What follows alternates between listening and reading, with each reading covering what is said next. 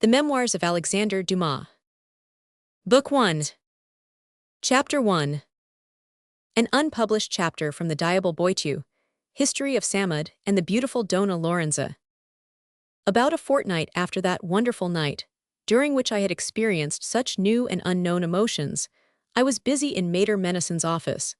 As Negat was absent seeing after a marriage settlement at Pissalou, and Ronson had gone to collect debts at Haramont, sadly engrossing a copy of a deed of sale, when M. Lebig, a colleague of my patron, entered the office, and after gazing at me with an amused expression on his face, went into the next room, which was the private office, and took a seat by the side of Mater Menison. The cause of my sadness shall be discovered presently. Mater Menison's door, which separated the two offices, I was generally left open, so that he could answer our questions, save when a client closed it to discuss private matters with him. And when this door was left open, we could hear in our office everything that was said in M. Menison's room, as he could hear in his office all that went on in ours. This M. Lebig, some months before, had married one of M. de Villain's daughters by his first marriage. Her name was Eleonore. The eldest daughter, Leontine, had been married to a tax collector named Cornu some time before her sister's wedding. The singularity of the name had not prevented the marriage from coming off. The sharp-tongued young girl feared to be jeered at in her turn, and the wittier she became, the more she dreaded even the appearance of being ridiculous. But Cornu was such a good-natured, honest-hearted fellow. Everybody was so used to the name, which had been borne by several families in Villers-Cotterêts. He was so used to it himself. He responded so naively and triumphantly to the remarks of his fiancée that the matter was settled. When she was married to him, she made up her mind to raise the unfortunate name which fate had given her above even the suspicion of any banter naturally connected with it. She was the most chaste of wives, the tenderest of mothers I have ever known, and her husband, a happy man himself, made her happy too. But it was not so with her sister, Madame Lebig, who was 3 or 4 years younger, prettier, and far more of a flirt than she was.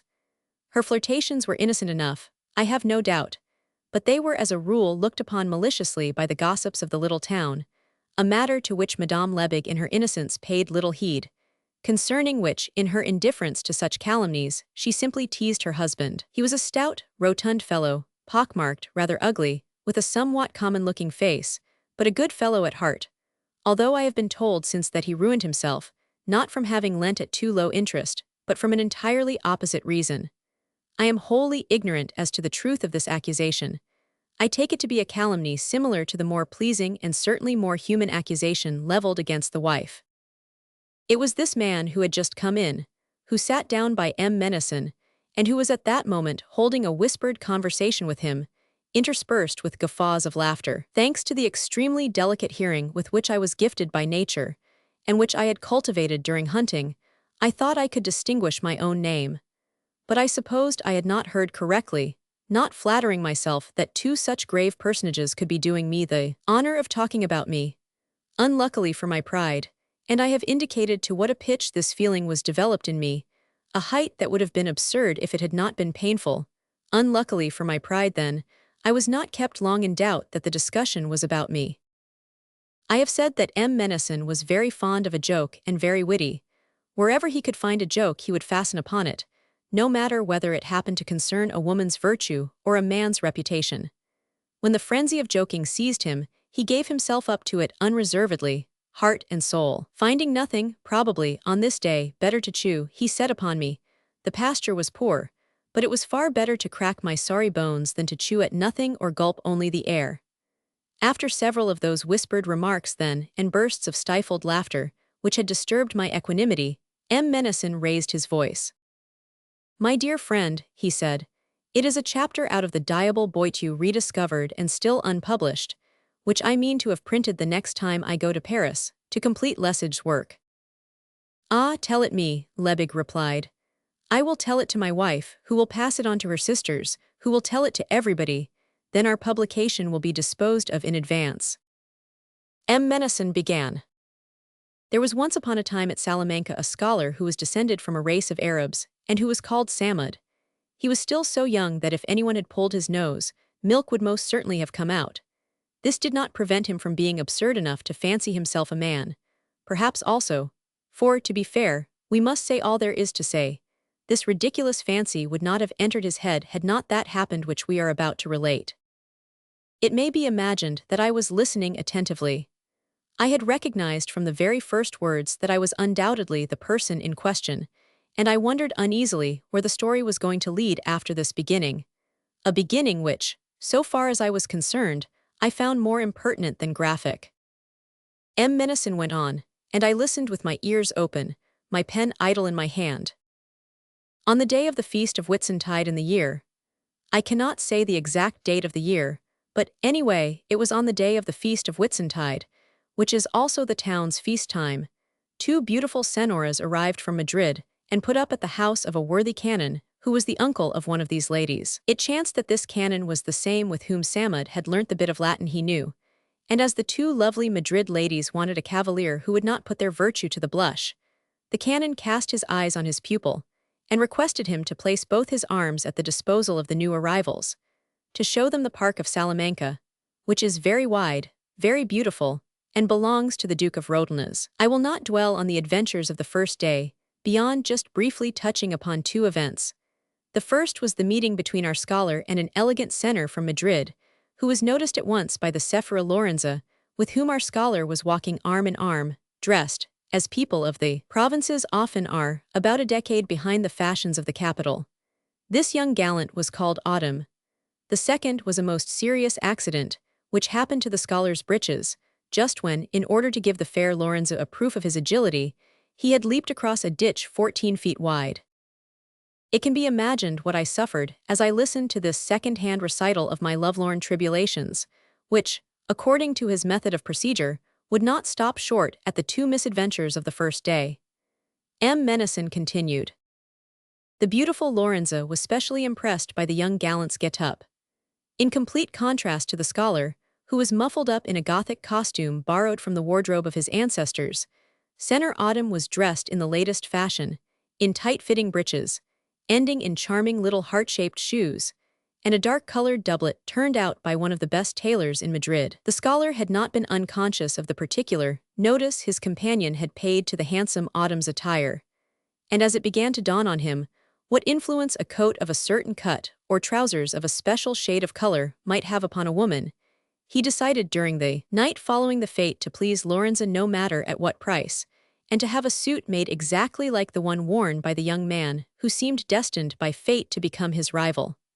The most vital part of the costume, and moreover the most expensive, was in the matter of the boots. So he turned his attention to them first of all. On the opposite side of the square where Samud's mother lived, a square called the Place de la Fontaine, was the best bootmaker in the town. He had always shod the scholar, but hitherto he had only made shoes for him, the lad's tender years not having put the idea into anyone's head, not even into his own, that he could wear any other covering for his feet than shoes or sandals, without risking a too close resemblance to Perrault's venerable Puss in Boots. Great therefore was Landereau's surprise when his customer came and boldly asked the price of a pair of boots. He stared at Samud. "A pair of boots," he asked, "for whom?"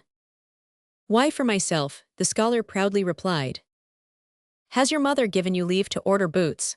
"Yes." The bootmaker shook his head dubiously.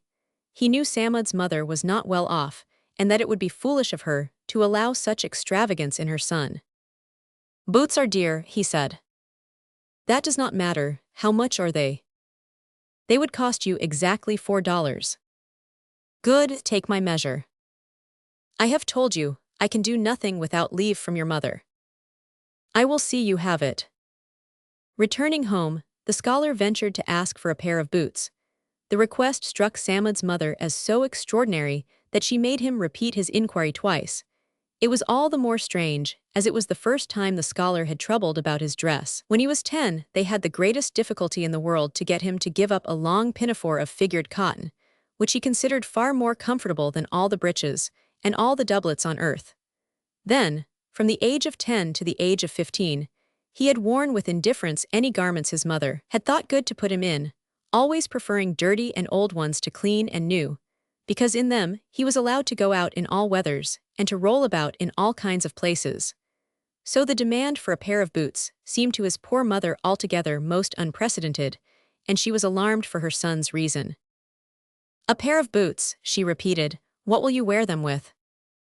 A pair of tight-fitting breeches, mother. A pair of tight-fitting breeches, but you must know your legs are as spindle-shaped as a cock's.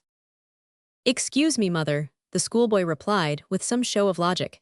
If I have good enough calves to wear short breeches, they are good enough to wear tight-fitting breeches.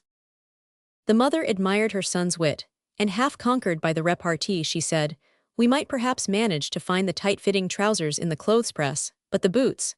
Where will you find the boots? Why, at Landeros. But boots would be expensive, my child, said the poor lady, sighing, and you know we are not rich. Bah, mamma, Landeros will allow you credit. It is all very fine taking credit, my boy.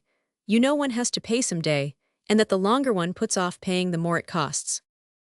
Oh, mother, please do let me. How much will the boots cost? $4, mother.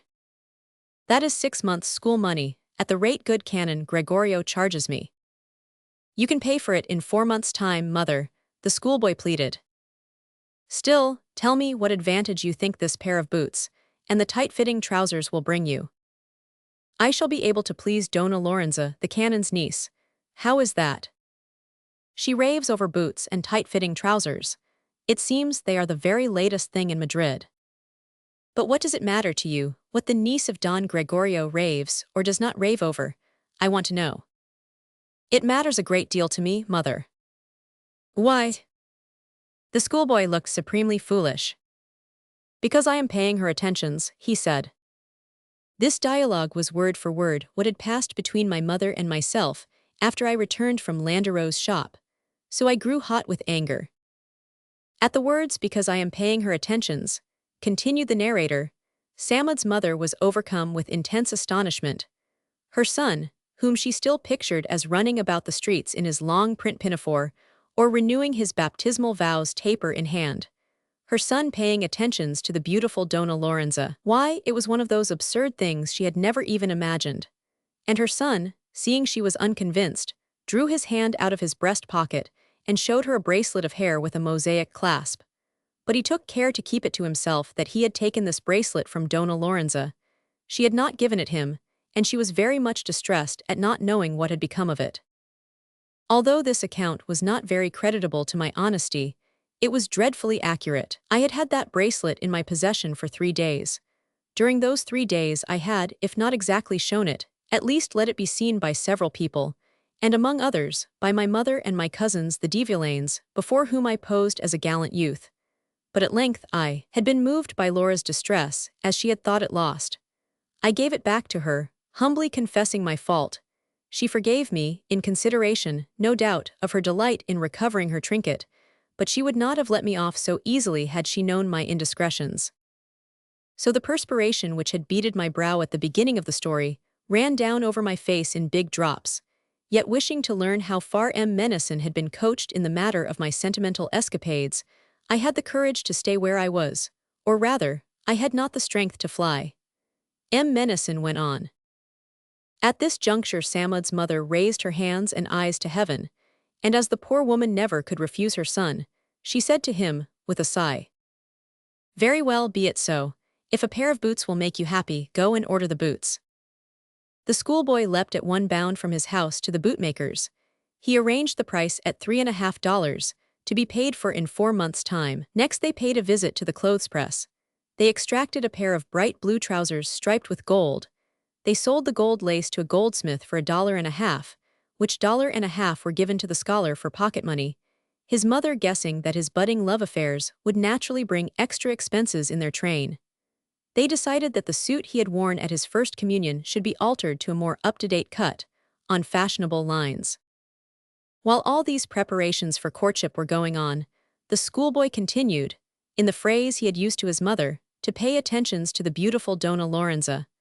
But although he was brave in words and very clever in theory behind her back, he was extremely timid in practice and very awkward when actually before her face. While apparently filled with impatience to be near her, he dreaded nothing so much as being left alone with her.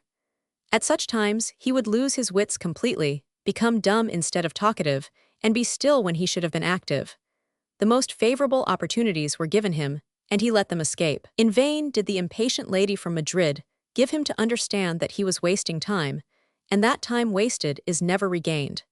He agreed with her from the very depths of his soul. He was furious with himself every night when he returned home, and in going over the opportunities of the day, he vowed not to let these opportunities slip by on the morrow if they occurred again. Then he would read a chapter of fables to warm his blood. He would sleep on it and dream dreams in which he would be astonishingly bold. When day broke, he would vow to himself to carry out his dreams of the previous night. Then, while he was waiting for the boots and the tight-fitting suit, which were being fashioned with a truly provincial slowness, he returned to his short breeches, his bombazine vest, his bottle blue coat, and resumed his fruitless walk in the forest. He looked with a melancholy eye on the mossy carpet under their feet, not even venturing to suggest to his companion that they should sit down upon it. He gazed sadly on the beautiful green heights above them, under which she delighted to hide herself with him. He would get as far as trembling and sighing, even to pressing her hand, but these were the extreme limits of his boldness. Once only did he kiss the hand of Dona Lorenza, on the night before he was to introduce himself to her in his suit of conquest, but it cost him such a tremendous effort to perform this bold act that he felt quite ill after its accomplishment. It was on this day that the lovely Dona Lorenza arrived at the conclusion that she must give up all hope of seeing the boy develop into a man, and without saying a word to her clumsy admirer, she took a decisive step. They parted as usual, after having spent the evening playing at those innocent games, which Madame de Longueville detested so greatly. The next day, as we have said, was to be the vital one. The tailor and the bootmaker kept their word. The young people usually met between noon and 1 o'clock, and then went for a walk. Senora Vittoria with a young bachelor, from whom I have gathered most of my information, and the schoolboy with Senora Lorenza. Unluckily, the tight-fitting trousers were so tight that they had to have a piece put in at the calf of the leg. This addition took time, and Samud was not quite ready before 1 o'clock. He knew he was late. He flew hurriedly along to Canon Gregorio's house, where the daily rendezvous took place. His new toilette produced an excellent effect as he passed through the streets. People ran to their doors, they leant out of their windows, and he bowed to them, saying to himself, "Yes, it is all right, it is I. What is there wonderful in this, pray? Did you think no one else could have boots, tight-fitting trousers, and a fashionably collared coat like M. Autumn? You are much deceived if you thought anything of the kind." And he went on his way, holding his head higher and higher, persuaded he was nearing a sensational triumph. But as we have said, the unlucky alteration at the calves had made him nearly an hour late, and when the scholar reached the canon's house both the senoras had gone out. This was but a slight misfortune. The schoolboy had been brought up in the forest of Salamanca, as Osman in the seraglio of Bajazet, and he knew its every turn and twist. He was therefore just going to rush out in pursuit of the lady of his thoughts, when the canon's sister handed him a letter which Dona Lorenza had left for him when she went out. Samud never doubted that this letter would enjoin upon him to hurry on with all diligence. And it was the first he had received. He felt the honor most keenly.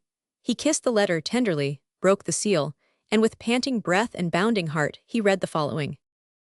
"My dear boy, I have been blaming myself during the past fortnight for imposing upon your good nature, by letting you fulfill the obligation you had most injudiciously promised my uncle in undertaking to be my cavalier. In spite of your efforts to hide the boredom that an occupation beyond your years caused you, I have seen that I have much interfered with your usual habits, and I blame myself for it. Go back to your young playmates, who are waiting for you to play at prisoner's base and quoits.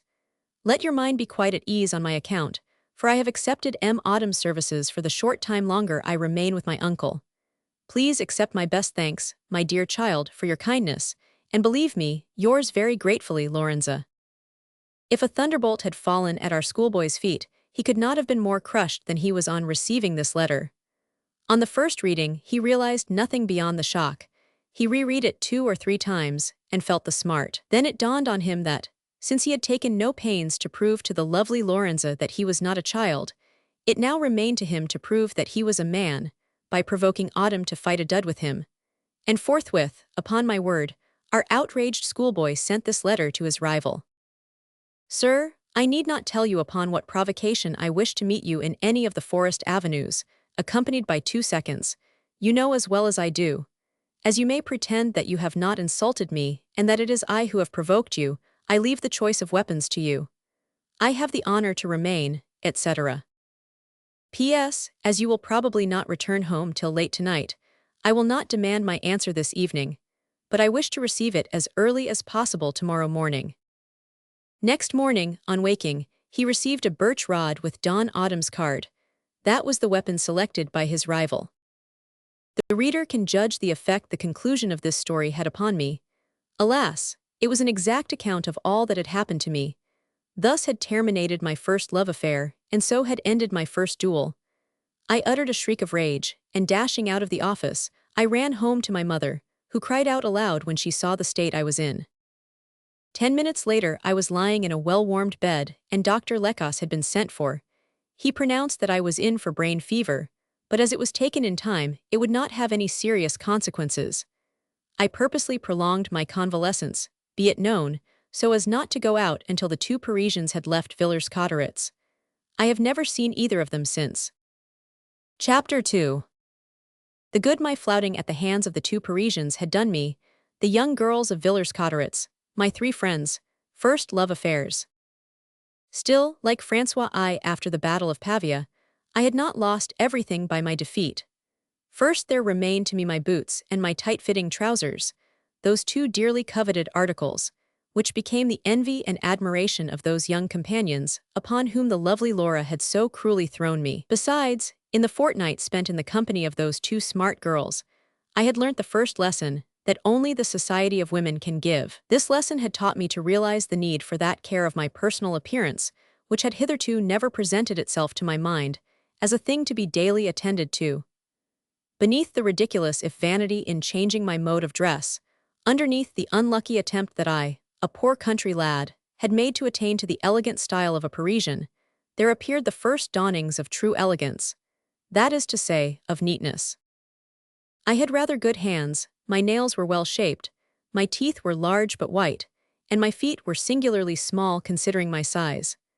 I had been ignorant of all these possessions until they had been pointed out to me by the two Parisian girls, who gave me advice as to how I could enhance the value of my natural gifts, and I continued to follow their advice for my own personal satisfaction, after at first following it to please them, to such purpose that by the time they left I had really stepped across the boundary which separated childhood from youth.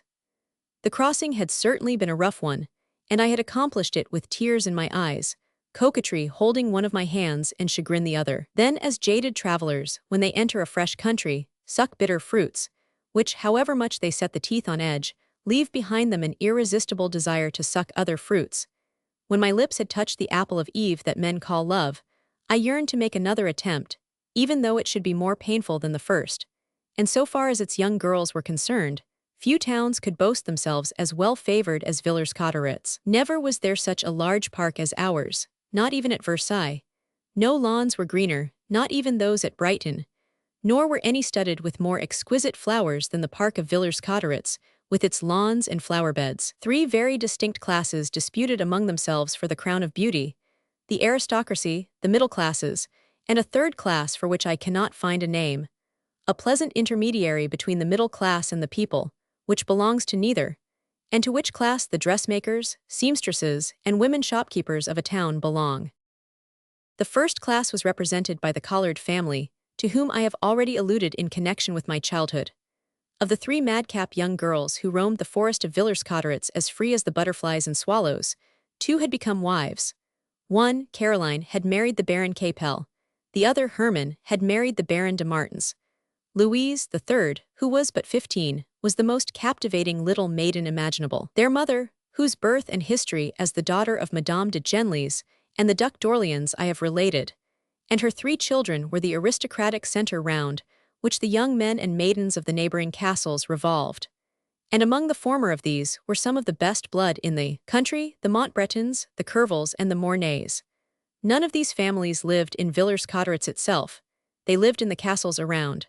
Only on great occasions did the hives swarm, and then we saw these golden-winged bees flying about the streets of the town and down the avenues of the park. The second class was represented by the de Villaine family. 2 out of the 5 daughters of M. de Villaine were married, as I have said, namely, Leontine and Eleonore. 3 remained, Cécile, Augustine, and Louise. Cécile was 20 years of age, Augustine 16. Louise was still a mere child. Cécile had preserved her whimsical and capricious spirits, the same mocking and animated features. Her actions were more masculine than feminine.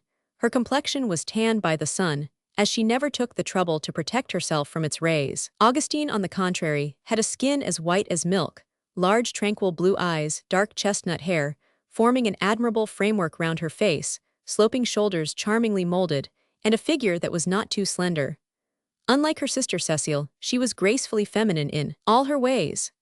Raphael would have been puzzled to choose between her and Louise Collard for a model for his Madonna, and like the Greek sculptor, he would have selected beautiful points from them, both to reach that perfect standard to which art everywhere attains when it surpasses nature. The other young girls of the middle class grouped themselves round the de Villaine family. The two Choisefilet girls, Henriette and Clementine. Clementine, dark with beautiful black hair, strangely attractive eyes, a Roman complexion of the type of Velletri or Subiaco, and a head like one of Augustine Carracci's. Henriette was tall, fair, rosy, slender, gracious, and as pliant in her gentle youthfulness as a rose, as a blade of corn, as a willow tree. She had that type of face which is half sad, half merry, the transition between angel and woman, showing all the common needs of earth, yet full of heavenly aspirations too. Then the two charming girls Sophie and Pelagie Parrot. Louise Morrow, a sweet young girl who has since become the admirable mother of a family. Eleonore Picot, of whom I have spoken, an excellent woman, saddened by the death of her brother Stanislas, and the shameful charge that had weighed for a short time upon her brother Auguste. Then there were others, too, whose names I have forgotten, but whose fresh faces still appear in my mind's eye like the phantoms of a dream, or like the apparitions which glide out of German streams, or are reflected in the lochs of Scotland, as they pursue their nocturnal rounds. Lastly, after the middle classes, came, as I have said, the group of young girls which I cannot class in the social hierarchy, but which held the same place in that small world of ours, shut in by the green girdle of its beautiful forest, that lilies of the valley, Easter daisies, cornflowers, hyacinths and pompon roses hold among flowers. Oh, but it was a pretty sight to see them on Sunday, in their summer dresses with pink and blue sashes, their tiny bonnets trimmed by their own hands and put on in 100 varieties of coquettish ways, for in those days not one of them dare wear a hat. It was a delight to see them free of all constraint, ignorant of any etiquette, playing, racing, lacing and interlacing their charming round bare arms in long chains. What exquisite creatures they were, what delightful young things. It is of little interest to my readers, I am well aware, to know their names. But I knew them, I loved them, I spent my earliest years among them, those gentle opening days in the morning of life. I wish to tell their names, I wish to paint their portraits, I wish to describe their different charms, and then I hope they will pardon my indiscretions for my very indiscretion's sake. I must mention first and foremost two charmingly romantic and coquettish damsels, Josephine and Manette Thierry. Josephine dark, rosy, with an ample figure and regular features, a perfect creature, whose beautiful teeth completed a ravishing whole. Manette, a dessert apple, a girl who was always singing to make herself heard, always laughing to show off her teeth, ever running to let her feet, her ankles, even the calves of her legs, be seen. Virgil's Galatea, whose very name she was ignorant of, flying to be pursued, hiding so as to be seen before she hid. What has become of them? I have seen them since, looking very miserable. One was at Versailles, the other in Paris, the fallen, faded fruits of that rosary on which I spelled out the first phrases of love. They were the daughters of an old tailor, and lived close to the church, which was only separated from them by the town hall. Louise Brazet lived nearly opposite them. I have already mentioned her. She was the niece of my dancing master, a sturdy flower of 15, whom I had in my mind while I wrote my fictitious history of that Chalipe Noir, the masterpiece of horticulture vainly sought after, vainly pursued, vainly expected by Dutch amateur gardeners. The hair of beautiful Madame Rinconi, which inspired one of Théophile Gaudier's most wonderful articles, and which made coal look gray and the wings of a crow pale, when placed side by side with it, was not more black, more blue, more shiny than Louise Brazet's hair when it reflected the sun's rays from its dark and somber depths, as from the heart of polished metal. Oh, what a lovely blooming brunette she was, with her flesh as firm and bright as a nectarine's, her pearly teeth lighting up her face from under the faint ebony down on her coral lips. One could feel life and love bubbling up beneath, needing only the first passion to make everything burst forth into flame. This luxuriant young girl was religious, and as such an organization as hers must love something, she loved God. If you took a few steps towards the square, a little farther up the Rue de Soissons, bearing to the left, there was a door and a window, comprising the whole frontage of a tiny house. In the window hung hats, collars, bonnets, lace, gloves, mittens, ribbons, the whole arsenal, in short, of womanly vanity. Behind the door floated certain curtains, intended to prevent inquisitive glances from looking into the shop, but which, whether by some strange mischance, or from the obstinacy of the rod upon which they slid, or from the caprices of the wind, always left on one side or the other some impertinent aperture through which the passerby could see into the shop, and at the same time allowed those inside the shop to see out into the street. Above this door and this window, the following inscription was painted in large letters: Mademoiselle Rigolot, Milliners.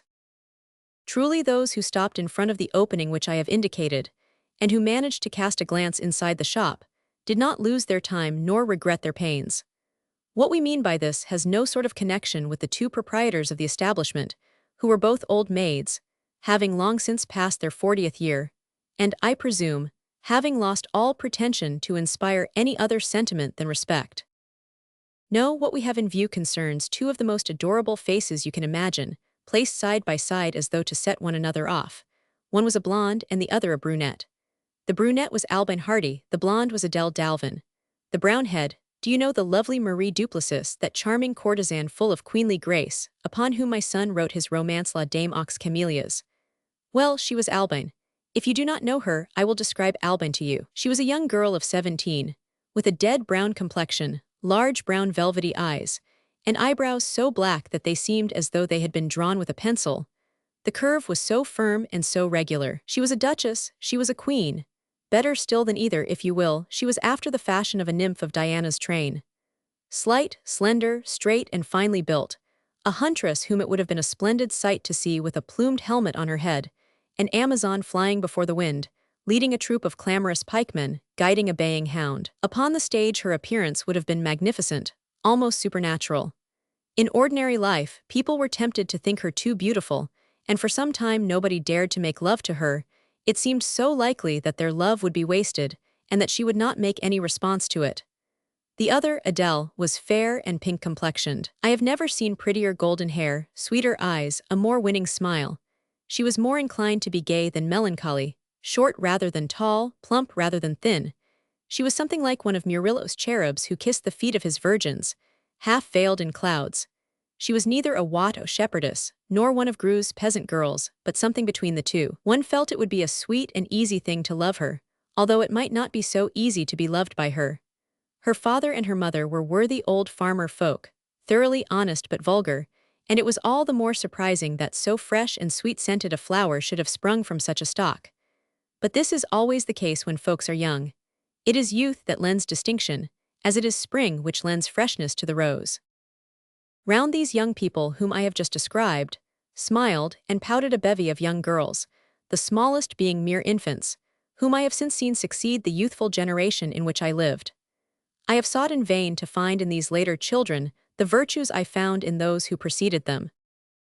Until the arrival of the two strangers in Villers-Cotterêts, I had not even noticed the springtide crown of stars and flowers to which all ranks of society contribute.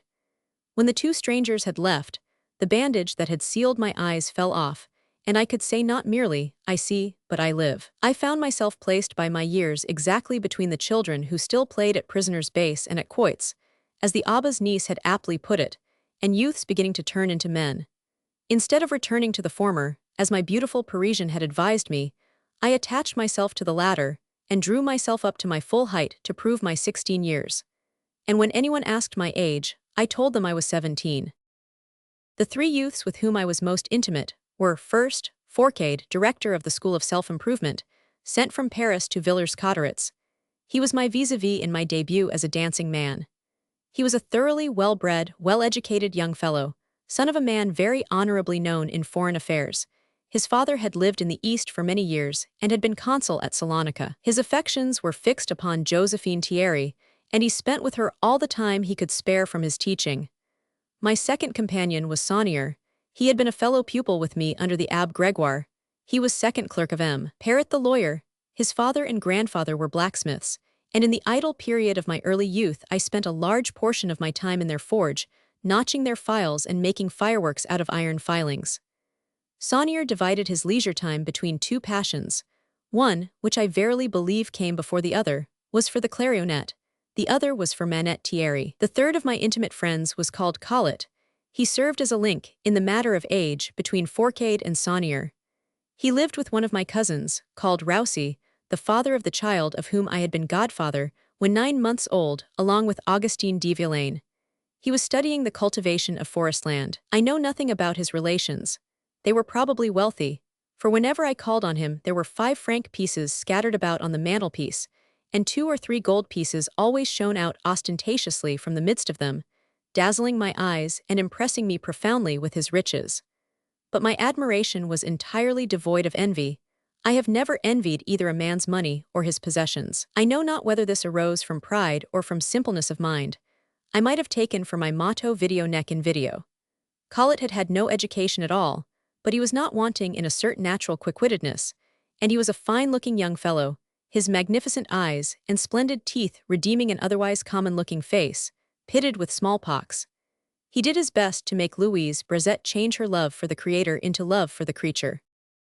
These were my 3 most intimate friends. The upshot was that when it became necessary for me in my turn to make a choice, although I had been brought up half with M. de Villaine's family and half with M. Collard's, it was neither in aristocratic society nor in middle-class circles, which would have made fun of me, that I sought my initiation in the delightful mystery of life we call falling in love, but in that society to which my 3 friends almost exclusively addressed themselves, and I had no difficulty in understanding their preference. I do not hesitate to state fully and freely that they were very wise in their choice. There was but one step to take to follow in their path. I needed only someone upon whom to fasten my affections. The wish to love was not wanting. Every one of the young girls I have mentioned had some love affair on hand of a more or less serious character. They all enjoyed most delightful liberty, the result no doubt of the confidence their parents placed in their good sense. But for some reason or other we had quite an English custom in Villers-Cotterêts, a free and easy association between young people of both sexes, which I have never seen in any other French town. A liberty all the more surprising, since all the parents of these maidens were perfectly respectable people, and had a profound conviction in the depths of their hearts that all the barks launched upon the flood of the tender passion were decked with white sails and crowned with orange blossoms. And what was more singular still, it was true in the case of the majority of the 10 or 12 couples of lovers which formed our circle. I waited patiently for one of these knots to be untied or severed. While I waited, I went to every party and took part in all the walks and all the dances. It was an excellent apprenticeship, which familiarized me beforehand with that monster whom Psyche touched without seeing, and whom I, on the contrary, had seen but not touched. Chance favored me after 6 weeks or 2 months of playing second fiddle. One of these engagements was hardly made before it was broken. A farmer's son, named Richu, wished to marry his neighbor, Adele Dalvin. The parents of the young man, who were better off than those of the young girl, opposed these budding loves, and the fair one was released. I had learnt much during those 6 weeks by watching others. Besides, this time, I was not entangled with a sarcastic and exacting Parisian girl, who knew the world so much better than I did. No, my love affair was with a young girl more shy than myself, who mistook my pretended courage for genuine, and who, like the frog in the fable that jumped in the pond when a frightened hare passed by it, was good enough to fear me and to prove to me that it was possible to come across someone even more timid than myself. It can be seen how such a change in the position of things gave me assurance. The roles were now completely reversed. This time I was the attacking party, and someone else was on the defensive, and this someone was making such an obstinate resistance that I soon realized my attack was useless, and that I should only succeed in breaking down the serious resistance offered me after, maybe, a long and patient wooing. The citadel was not to be stormed. Then began for me those first days, the reflection of which has lasted throughout the whole of my life. That delicious struggle of love, which asks unceasingly and is not discouraged by an eternity of refusal, the obtaining of favor after favor, each of which, when gained, fills the soul with ecstasy, the early fleeting dawn of life which hovers above the earth, shaking down handfuls of flowers upon the heads of mortals, and then, under the influence of the rising sun, adds consciousness to its joy, and is soon enveloped in the ardent heat of passion. Indeed, it was a happy time for me.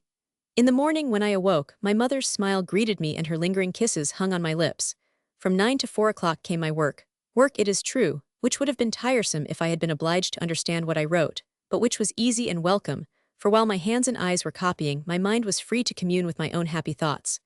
Then from 4 till 8 o'clock I was with my mother, and after 8, joy, love, life, hope, happiness.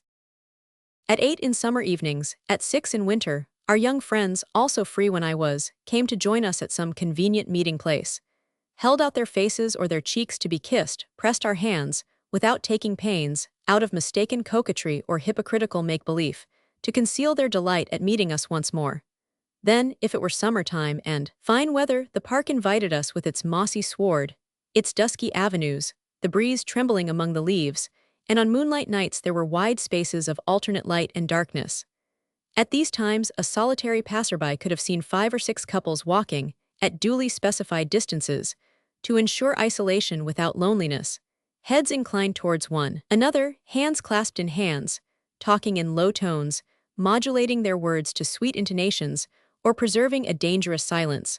For during such silences the eyes often spoke what the lips did not dare to utter. If it were winter or bad weather, we all met at Louise Brezette's. Her mother and her aunt nearly always withdrew to the back room, giving up to us the 2 front ones, which we seized upon for ourselves.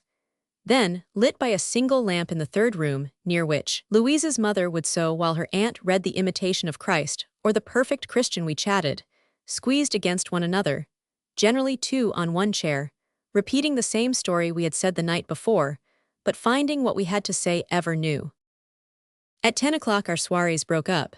Each boy took his particular girl home. When they reached the house door, she granted her cavalier another half-hour, sometimes an hour, as sweet to her as to him, as they sat together on the bench outside the door, or stood in the garden path which led to the maternal parlor, from the interior, of which from time to time a grumbling voice might be heard calling, a voice that was answered 10 times before being obeyed, "I am coming, Mama." On Sundays we met at 3 o'clock after vespers, and we walked, danced, waltzed, not going home until midnight.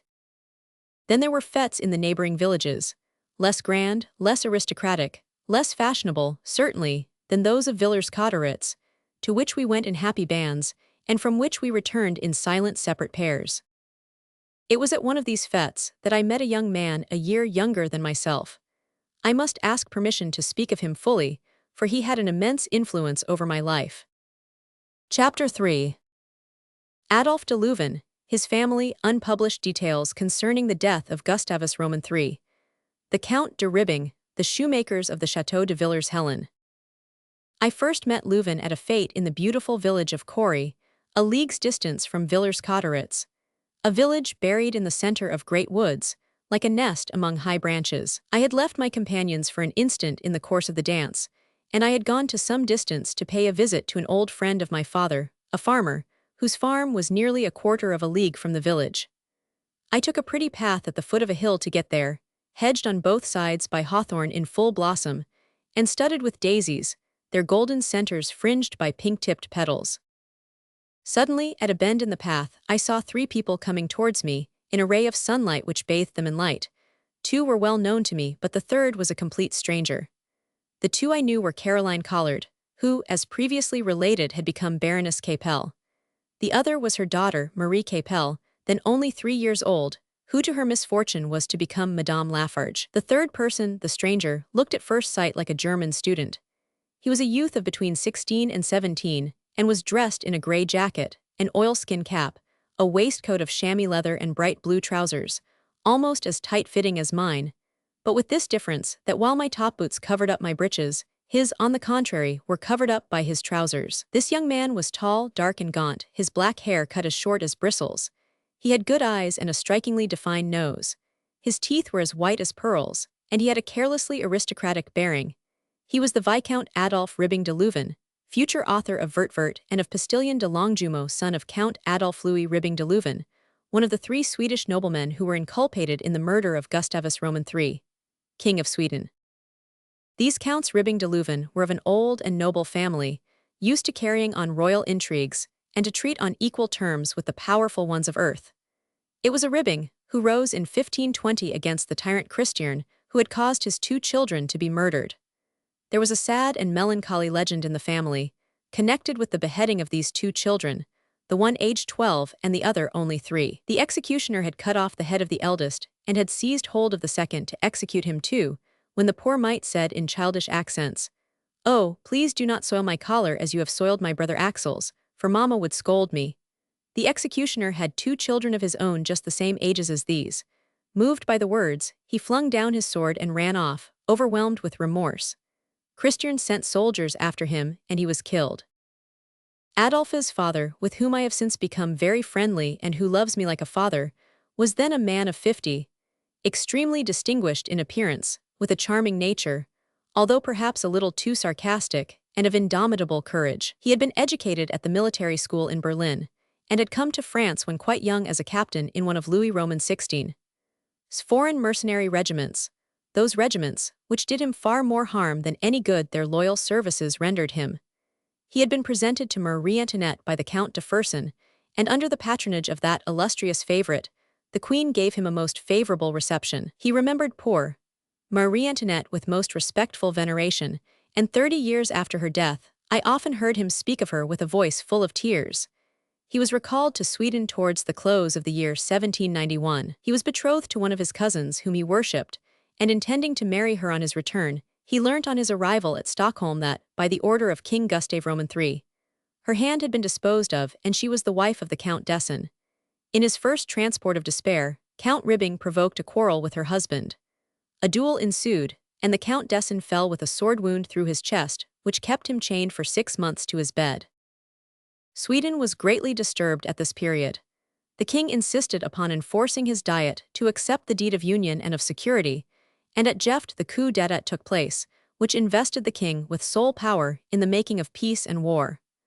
A tremendous strife had been waged for a long period between the regal power and the nobility. Though the king was married in 1766 to Sophie Madeleine of Denmark, he had no heir to his crown even in 1776, and the Swedish nobility attributed the queen's sterility to the same cause as that of Louise de Vaudemont, Henry Roman III's wife. As in the case of the last of the House of Valois, Gustavus had his favorites, and their familiarity with him led to their making the most extraordinary suggestions to their prince. After a time, the courtiers made up their minds to remonstrate with the king about the queen's barrenness, and to tell him he ought to try to remedy this deficiency by every means in his power. Gustavus promised to see what could be done in the matter. Then, so folks said, a curious thing happened. The evening of the day on which he had pledged his word to the Swedish lords, he took his equerry Monk to the queen's chamber, and, in the presence of the confused and blushing queen, he explained to the equerry the service he required of him. Then he withdrew and shut the door of the royal chamber upon the pair. Some time later the queen's pregnancy was proclaimed, and she gave birth to a prince, who after his father's death reigned under the title of Gustavus Roman IV, until the Swedish parliament proclaimed his deposition in 1809. I knew his son very well in Italy, where he traveled under the name of the Count de Wassa. In 1770, Gustavus Roman III, then 24 years of age, came to France as the Count de Haga. He had an interview with a kind of sorceress who predicted future events in her hypnotic trances. She had scarcely touched his hand before she told him to beware of the year 1792, as he would incur danger of death from firearms during the course of it. Gustavus was a brave man. He had often exposed himself to danger. He several times repeated the prediction laughingly, but it never troubled him. In consequence of the Diet of 1792, by which the nobles had lost the rest of their privileges, there arose a conspiracy. The principal ringleaders were Ankarström, Count de Ribbing, Count de Horn, Baron de Renswerd, and Colonel Lilienhorn. Ankarström and Ribbing had private reasons for hatred against the king, besides the general grievances which embittered the aristocracy against the sovereign. Through the king's intervention, Ankarström had lost a lawsuit which had deprived him of half his fortune. Count de Ribbing, as we have seen, owed a grudge against the king for a far more grievous loss than that of a lawsuit, namely, the loss of his ladylove. In the case of the other nobles, the projected murder of Gustavus was simply an incident in the life of a clan. They decided to perpetrate the murder at a masked ball, which was to take place in the Opera House, on the night of 15 and March 1792. On the night before, the king received an anonymous letter, warning him of the plot and telling him that he was to be assassinated on the following night. "Ah yes," said Gustavus. "The very same thing was predicted 22 years ago to the Count de Haga, but he put no more faith in the prophecy than the King of Sweden does today." And, shrugging his shoulders, he crumpled the note between his hands and threw it into the fireplace. Nevertheless, people averred that Gustavus went disguised on the night of the 1415 to consult the famous Sibyl Arfredson, who confirmed the French somnambulist's prediction and the warning contained in the anonymous letter, telling him he would be murdered before 3 days had gone by. Whether from actual courage or from incredulity, Gustavus would not change any of his previously arranged plans nor take any precaution. At 11 o'clock that night, he went to the masked ball. Lots had been drawn the night before to settle which of the conspirators should kill the king, and Gustavus was so greatly detested by his nobles that each one was eager to have the dangerous honor of firing the fatal shot. The lot was drawn by Ankarström. It is said that one of the conspirators offered to give him all the wealth he then possessed, as well as all that which he was to inherit at a future date, if he would change places with him. But Ankarström refused. When the time came, Ankarström suddenly bethought him that he might mistake one of the nobles for the king, as several of them were dressed in similar costumes. But the Count de Horn reassured him. "Fire boldly," said he, "at the one to whom I shall say, 'Good day, handsome masquerader.' He will be the king." At 2 in the morning Gustavus was strolling about, leaning on the arm of the Count d'Essen, whom he had married to de Ribbing's fiancée, when the Count de Horn approached him and said, "Good day, handsome masquerader." The next moment a dull report was heard, and Gustavus tottered, crying out, "I am killed." Except those who were round about the king, no one had perceived what had happened. The pistol was concealed in a muff. The report had been drowned amidst the buzz of conversation and the strains of the orchestra, and the smoke remained buried in the muff. But at the king's exclamation, and on seeing him fall back fainting in the arms of d'Essen, everyone ran up. In the commotion that followed, it was quite easy for Ankarström to put himself at a distance from the king, and even to leave the hall. But in his flight he dropped one of his pistols. The pistol was picked up, hot and still smoking. Next day every gun seller in Stockholm was questioned, and one of them recognized the pistol as one he had sold to Ankarström. An hour later, Ankarström was arrested at his own house, and a special commission was appointed to try him. He confessed to but gloried in his crime. As to his accomplices, he declined under any conditions whatever to reveal their names. The trial dragged on slowly. It was hoped against hope that Ankarström would give away the conspirators. Finally, on 29 April, 44 days after the murder, he was condemned. The sentence was that he was to be beaten with rods for 3 days, then beheaded. In spite of the length and the ignominy of the punishment, Ankarström remained firm to the very end. While being taken in the cart to his execution, he looked with perfect equanimity upon the thousands of spectators who thronged round the scaffold. When he mounted the scaffold he asked for a few minutes in which to make his peace with God. It was granted him. He knelt down, prayed, and then gave himself up to the executioners. He was not quite 33 years of age. Ribbing, who had been arrested at the same time as Ankarström, was but 21. It was intended to condemn him to death like Ankarström, and the Duke of Sudermania, regent over the kingdom during the minority of Gustavus Roman IV, was urging forward the trial, when a mystic, a disciple of Swedenborg, sought him out and told him that the master had appeared to him and had declared that not only was Ribbing innocent, but that every hair which fell from his head would cost a day of the life of the Duke of Sudermania. The Duke, a Swedenborgian himself, was terrified at this warning, and Ribbing, instead of sharing Ankarström's fate, was condemned to perpetual exile. And as less could not be done for the Count de Horn and for Lilienhorn than was done in the case of Ribbing, they both obtained the same favor. The confiscation of their property followed upon the sentence of exile. Fortunately, in the case of the Count de Ribbing, the confiscation of property could not be put into execution until after the death of his mother. She enjoyed the property in her own right during her lifetime, and she was still quite young. The Count left for France, where the revolution was then at its height, and he arrived in time to witness the events of 2 in September and January. His adoration for the Queen made him loud in his denunciation of the events of those dreadful days. He was arrested, and although already a regicide, was on the point of being delivered up to the Revolutionary Tribunal as too sympathetic with royal misfortunes, when Chaumette set him free, gave him a passport, and helped him to escape from Paris. The Count then went to Switzerland. He was so young and so good-looking that he went by the name of the beautiful regicide. He was introduced to Madame de Staël, who took him much into her confidence. The letters, some 200 or 300, which the Count de Ribbing received from Madame de Staël during the lifetime of the illustrious authoress of Corinne, proved that this friendship was not of a temporary nature. Madame de Staël was surrounded by a circle of friends, several of whom already knew the Count de Ribbing. This little court was half political and half literary. Its chief purpose at that time was to rescue, hide and protect emigrants against the persecutions of the magistrates in the Swiss cantons, whose hands were continually being forced by the demands of the revolutionary government of Paris. After 9 Thermidor, the Count de Ribbing could return to France, where he bought 3 or 4 chateaux and 2 or 3 abbeys at a very low price. Among these chateaux were Villers-Helen, Brunne, and Quincy.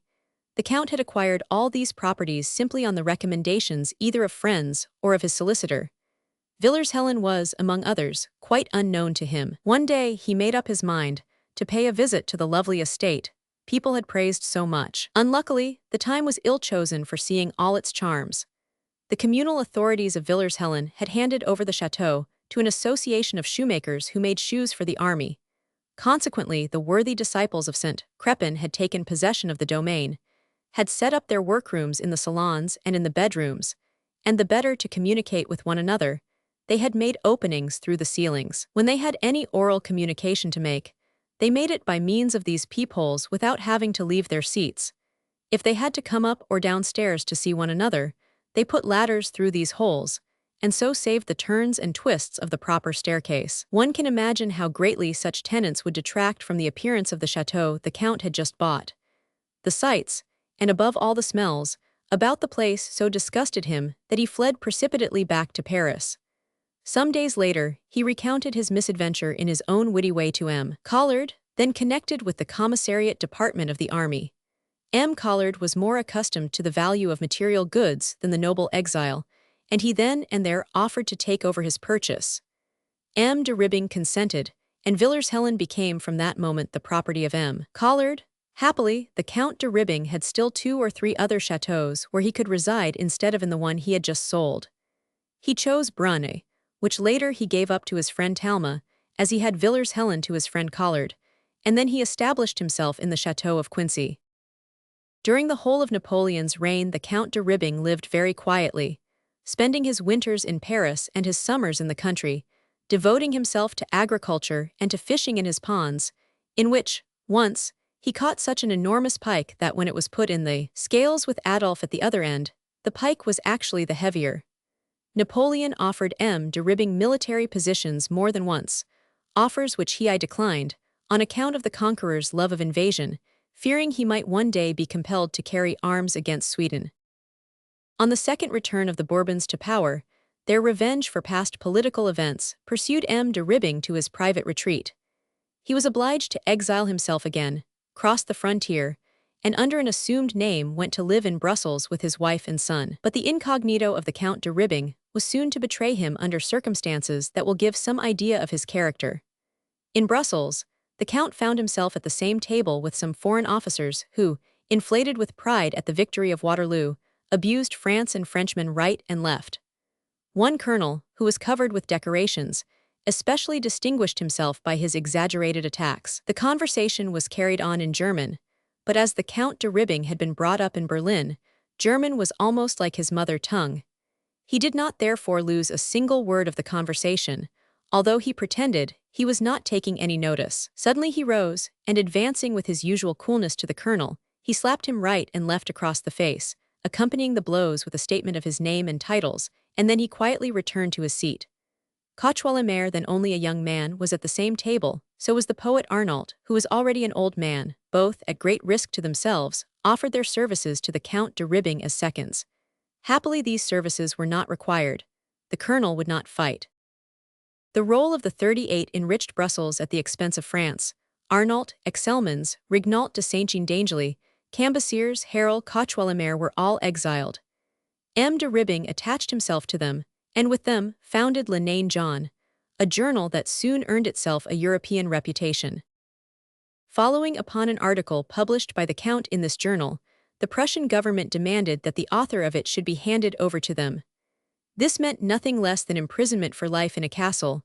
Prussia is still, as one knows, the land of castles, and it has long been the land of imprisonments. However, King William left the Count de Ribbing the choice of being delivered over to Prussia or to France, somewhat after the fashion of the cook who gives a fowl its choice between being boiled or roasted. M. de Ribbing chose France.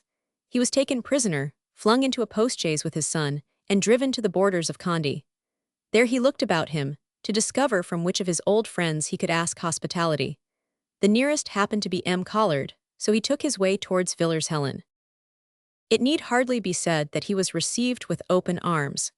He had been living but 3 days in that lovely place, changed so greatly since the days of the bootmakers that it was almost beyond recognition. When I met his son, Adolphe de Louvain, with Madame Capel on his arm, and holding little Marie by the hand. Chapter 4. Adolphe's quatrain, The Water Hen and King William, Lunch in the Wood, The Irritant Powder, The Frogs and the Cock, The Doctor's Spectre. De Louvain, Hippolyte Lear, and I are exiled from the drawing-room. Unfortunate result of a geographical error, M. Paris. I had not come across any members of the Collard family for a long time. Madame Capel I adored, as she took pity on my youthfulness when people made fun of my peculiarities which I will not hide from myself, I possessed to a certain extent. She introduced me to de Louvain as a young friend of hers, and asked me to lunch with them next day in the forest to improve our acquaintance. It was also arranged that, following upon the lunch, I should spend 2 or 3 days at the chateau of Villers-Helen. Of course I accepted the invitation. The fate of Corey was on the way, with its delightful entertainments of dancing and merriment. I can think of nothing more delightful than returning home, at 10 or 11 o'clock at night, under the dense moving vault of the tall trees. In the solemn stillness of the night, it seemed like some ancient Elysium, with mute shades walking under in the darkness. For the shades that pace our terrestrial Elysiums speak so low, so very low, that we swear they are dumb. I had been obliged to return to Villers-Cotterêts to take back Adele, and to make her understand, without hurting her feelings, how important it was that I should maintain friendly intercourse with the Collard family. She was such an excellent, good-hearted, straightforward girl, that she soon understood, and although feeling a little jealous at lending me to that group of aristocratic and beautiful young girls, who were fine enough to inspire jealousy in the heart of a princess, she gave me up for 3 days. I set off at 9 next morning to reach the arranged meeting place by 10 o'clock. Everybody had spent the night at Corey, at M. Leary's house, and I also should have done the same had I not been urgently recalled to Villers-Cotterêts by the necessity above stated. But what was a distance like that? I had strong legs and boots which could defy those of Tom Thumb's giant himself. In less than 3/4 of an hour, I caught sight of the first houses in the village, and the pond as it lay quiet and shining like a mirror at the foot of the valley. Adolphe de Louvain was walking on its banks. I did not expect that anyone would be up at the farm so early, and I joined Adolphe. He had a pencil and tablets in his hand, and he who was usually so phlegmatic was gesticulating in such a fashion that I should have trembled for his reason, had I not imagined he was practicing a fencing exercise. When he saw me, he stopped and blushed slightly. "What are you doing there?" I asked. "Why, I am composing poetry," he said, with some confusion. I looked him in the face as though I could hardly believe my ears. "Poetry? Do you really write poetry?" "Why, yes, sometimes," he answered, laughing. "To whom are you writing verses?" "To Louise." "What, Louise Collard?" "Yes." "Well, I never." The notion of composing poetry to Louise Collard, charming though she was, had never come into my head. Louise seemed to me still the same pretty child in short frocks with lace-trimmed drawers, nothing more. "Ah, so you are making verses to Louise, are you? What for?" I went on. "You know, she is going to be married." "Louise? No, I did not know that. To whom?" "To a Russian, therefore the marriage must be prevented." "Prevented?" "Yes, such a delightful girl must not be allowed to leave France." "True, true, I shall be very sorry if she leaves France. I am very fond of her, aren't you?" I have only known her 3 days." "It would be a good thing to hinder her from leaving France, but how shall we do it?"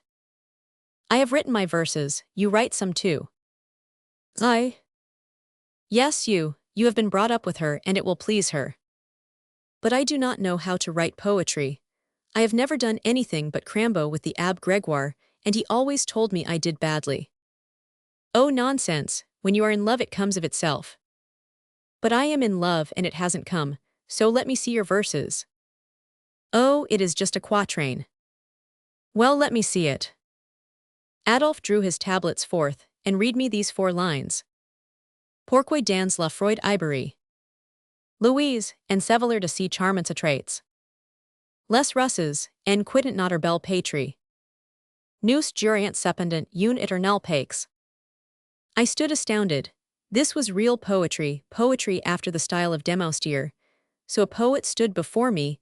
I felt as though I ought to bow down before him. How do you like my quatrain? Asked de Louvain.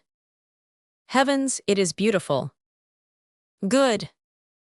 And you are going to give it to Louise? Oh no, I dare not do that. I shall write it in her album without saying anything to her, and when she turns over the leaves she will come across my lines. Bravo. Now what shall you do? What about? About this marriage. Oh well, as I am quite unable to make a quatrain as good as yours, I shall say to her, are you really going to marry a Russian, my poor Louise? I tell you, you are making a great mistake. I do not fancy that will have so much effect as my quatrain, said Adolphe. Neither do I, but what else can I do? One can only use one's own weapons. Now, if the Russian would meet me in a pistol dud, I am quite sure he would never marry Louise. You are a sportsman then. Rather, how could you imagine one would not be, surrounded by such a forest? Oh stop, there is a water hen. I pointed it out to him with my finger, flushing it with my stick as it swam among the reeds of the pond. Achoo!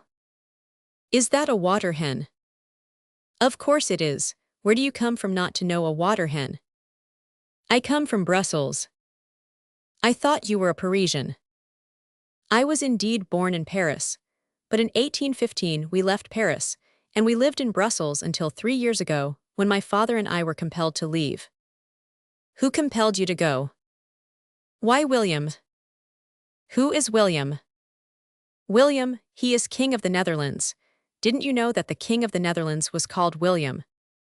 Not I. Well then, it oughtn't to seem so odd to you now that I do not know a water hen. Indeed, as it appeared, we were both ignorant on some points, and my ignorance was more culpable than de Louvain's. He grew another cubit taller in my estimation. Not only was he a poet, but he was of sufficient importance in the world for this King William to be uneasy about him and his father, to the extent of banishing them both from his realms. And now you're living at Villers-Helen, said I. Yes, M. Collard is an old friend of my father. How long shall you live here? As long as the Bourbons will allow us to remain in France. Ah, then you have fallen out with the Bourbons too. We have quarreled with most kings, said Adolphe with a laugh. This phrase, uttered with magnificent indifference, quite finished me off. Luckily, at that moment, our fair companions appeared on the threshold of the farm, a bevy of pink and white damsels. 2 or 3 char-à-bancs were in readiness to take them to the appointed place. The gentlemen were to go on foot. The rendezvous was barely a quarter of a league's distance from the village. A long table of 30 covers was laid under a leafy canopy, 10 paces off a limpid, clear purling spring called the Fontenaix Princes. All these young folks, maidens, mothers, children, seemed like so many woodland flowers opening to the sweet-breathed breeze. Some pale, that sought for shade and solitude, others of brilliant hues, seeking light and stir and the sunshine of admiration. Oh, those glorious woods, those shady depths, the haunts of my cherished moods of solitude, I have revisited you since, but no shade glides now beneath your green vaults and in your dark alleys. What have you done with all that delightful world which vanished with my youth? Why have not other generations come in their turn, pale or rosy, lively or careless, noisy or silent like ours? Has that ephemeral efflorescence disappeared forever? Is it really wanting, or is it that my eyes have lost the power of seeing? We returned that night to Villers-Helen. Everything was so beautifully arranged in that luxurious little chateau that each of us had a separate room and bed, and sometimes there were as many as 30 or 40 of us there. I have related what nocturnal persecutions poor Horrocks was made a victim of when he came to see us at Les Fosses. It was now our turn to undergo the like. Our rooms were prepared beforehand for the pantomime that followed. The family doctor Manso was the stage manager. He had replaced an old doctor from Soissons named M. Paris. I will explain presently why this change took place. The assistant stage managers were Louise, Cécile, and Augustine. The appointed victims were Hippolyte Leroy, de Louvain, and myself. Hippolyte Leroy was at this period a young man of between 25 and 26. He was a cousin of M. Leroy de Cory. He had been one of the bodyguard, and was now secretary to the inspection at Villers-Cotterêts. Later, he became my cousin, by his marriage with Augustine de Villaine. Our 3 rooms communicated with one another. We retired to our rooms about 12:30. De Louvain was the first to get into bed. He had scarcely lain down before he began to complain of a most intolerable tickling. His bed was sprinkled with the stuff charlatans sell, which they call scratching powder. Those unacquainted with this powder should recall the famous scene in Robert Macaire, where the 2 heroes of the book find a trunk, and in that trunk, a quantity of tiny packets, containing some unknown substance, whose property was revealed when they touched it. In about 5 minutes' time, Adolphe de Louvain began to scratch himself like both Robert Macaire and Bertrand put together. We offered de Louvain our sincere sympathy. We advised him to rub it off as best he could, to wrap himself in his bed curtain, and to sleep on a couch. Then we went to our own beds, quite convinced that we should find them like Adolphe's. But we searched them in vain. They seemed perfectly free from any preparation of the like nature. We lay down. In 5 minutes' time Hippolyte Leroy uttered a sharp cry. In stretching himself, he felt a piece of string at the foot of the bed. He pulled this thread, and in doing so, he untied a bag full of frogs. The frogs, gaining their liberty, hastened to disport themselves about the bed, and it was the contact of his human flesh with their animal hide which produced Hippolyte's yell above mentioned. He flung off the bedclothes and leapt out of bed. The frogs leaped out after him. He had been given good measure, there were quite 24 of them. I was beginning to think I was the only one spared, when I thought I heard a great stirring inside a cupboard against which the head of my bed had been put. I looked at the lock. It was keyless. However, I felt no doubt that some sort of animal was shut up in that cupboard. Only, what sort of an animal was it? I was not kept long in suspense. As 1 o'clock struck, a cock crowed at the head of my bed, and renewed his crowing every hour till day came. I did not deny Christ, like St. Peter, but I confess I took his name in vain. We fell asleep by 7 o'clock. De Louvain in spite of his itching powder, Hippolyte Leroy in spite of his frogs, and I in spite of my cock, when Manso entered our rooms and woke us by telling us that as he had heard in roundabout ways we had spent a bad night, he had come to offer us his professional services. Manso denounced his own handiwork.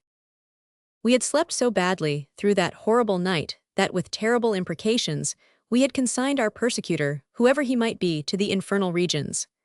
Manso, as I have said, denounced himself. Expiation must follow the crime. Our sworn oath must be fulfilled. At a sign, de Louvain shut the door. I fell upon Manso. Hippolyte gagged him. We stripped him naked. We wrapped him in a sheet off Adolphe's bed. We tied him up like a sausage. We took him down a disused staircase, and we deposited him in the most unfrequented part of the park, in the very middle of the little river, at a place where he could stand, but where, entangled as he was, he ran great risk of losing his foothold at the first step he took. We then quietly returned to our beds, and resumed our interrupted sleep. We went down to the morning meal at 10 o'clock. Our arrival was eagerly expected. Everybody burst out laughing when we came within view. The young ladies each played a part. Some pretended to scratch, others imitated in a low voice the croaking of frogs, and others simulated the crowing of a cock. We were quite imperturbable. We merely asked carelessly where Manso was. Nobody had seen him. We sat down to table. The fowl was tough, Cécile remarked. One would have said it was an old cock which had crowed all the night. Augustine asked where the frogs were that she had seen. She said, in the kitchen the night before. Had they been moved? Were the frogs lost? The frogs must be found again. Louise asked Adolphe if he was not attacked by a contagious affection, for since he had offered her his arm to lead her into the dining room, her skin had felt fearfully irritable. If Manso were here, I said to Louise, you could ask him for a prescription to allay it. But joking apart, where is Manso? Asked Madame Collard. Silence again, as at the first inquiry. Matters were becoming serious, and folks began to be uneasy about the dear doctor. It was not his custom to absent himself at meal times. They sent to ask the porter if Manso had gone out to attend some sick person in the village. The porter had not seen Manso. "I believe he is drowned," I said, "poor fellow." "Why should he be?" asked Madame Collard. "Because yesterday evening he proposed a bathing party to us, but we slept so well we missed meeting him in his room as arranged. As we did not turn up, he must have gone alone to bathe." "Oh, good gracious!" exclaimed Madame Collard, "the poor doctor, he cannot swim." A chorus of lamentations went up from the ladies at these words, by the side of which the wailing of the Israelites in exile was a trifle. It was settled that Manso should be searched for immediately after the meal was over. "Good," said de Leuven in a whisper to me. "I will take the opportunity while everybody is out to write my verses in Louise's album." "And I replied, I will stand sentinel at the door to prevent your being disturbed." Everything happened as had been arranged. The whole beehive of the castle swarmed into the garden. The older men, M. de Leuven the father, M. Collard, M. Mechen, stayed in the drawing-room to read the newspapers. Hippolyte played billiards with Morris. De Leuven and I went upstairs to Louise's room, which was next to M. Collard's, and whilst I watched on the landing, he wrote his 4 lines in the album. He had scarcely finished the last, when we heard loud shouts, and upon going to look out of the window, we saw Louise and Augustine running towards the castle. Cécile, who was braver, had remained stoutly where she was, and had looked towards the river with more curiosity than alarm. "Bravo," said I to Adolphe, "Manso has made his appearance." We quickly went down. A ghost," cried Louise and Augustine, "there is a ghost in the river." "Oh my God," said de Leuven, "can it be that the spirit of poor Manso is already borne down below?" It was not his spirit but his body. By dint of struggling with his cords, Manso had freed one arm, then both. His 2 arms freed, he had taken the handkerchief off his mouth. When ungagged, he had called out for help. Unfortunately, the gardener was at the opposite end of the garden. He had tried hard to untie the cords which bound his legs, as he had done those binding his hands. But to do so, he would have to put his head under the water. And, as Madame Capel had said, the unlucky doctor did not know how to swim, and was restrained from any such attempt by the fear of being suffocated. At last his cries attracted the attention of the young girls, but at sight of the figure wrapped in a sheet and making despairing gesticulations, fear had taken possession of them, and not having the least notion that Manso would be discovered in the middle of the river, shrouded in such a garment, they had shrieked at the apparition and had flown away. They sent to the unhappy Manso the gardener for whom he had called so loudly. He clamored vehemently for his clothes. He had been in the river from 7 in the morning until noon, and although it was towards the end of July, the bath was infinitely too protracted, and had made him somewhat chilly. He was put to bed with a hot bottle. From that moment Manso was the object of general pity, and we of universal execration. For God be merciful to him, a sinner, Manso had been cowardly enough to denounce us. It was in vain for de Leuven to show his hands as red as crabs, and to offer to show the rest of his body, which was as red as his hands. In vain did Hippolyte collect the frogs scattered about his room and bring them into the drawing-room. In vain did I fetch the cock with which I had held discourse all the night from the barnyard. Nothing moved our judges. We were banished from society for deliberate attempted homicide in the matter of Dr. Manso. So we promised ourselves to drown him out and out the first chance we got. Banished from the society of the ladies, I took refuge in the billiard room, where Morris gave me my first lesson in billiards.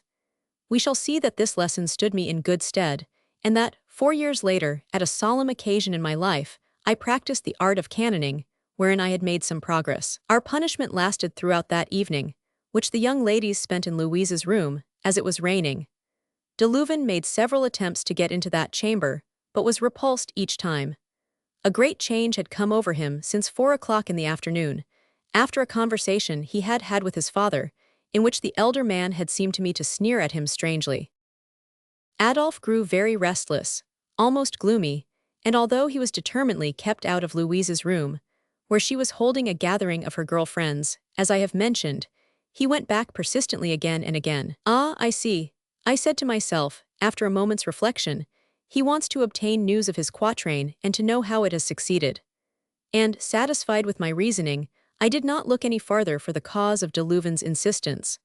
But I regretted I had not the means with which partial nature had endowed Adolphe to cause my shortcomings to be forgiven. I was pursued by this regret when in Hippolyte's room, where we withdrew, questioning each other what had become of de Leuven, who had not been seen for an hour, when suddenly we heard a great noise in the midst of which we could make out the words, "Stop thief!" echoing through the castle. As we were still dressed, we dashed out of our room and quickly descended the staircase. At the foot of the staircase was M. Collard in his nightshirt, holding Adolphe by his coat collar. It was an extraordinary sight. M. Collard looked furious and Adolphe exceedingly penitent. In the meantime, M. de Leuven, who had not yet gone to bed, arrived on the scene as imperturbable as ever, his hands in his trousers pockets, chewing a toothpick after his usual fashion. This toothpick was an indispensable item in M. de Leuven's life. "Well, well, what is the matter now, Collard? What have you against my boy?" What have I?" shrieked M. Collard, growing more and more exasperated. "I have something that cannot be overlooked." "Ah, what has he done then?" "What has he done? I'll tell you what he has done." "Forgive me, father," said Adolphe, trying to get in a word or two of justification. "Forgive me, father, but M. Collard is mistaken. He believes." "Hold your tongue, you scoundrel," yelled M. Collard, kicking him. Then, turning to the Count de Ribbing, he said, "Listen, my dear de Leuven, and I will tell you where I have found this son of yours." "But I must protest, dear M. Collard, it was solely and simply to—" "Be quiet," interrupted M. Collard. "Come with us, you shall clear yourself if you can." "Oh," said Adolphe, "that will not be difficult." "We shall see."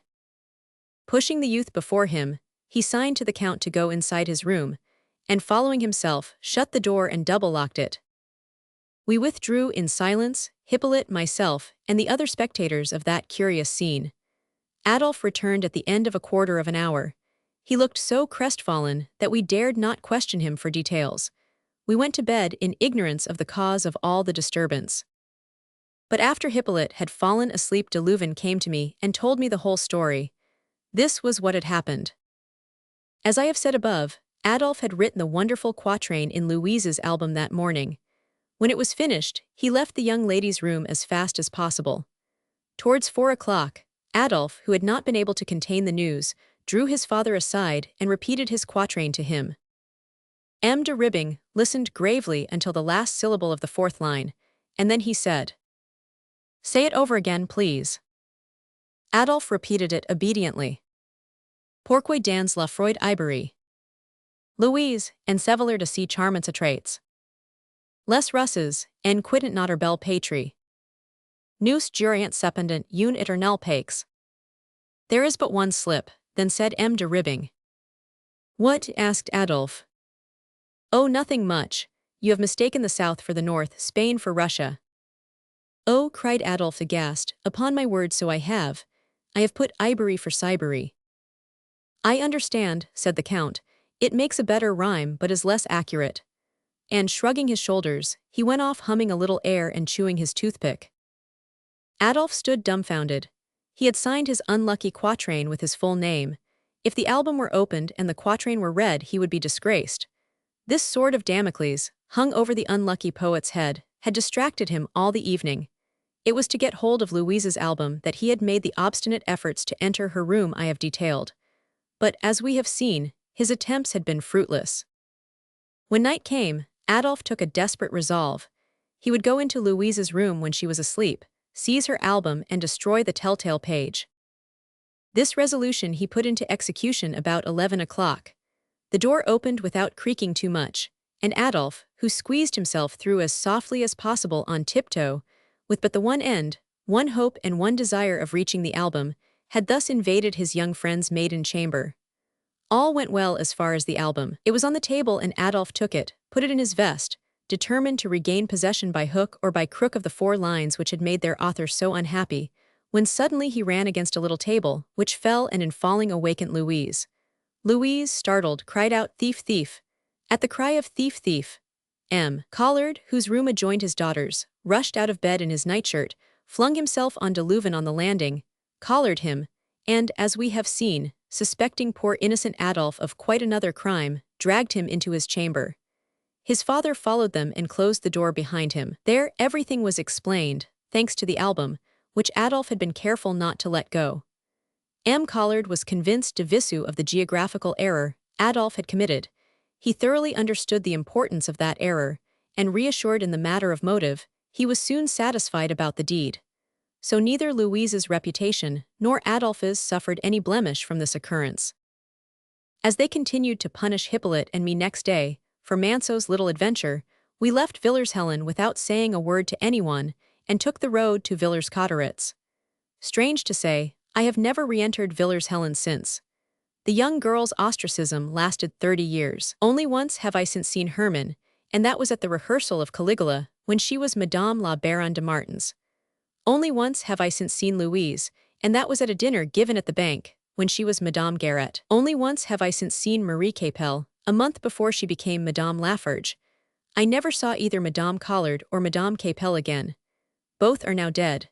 But when I close my eyes, in spite of those 30 years of absence, I can still see them all, the dead and the living. I promised to tell the story of the old doctor who was Manceau's predecessor, and it would be unfair to my readers to break my word. M. Paris lived at Soissons. A thinly scattered practice allowed him to dine once a week at Villers-Helen, where he was always made heartily welcome. This lasted for 10 years. One day M. Collard received a large manuscript signed by the worthy doctor. It was the bill for his visits. He had charged 20 francs for each visit, and the sum total was something alarming. M. Collard paid him, but told M. Paris from henceforth not to come to Villers-Helen unless he were specially sent for. It was in consequence of this incident that Manceau was installed in the castle as the regular medical attendant to the family. I forget what became of Manceau. I fancy the poor devil is dead. Happily, this was not in consequence of the enforced bath we gave him. Chapter 5. Amedee de la Pensée, he teaches me what work is, M. Arnault and his 2 sons, a journey by diligence. A gentleman fights me with cough lozenges and I fight him with my fists. I learn the danger from which I escaped. After the unjust sentence that was passed upon us in Villers-Helen, I returned to Villers-Cotterêts, and, disgusted with my sojourn in the aristocratic regions whence I had just been cast forth, I returned with delight to the world I preferred to theirs, wherein I could find complete satisfaction for all my heart longings and all my proud cravings. Adèle at first received me back very coldly, and I had to endure a fit of the sulks for some hours. At the end of that time, little by little her pretty face cleared, and she ended by smiling upon me with the freshness and sweetness of an opening flower. One might have said of this lovely child that her smile itself was like a rose. While these youthful love affairs were in progress, all of them, alas, of the ephemeral character of love at 16, there were friendships taking root in my heart that were to last the whole of my life. I have already spoken of Adolphe de Louvain, who suddenly took a prominent place in my life. Apart from my childish friendships, here let me also be allowed to say a word about another friend, who was to finish in certain other directions the work of opening out future vistas before me that had been begun by the son of Count de Ribbing. One day we saw a young man of 26 or 27 go along the streets of Villers-Cotterêts, wearing the uniform of an officer of hussars, with an unusually stately grace. No one could possibly have been handsomer or more distinguished in appearance than this young man. His face perhaps might have been criticized as a trifle too feminine-looking, if it had not been for a fine sword cut which, without spoiling in any way the regularity of his features, began at the left side of his forehead and ended at the right corner of his upper lip, adding a touch of manliness and courage to his gentle features. His name was Amedee de la Pensée. I do not know what chance or whim or necessity led him to Villers-Cotterêts. Had he come as an idle tourist to spend his income of 5,000 or 6,000 livres in our town? I do not know. It is probable. He liked the country, he stayed among us, and at the end of a year of residence, he became the husband of a charmingly pretty young girl, Louise Moreau, a friend of my sister. They had a beautiful fair-haired child, whom I should much like to see today. We nicknamed it Mouton on account of its gentleness, the whiteness of its skin and its flaxen hair. I lost sight of you such a long while ago, my dear de la Pensée. Whatever part of the world you may be in, if you read these pages, you will find therein a testimony of my ever-living, sincere and lasting friendship for you. For my friend, you did a great deal for me. You said to me, "Believe me, my dear boy, there are other things in life besides pleasure and love, hunting and dancing, and the silly ambitions of youth. There is work. Learn to work. That is the true way to be happy." And you were right, dear friend. Apart from the death of my father, the death of my mother, and the death of the Duc d'Orléans, how is it I have never experienced a sorrow that I have not crushed beneath my feet, or a disappointment that I have not overcome. It is because you introduced me to the only friend who can give comfort by day and by night, who is ever near, who hastens to console at the first sigh, who lends healing balm at the first tear. You made me acquainted with work. O dear and most excellent work, thou who bearest in thy strong arms that heavy burden of humanity which we call sorrow, thou divinity, with hand ever stretched open and with face ever smiling. O dear and most excellent work, thou hast never cast the shadow of deception on me. My blessings upon thee, O work. De la Ponce spoke Italian and German as fluently as his own language. He offered to teach them to me in my leisure moments, and God knows I had plenty of spare moments at that time. We started with Italian. It was the easiest language, the honey of which Horace speaks, the gilding that clothes the outside of the cup of bitter drink given to a sick child. One of the books out of which I learned Italian was Ugo Foscolo's fine novel, which I have since translated under the title of The Last Letters of Jacopo Ortiz. That book gave me an idea of, an insight into, and a feeling for romantic literature of which previously I had been totally ignorant. In 2 months' time I could talk Italian fairly correctly, and I began to translate poetry.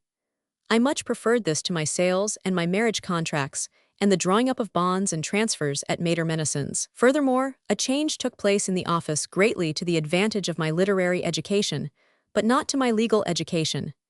Negat, that precious head clerk who had told tales to M. Menacen of my love disappointments, had bought in a neighboring village a lawyer's practice, which I believe Lafarge had been obliged to sell as he had not been able to find the wherewithal to take it up.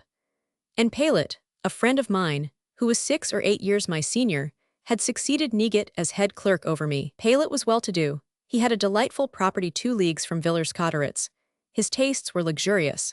Consequently, he let me off more readily than Negat, who was an old Basakian without any fun in him and entirely wrapped up in his business, to pursue the simple luxuries I could indulge in, namely, shooting, flirting, and dancing. So it came about that instead of encouraging me in treading the narrow and difficult path of a provincial solicitor, Palet allowed me to cast my eyes abroad, instinctively understanding, doubtless, that the work they had put me to was not what I was cut out for. It can easily be seen that Palet exercised material influence over my future destiny, apart from the moral influence exercised by de la Ponce and de Louvain. I was then perfectly happy in the love of my mother, and in a younger and sweeter love growing up side by side with hers without injuring it, and in the friendship of de la Ponce and of de Palet, when de Louvain came to complete my happiness. I lacked nothing save that golden mean of which Horace speaks. Had I had that too, I should have had scarcely aught to wish for. Suddenly, we heard that M. de Villaine was going to retire with his family to his estate of Saint-Tremai, and let his house at Villers-Cotterêts to the Count de Ribbing. So the house wherein I had been brought up, the house peopled for me with a host of memories, was to pass from the hands of a relative into the hands of a friend. The beautiful garden had taken M. de Louvain's special fancy. He hoped to give vent in it to his hobby for gardening interrupted by the successive sales of Bruno and Quincy. Furthermore, the Count had not met with any more persecution, and whether it was because Louis Roman XVIII did not know of his being in France, or whether the king closed his eyes to the fact, he was left in undisturbed peacefulness. De Louvain and his father settled, then, in Villers-Cotterêts, where Madame de Louvain joined them in a fortnight's time. As for de la Ponce, he rented a house at the end of the Rue de Largny, the first house on the left as you come from Paris. It had a large garden and a fine courtyard. My time was soon divided into 3 portions. One was devoted to my friendships, another to love-makings, and the third to my legal work. The reader may suggest that my mother was perhaps a little neglected in all this. Is a mother ever forgot? Is she not always there, whether present or absent? Did I not go in and out of my home 10 or 20 times a day? Did I not kiss my mother each time I went in? Every day de Louvain, de la Ponce and I managed to meet. Generally it was at de la Ponce's house. We transformed the courtyard which I have mentioned into a shooting range, and every day we used up 20 or 30 balls. De Louvain had excellent German pistols, Kuchenrader. These pistols were marvelously true, and we soon were able to shoot with such precision, all 3 of us, that when anyone doubted our powers, we would take it in turn to hold the piece of cardboard which served as a target, whilst the others fired, and we never any of us received a single graze. I remember one day, after heavy rain, we found I do not know how many frogs in that gloomy, damp courtyard. Here was novel game for us to pot at, and we exterminated every frog with our pistols. Every little while de Leuven read us a fable or an elegy of his own composition, but he was cured of making geographical errors by the nocturnal misadventure at Villers-Helen, and no longer mistook the south for the north, or Spain for Siberia. One morning great news spread through the town. 3 strangers had just come to stay with M. de Leuven, M. Arnault and his 2 sons, Telville and Louis Arnault. M. Arnault, the author of Germanicus and of Marius Minturns, was at that time a splendid-looking old man of 60, still full of life in spite of his curling white locks, which were as fine as silk. He had a most superabundant flow of spirits, and excelled at repartee. He could strike as rapidly at his object as the most accomplished fencing master could parry a blow or deal a right-handed stroke. The only fault one could find with this wit was its keen, biting edge, but like bites made by healthy teeth, the poet's bites never left poison behind them. M. Arnault had made the acquaintance of the Count de Ribbing at that famous table d'hôte where the latter had struck the foreign colonel in the face. Since that day, M. de Leuven, Frenchman at heart, and M. Arnault, Frenchman in mind, had struck up a friendship which, though broken by death, was continued between their children. Telville Arnault was a handsome young officer of a charming disposition and of tested valor. He had fought a dud over Germanicus with Martinville, which had made a great sensation in the literary world. Louis was still a young lad of about my own age. I prudently kept from visiting Adolphe all the time M. Arnault and his sons were staying with his father, but M. de Villaine having invited them to a rabbit shooting in the Tillet woods, I was present, and the acquaintance which began by chance during the walks in the park was sealed gun in hand. Telville had a little gun made by Perlat, with which he did wonders. This gun had a barrel not 14 inches long, which filled me with wonder, for I still believed in length of barrel and hunted with siege guns. When M. Arnault left Villers-Cotterêts, he took de Leuven with him. It was heartbreaking to me to see Adolphe depart.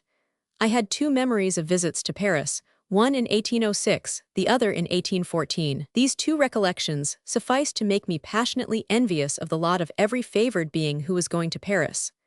I remained behind with de la Ponce, and I redoubled my devotion to the study of Italian. I was soon sufficiently far advanced in the language of Dante and of Ariosto to be able to pass on to that of Schiller and of Goethe. But this was quite a different matter. After 3 or 4 months' work, de la Ponce put one of Auguste Lafontaine's novels in my way. The task was too difficult, I soon had enough of it. German was dropped, and I have never had the courage to take it up again. My first serious dramatic impression dates from this period. Some nabob who had done business through M. Menesson, out of unheard-of generosity, left 150 francs to be divided among the lads in the office. M. Menesson distributed it in the following way: 37 francs 50 cents each to Ronson and myself, 75 francs to Palet. It was the first time I had found myself possessed of so much money. I wondered what I should do with it. One of the 4 great fêtes of the year was approaching, when we should have Sunday and Monday as holidays. Palet proposed we should both club our 37 francs 50 cents to his 75 francs, and that we should go and sink this fabulous sum of 50 crowns in the delights that Soissons, the seat of the Suze prefecture, could offer us. The suggestion was hailed with joy. Palet was deputed cashier, and we boldly took seats on the diligence for Paris, which passes through Villers-Cotterêts at 3:30 in the morning, and arrives at Soissons at 6 o'clock. Palet and Ronson each took a place in the coupe, where one was already taken, and I went inside, where there were 4 other passengers, 3 of whom got out at La Verdefeuille, a post 3 leagues away from Villers-Cotterêts, the 4th continuing his journey to Soissons. From La Verdefeuille to Soissons, therefore, I was left alone with this person, who was a man of 40 years or thereabouts, very thin of body, pale of face, with auburn hair and well-groomed. He had laid great stress on my sitting near him, and in order to leave me as much room as possible, squeezed himself as closely into a corner of the coach as he could. I was much touched by this attention, and felt sensibly drawn to the gentleman, who had condescended to treat me with so much consideration. I slept well and anywhere in those days. So, as soon as we got out of the town I fell asleep, only to wake when the horses were changed, and I should most certainly not have waked up then if the 3 passengers who left us had not trodden on my toes as they got out, with the habitual heavy-footed tread travelers indulge in at the expense of those who remain behind. When the passenger saw I was awake, he began to talk to me, and asked me, in a kindly, interested way, my age, my name, and my occupation. I made haste to supply him with full particulars, and he seemed much interested therein. I told him the object of our journey to Soissons, and as I coughed while I related my tale, he good-naturedly offered me 2 different sorts of cough lozenges. I accepted both, and in order to get the full benefit of them, I put them both in my mouth together. Then, although I found the gentleman's conversation agreeable and his manners fascinating, there was something even more seductive and pleasing than that conversation and those manners, namely sleep, so I wished him a good night, and with plenty of room to dispose myself in, I settled down in the corner parallel with his, with my back upon one seat and my feet on the other. I do not know how long I had slept when I felt myself awakened in the oddest fashion in the world. My sleeping fellow traveler had apparently passed from mere interest to a more lively expression of his sentiments, and was embracing me.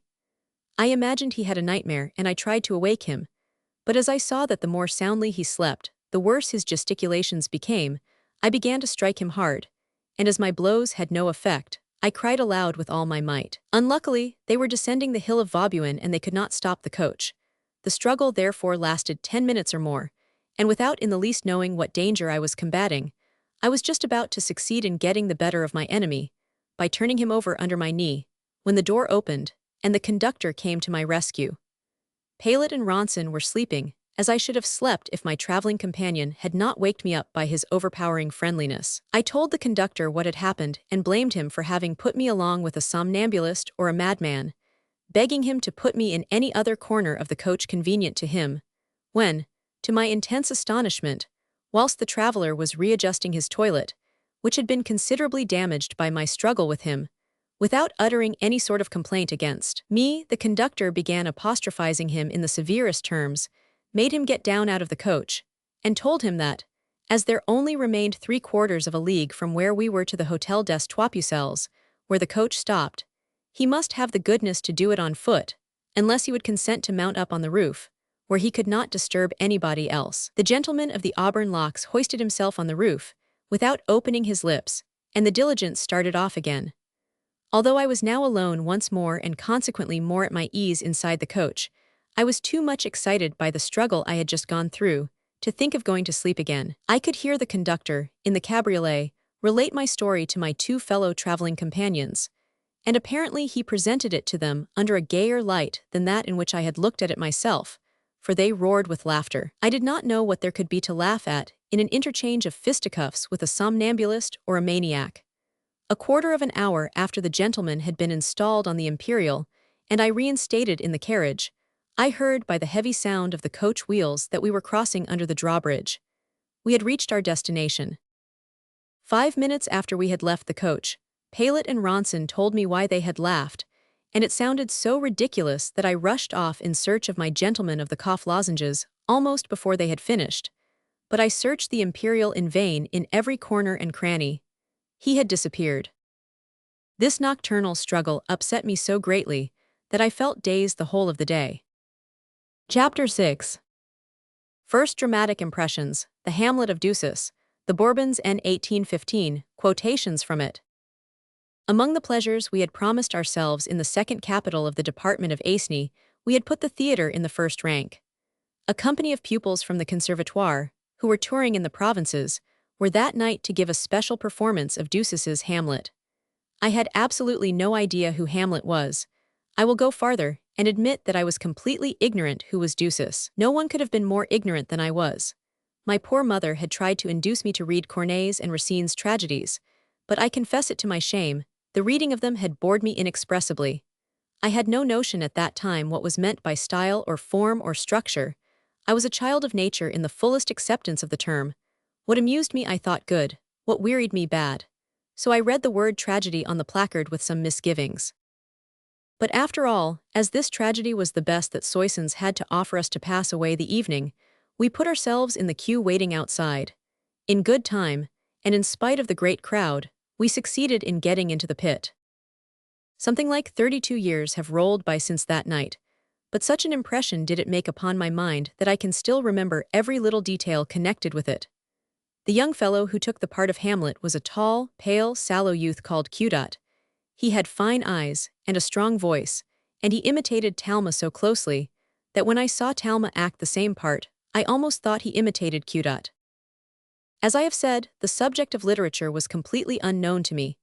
I did not even know that there had ever existed an author named Shakespeare, and when, on my return, I was instructed by Paley that Hamlet was only an imitation, I pronounced, before my sister, who knew English, the name of the author of Romeo and of Macbeth as I had seen it written, and it cost me one of those prolonged jokings my sister never spared me when occasion offered.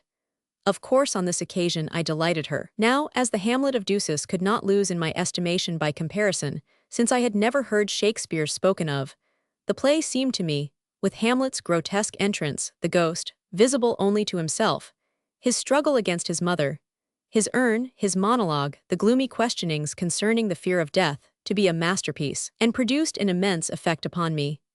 So, when I returned to Villers-Cotterêts, the first thing I did was to collect together the few francs left over from the trip to Soissons, and to write to Forcade, who had given up his place to Camusat, of whom I spoke in connection with old Horrocks, and who had returned to Paris, to send me the tragedy of Hamlet.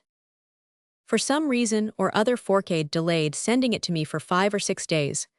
So great was my impatience that I wrote him a second letter, filled with the keenest reproaches at his negligence and want of friendliness. Forcade, who would never have believed anyone could accuse a man of being a poor friend because he did not hurry over sending Hamlet, sent me a charming letter the gist of which I did not appreciate until I had studied more deeply the question of what was good and what was bad, and was able to place Ducis's work in its due rank.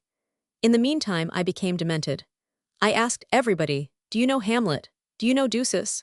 The tragedy arrived from Paris. At the end of 3 days, I knew the part of Hamlet by heart, and worse still, I have such an excellent memory that I have never been able to forget it. So it came to pass that Hamlet was the first dramatic work which produced an impression upon me, a profound impression, composed of inexplicable sensations, aimless longings, mysterious rays of light, which only made my darkness more visible. Later, in Paris, I again saw poor Cudat, who had played Hamlet. Alas, the grand talent that had carried me away had not obtained him the smallest foothold, and I believe he has long since given up hope, that daughter of pride so hard to kill in the artist's soul, the hope of making a position on the stage. Now, as if the spirit of poetry, when wakened in me, had sworn never to go to sleep again and used every means to that end, by even succeeding in making Maître Menacin himself his accomplice. Scarcely had I returned from Soissons, when instead of giving me a deed of sale to copy out or a bond to engross, or sending me out on business, Maître Menacin gave me a piece of poetry of which he wanted 3 copies made. This piece of poetry was entitled Les Bourbons in 1815. M. Menacin, as I have said, was a Republican. I found him a Republican in 1830, and when I saw him again in 1848 he was still a Republican. And to do him justice, he had the courage of his opinions through all times and under all regimes. So freely did he express his opinions that his friends were frightened by them and made their observations thereon with bated breath. He only shrugged his shoulders. "What the devil will they do to me?" he would exclaim. "My office is paid for, my clientele flourishing, I defy them to find a flaw in any of my contracts, and that being the case, one can afford to mock at kings and parsons." Maître Menacin was right, too, for in spite of all these demonstrations, all these accusations of imprudence made by timid souls, his practice was the best in Villers-Cotterêts and improved daily. At this very moment he was in the 7th heaven of delight. He had got hold of a piece of poetry, in manuscript, against the Bourbons, I do not know how. He had read it to everybody in the town, and then after reading it to everybody when I came back from Soissons, he, as I have said, ordered me to make 2 or 3 copies of it, for those of his friends who, like himself, were anxious to possess this poetical pamphlet. I have never seen it in print, I have never read it since the day I copied it out 3 times, but such is my memory that I can repeat it from beginning to end. But lest I alarm my readers, I will content myself with quoting a few lines of it. This was how it began. "O suis-je, qu'avez-vous, les voilà donc ces princes. Qu'un senet incense, rendit à nos provinces. Qui devaient, abjurant les préjuges des rois. Citoyens courants, rigneur au nom des lois. Qui venient, descendants, disarmant la victoire. Consoler les franchise de 25 ans de gloire. Ils entrent, avec you, la vengeance de l'orgueil. Ant du livre indien franche l'antique suel. Si en est plus le sénat, c'est Dieu, c'est leur naissance. 100 est, le glaive étranger qui leur soumit la France. Ils nous osent d'un roy reprocher l'échafaud. A Ciceroy, sortant de la nuit du tamo. Arme d'un feu, vengeur venait punir le crime. Nous les varians palier aux utiler victime. Then the author exclaims, in those days authors all exclaimed, abandoning general considerations for the detailed drawing of individuals, and passing the royal family in review. 100 d'Artois, des galants imbéciles d'Ien. Incapable de mal, incapable de bien. Au pied des saints, autres obdurant ses faiblesses. Et par des favoris remplaquant ses maîtresses. 500 Artois, don't rien n'a pu révéler la vertu. Qui fuit equibran sans, avoir combattu. Et qui est-il et roi, Monterey et la France. Des enfants de Clovis la stupide indolence. 100 Estberry, que l'armée appelée de grands cris. Et qui lui prodigua l'insulte, et la mépris. Qui des ces junes ens, puissa dans les tavernes. Ces mowers, si ton grossier, quignorant nos casernes. 100 est son frère, avec art sous un masque imposture. Cachant de ses, projets l'ambitious horror. Qui neri par son oncle aux discords civils. En rallum les few en parcurent nos villes. See their sight royal, qui ni sut à propos. Ni combatter ni fure, et si croit un heroes. 100 est, plus perfiting corps, son epos hautain. Cette femme qui vit de vengeance et de haine. Qui pleure, non des scenes la funest trapez. Mais le sang quagrans flots el n'ivers pas. Si sont ces courtesans, ces nobles et ces portraits. Qui tour à tour flattours, et tyrans de leurs maîtres. Vaudriant nous ramena au temps au nos ea. Ni voyant, ni pensient, en adjacent que par you. Then the author ends off his discourse, with a peroration worthy of the subject, and exclaims once more in his liberal enthusiasm. Ni balancans dun plus levans nous, et semblables. Au fluvim pedua qui rejette les sables. La fange et la limon qui fatiguent sous curs. De notre soul sacker, rejettans pour taugers. Ces tyrans sans vertu, ces courtesans perfides. Ces chevaliers sans gloire et ces portraits avids. Qui jusque nos exploits ni pouvant si hosser. Jusques allure neat vaudrant nous abaisser. 12 years later, the Bourbons were hounded out of France. It is not only revolutionary bullets which overturn thrones, it is not only the guillotine that kills kings.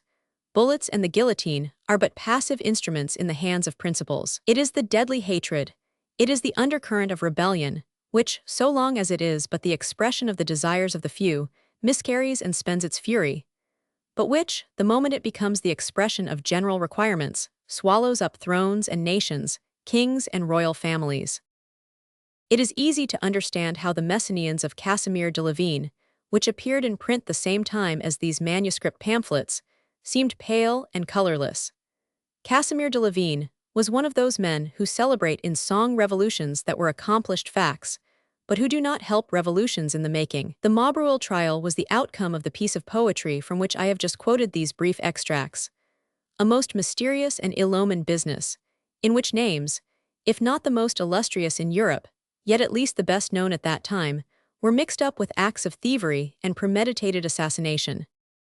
Probably I am the only person in France who now thinks of the affaire Maubreuil. Perhaps also I am the only person who has kept a shorthand account of the sittings of that terrible trial, during which the horrors of the dungeon and secret torture were employed in the endeavor to drive a man mad whom they dare not kill outright, to whom they could not succeed in giving the lie. I made a copy at the time from a manuscript in a strange and unknown hand, which gave an account of the sittings.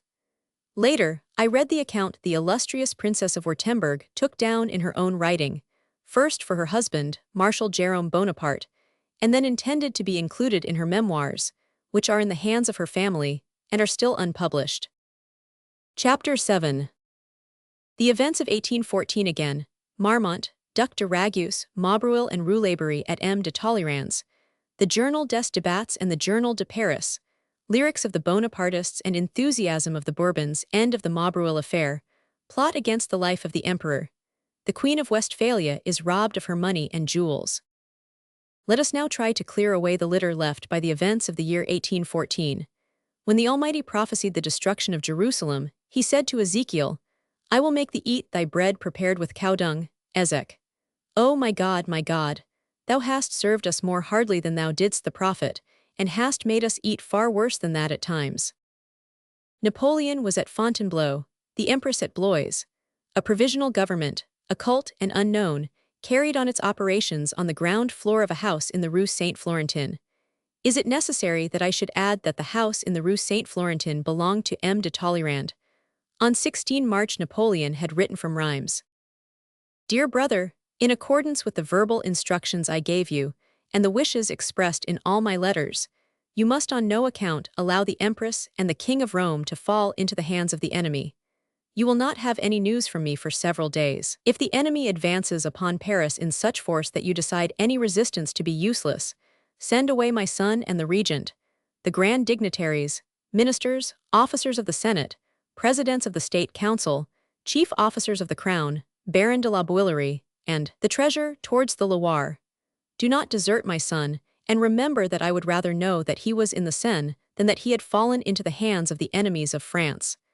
The fate of Astyanax, prisoner of the Greeks, has always seemed to me the unhappiest in history. Napoleon.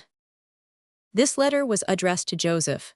The treasure referred to by Napoleon was, be it understood, his own private possessions. On 28 March the departure of the Empress was discussed. M. de Talleyrand, Boulay de la Mueth, the Duc de Cador and M. de Firmin were of opinion that the Empress should remain. Joseph, with the Emperor's letter in his hand, insisted upon her departure. It was decided that she should leave on the following day, at 9 o'clock in the morning. Afterwards M. de Talleyrand was blamed for having urged that Marie-Louise should stay in Paris. A pale and cold smile flitted over the vast chasm, which served the diplomatist for a mouth. I knew that the Empress would defy me, he said, and that, if I advised her going, she would stay. I urged that she should stay to further her departure. O Monseigneur, Bishop of Autun, you put into the mouth of Harel, in Le Nain John, the famous epigram, speech was given to man to conceal his thoughts. And Monseigneur, you are eminently capable of exemplifying the truth of the saying yourself. On the morning of 29 March, through the uncurtained windows of the Tuileries, the Empress's women could have been seen in the dubious light of the growing dawn, by the still more dubious light of lamps and dying candles, running about, pale with fatigue and fear, after a whole night spent in preparing for the journey. The departure, as we have said, was fixed for 9 o'clock. At 10 o'clock the Empress had not yet left her apartments. She was hoping to the last that a counter-order would arrive either from the Emperor or from Joseph. At 10:30, the King of Rome clung to the curtains of the Palais des Tuileries in tears, for he too, poor child, did not want to go. Alas, at a distance of 17 years between, 3 children, all suffering through the mistakes of their fathers, clung in vain to those same curtains. For 60 years the Tuileries was little more than a royal hostelry wherein the fleeting dynasties put up in turn. By 10:45, the Empress, clad like an Amazon in brown, stepped into a carriage with the King of Rome, surrounded by a strong detachment of the Imperial Guard. On the same day and at the same hour, the Emperor set off from Troyes for Paris with his flying squadrons. It is well known that the Emperor was arrested at Fromenteau, but what follows is not known, or but imperfectly known. When time and occasion serve, apropos of the July Revolution, probably, we shall revert to one of the men whom fate, for some unknown reason, branded with a fatal seal. We refer to Marmont. We will show what he was, rather than what he did. He was superb during that retreat in which he left neither gun nor prisoner in the hands of the enemy. Superb when, like a lion at bay against the walls of the custom house at Paris, surrounded by Russians and Prussians, in the main street of Belleville, his right arm still in a sling, after the Battle of Arapiles, holding his sword in his left hand, mutilated at Leipzig, his clothes riddled with bullets, wedged in between the dead and the wounded who fell all round him, with only 40 grenadiers behind him. He forced his way to the barrier where he abandoned, pierced with wounds, the 5th horse that had been killed under him since the beginning of the campaign. Alas, why did he not cross Paris from the barrier of Belleville to the barrier of Fontainebleau? Why did he stop at his house in the Rue Paradis Poissonnière? Why did he not go to Napoleon, with his coat in shreds and his face blackened with powder? How determinedly fate seemed to oppose him. how different would have been the verdict of the future. But we, who are now a part of that future, and well-nigh disinterested spectators of all those great events, we who by nature are without private hatreds, and by position have nothing to do with political animosities, it is for us to enlighten posterity, for we are poised between the worlds aristocratic and democratic, the one in its decadence and the other in its adolescence.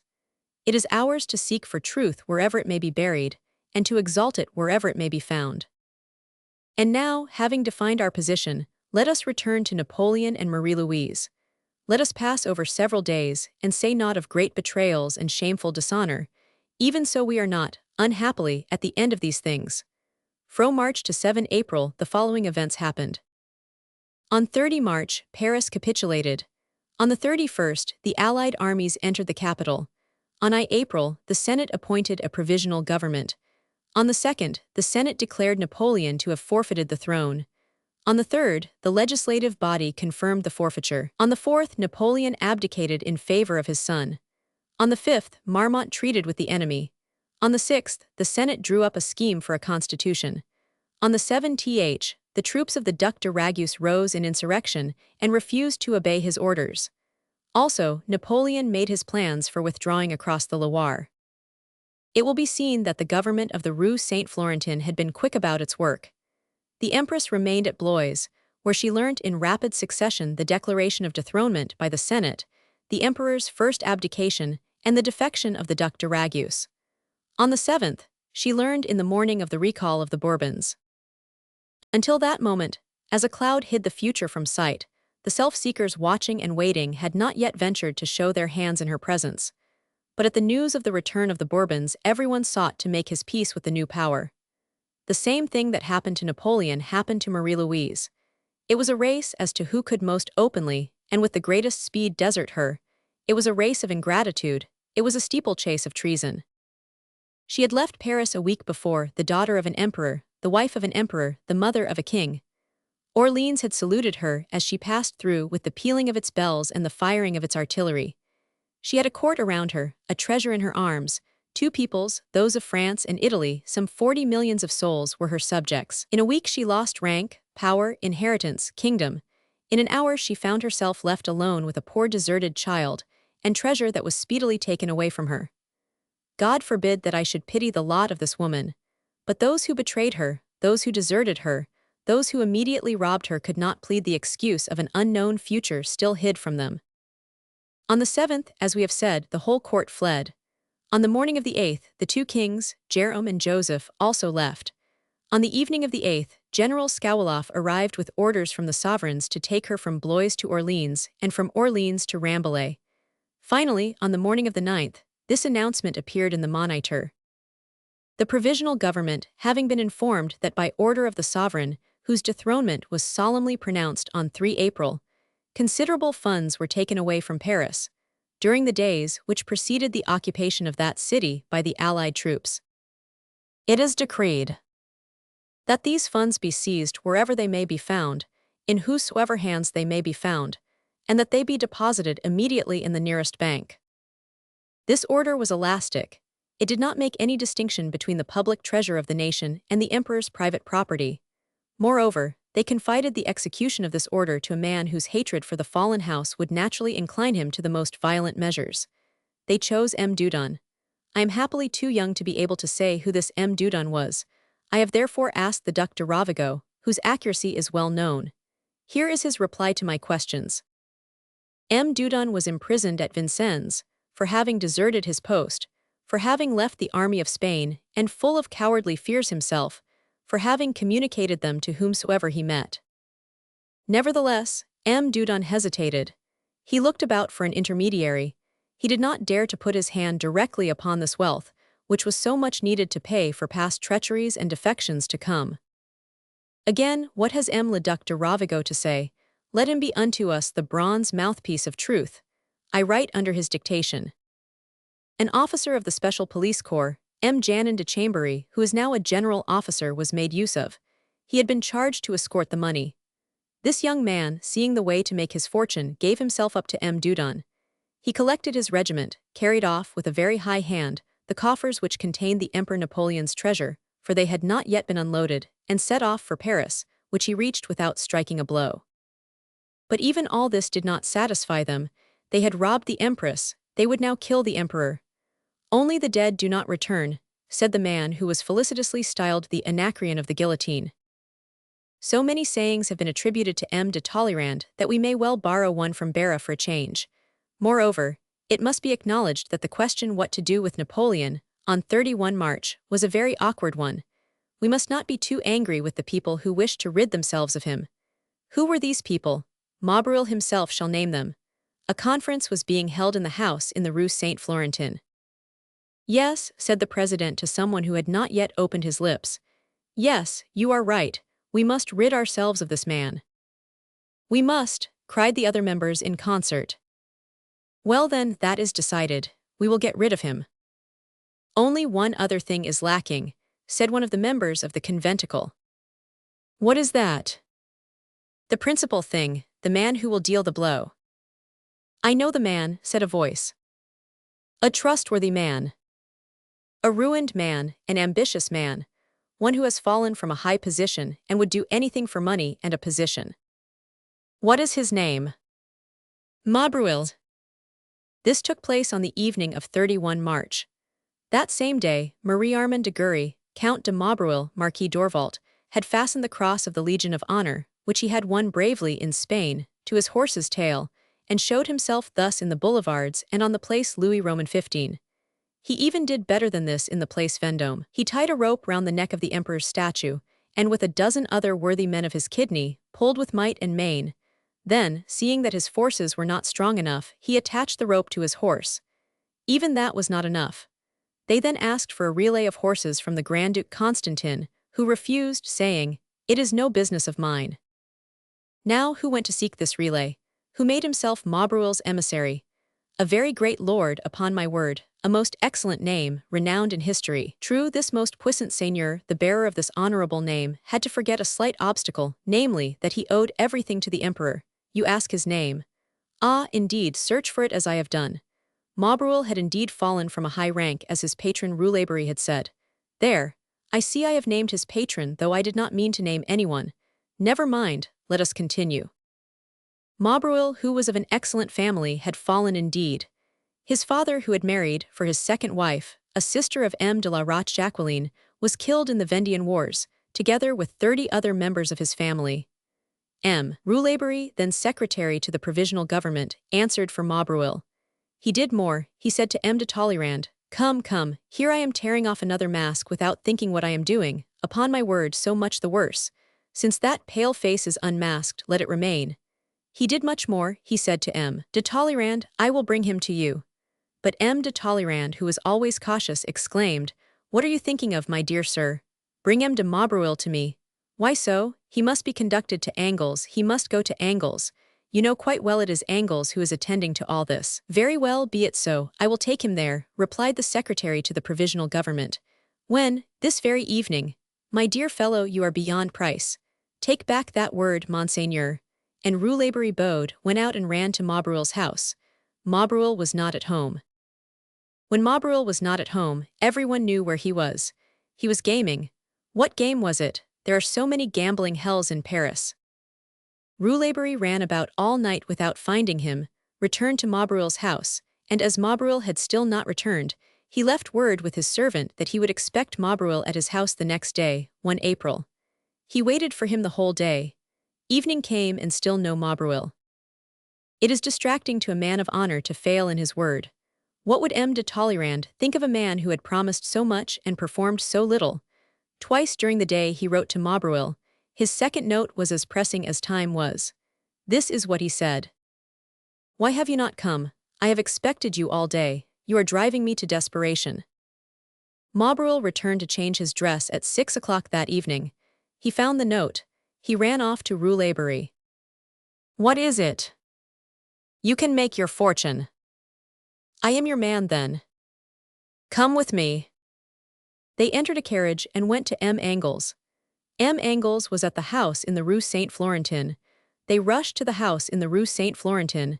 M. Angles had just gone out. They asked to see the prince. "Impossible, the prince is very busy. He is in the act of betraying."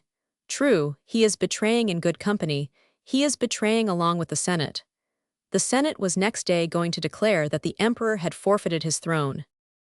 Be it remembered that it was this same Senate Conservator, which, on the return from the disastrous Russian campaign, 15 months earlier, had said to the emperor, "Sire, the Senate is established for the purpose of preserving the Fourth Dynasty. France and posterity will find it faithful to this sacred duty, and every one of its members will be ever ready to perish in defense of this palladium of the national prosperity." We must admit that it was drawn up in very bad French. It is also true that it was drawn up by very poor specimens of Frenchmen. The next day, Maubrouil and Rouleberry returned. The prince was no more visible than on the previous evening. The prince was at the Luxembourg, but it did not matter. They could be introduced into his cabinet presently, which was occupied at the moment. Besides, perhaps he might return. "We will wait," said Rouleberry.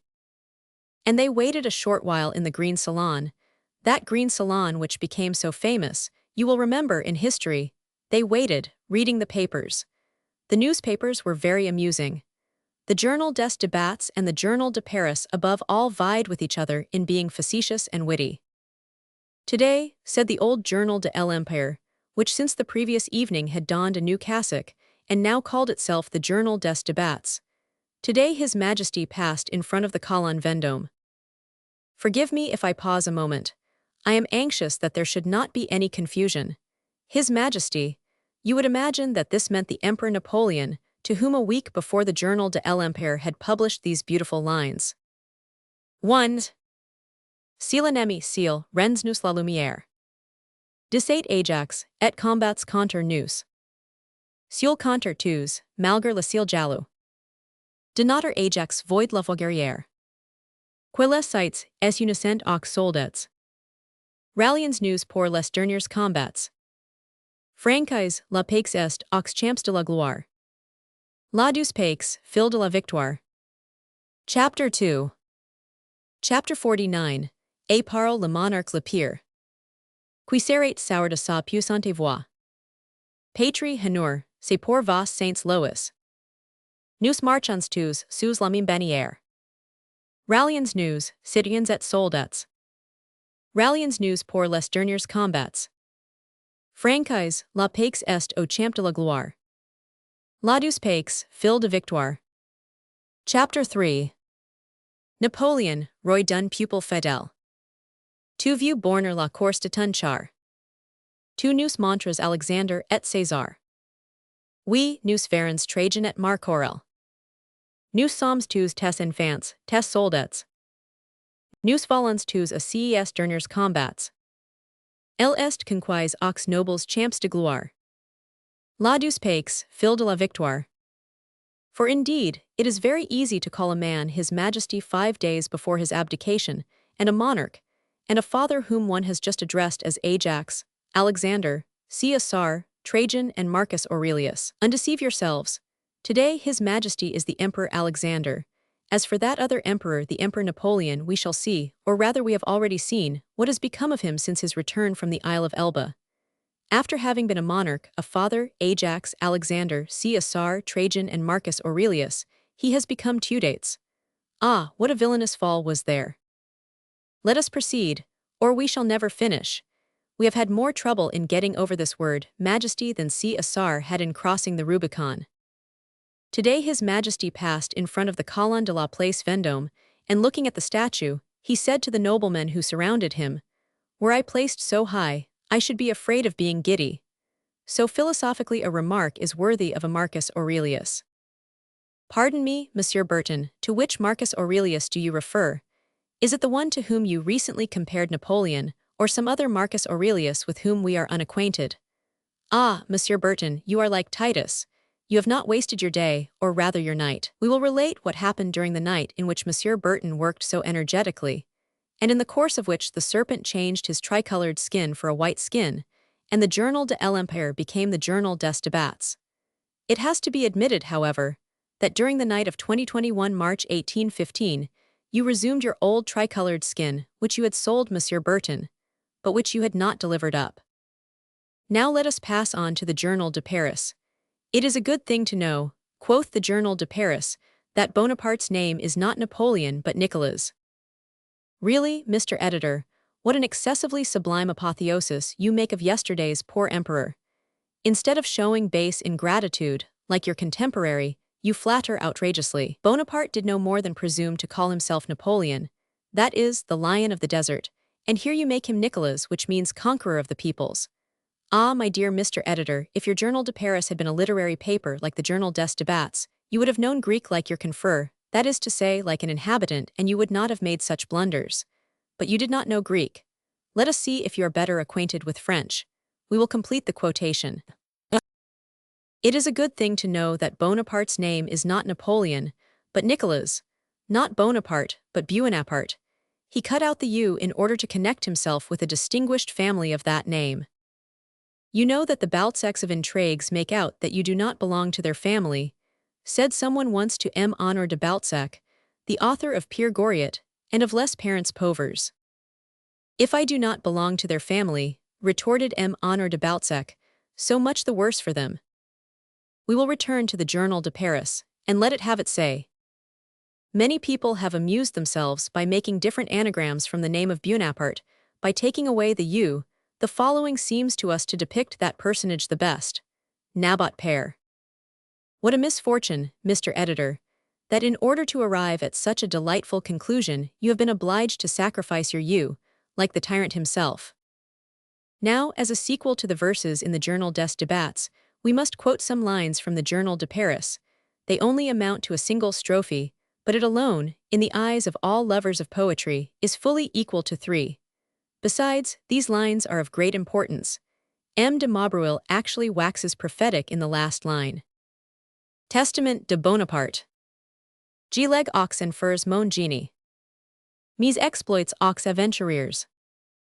A mes partisans l'infamie. Le grand livre à mes créanciers.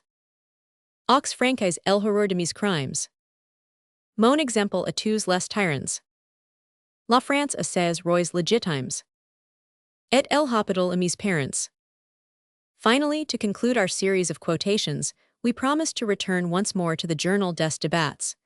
There shall be no cause for complaint. We will return to it twice. We will place a double-columned account, with its doit and its avoir, before our readers' eyes. There was only an interval of 14 days between the two articles, as can be seen from the dates. Journal des Débats, Journal de l'Empire. Paris, 7 Mars 1815. Paris, 21 Mars 1815. Peau blanche, peau tricolore. Doit avoirs. Buonaparte, Saint-Ave de l'Isle la famille des Bourbons est parti. D'Elba, o l'imprudent magnanimate cette nuit, en ignore encore n. Des souverains allies lui avaient route quelle prize, Paris offer. Dans une souveraineté, pour prix l'aspect de la sécurité et de la joie. De la désolation quille avait porté les boulevards sont couverts d'une. Dans leurs états, faulements impatient. L'armée et les héros qui lui est. Cet homme qui en abdiquant le rendu, le petit nombre de troupes. Pouvoir, enagemise abdique son quan avait eu l'espoir en sens de. Ambition et ses fureurs, cet homme lui opposer est rally aux aigles, et. Tout couvert du sang des générations, tout la milice francaise, devenu. Vint, about done en, essor de national, marqué sous les drapeaux. Disputer, au nom de l'usurpation, la de la gloire et de la patrie. Sa. Légitime autorite du roi de France, majeste l'empereur à traverse. A la tête de quelques centaines, du sens luz de pays avec la. D'Italiens et de Polonais, il os rapidite de l'éclair, au milieu d'une. Metter lapide sur une terre que la population saisi d'admiration, et de.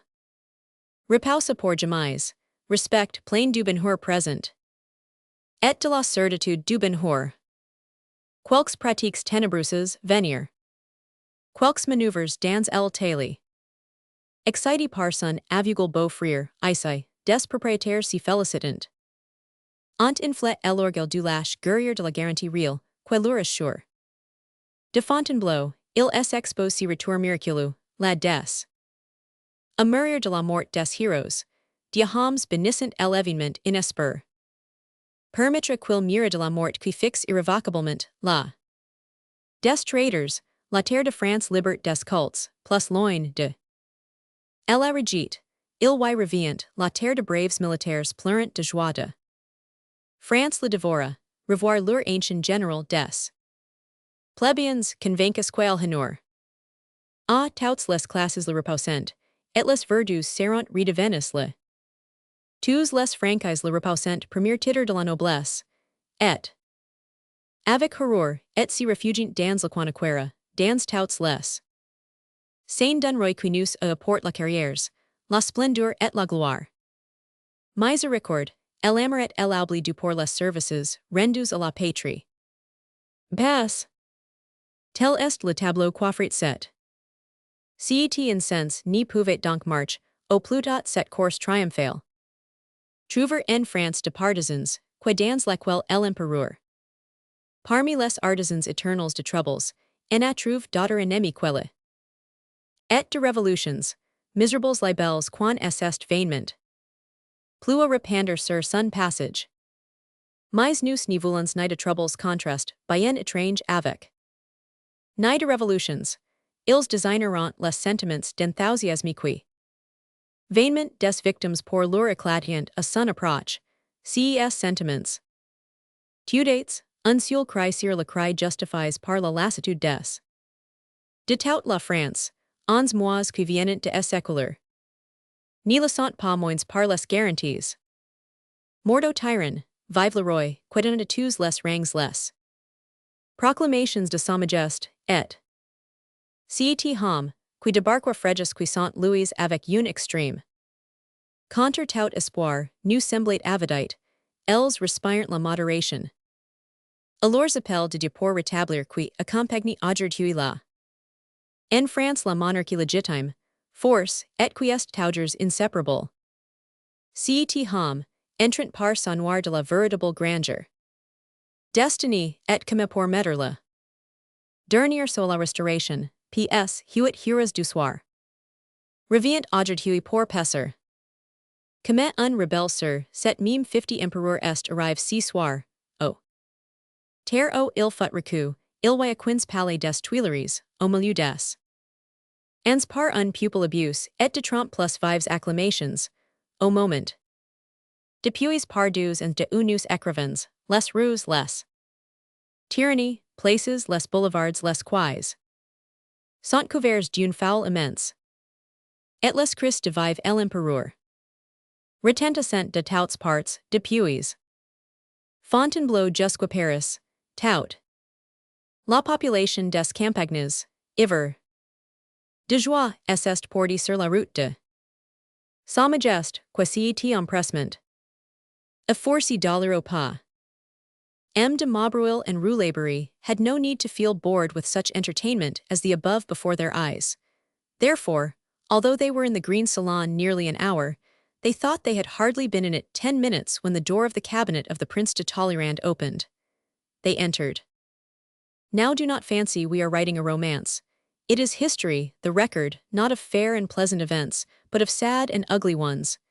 If you doubt it, consult the report drawn up by M. Thouaret and Breyer de Valligny, deputies of the Procureur Imperial, in the month of June 1815, about this affair, and laid before one of the chambers of the Court of First Instance of the Seine.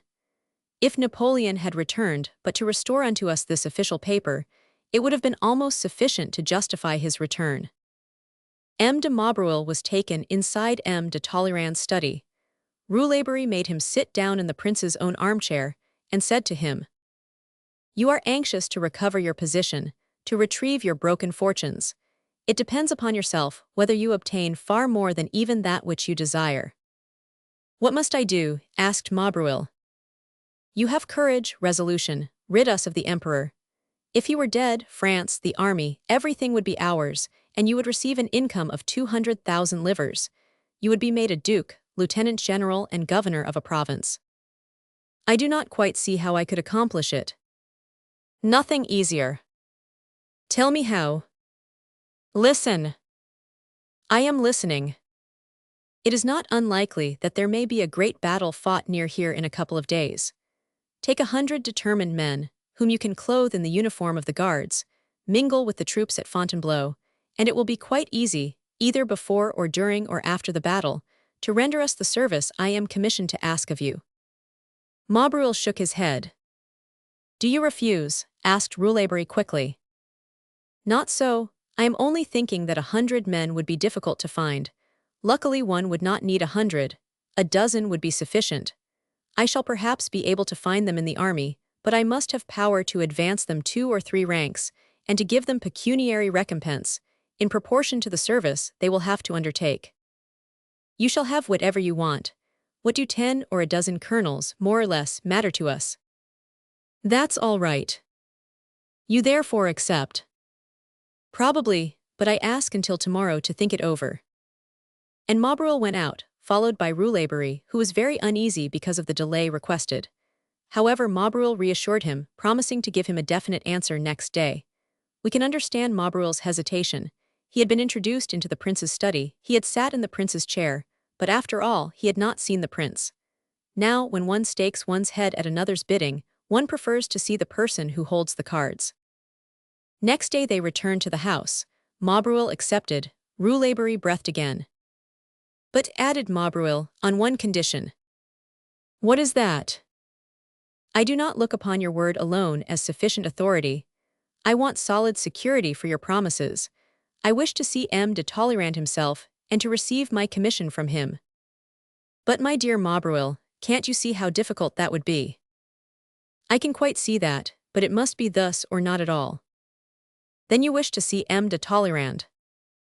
"I wish to see M. de Talleyrand, and to receive my orders direct from him." "Oh, oh," said the lawyer, striking his friend on the chest, "one might think you were afraid." "I am not afraid, but I wish to see M. de Talleyrand." "Very well, so be it," said Rouleberry. "You shall see him, and since you demand his guarantee, you shall be satisfied. Wait a few minutes in the salon." And he went into M. de Talleyrand. A moment later, he came out. "M. de Talleyrand is going out. M. de Talleyrand will make you a sign with his hand. M. de Talleyrand will smile upon you. Will that satisfy you?" "Hum," returned Maubreuil. "Never mind, we will see." M. de Talleyrand passed out, made the prearranged gesture, and smiled graciously upon Maubreuil. It is Maubreuil, be it understood, who relates all this. The gesture seduced Maubreuil, the smile carried him away, but Maubreuil wanted something else. He want 0 francs. They hesitated, they chaffered, they had not the money, there were so many betrayals to pay for. But thanks to the decree of the 9th, they made a haul of 13 millions, the private moneys of Napoleon. They did it conscientiously, not leaving anything to Marie-Louise, either money or jewelry. She was reduced to the point of being obliged to borrow a little china and silver from the bishop, with whom she stayed. So they ha millions, without reckoning the 10 millions in bullion deposited in the cellars of the Tuileries, on which they had already laid violent hands. This made 23 millions they had already borrowed of Napoleon. What the deuce did it matter? They were quite justified in taking 200,000 francs from this sum in order to assassinate him. So they took 200,000 francs, and they gave them to Maubreuil. Maubreuil rushed off to a gambling house and lost 100,000 francs that night. Was he going to assassinate Napoleon for 100,000 francs? Not he, indeed. It was not enough. He had recourse to M.A. M.A. was a man of imagination. An idea came into his head. The Queen of Westphalia is following in Napoleon's wake. Yes. We may suppose that the Queen of Westphalia carries the crown jewels with her. Yes. Well then, seize what she has and you will have a good catch. Yes, but I want authority to do that. Authority, what do you mean? A written order. Signed by whom? Signed by you. Oh, if that is all, here goes. And M.A. took a pen and signed the following order. Pardon me, you say, who is M.A.? Good gracious, you have but to read, the signature is at the foot of the order. Office of the Police. It is ordered that all officials under orders of the Police General of France, prefects, superintendents and officers, of whatsoever grade, shall obey the commands that M. de Maubreuil shall give them. They shall carry out his orders and fulfill his wishes without a moment's delay, M. de Maubreuil being charged with a secret mission of the highest importance. Angles. This was not enough. Maubreuil wanted another order, a similar one, signed by the Minister of War. He had settled with the civil power, it remained to put himself right with the military. He went to look up the Minister of War. He obtained a similar order to the one we have just given. The Minister of War was General Dupont. There are some very ill-fated signatures. On 22 July 1808, this signature was at the foot of the capitulation treaty of Balen. On 16 April it was at the foot of Maubreuil's commission. The one handed over to the enemy, without striking a blow, the liberty of 14,000 men. The other gave up the life and the gold of a queen to a thief and an assassin. In the face of such errors, one is proud to be able to boast that one has never put one's name save in the forefront of a play, be it good or bad, save at the end of a book, be it bad or good. Besides these two orders, Maubreuil possessed himself of three others in the same terms. One from Bourrienne, provisional director of the posting arrangements. De Bourrienne, do you understand?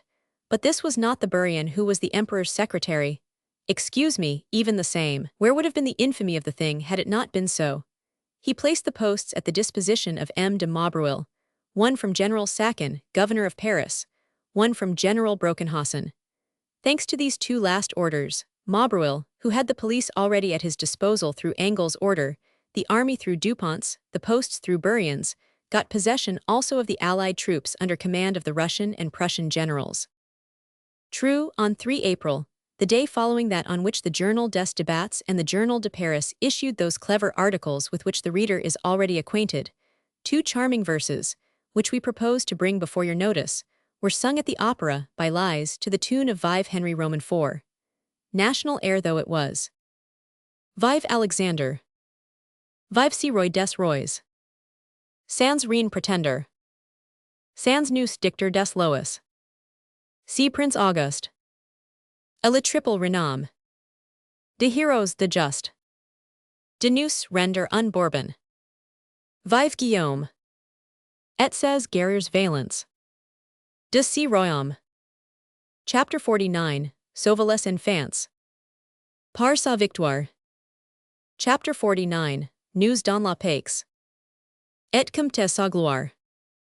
Par ses nombreux bienfaits. Really, it gives one a certain amount of pleasure to see that these lines are almost as poor as the prose of the Journal des Débats and of the Journal de Paris. So Maubreuil had his 5 orders all correct in his pocket. Armed with these, he could act, not against Napoleon direct, that was too risky a business, but against the Queen of Westphalia. And on the whole, was it not a good stroke of business to have made them pay the price of assassinating Napoleon, and then not to assassinate him? This is what Maubreuil proposed to do.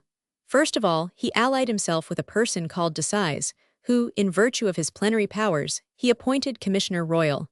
Next, he put himself on the watch at the corner of the Rue du Mont-Blanc and the Rue Saint-Lazare. The Queen of Westphalia was lodging at Cardinal Fesch's house. Her departure was fixed for the 18th. The orders were signed on the 16th anth. Maubreuil was well informed of the Princess Catherine de Württemberg's movements. On the 18th, at 3 o'clock in the morning, the ex-Queen of Westphalia entered her coach and started off en route for Orleans.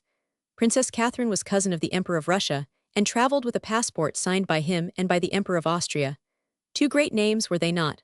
Alexander and Francis. Maubreuil had gone on in advance. He learnt from the postmaster at Pithiviers, now you see how useful was M. de Bourrienne's authorization that the princess would take the road which ran by the Bourgogne. Then he hid himself at Fossard, the posting house a half-league from Montereau. There was not the slightest danger that Maubreuil would make any mistake. He knew the princess too well for that. He had been her equerry. On the 21 Cent, at 7 o'clock in the morning, the princess's carriage came into sight on the road. Maubreuil rushed out at the head of a dozen cavaliers, stopped the carriage, obliged the ex-queen to enter a kind of stable, into which all her luggage was removed piecemeal. There were 11 boxes and cases. Maubreuil demanded the keys of them. The princess had no means of resistance. She gave him them without appearing to recognize him in any way, without deigning to address a word to him. Maubreuil saw this, but took no notice. He sat down quietly to his breakfast, with Desizes, in a room on the ground floor of the inn, waiting for a detachment of troops which, taking advantage of his powers, he had requisitioned from Fontainebleau. Let us, however, be just to Maubreuil. As the weather was bad, as it rained, as it was very cold, he invited his past sovereign to come into the inn. but as she would have been compelled to share the same room with him, she preferred to remain in the courtyard. A woman who had compassion on her fellow woman brought her a chair, and she sat down. Maubreuil finished his breakfast, and a lieutenant arrived from Montereau with a dozen men, Mamelukes and infantry. Some sort of explanation had to be given to this officer and to these soldiers. Callous though Maubreuil was, it was not to be supposed that he would say, "You see me for what I am, a robber." No, it was Princess Catherine who was a thief. Princess Catherine had been stopped by Maubreuil because she was carrying off the crown jewels. 4 sentries were posted to prevent any travelers coming near, unless such travelers came in a carriage, in which case, willy-nilly, the carriage must be requisitioned. Some merchants came from Sens leading a stage wagon. The stage wagon and the 2 horses harnessed thereto were confiscated by Maubreuil. They loaded this stage wagon with the princess's trunks. Only then did she deign to address a word to Maubreuil, who had been apologizing to her for his mission. "For shame, monsieur," she said. "When a man has shared bread with another, he should not undertake such a mission to their detriment.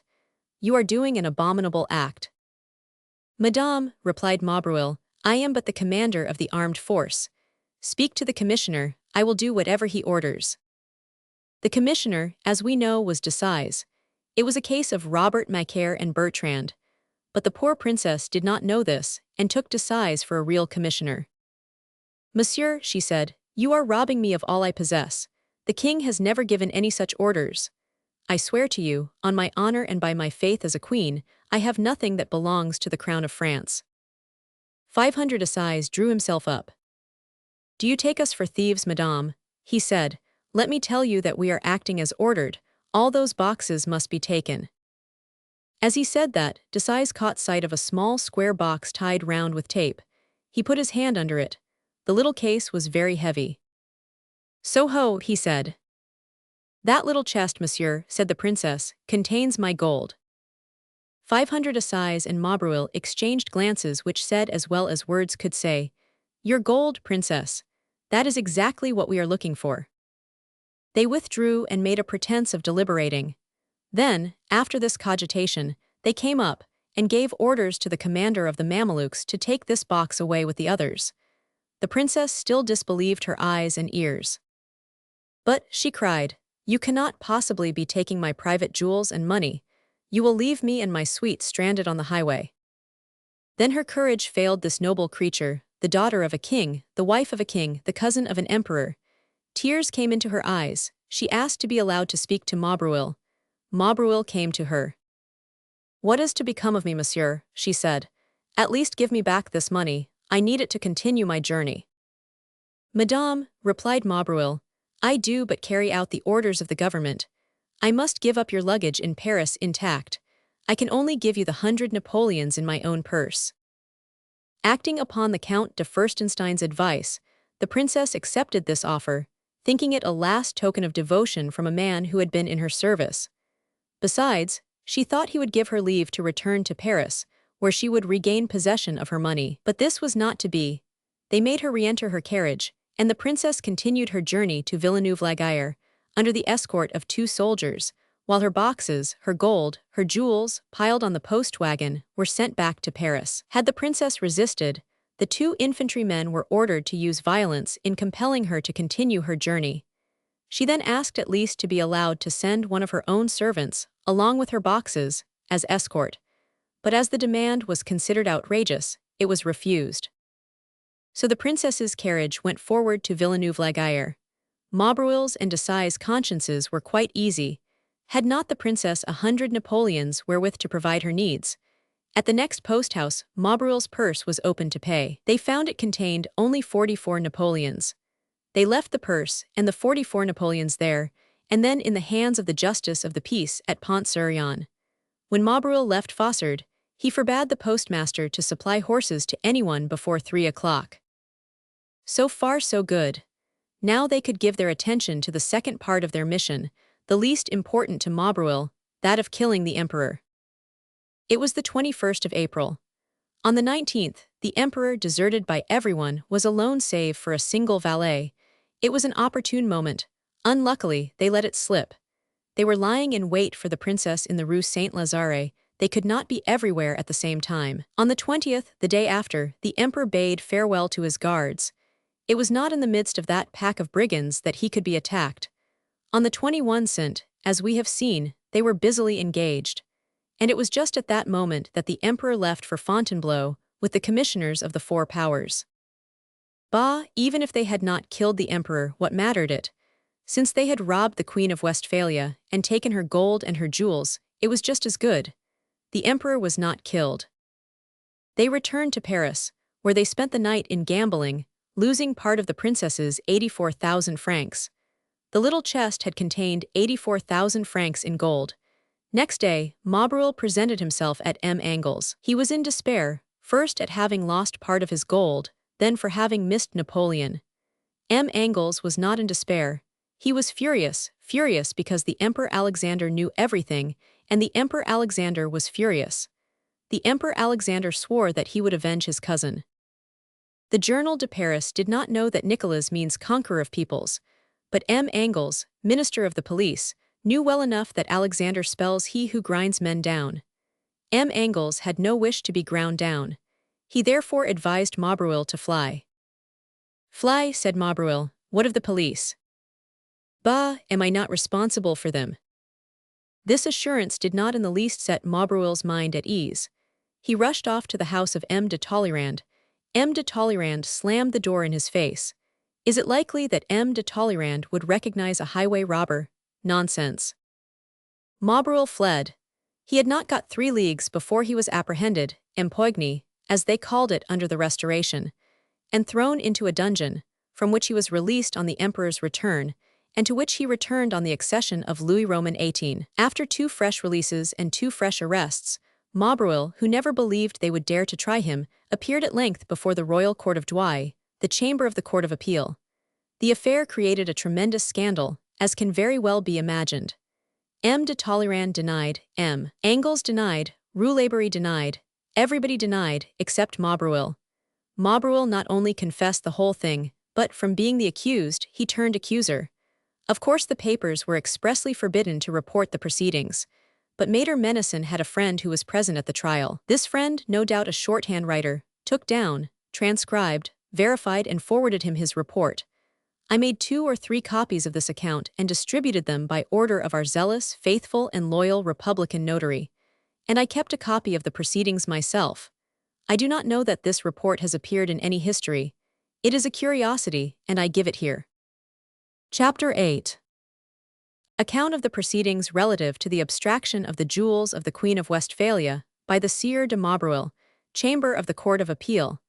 The sitting of 17 April, 1817. Enter the Sieur de Maubreuil. Placed at the prisoner's bar, he looked fixedly at M. de Vatimesnil, the king's counsel, and spoke to him as follows. M. le procureur du roi, he said, you have called me an appropriator of treasure. It is false. I have never been an appropriator of treasure. The journalists have made use of your last speech to spread an odious interpretation on my trial, but I am above their reproaches. They endeavored to silence the Sieur de Maubreuil, but he went on with renewed pertinacity. I appeal to all Frenchmen here present. I place my honor in your safe keeping. Tomorrow I may be poisoned or assassinated. The warders laid hands on M. de Maubreuil, but he shook himself free of them and went on. Yes, I quite expect it. They may shoot me in my cell, the police may carry me off and make away with me, as happened to my cousin, M. de Brosse, who, in the month of February, presented a petition to the chamber in my favor, but I place my honor in the custody of the Frenchmen who are here present. Hear what I have to say to you. Here the prisoner raised his voice. I accepted the commission to murder the emperor, but I accepted it only in order to save him and his family. Yes, my countrymen, I am not a miserable thief as they are trying to make out. Frenchmen, I call you all to my aid. No, I am not a thief. No, lamb not an assassin.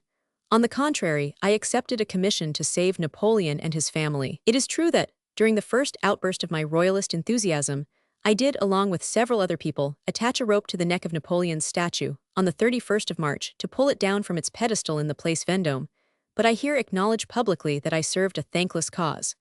Though I did insult Napoleon's statue, I have done good to him in the flesh. No, I am not an assassin. Frenchmen, my honor is in your hands. You will not be deaf to my entreaties. Again they tried to stop M. de Maubreuil's mouth, but the harder they tried to silence him, the louder he spoke. I accepted, he continued, a commission to save Napoleon, his son and his family. I admit that bribed, deluded and entangled by the provisional government to do it, I was foolish enough to tie the cross of the Legion of Honor to my horse's tail. I bitterly repent of doing so.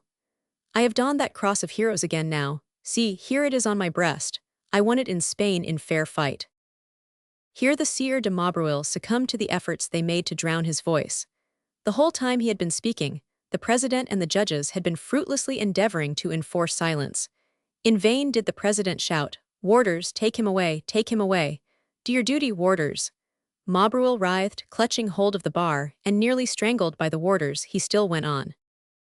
"M. le President, my respect for you is unbounded, but your acts and words are useless. They wish to assassinate the emperor, and I only accepted the commission which has brought me here in order to save him." There was a tremendous noise, an uproar and shouts among the audience. Many Vendines were present, relatives and friends of the prisoner, who was related to the family of La Roche-Jacqueline.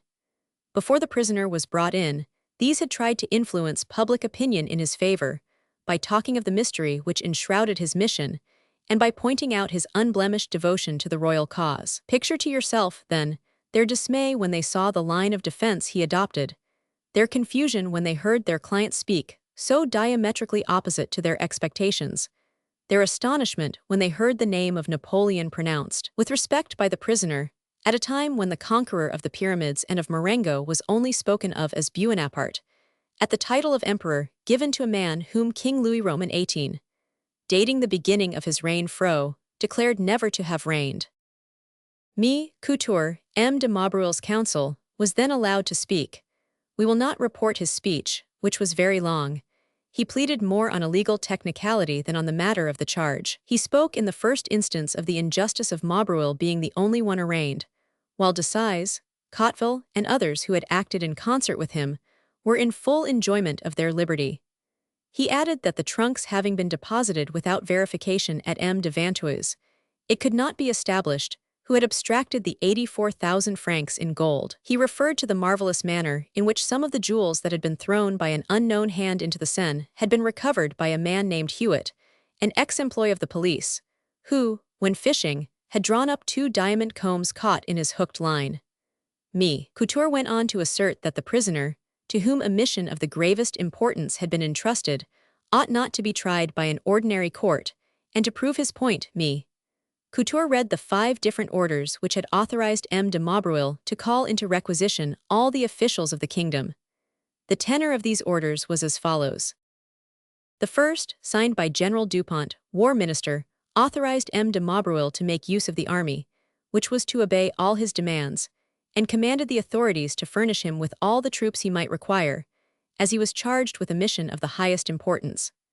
The second, signed by Angles, Minister of Police, ordered all the police force throughout the Kingdom of France to lend assistance to M. de Maubreuil to the same end. The third, signed by Burian, Director General of the Posts, ordered all postmasters to supply him with whatever horses he should require, and to consider themselves personally responsible for the least delay they might occasion him. The fourth, signed by General Sachin, Governor of Paris, enjoined the Allied troops to assist M. de Maubreuil. Finally, the fifth, which was in Russian, was addressed to those officers who did not understand French and who could not therefore have obeyed the preceding orders. From these documents Couture argued that the King's Council alone must have had cognizance of M. de Maubreuil's mission and alone ought to decide the case. After having replied to Couture's pleading, the King's procurator set forth his reasons for regarding the Tribunal Correctional as incompetent in the present case, since the charges brought against the Sieur de Maubreuil constituted a crime, and were not those of a simple misdemeanor, that it was a question of a robbery under arms committed on the highway, and not merely a case of breach of confidence. For it was vain, he said, to try to allege the unlimited power with which the prisoner was vested. No power could authorize a citizen to run counter to existing laws, for if such a contention could be maintained, it could be pursued to its logical conclusion, and in that case, it might be excusable to commit a murder or burn down a village. As a matter of fact, continued M. de Vatimesnil, we are advised that Maubreuil, acting as a government agent, was endowed on that very count with a far graver responsibility, and the law ought to be set in force against him with the greater severity. No mission could excuse a man for having ill-treated a person traveling on the highways with a passport, and his crime assumed still graver proportions when that person happened to be an august princess, sprung from an illustrious house, allied to all the crowned heads of Europe, and traveling under the protection of a passport from her illustrious cousin, the Emperor of Russia, a princess who was entitled to double respect, both from her rank and because of the reverses of fortune she had recently experienced. And, exclaimed the king's council, with what indignation ought we to be seized when we hear the accused uttering such libelous fables to avoid the course of justice? Who are those Frenchmen he addresses, whom he invokes to his aid? What faith could be put in such an unlikely story as that he had received a mission against a person traveling under the safeguard of the most solemn treaties, signed by all the allied sovereigns? And if he did accept such a mission, was it not doubly mean to have accepted money for carrying it out, and then to have deceived those whom he pretended had given it him? Should he not be regarded henceforth as one of those hateful creatures known of all men, who, under pressure of an accusation, hatches conspiracies and denounces unknown fellow citizens, to the sole end of arresting or diverting justice? The Sieur de Maubreuil had listened to all this tirade with fiery impatience, and his solicitor had only been able to pacify him by allowing him the pen and paper which he demanded. When M. de Vatimesnil's speech was over, Maubreuil passed what he had just written to the president, then rose and said, "M. le Président, as a man who expects to be assassinated at any moment, I place this political deposition in your hands. Frenchmen, it is my honor I am bequeathing to all you who are here present. As a man on the brink of appearing before God, I swear that it was M. de Talleyrand who, by means of M. Laborie, sent me, that the prince forced me to sit down in his own armchair, that he offered me 200,000 livres income and the title of duke, if I accomplished my mission satisfactorily. Furthermore, the Emperor Alexander offered me his own horses. But I repeat, if I accepted the mission I am blamed for, it was to save the emperor and his family." Here they again compelled Maubreuil to stop speaking, and the warders, taking hold of him by his shoulders, forced him down into his seat. Then his lawyer, Me. Couture, rose, addressed the king's council once more, and begged for pity's sake that no notice should be taken of his client's mad words. "Alas," he cried, "the man whom you see before you, monsieur, is no longer M. de Maubreuil, but only the remains, the shade of M. de Maubreuil. A detention of 3 years, 390 days of which has been spent in solitary confinement without communication with a soul, without even seeing his own counsel, has deranged his reason. He is now nothing but the ruins of a man. For the love of humanity, do not take account of a speech which can only tell against him." The judges, greatly embarrassed by what they had just heard, although their business was but to decide on the simple question of the competence or incompetence of their tribunal, deferred sentence until the following Tuesday, 22 April. Probably the delay was arranged, so those in court thought, in order to receive instructions from the chateau, and to act in accordance with those instructions. The sitting of 22 April. Maubreuil was led in. He had scarcely entered the prisoner's dock before he violently pushed away the guard and cried out, "You have no right to maltreat me like this, warders. You have made me suffer quite enough the 3 years I have been in prison. It is a dastardly wicked thing. We are here before justice and not before the police. Let me rather be shot immediately than delivered over longer to the tortures of which I have been the victim for 3 years. No, never was greater cruelty exercised in the Prussian fortresses, in the dungeons of the Inquisition under the foundations of Venice. I am cut off from the world, my complaints are hushed up, my lawyer is forbidden to print and distribute my defense. I here express before all my gratitude for his zeal and his devotion, but I am in despair that he has not based his defense on the information I have given him. He has not dared to do so." Here silence was again imposed on the prisoner. The president then read the sentence, pronouncing that the Tribunal de Police Correctionnelle declared its incompetence, and sent the prisoner to the assizes, on the ground that if the facts which had been laid bare were proved, they constituted a crime, and not a simple misdemeanor. When the prisoner heard the sentence of incompetence to deal with the case pronounced, he sighed deeply, and his face, changed by a long captivity, expressed dejection and despair. But he rallied his strength and cried, "The blood of 29 of my relations was shed for the Bourbons in Vendée and at Quiberon. I too am to be sacrificed to them in my turn. They wish to destroy me, my groans are to be stifled. I am to be made out a madman. It is a diabolical plot. No, I am not mad, no, I was not mad when my services were required by them. Frenchmen, I repeat to you what I told you at the last sitting, they asked me to take the life of Napoleon. Write to Vienna, to Munich, to St. Petersburg. Yes, yes, pushing away the warders who sought to impose silence upon him. Yes, they demanded of me the blood of Napoleon. M. le President, they have handled me with violence. M. le President, they will maltreat me. M. le President, they will put my feet in irons. But come what may, to the last moment I will proclaim it. They asked me to take Napoleon's life. The Bourbons are assassins.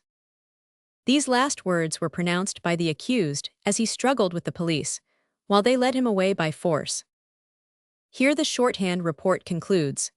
I have not altered a word of the statement, a certified copy of which is under my eyes. On the 18th of the following December, Maubreuil was arraigned to appear before the Court of Assizes at Douai, and succeeded in escaping before the trial. On 6 May 1818, judgment was issued, condemning him to 5 years' imprisonment by default and to pay 500 francs fine for being a dishonest trustee. Maubreuil, having taken refuge in England, returned on purpose to deal M. de Talleyrand the terrible blow which struck him down, on the steps of the Church of Saint-Denis, during the funeral procession of Louis Roman XVIII. "Oh, what a cuff!" exclaimed the prince as he picked himself up. How can people deny M. de Talleyrand's presence of mind after that? M. Dupin could not have done better. This obscure, strange, mysterious Maubreuil affair did the Bourbons of the Restoration the greatest possible harm. To the Count d'Artois and M. de Talleyrand, it was what the affair of the necklace was to Marie Antoinette and the Cardinal de Rohan. That is to say, one of those hidden springs from which revolutions derive power for the future, one of those weapons the more dangerous and terrible, and deadly for being dipped so long in the poison of calumny. Book 2. Chapter 1. The last shot of Waterloo temper of the provinces in 1817, 1818, and the Messenians, the Vepers Sicilians, Louis Roman IX. Appreciation of these two tragedies, a phrase of Terence, my claim to a similar sentiment, 3 o'clock in the morning, the course of love-making, veillet res ludrica. I am not sure who said, perhaps I said it myself, that the Revolution of 1830 was the last shot of Waterloo. It is very true, setting aside those whose family interest, position or fortune attached them to the Bourbon dynasty, it is impossible to conceive any idea of the ever-growing feeling of opposition which spread throughout the provinces. It got to such a pitch that, without knowing why, in spite of every reason that my mother and I had to curse Napoleon, we hated the Bourbons far more, though they had never done anything to us, or had even done us good rather than harm. Everything tended to the unpopularity of the reigning house, the invasion of French territory by the enemy, the disgraceful treaties of 1815, the 3 years' occupation which had followed the second restoration of the Bourbons, the reactionary movements in the south, the assassination of Ramel at Toulouse, and the Brune assassination at Avignon. Murat, who was always popular in spite of his stupidity and his treachery, shot at Pizzo. The proscriptions of 1816, defections, disgraceful deeds, shameful bargains came to light daily. The verses of Émile Debrox, the songs of Béranger, the Messenians of Casimir de Lavine and the Tabadières à la Charte, the Voltaire-Tauqués and Rousseaus of all kinds, unpublished rhymes of the type I have quoted. Anecdotes, true or false, attributed to the Duc de Berry, in which the ancient glories of the empire were always sacrificed to some youthful aristocratic ambition. All down to the king with his black gaiters, his blue coat with gilt buttons, his general's epaulets and the little tail of his wig. All tended, I say, to depreciate the ruling power, or rather, worse still, to make it absurd. Vepers Sicilians was played at the Odeon on 23 November 1819 with overwhelming success. It would be difficult to explain why, to anyone who has read the piece dispassionately. Why did a crowd wait outside the doors of the Odeon from 3 o'clock? Why was that splendid building crowded to suffocation, instead of there being, as usual, plenty of room for everyone? Just to hear 4 lines thought to contain an allusion to the political encroachments in which the king's favorite minister was said to indulge. These are the 4 lines. They seemed innocent enough on the face of them. De quel droit un minister, avec impunity. O style attenter a notter libert. Si reposant sur vous, des droits du diadème. Le roi vous a-t-il fait, plus roi qu'il en est lui-même. All the same, these 4 lines roused thunders of applause and rounds of cheering. And then one heard on every side the concert of admiration, which all the liberal papers sounded in praise of the patriotic young poet. The whole party petted him, praised him, exalted him.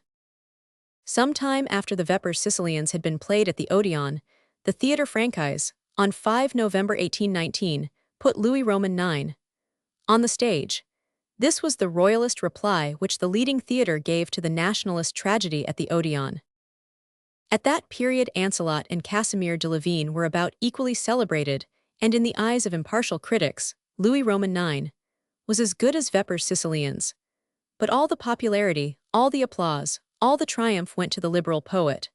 It was as though the nation were breathing again, after its suspension of animation from '93 onward, as though it were urging the public spirit to take the path of liberty.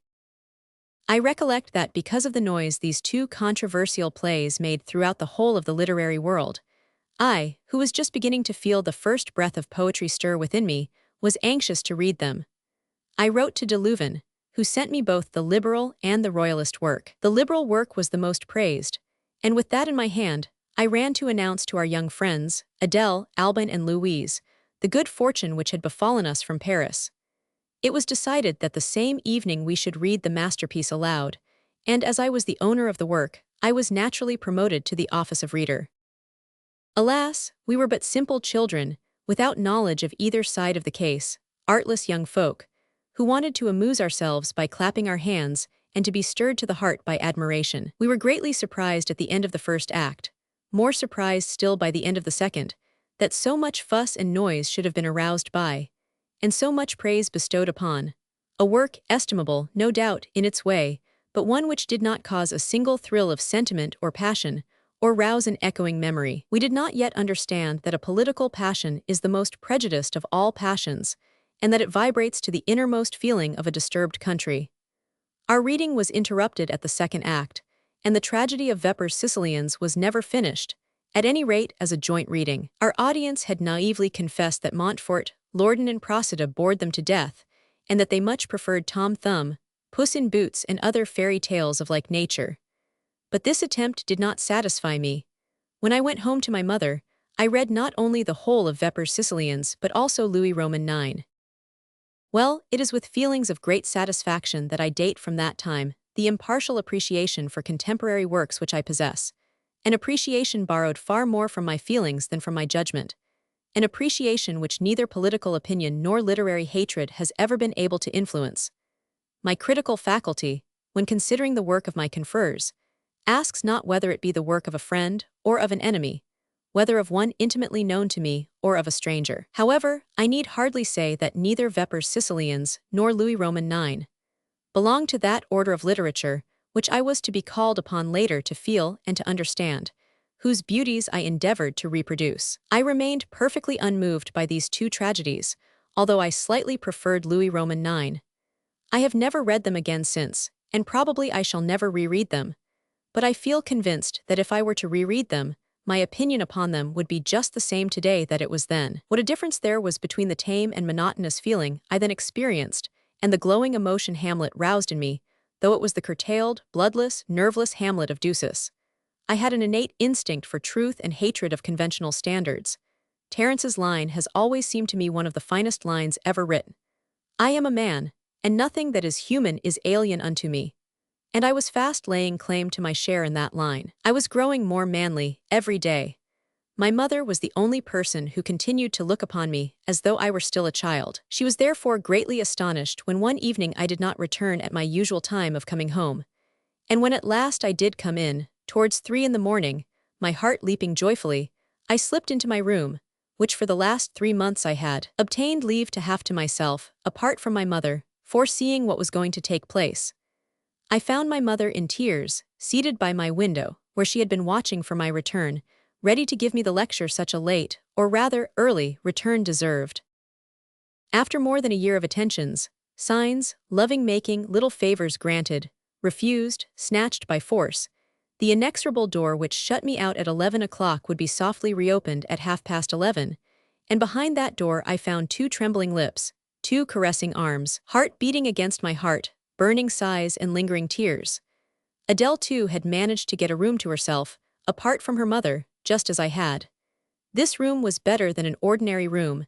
It was a tiny summer house which projected into a long garden enclosed only by hedges. A passage between the room occupied by her brother and the room occupied by her mother led to the garden, and consequently to the summer house, which was only separated from the passage by a staircase leading to the first story. It was the door of this passage, opening on one side into the street, and on the other, as I have said, into the garden, which was reopened to me at 11:30 at night and was not closed behind me until 3 in the morning, on that night when my mother stood anxiously waiting, all in tears, at the window of my room, just ready to go and seek for me in the 600 houses of the town. But what plagued my mother still more was, as I quickly discovered, that though she had not the least doubt as to the reason for my misconduct, she could not guess who was the young lady at the bottom of it. She had not seen me come back the way she had expected. The reason for that was simple enough. The little girl who had given her heart to me, after more than a year's struggle, was so pure, so innocent, so modest, that although my love and pride were ready to reveal everything, my conscience told me that honor and every fine feeling I had demanded that the secret be kept with the utmost care. Therefore, so that no one should see me at such an hour, either in the neighborhood of her house, or in the street leading to it, when at 3 in the morning I came out of the blessed passage that had served me in good stead, I made my exit by a little by-street, and gained the fields. From the fields I entered the park, leaping a ditch like the one over which I had given proofs of my agility to Mademoiselle Lawrence, under such different circumstances, at Whitsuntide.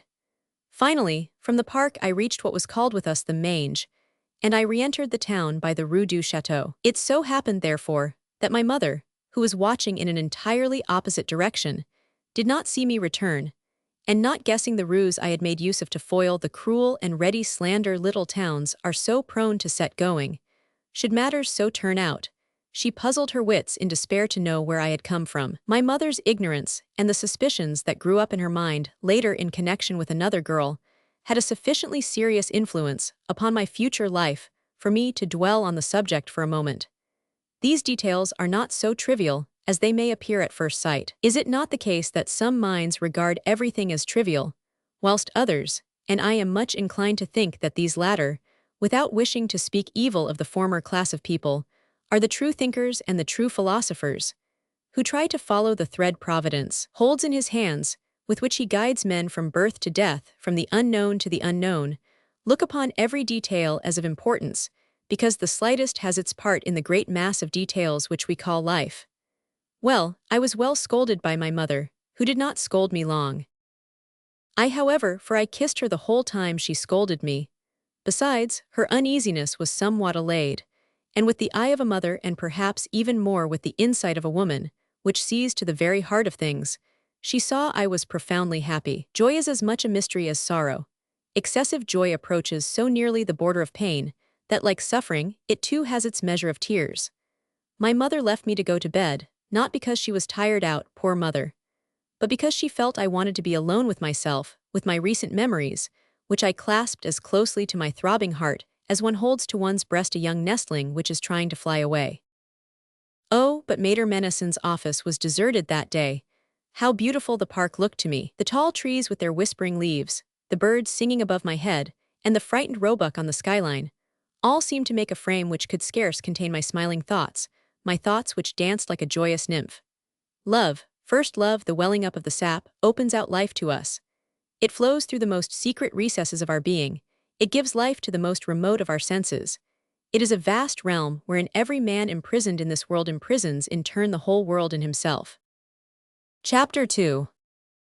Return of Adolphe de Louvain. He shows me a corner of the artistic and literary world. The death of Holbein and the death of Orcagna, entrance into the green rooms. Burgers Lenore, first thoughts of my vocation. In the meantime, de Louvain returned to Villers-Cotterêts after 5 or 6 months' absence. His return was to open out new fields for my ambitions, however, which I believed were capable of being fulfilled. If you throw a stone into a lake, however large the lake may be, the first circle it will make round it after its fall will go on growing and multiplying itself, even as do our days and our desires, until the last one touches the bank, that is to say, eternity. Adolphe returned and brought Lafarge back with him. Poor Lafarge, do you remember the brilliant head clerk, who returned to his native place in an elegant carriage, drawn by a mettlesome steed? Well, he had bought a practice, but there the progress of his rising fortune had stopped, by some inconceivable fatality. Although he was young, good-looking, clever, perhaps even because he possessed all these gifts, which are perfectly useless to a lawyer, he had not found a wife to pay for the practice, so he had been obliged to sell it again. And disgusted with the law, he had taken to literature. De Louvain, who had taken notice of him in Villers-Cotterêts, found him out in Paris and returned with him. Some of his ancient splendor still stuck to the poor fellow, but you might seek in vain for any real stability at the base of his fresh plans for the future. Those fleeting clouds hardly got beyond the stage of hopes. During his stay in Paris, a great change had come over Adolphe's character, a change which was to react on me. At M. Arnault's house, in which he had been a guest, Adolphe had had a closer view of the literary world than he had previously caught glimpses of in the house of Talma. He had there made the acquaintance of Scribe, who was already at the zenith of his fame. He met Mademoiselle Duchesnois there, who at that time was Telleville's mistress, and who recited Marie Stuart. There he became acquainted with M. de Jouy, who had finished his Scylla, Lucien Arnault, who had begun his Regulus, Pichat, who, while composing his Brennus and thinking out his Leonidas and William Tell, was facing a future in which, his first wreath on his head and his first palm in his hand, death lurked, waiting for him. He had then dropped from these lofty heights in the regions of art to inferior places, where he became acquainted with Sully, who was publishing poems in the Mercure, with Rousseau, that Pylades of Romeo whom Orestes had left one day at the turning of the road which led to his sub-prefecture, with Ferdinand Langle, the fickle lover of poor little Fleuriet, upon whom, it is said, a notorious poisoner tried the deadly powder with which he was later to kill his friend, with Thollon, that delightful person and indefatigable worker, who worked only in the hope that some day he would be able to be idle, but who never had time to be idle, who was cradled for a brief time in the arms of love, but who was never really to rest until he lay on the bosom of death. This poor Epicurean, who by dint of imagination saw his life in rosy garb, although for him it was clothed in black, wrote these 4 lines on the door of his study. They express at once his easy carelessness and his gentle philosophy. Loin du sot, du fat et du traitor. Chapter 100. Ma constance attendra. Et l'amour qui viendra peut-être. Et la mort qui du moins viendra. Death came, poor Thollon, came all too soon, for the as for Pichat, for Sully, for Balzac. For there are 2 deaths charged by Providence with the task of hurling men into eternity, the one inexorable, icy, impassive, obeying the sad laws of destruction, the death of Holbein, the death in the cemetery of Bale, the death which is ever intermingled with life, hiding its skeleton face under the most capricious of masks, veiling its bony body beneath the king's mantle, in the gilded dress of the courtesan, under the filthy rags of the beggar, walking side by side with us, an invisible but ever-present spectre, a lugubrious guest, a sepulchral comrade, the supreme friend who receives us in its arms when we fall over the edge of life, and who gently lays us to rest forever under the cold, damp stones of the tomb. The other, sister of the above, daughter too of Erebus and of Night, unexpected, spiteful, lies in ambush at a turning point of happiness or prosperity, ready like a vulture or a panther to pounce or spring out upon its prey. This is the death of Orcagna, the death of the Campo Santo in Pisa. Death in life, envious, with cadaverous hue, hair flying wildly in the wind, eyes flashing like those of a lynx. The death which took Petrarch in the midst of his triumph, Raphael in the midst of his love affairs, before whom all joy and glory and riches pale. That power which, passing rapidly, heedlessly and inexorably over the unfortunate victims who appeal to it, strikes down in the midst of their flowers, their wine and their perfumes, the handsome youth crowned with myrtle, the lovely maiden rose-crowned, the laurel-wreathed poet, and drags them brutally to the grave, their eyes open, their hearts yet beating, their arms stretched out towards the light, the day and the sunshine. Orcagna, Orcagna, great sculptor, great painter, and above all, great poet. How many times have I trembled as I touched the hand of a beloved child, or kissed the face of a mistress who had made me happy, for I had an inward vision of that death of the Campo Santo at Pisa, passing in the distance, dark, threatening like a sailing cloud. Then the next day I heard the words, "He is dead," or "She is dead," and it was almost always a young genius whose light had gone out, a young soul that had gone to its maker. This, then, was the world de Louvain had seen during his stay in Paris.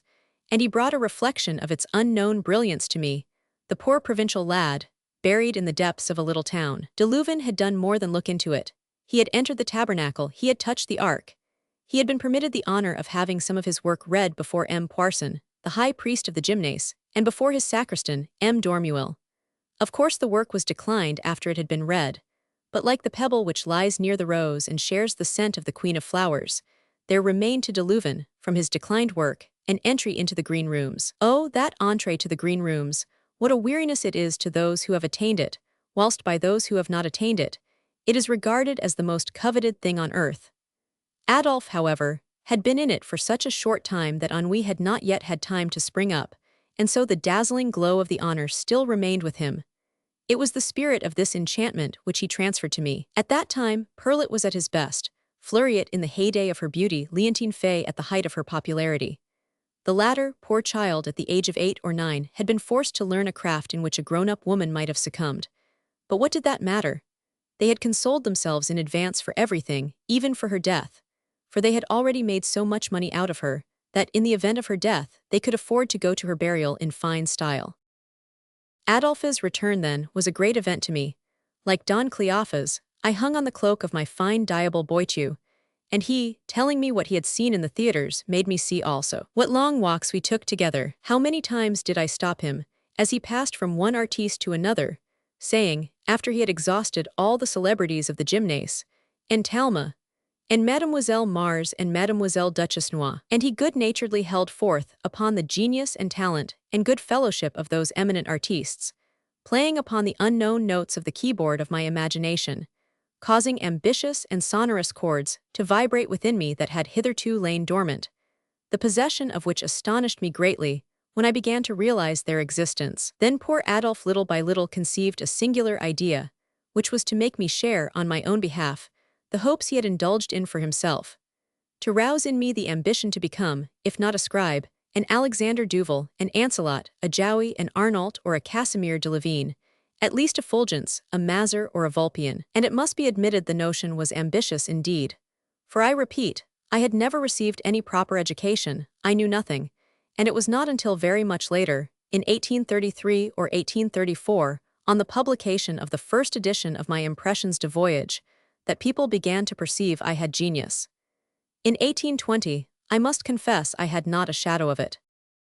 A week before Adolphe's return had brought to me the first vivifying gleam of light from the outside, where the hemmed-in and restricted life of a provincial town had seemed to me the limit of my ambition, a salary of say 15 or 1800 francs 3, for I never dreamt of becoming a solicitor.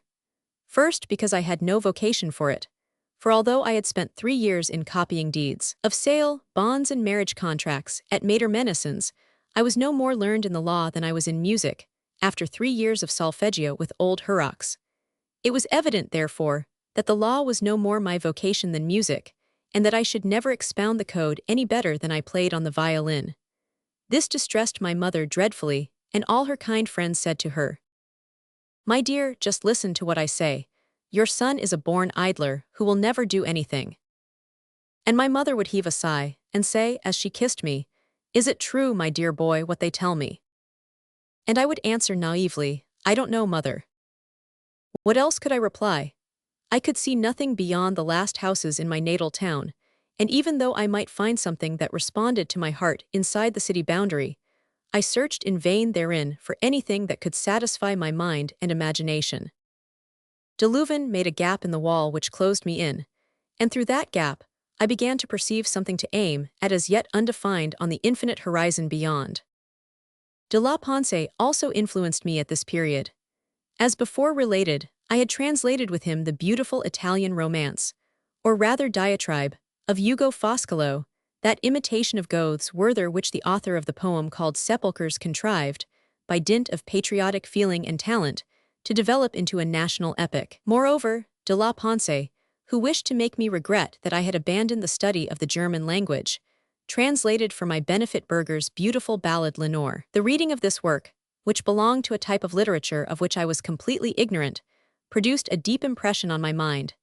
It was like one of those landscapes one sees in dreams, in which one dares not enter, so different is it from everyday surroundings. The terrible refrain which the sinister horseman, repeats over and over again to the trembling betrothed whom he carries off on his spectre steed. Aura, fantôme les morts vont vite, bears so little resemblance to the conceits of Demoustier, to Parny's amorous rhymes, or to the elegies of the Chevalier Bertin, that the reading of the tragic German ballad made a complete revolution in my soul. That very night, I tried to put it into verse, but as may well be understood, the task was beyond my powers. I broke the wings of my poor fledgling muse, and I began my literary career as I had begun my first love-making, by a defeat none the less terrible because it was a secret one, but quite as incontestable in my own estimation. What mattered it? These were indubitably my first steps towards the future God had destined, untried totterings like the steps of a child just learning to walk, who stumbles and falls as soon as he tears himself away from his nurse's leading strings, but who picks himself up again, and aching after every fall continues to advance, urged forward by hope, which whispers in his ear, "Walk, child, walk."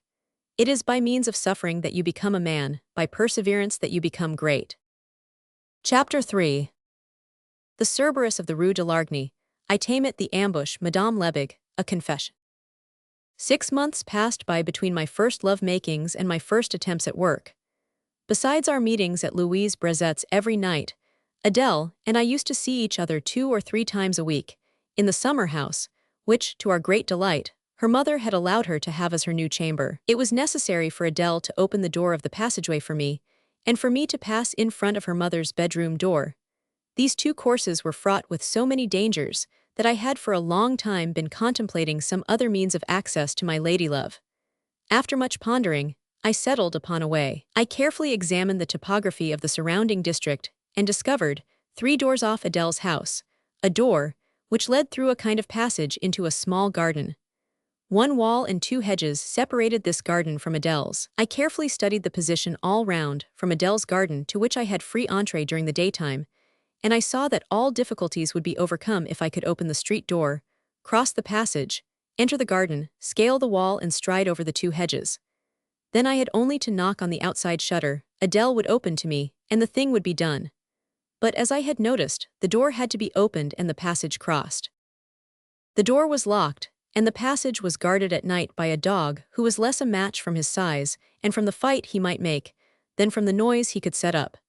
It took me a week to make my investigations. One night I ascertained, Mufti, that was the dog's name, barking loudly all the time, that the lock only turned once, and that I could open the door with my knife blade. The remaining 7 nights I cultivated Mufti's acquaintance, seducing him little by poking bits of bread and chicken bones under the door. The last 2 or 3 nights, Mufti, grown used to the windfalls I brought him, impatient for my arrival, expecting me long before I appeared, heard me come when I was 20 paces off, and at my approach, scratched with both paws at the door and whined gently at the obstacle that separated us. On the 8th day, or rather the 8th night, feeling sure that Mufti was now no longer an enemy but an ally, I opened the door, and according to my expectations, Mufti leapt upon me in the greatest friendliness, delighted to find himself in direct communication with a man who brought him such dainty scraps.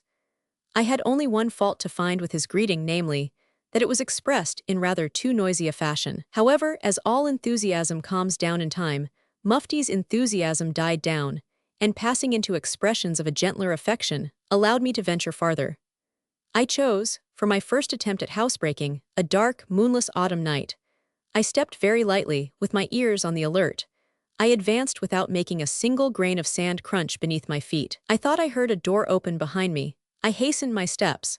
I reached a large patch of beans growing up on sticks, into which I flung myself as did Gulliver in his wheat field, with Mufti hidden between my legs, his neck held between both my hands, ready to be able to intercept the slightest sound he might wish to make, and there I waited. It was indeed one of the inhabitants to whom the passage belonged. He had heard the noise. In order to find out what caused it, he took a turn in the garden, passed within a couple of steps of me, without seeing me, coughed as though he were beginning with a cold, and went indoors again. I let Mufti go, I made for the palings, I leapt to the other side of the wall, I straddled over the 2 hedges and I ran to the shutters. But I did not need to knock. Before I reached them, I heard someone breathing, I saw a shadow, I felt 2 trembling arms stretch out to enfold me and drag me inside the summer house, and the door shut behind us. Oh, had I only been a poet in those days, What ravishing lines I could have made in honor of those first flowers which flourished in the garden of our love. But alas, I was not a poet then, and I had to be satisfied with repeating to Adele Parney's and Burton's elegies, which I believe only bored her. I have already remarked, apropos of Weber's Sicilians, what good taste this little girl possessed. I left her, as usual, towards 2 or 3 in the morning. As usual, also, I returned by the park, and reached home by a roundabout way. I have explained the way I took, and how I had to leap a wide ditch so as to reach the park from the open country, in order to avoid making the same jump 3 or 4 times a week, which was a very perilous feat on dark nights. I made a very big heap of stones in one corner of the ditch, so that I had only to make for this particular corner, and then make my jump in 2 leaps. On this particular night, as I leapt into the ditch, I noticed a shadow 4 paces off me, that looked slightly less caressing than that which had awaited me in the garden, and drawn me inside the summer house. This shadow held an actual stout stick, not the shade of one in all its naughty reality. Directly I attained to manhood's estate, and whenever danger faced me, whether by night or by day, I may proudly record that I always marched straight on towards that danger. I walked right up to the man with the stick. The stick rose, and I clutched it in my hand. Then followed, in that dark ditch, one of the severest tussles I have ever had in my life. I was indeed the person he was lying in wait for, the person he wished to meet. The man who was waiting for me had blackened his face. Consequently, I could not recognize him, but without recognizing him, I guessed who he was. He was a young man of 24 or 25. I was scarcely 18, but I was well broken in to all physical exercises, especially to wrestling. I succeeded in taking hold of him round the body and twisting him under me. His head struck on a stone with a heavy sound. No word passed on either side, but he must have been hurt. I felt him fumbling in his pocket, and I knew he was hunting for his knife. I seized his hand above the wrist, and managed to twist him so that his fingers opened, and the knife dropped. Then, by a quick move, I got hold of the knife. For 1 second a terrible temptation assailed me, to do what was indeed my right, namely, to open the knife and to plunge it into my antagonist's breast. That moment, a man's life hung by a thread. Had my anger broken that thread, the man would have been killed. I had sufficient control over myself to get up. I still held the knife in one hand. I took the stick by the other, and fortified by these 2 weapons, I allowed my adversary to rise too. He took a step backwards, and stooped to pick up the stone against which he had hurt his head. But just as he was lifting himself up, I hit him with the end of the stick on the chest, and he fell back 10 paces. This time he seemed to lose consciousness completely, for he did not get up again. I climbed the embankment from the ditch, and got away from the place as fast as I could. This unexpected attack had revealed such a spirit of hatred that I feared treachery might follow. No one else put in an appearance, and I reached home very much upset, I must confess, by this incident. I had certainly escaped from one of the most serious dangers I had ever incurred in my life. This event brought very serious consequences to a person who had had nothing to do with the affair, and led me to commit the only evil action I have to reproach myself with during the course of my life. The blame attaching to this evil deed is all the greater as it was committed against a woman. I can only say that it was committed without any premeditation. I reached home, as I have said, very glad to have escaped with nothing worse than a few bruises, and very proud at the end of the fray to have overthrown my enemy. Next morning I went to de la Ponce. As such an attack might be renewed under more disadvantageous circumstances than those from which I had just escaped, I wanted to borrow from him the pocket pistols I had seen in his rooms. It was difficult to borrow them from him without telling him why I wanted them. I told him, but as it would have revealed, or almost revealed, the house I came away from, if I had told him the true locality of the struggle, I indicated another place altogether. I selected, haphazard, a spot near the Mange, in a little narrow street, where 3 houses had their entrances. The first of these 3 houses was inhabited by Hippolyte Leary, the ex-bodyguardsman of whom I have already spoken in connection with our misadventures at M. Collard's, and who was soon to become my cousin by marrying Augustine, the second by the de Louvain family, and the third by the lawyer to whom Maître Menesson had related the misadventures of my early love-making, and who, as I have already mentioned, had married Eleanor, the second daughter of M. de Villaine by his first marriage. I have related also, when speaking of M. Lebig, how the charming nature and sociable spirit of his wife had roused suspicion and dislike in a little town, where superiority of any kind is a reason for jealousy. Now I had told others besides de la Ponce of the nocturnal attack of which I had very nearly been a victim, and to others also, as well as to de la Ponce, in order to divert suspicions. I had mentioned the same locality by the mange of which I have just spoken. Where could I have been coming from at 2 in the morning when I was attacked near the manege? It could not have been from Hippolyte Leroy's, it could not have been from Adolphe de Louvain's. It must then have been from M. Lebig's, or rather from Madame Lebig's. This wicked suggestion, entirely incorrect as it was, could only be supported by some semblance of a foundation. I was a very easy prey to being teased, perhaps because I laid myself open to it by my defenseless condition, and neither Madame Lebig nor her sisters spared me. Madame Lebig was pretty, witty, and a flirt.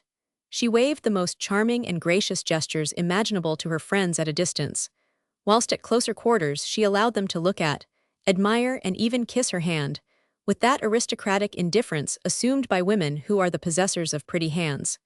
It was her only sin, poor woman. The crime was great, but the hand was pretty. I was exceedingly fond of Madame Lebig. I liked her, I can confess today, with a feeling that might even have got beyond the bounds of friendly affection if she had consented to more. But she had never given me the least encouragement, and whenever I was near her, her superior wit, her woman-of-the-world manners, her fine lady airs, would send me into the deepest depths of that shyness of which I had given such glaring proofs during my earliest love-makings.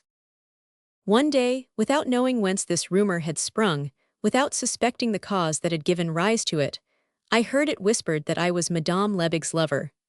I ought at once to have quenched this rumor with indignant denials. I ought to have treated the calumny with the justice it deserved. I was wicked enough to refute it half-heartedly, and in such a fashion that my vain denial bore every appearance of a confession. And of course the ill-natured rumor served my own purposes to perfection.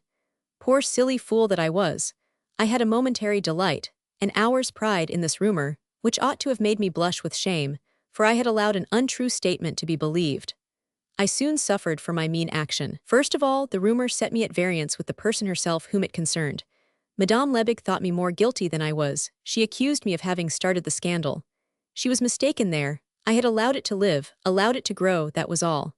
True, that was bad enough. She forbade me her house, the house my mother and I both loved, and it became hostile to us both ever after. Madame Lebig never forgave me. On 2 or 3 occasions during my life, I have felt the prick of the needle of the vengeance she vowed against me. I never attempted to return the injuries received. I felt, in my heart of hearts, I had deserved them. Whenever since I have met Madame Lebig, I have turned away my head and lowered my eyes before her glance. The guilty one tacitly confessed his crime. Today he openly avows it. But now the confession has been made, I can boldly face the rest of the world of men or women and say, you may look me in the face and try to make me blush if you can. The day after my struggle I had the curiosity to visit the scene of battle. I had not been mistaken. The stone on which my enemy's head had crashed was stained with blood at its sharpest end, and the color of a few hairs stuck to the bloody stone confirmed my suspicions, which now became a definite certainty when furnished with this last proof. That night I saw Adele. She was still ignorant of what had happened to me. I told her everything. I told her whom I suspected. She refused to believe it. Just at that moment, a surgeon named Raynal went past. I had seen him that morning come from the direction which led to the house of my wounded enemy. I went up to him.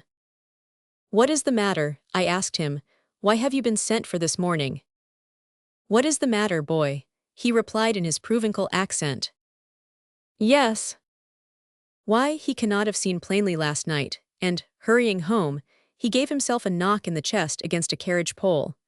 It was such a violent blow that he fell on his back and split his head open in falling. "When shall you pay him a second visit?" "Tomorrow, at the same time as today." "Very well, doctor. Tell him from me that, last night, passing by the same place where he fell after him, I found his knife, and I sent it back to him. Tell him, doctor, that it is a good weapon, but that nevertheless, a man who has no other arms but this with him is unwise to attack a man who possesses 2 such pistols as these." I fancy the doctor understood. "Oh yes, very good," he said.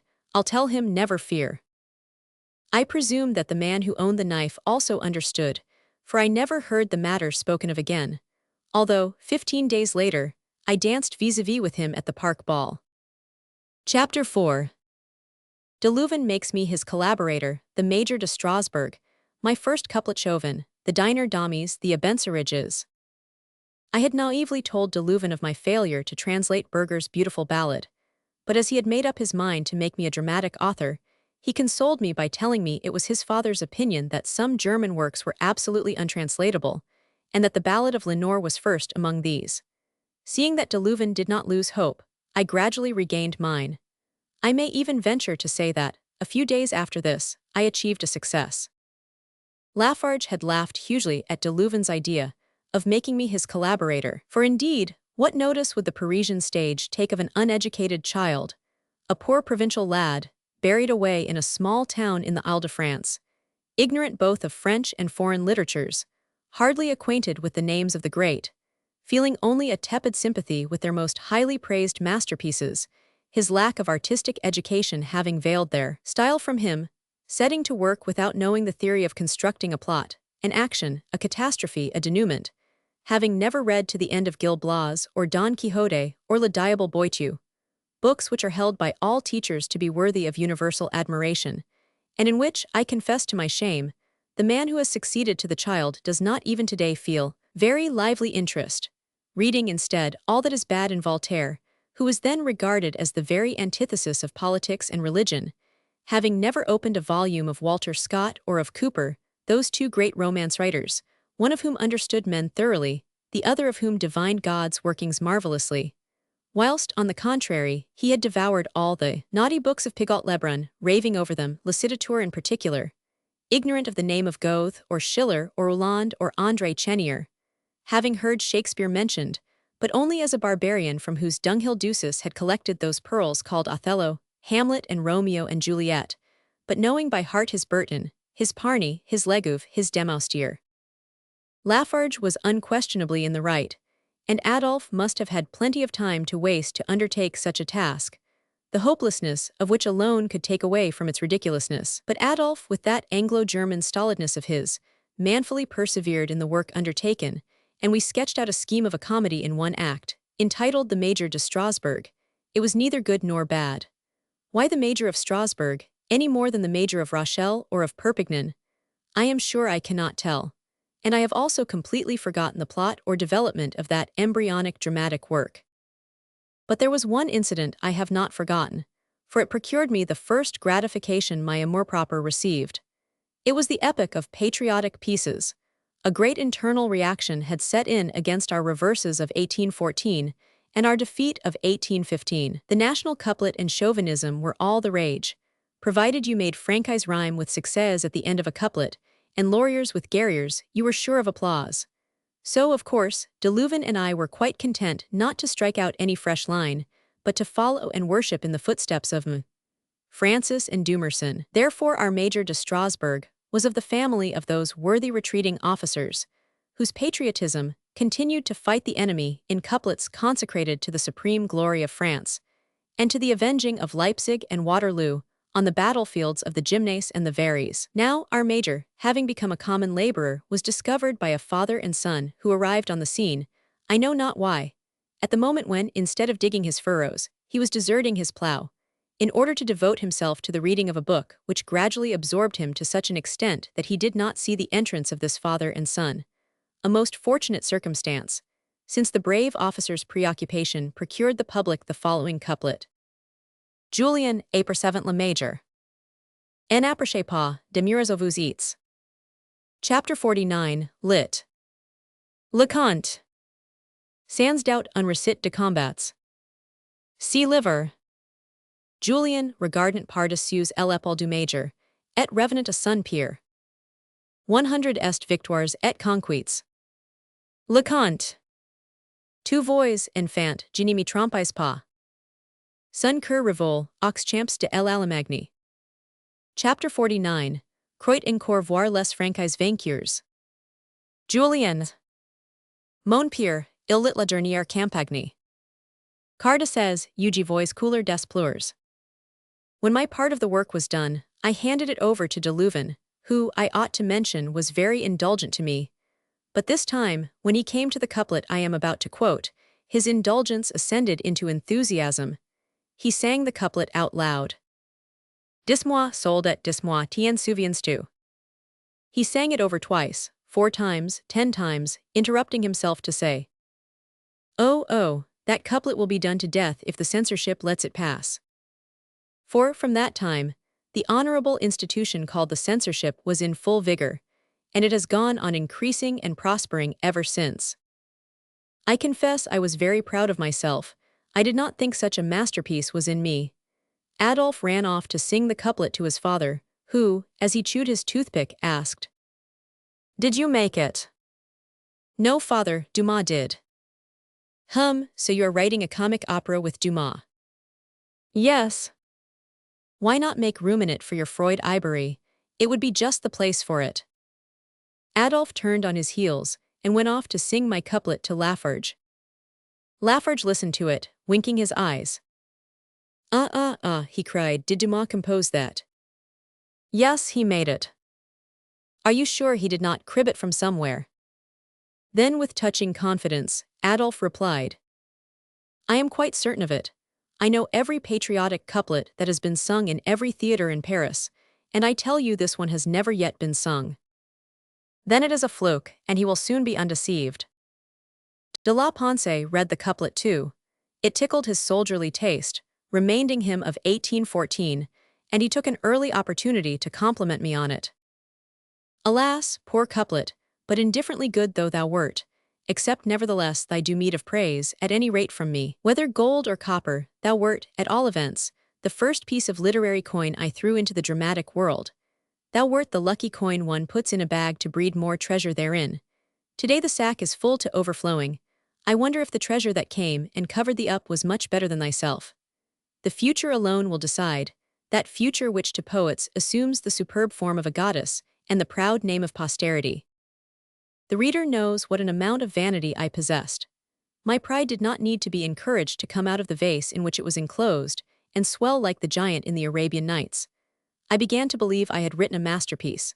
From that day I thought of nothing else but dramatic literature, and as Adolphe was some day to return to Paris, we set ourselves to work, so that he could carry away with him a regular cargo of works of the style of the Major de Strasbourg. We never doubted that such distinguished works would meet with the success they deserved, from the enlightened public of Paris, and open out to me in the capital of European genius, a path strewn with crowns and pieces of gold. What would the well-disposed people say then, who had declared to my mother that I was an idle lad and that I should never do anything?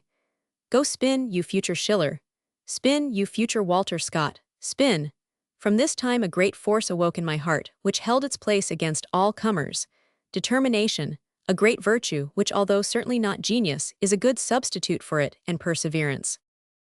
Unluckily, Adolphe was not a very sure guide. He, like myself, was groping blindly. Our choice of subjects revealed that truth. Our second opera was borrowed from the venerable M. Boully's Conte ma fille. It was entitled Le Dîner d'Amis. Our first drama was borrowed from Florian's Gonzalve de Cordoue. It was entitled Les Abencerrages. O dear Abencerrages, O treacherous Zegris, with what crimes of like nature you have to reproach yourselves. O Gonzalve de Cordoue, what young poets you have led astray into the path upon which we entered so full of hope, from which we returned shattered and broken. Poor Lisa Mercure, I saw her die hugging to her heart that oriental chimera. Only she stuck fast to it, like a drowning man to a floating plank, while we, feeling how little it was to be relied on, had the courage to abandon it, and to let it float where it would on that dark ocean where she encountered it and stuck to it. But then we did not know what might be the future of these children, wandering on the highways, whom we sought to seduce from their lawful parents, and whom we saw die of inanition, one after the other, in our arms. These labors took up a whole year, fro to 1821. During that year 2 great events came about, which passed unnoticed by us, so bent on our work were we, and so preoccupied by it. The assassination of the Duc de Berry, 13 February 1820, the death of Napoleon, 5 May 1821. Chapter 5. Unrecorded Stories Concerning the Assassination of the Duc de Berry. The assassination of the Duc de Berry hastened the downfall of M. Decazes. A singular anecdote was circulated at the time. I took it down in writing at the house of my lawyer, who was a collector of historical documents. As well as I can remember, it was as follows.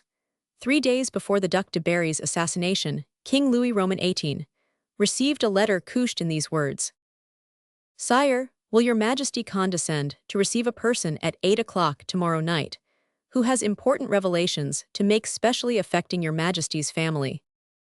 If your majesty deigns to receive this person, let a messenger be sent at once to find a chip of oriental alabaster, which rests on the tomb of Cardinal Caprara at Ste. Genevieve.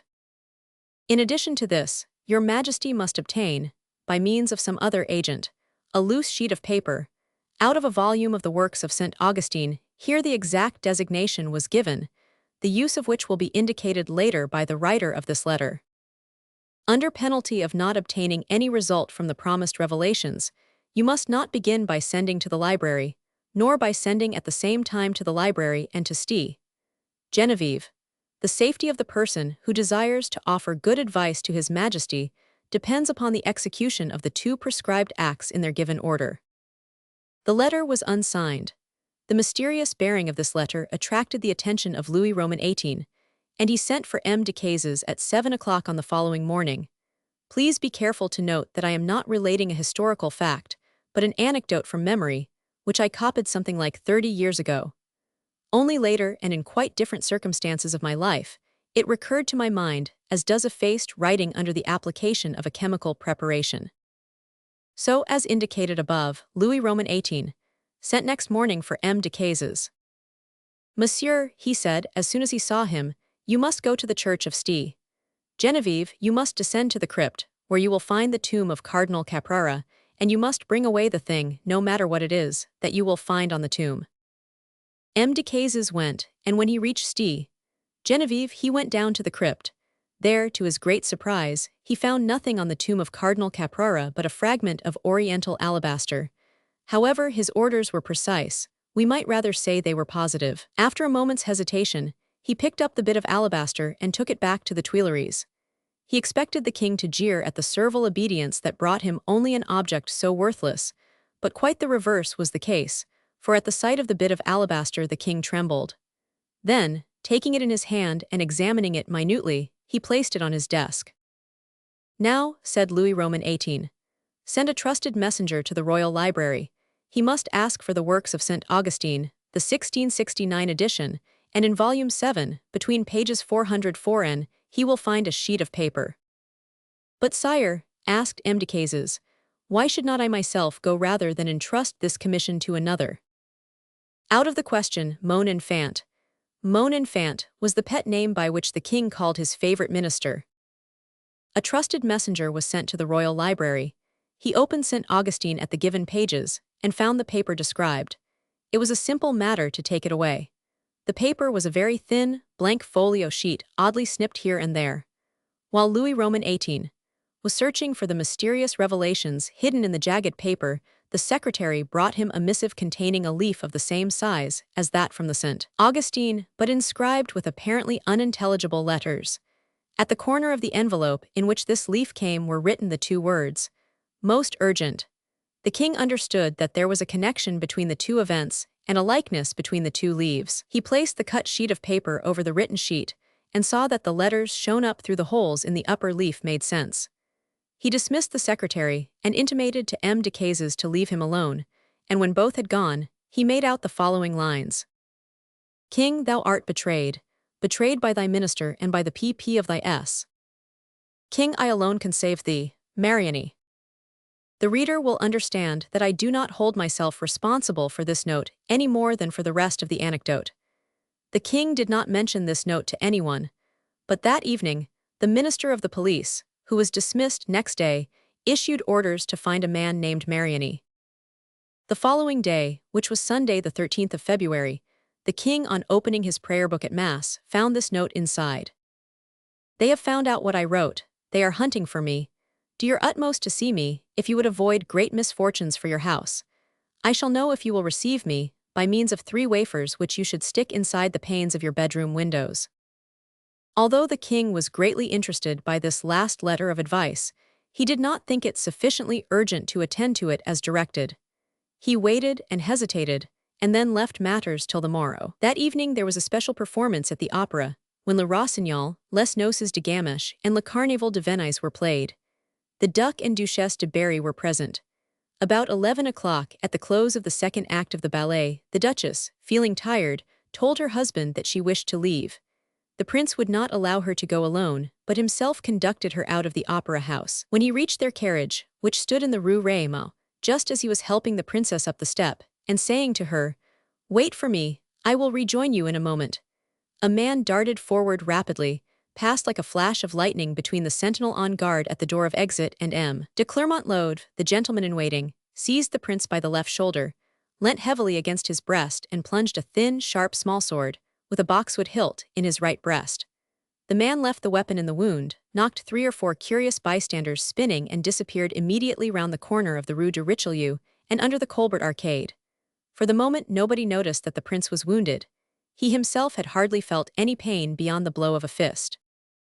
"Take care where you are going, you clumsy fellow," M. de Choiseul, the prince's aide-de-camp, had exclaimed, pushing the assassin to one side, thinking he was simply an unduly inquisitive bystander. Suddenly the prince lost his breath, grew pale and tottered, crying out, as he put his hand to his breast, "I have been assassinated." "Impossible," exclaimed those about him. "See," replied the prince, "here is the dagger." And giving effect to his words, he drew out and held up the blood-stained sword from his breast. The carriage door had not yet been shut. The Duchess sprang out, trying to catch her husband in her arms, but the prince was already past standing, even with this support. He fell gently back into the arms of those surrounding him and was carried into the drawing-room belonging to the king's box. There he received immediate attention. By the mere appearance of the wound, the shape of the dagger and the length of its blade, the doctors recognized the serious nature of the case and declared that the prince must not be taken to the Tuileries. They therefore carried him to the suite of rooms occupied by M. de Grandsire, the secretary to the opera company, who lived at the theatre. By a singular coincidence, the bed on which the dying prince was laid was the same on which he had slept the first night of his joyful re-entry into France. M. de Grandsire was at that time at Cherbourg, and he had lent this very bed to put in the Duc de Berry's room. Here the prince learnt the arrest of his murderer. He asked his name. They told him it was Louis-Pierre Louvel. He seemed to search his memory, and then, as if speaking to himself, he said, "I cannot recollect ever having injured this man." "No, prince, no, you did nothing to him, but you bear on your forehead the fatal seal which carries the Bourbons to the grave or into exile. No, prince, you have not injured the man, but you are heir to the throne, and that is sufficient in this country for the hand of God to be laid heavily upon you. Look back, prince, on what has happened to those who, for the last 60 years, have handled the fatal crown to which they aspired. Louis Roman XVI died on the scaffold. Napoleon died at St. Helena. The Duc de Reichstadt died at Schönbrunn. Charles X died at Frostorf. Louis Philippe died at Clermont. And who knows, prince, where your son, the Count de Chambord, will die, where your cousin, the Count de Paris. I ask the question of you who are about to know the secret of that eternal life which hides away from us all the mysteries of life and of death. And we would further point out to you, prince, that not one of your race will die in the Tuileries, or will rest as kings in the tombs of their fathers. But it was a good and noble heart that was about to cease to beat amidst all the distracting events of that period. And when Louis Roman XVIII, who had been informed of the assassination, came at 6 in the morning to receive his nephew's last wishes, the first words of the wounded prince were, "Sire, pardon the man." Louis Roman XVIII neither promised nor refused to pardon. "My dear nephew, you will survive this cruel act, I trust," he replied, "and we will then discuss the matter again. It is of grave import, moreover," he added, "and it must be looked into most carefully at some future time." These words had scarcely been uttered by the king when the prince began to fight for his breath. He stretched out his arms and asked to be turned on his left side. "I am dying," he said as they hastened to carry out his last wish. And indeed, they had hardly moved him when, at the stroke of 6:30, he died. The grief of the Duchess was inexpressible. She seized scissors from the mantelpiece, let down her beautiful fair hair, cut it off to the roots, and threw the locks on the dead body of her husband. The sorrow of King Louis was twofold. Not knowing that the Duchesse de Berry was pregnant, he deplored even more than the death of a murdered nephew the extinction of a race. When he withdrew to the Tuileries, he remembered the events of the 2 preceding days, the letter received on the very morning of the assassination, the warning of some great calamity threatening the royal family. Then, although there was nothing more to be expected from the mysterious stranger, the legend that we have given goes on to say that Louis Roman XVIII dragged his aching limbs to the window and stuck the 3 wafers on its panes as a signal of welcome to the unknown writer of the letters. 2 hours later, the king received a letter wrapped in 3 coverings. "It is too late. Let a confidential person come and meet me on the Pont des Arts, where I will be at 11 o'clock tonight. I rely on the honor of the king." At 11:15, the mysterious stranger was introduced into the Tuileries and conducted to the king's private chamber. He remained with Louis till 1 o'clock in the morning. No one ever knew what passed in that interview. The next day, M. Clausel de Caussergues proposed, in the upper house, to impeach M. de Cazes as an accomplice in the assassination of the Duc de Berry. Thus, at the same time that the Napoleonic and Liberal Party were disseminating the skits against the Bourbons which we have quoted, and distributing copies of the proceedings of the Maubreuil trial, the extreme right was attacking by similar means the Duc d'Orléans and M. de Cazes, each in turn undermining and destroying one another to the advantage of a fourth party, which was soon to make its appearance under the cloak of Carbonarism. We mean that republican element which Napoleon, when he was dying in the island of St. Helena, prophesied would dominate the future. But before tackling this question, one word more about Louvel. God forbid that we should glorify the assassin, no matter to what party he belonged.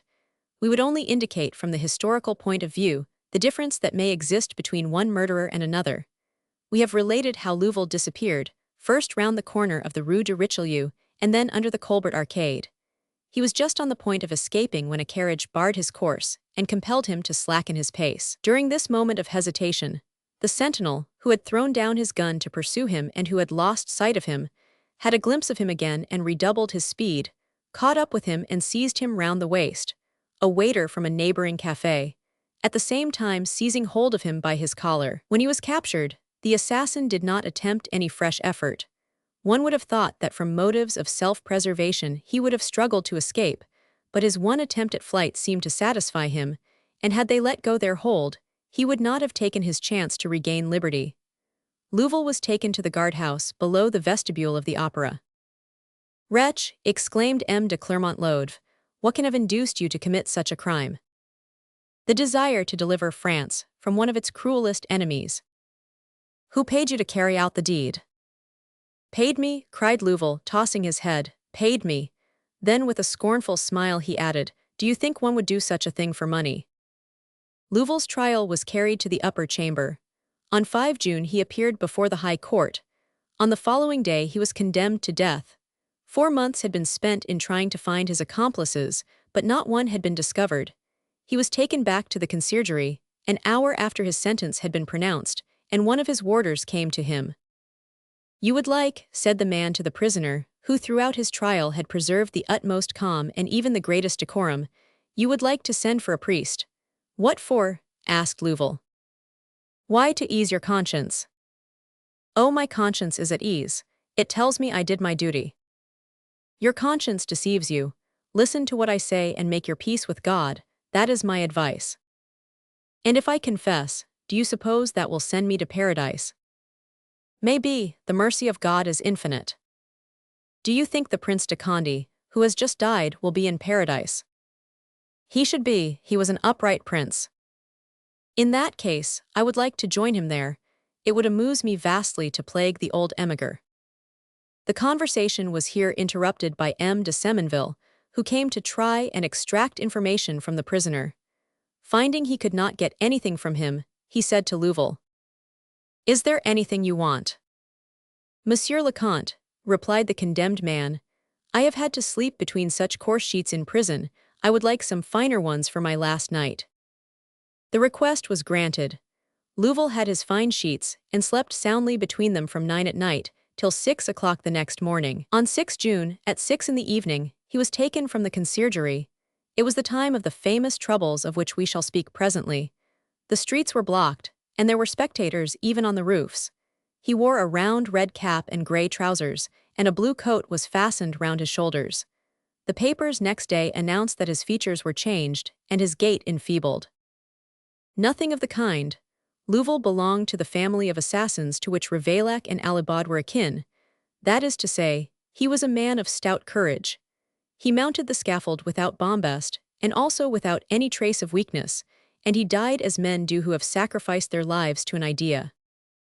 His cell was the last in the conciergerie, to the right, at the bottom of the corridor. It was the same in which Alibod, Fieschi, and Munir had been kept. Chapter 6. Carbonarism. I will now, 1821, give some details of the Carbonari movement, a subject on which Dermancourt and I had held long conversations. Dermancourt was an old aide-de-camp of my father, whose name I have often mentioned in the earlier chapters of these memoirs. He was one of the principal leaders in the conspiracy of Beaufort.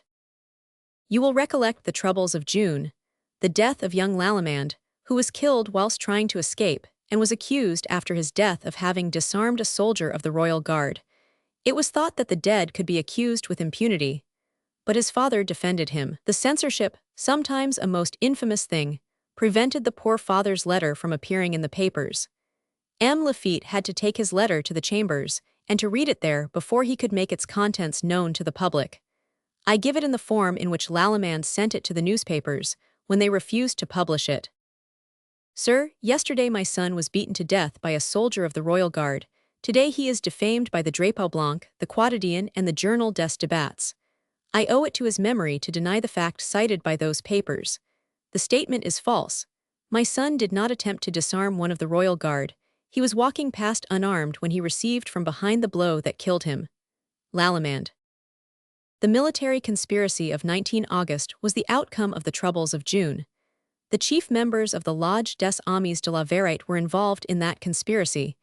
They afterwards separated. Two of the affiliated members, Joubert and Dugier, set out for Italy. They reached Naples in the midst of the Revolution of 1821, a revolution during which patriots were shamefully betrayed by their leader, François. The two named above threw themselves into the revolution and were affiliated to the Italian Carbonari, while Dugier returned to Paris, a member of a higher grade in the society. This institution, as yet unknown in France, had greatly appealed to Dugier, and he hoped to be able to establish it in France. He set forth the principles and aims of the society to the Executive Council of the Lodge des Amis de la Vérité, on whom they produced a profound impression. Dugier had brought back with him the rules of the Italian society, and he was authorized to translate them. This task he accomplished, but the type of religious mysticism which formed the basis of these rules was not in the least congenial to French minds. They adopted the institution, minus the details which, at that epoch, would have made it unpopular, and M. Boucher, the same who on 15 May had tried to make Boissy-Anglas forgotten, and Bazard and Flottard were deputed to establish the French Carbonari upon a basis better suited to French conditions of mind and thought. On 1 May 1821, 3 young men, then unknown, none of them 30 years old, met for the first time in the depths of one of the poorest quarters of the capital, in a room which was very far removed from representing, even to its owner, the golden means spoken of by Horace. They sat at a round table, and with grave and even gloomy faces, for they were not ignorant of the terrible work to which they were going to devote their lives. They defined the first tenets of that society of Carbonari, which changed the France of 1821, and into one vast volcanic disturbance whose flames burst out at the most opposite and unexpected quarters, at Effort, La Rochelle, Nantes, and Grenoble. What was still more remarkable, the work which these 3 revolutionary chemists were preparing had only one object in view, namely, to draw up a code for future conspirators, leaving everyone perfectly free to agitate against anything he individually chose, provided he conformed to the main rules of the association. The following is a resume of these rules. Since might is not right, and the Bourbons have been brought back by foreigners, the Carbonari band together to secure for the French nation free exercise of their rights, namely, the right to choose what form of government may be most suited to the country's needs. It will be seen that nothing was clearly defined, but in reality, a republican form of government was being shadowed forth. This, however, was not to be proclaimed until 37 years later, and only then to be struck dead from its birth, by the very hand to which it owed its being. It need hardly be said that the hand was the hand of Napoleon. It is a family tradition of the Napoleons to strangle liberty as soon as it has produced a first consul or a president. Even as in the case of those beautiful aloes, which only flower once in 50 years and perish, when they have brought forth their brilliant but ill-fated blossoms, which are but barren and deadly flowers. The division of the Carbonari into higher, central, and private lodges is well known.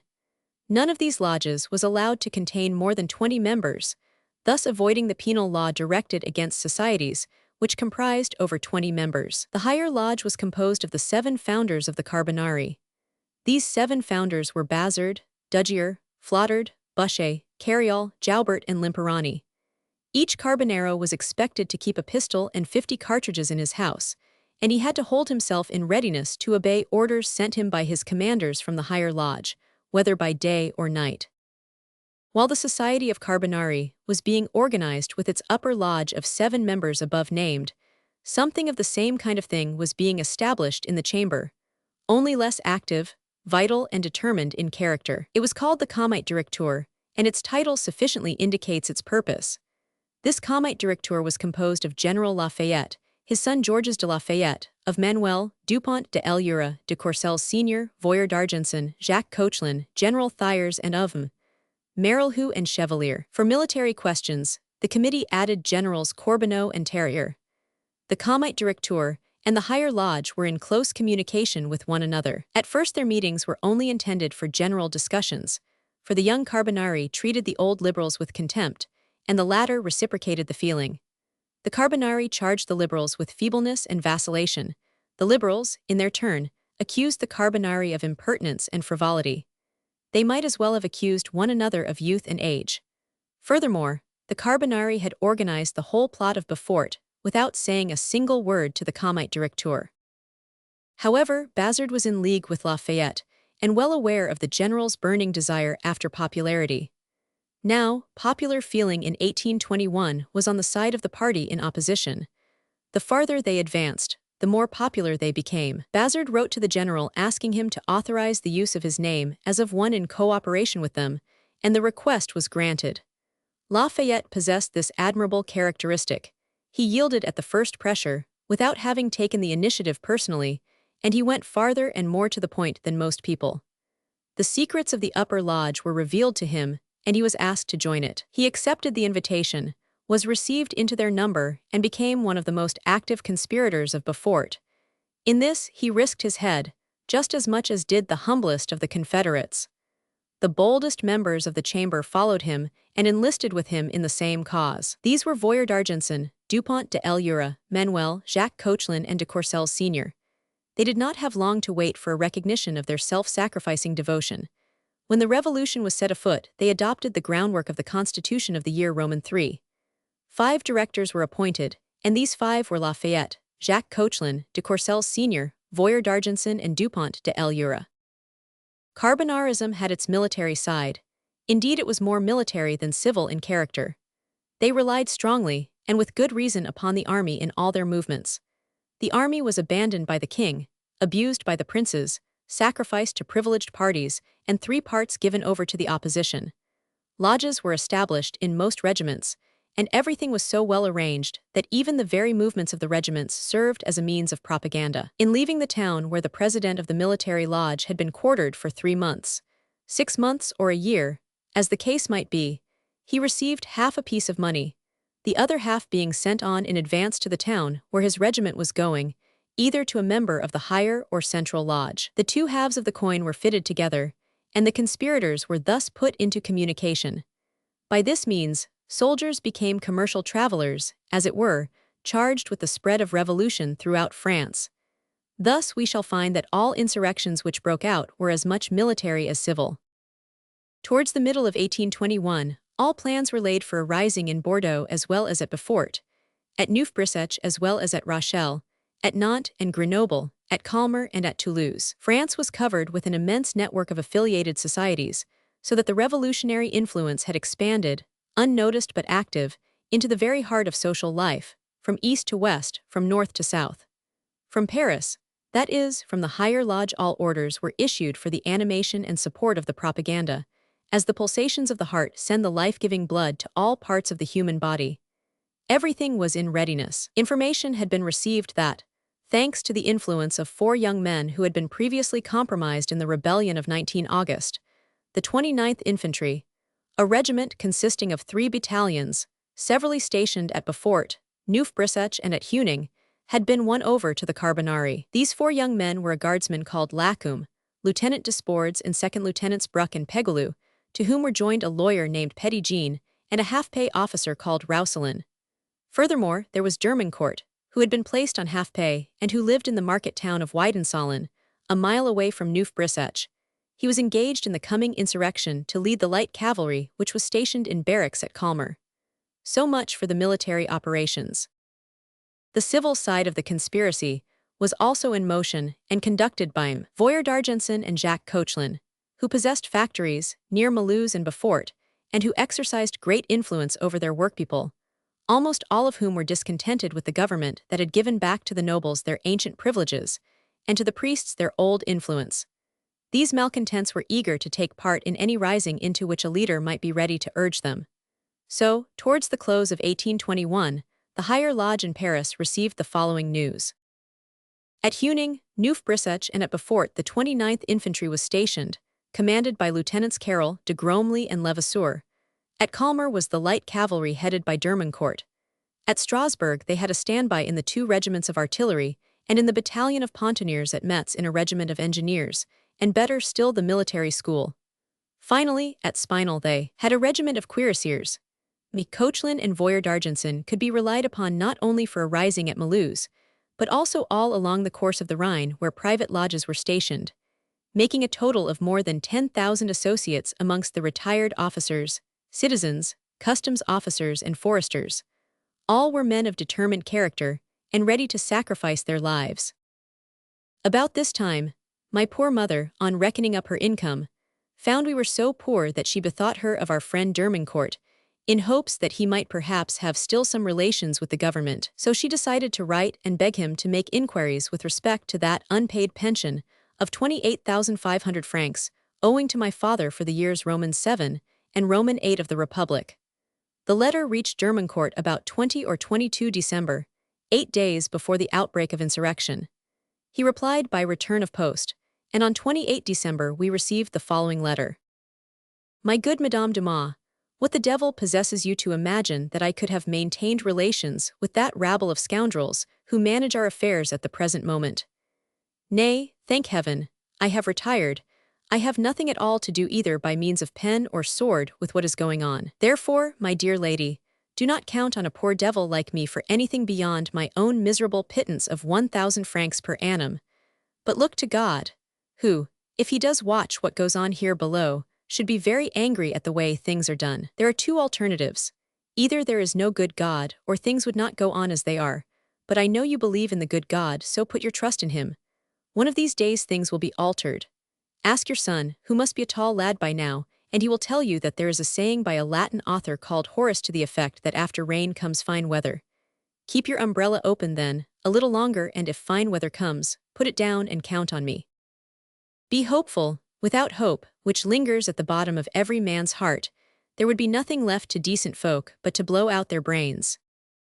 Baron Dermancourt. This letter said very little, and yet it said a good deal. My mother gathered that something lay behind it, and that Dermancourt was in the secret. On the day following the receipt of our letter, this is what was happening at Beaufort.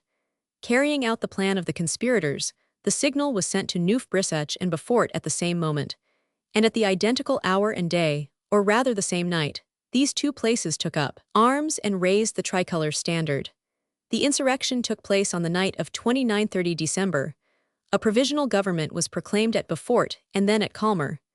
This government, as we have already mentioned, consisted of Jacques Coechlin, General Lafayette and Voyer d'Argenson. 25 or 30 Carbonari had received orders to set out to Beaufort. They started without a moment's delay, and arrived on the 28th in the daytime. On the 28th, just as Joubert, who had preceded them to Beaufort, was preparing to leave the town in order to lead them in, he met M. Jacques Coechlin. M. Coechlin was looking for him to tell him a singular piece of news. M. Voyer d'Argenson, who with himself and General Lafayette formed the revolutionary triumvirate, had indeed come, but had shut himself up in his factories in the valleys behind Massavox, stating that he did not wish to receive anyone there, but that the instructions brought were to be kept for him. All very well, but what are we to do? Asked Joubert. Listen, said M. Coechlin. I will go myself to Massavox. I will look after D'Argenson and draw him out, willy-nilly, whilst you must try by what means you can to hurry up the arrival of Lafayette. Whereupon the two conspirators left, the one, M. Coechlin, post-haste, as he said, to Massavox, a little village off the main road, perhaps 7 miles from Beaufort and equidistant from Calmer. The other, Joubert, posted off to Lourdes, a small town on the road to Paris, 20 leagues from Beaufort. There a carriage stopped, and he recognized two friendly faces inside, those of two brothers, great painters and true patriots, Henry and Ary Scheffer. With them was M. de Courcelles Jr. Joubert very soon made them acquainted with what was happening. Ary Scheffer, the intimate friend of General Lafayette, retraced his steps to go and look for him at his castle of La Grange. The others returned with Joubert to Beaufort to announce that the movement was delayed.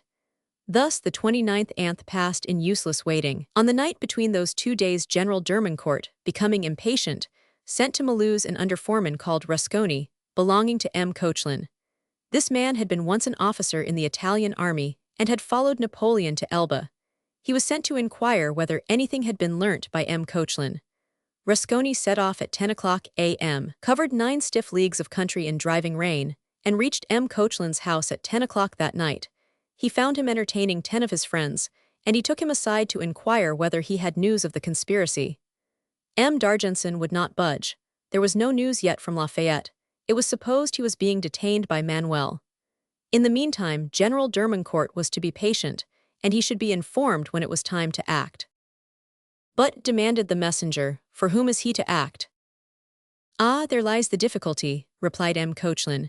The generals want Napoleon Roman II. The others, with Manuel at their head, want Louis Philippe. General Lafayette wants a republic. But let us first overthrow the Bourbons, and then all will come clear. Rusconi left, hired a carriage, journeyed all that night, reached Calmer at 10 o'clock next day, and from Calmer he went on foot to Weidensollen, where he found the general ready for action.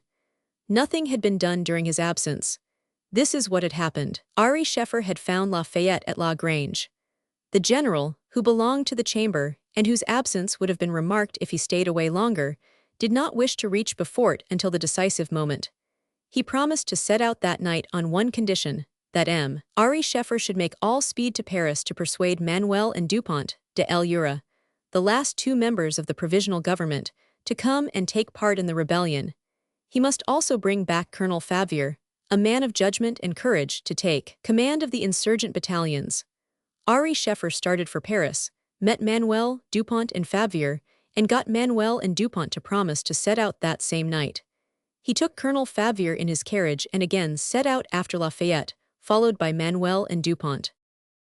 Whilst this string of carriages was bearing the revolution at full speed along the road from Paris, whilst Jacques Coechlin, preceded by Joubert and Carroll, was nearing Beaufort, and whilst Colonel Palez, unaware of the arrival of Favier, was preparing to take command of the troops, and Dermancourt, with horse ready saddled, awaited the signal, Second Lieutenant Mannery, one of the chief associates, was changing guard with one of his comrades and installing himself at the main gate of the town, at the same time that the other initiated members were warning their friends that the moment had come, and that in all probability the rising would take place during the night of 1 January 1822. Now the evening of 1 January had come. Only a few hours more and all would burst forth. In the meanwhile night approached. At 8 o'clock the roll was called. After roll call, the non-commissioned adjutant Tellier went the round of all the sergeant majors, ordering them to their rooms, where each company put flints to the muskets, packed knapsacks and prepared to march. The sergeant majors returned to supper with Mannery. 20 paces from the place where Mannery and his sergeant majors supped, Colonel Palez went to the Hôtel de la Poste to dine with a score of the insurgents, and as the host of a posting inn is generally one of the principal ringleaders, no one was anxious, and the dining room was decorated with tricolored flags and cockades and eagles. And indeed, what had they to fear? No officer occupied the barracks, and at midnight the insurrection broke out. Alas, none knew what an accumulation of unlooked-for misfortunes was to escape out of the Pandora's box which men call fate. A sergeant whose 6 months' furlough had expired that evening, and who in consequence of his long absence knew nothing of what was going forward, reached Beaufort on the evening of 1 January, just in time to answer to the roll call, and to assist in the preparations. When these preparations were accomplished, he wished to show proof of his promptness and zeal to his captain by going to tell him the regiment was ready. "Ready for what?" asked the captain. "To march." "To march where?" "To the place which has been appointed." The captain gazed at the sergeant. "What is it you say?" he asked again. "I say that the knapsacks are packed, captain, and the flints are in the muskets." "You are either drunk or mad," cried the captain. "Take yourself off to bed." The sergeant was just about to withdraw, in fact, when another officer stopped him and questioned him more minutely, gathering by the accuracy of his replies that it was really the truth. How could such an order be given unless the two captains had known of it? Who gave the order? Doubtless it must have been the lieutenant colonel. "No doubt," the sergeant replied mechanically. Both the captains rose and went to find the lieutenant colonel. He was equally astonished and as much in the dark as they were. The order must have come from M. Taustein, deputy governor and commander-at-arms of the fortress of Beaufort. They all three went to M. Taustein. He had not heard anything of the rumor they brought him, but suddenly an idea struck him. It was a plot. The two captains at once rushed back to the barracks to order the knapsacks to be unstrapped, the flints to be taken out of the muskets, and the soldiers to be confined to the barracks. In the meantime, the deputy governor visited the posts. The two officers rushed to the barracks, and M. Taustein began his inspection. One of the first posts he came to was that guarded by Mannery. As he came nearer, he saw by the light of his lantern a group of 4 people. This group struck him as looking suspicious, and he accosted them. They were 4 young men dressed like citizens. The king's lieutenant interrogated them. "Who are you, gentlemen?" he asked. "We are citizens of this neighborhood, commandant." "What are your names?" Whether from carelessness or from surprise, or whether they did not want to lie, these 4 youths gave their names. Disbords, Bruck, Pegulu and Lacombe. The reader will recollect that they had all 4 been in the insurrection of 19 August, and their names had been blazoned in the papers, so they were perfectly familiar to the deputy governor. He called to the head of the guard, Mannery, and ordered him to arrest the 4 young men, to put them under a guard, and then to give him 5 men to go out and clear the entrance to the suburbs. Scarcely had the deputy governor gone 100 steps, when he perceived what looked to be 25 or 30 persons taking flight. Some of them were in uniform. Amongst them, he recognized an officer of the 29th. M. Taustein sprang on him and stretched out his hand to seize him by the collar, but the officer freed himself, and presenting a pistol at close quarters, fired full at M. Taustein's chest, the bullet hitting the cross of St. Louis, which it broke and flattened. The shock was quite enough, however, to knock down the commandant, but he soon got to his feet, and as he saw that his 5 men were no match against 30, he returned to the town and stopped at the guardhouse to take up Bruck, Lacombe, Disbords and Pegulu. All 4 had disappeared. Mannery, one of the officers, had set them free and had disappeared with them. The deputy governor marched straight to the barracks and put himself at the head of the battalion. This he led to the marketplace, sending his company of grenadiers to guard the gate of France and to arrest whoever should attempt to go out. But he was already too late, for all the insurgents were outside the town. After leaving his 2 chiefs, the non-commissioned officer who had let out everything met Adjutant Tellier, he who had given the order to pack up knapsacks and put flints to the guns. He told him what had happened and the measures that had been taken. Tellier realized that all was lost. He ran to the Hôtel de la Poste, and opening the door, shouted out in the midst of the supper party the terrible words. "All is discovered." 2 officers, Pugnat and Bonnellan, still misbelieved and offered to go to the barracks. Indeed, they went. 10 minutes later they ran back. The news was but too true, and there was only just time for flight. And they fled. That was how the deputy governor encountered Pugnat and his friends outside the gate of France, for it was Pugnat whom he tried to arrest, and who fired the pistol shot which flattened the cross of St. Louis. Palas and his supper companions had scarcely left the hotel when Carroll and Joubert arrived upon the scene. They had come to announce, in their turn, the discovery of the conspiracy. They only found in the dining room Guinard and Henry Scheffer, who were just leaving it themselves. But not being natives of that country, they did not know where to fly. Guinard, Henry Scheffer and Joubert mounted a carriage and took the road to Mulhouse. M. de Courcelles Jr. and Bazard set out to meet Lafayette in order to turn him back. When near Mulhouse, Carroll quitted his 3 companions, took to horse and returned to Neuf-Brisach, where his battalion was stationed. At the gate of Calmer he met Rusconi on the road, the same fellow who, the evening before, had been at Mulhouse. General Dermancourt still waited, placing Rusconi as sentinel to bring news to him. Rusconi knew Carroll, and learnt from him that all had been discovered, and that the conspirators were fleeing. "But where will you go?" asked Rusconi.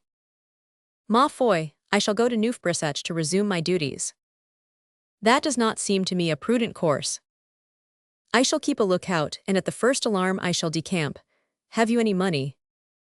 "I have 100 louis belonging to the conspiracy, take 50 of them." "Give them to me, and then take my horse and go and warn the general."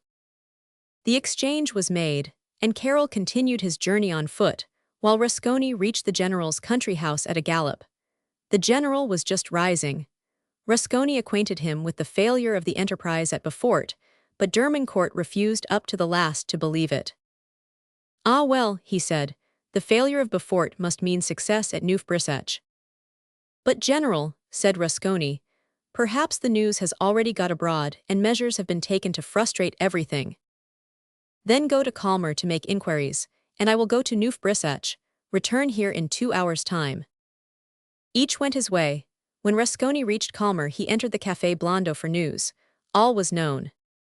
Whilst making his inquiries, a magistrate who was a friend of General Dermancourt found means to warn him that 2 orders of arrest had been issued, one against himself and the other against the general. Rusconi did not wait to learn more, but set off immediately for Weidensollen. He arrived at midnight, and found the general was sleeping peacefully.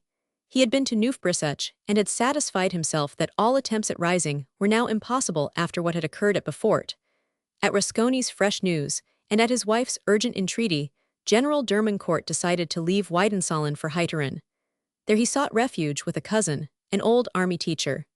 2 hours after their departure the soldiers and a magistrate appeared at Weidensollen. Baroness Dermancourt sent the general word of this by their gardener, urging him to fly without a moment's loss of time.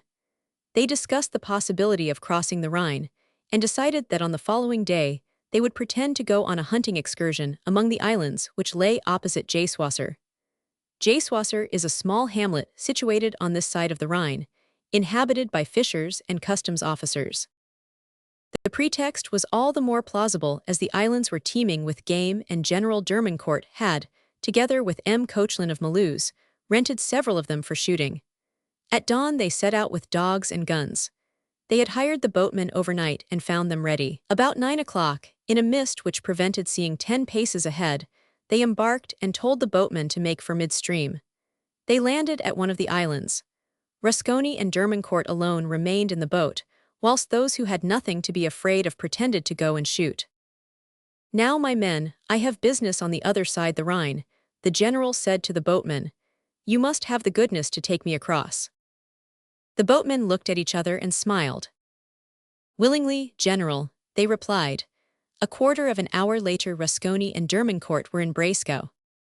When he had put foot on the Grand Duke of Baden's territory, he drew a handful of sovereigns from his pocket and gave them to the boatmen. "Thanks, General," they replied, "but there was really no need for that. We are true Frenchmen, and we would not like to see a brave man like yourself shot." These boatmen knew about Beaufort, and were perfectly aware that they were conducting fugitives, and not a hunting party. The general retreated to Freiburg, and from there he went to Bâle. On 5 in January we read the full details of the conspiracy in the papers. The name of Dermancourt took such a prominent part in the proceedings that we were quite sure, if he were arrested, his arrears of half-pay would never be settled. These particulars explained his letter, and we were able to understand what sort of fine weather to expect after the rain.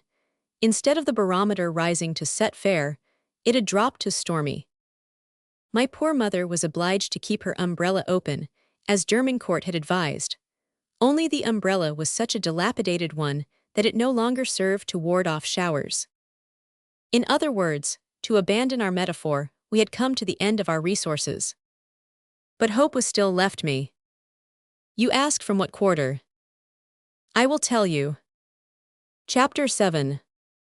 My hope's disappointment. M. de Villaine is appointed for a stranger to the Duc d'Orléans. His coldness towards me half promises. First cloud on my love affairs. I go to spend 3 months with my brother-in-law at Drew. The news waiting for me on my return mufti walls and hedges. The summer house tennis. Why I gave up playing it. The wedding party in the...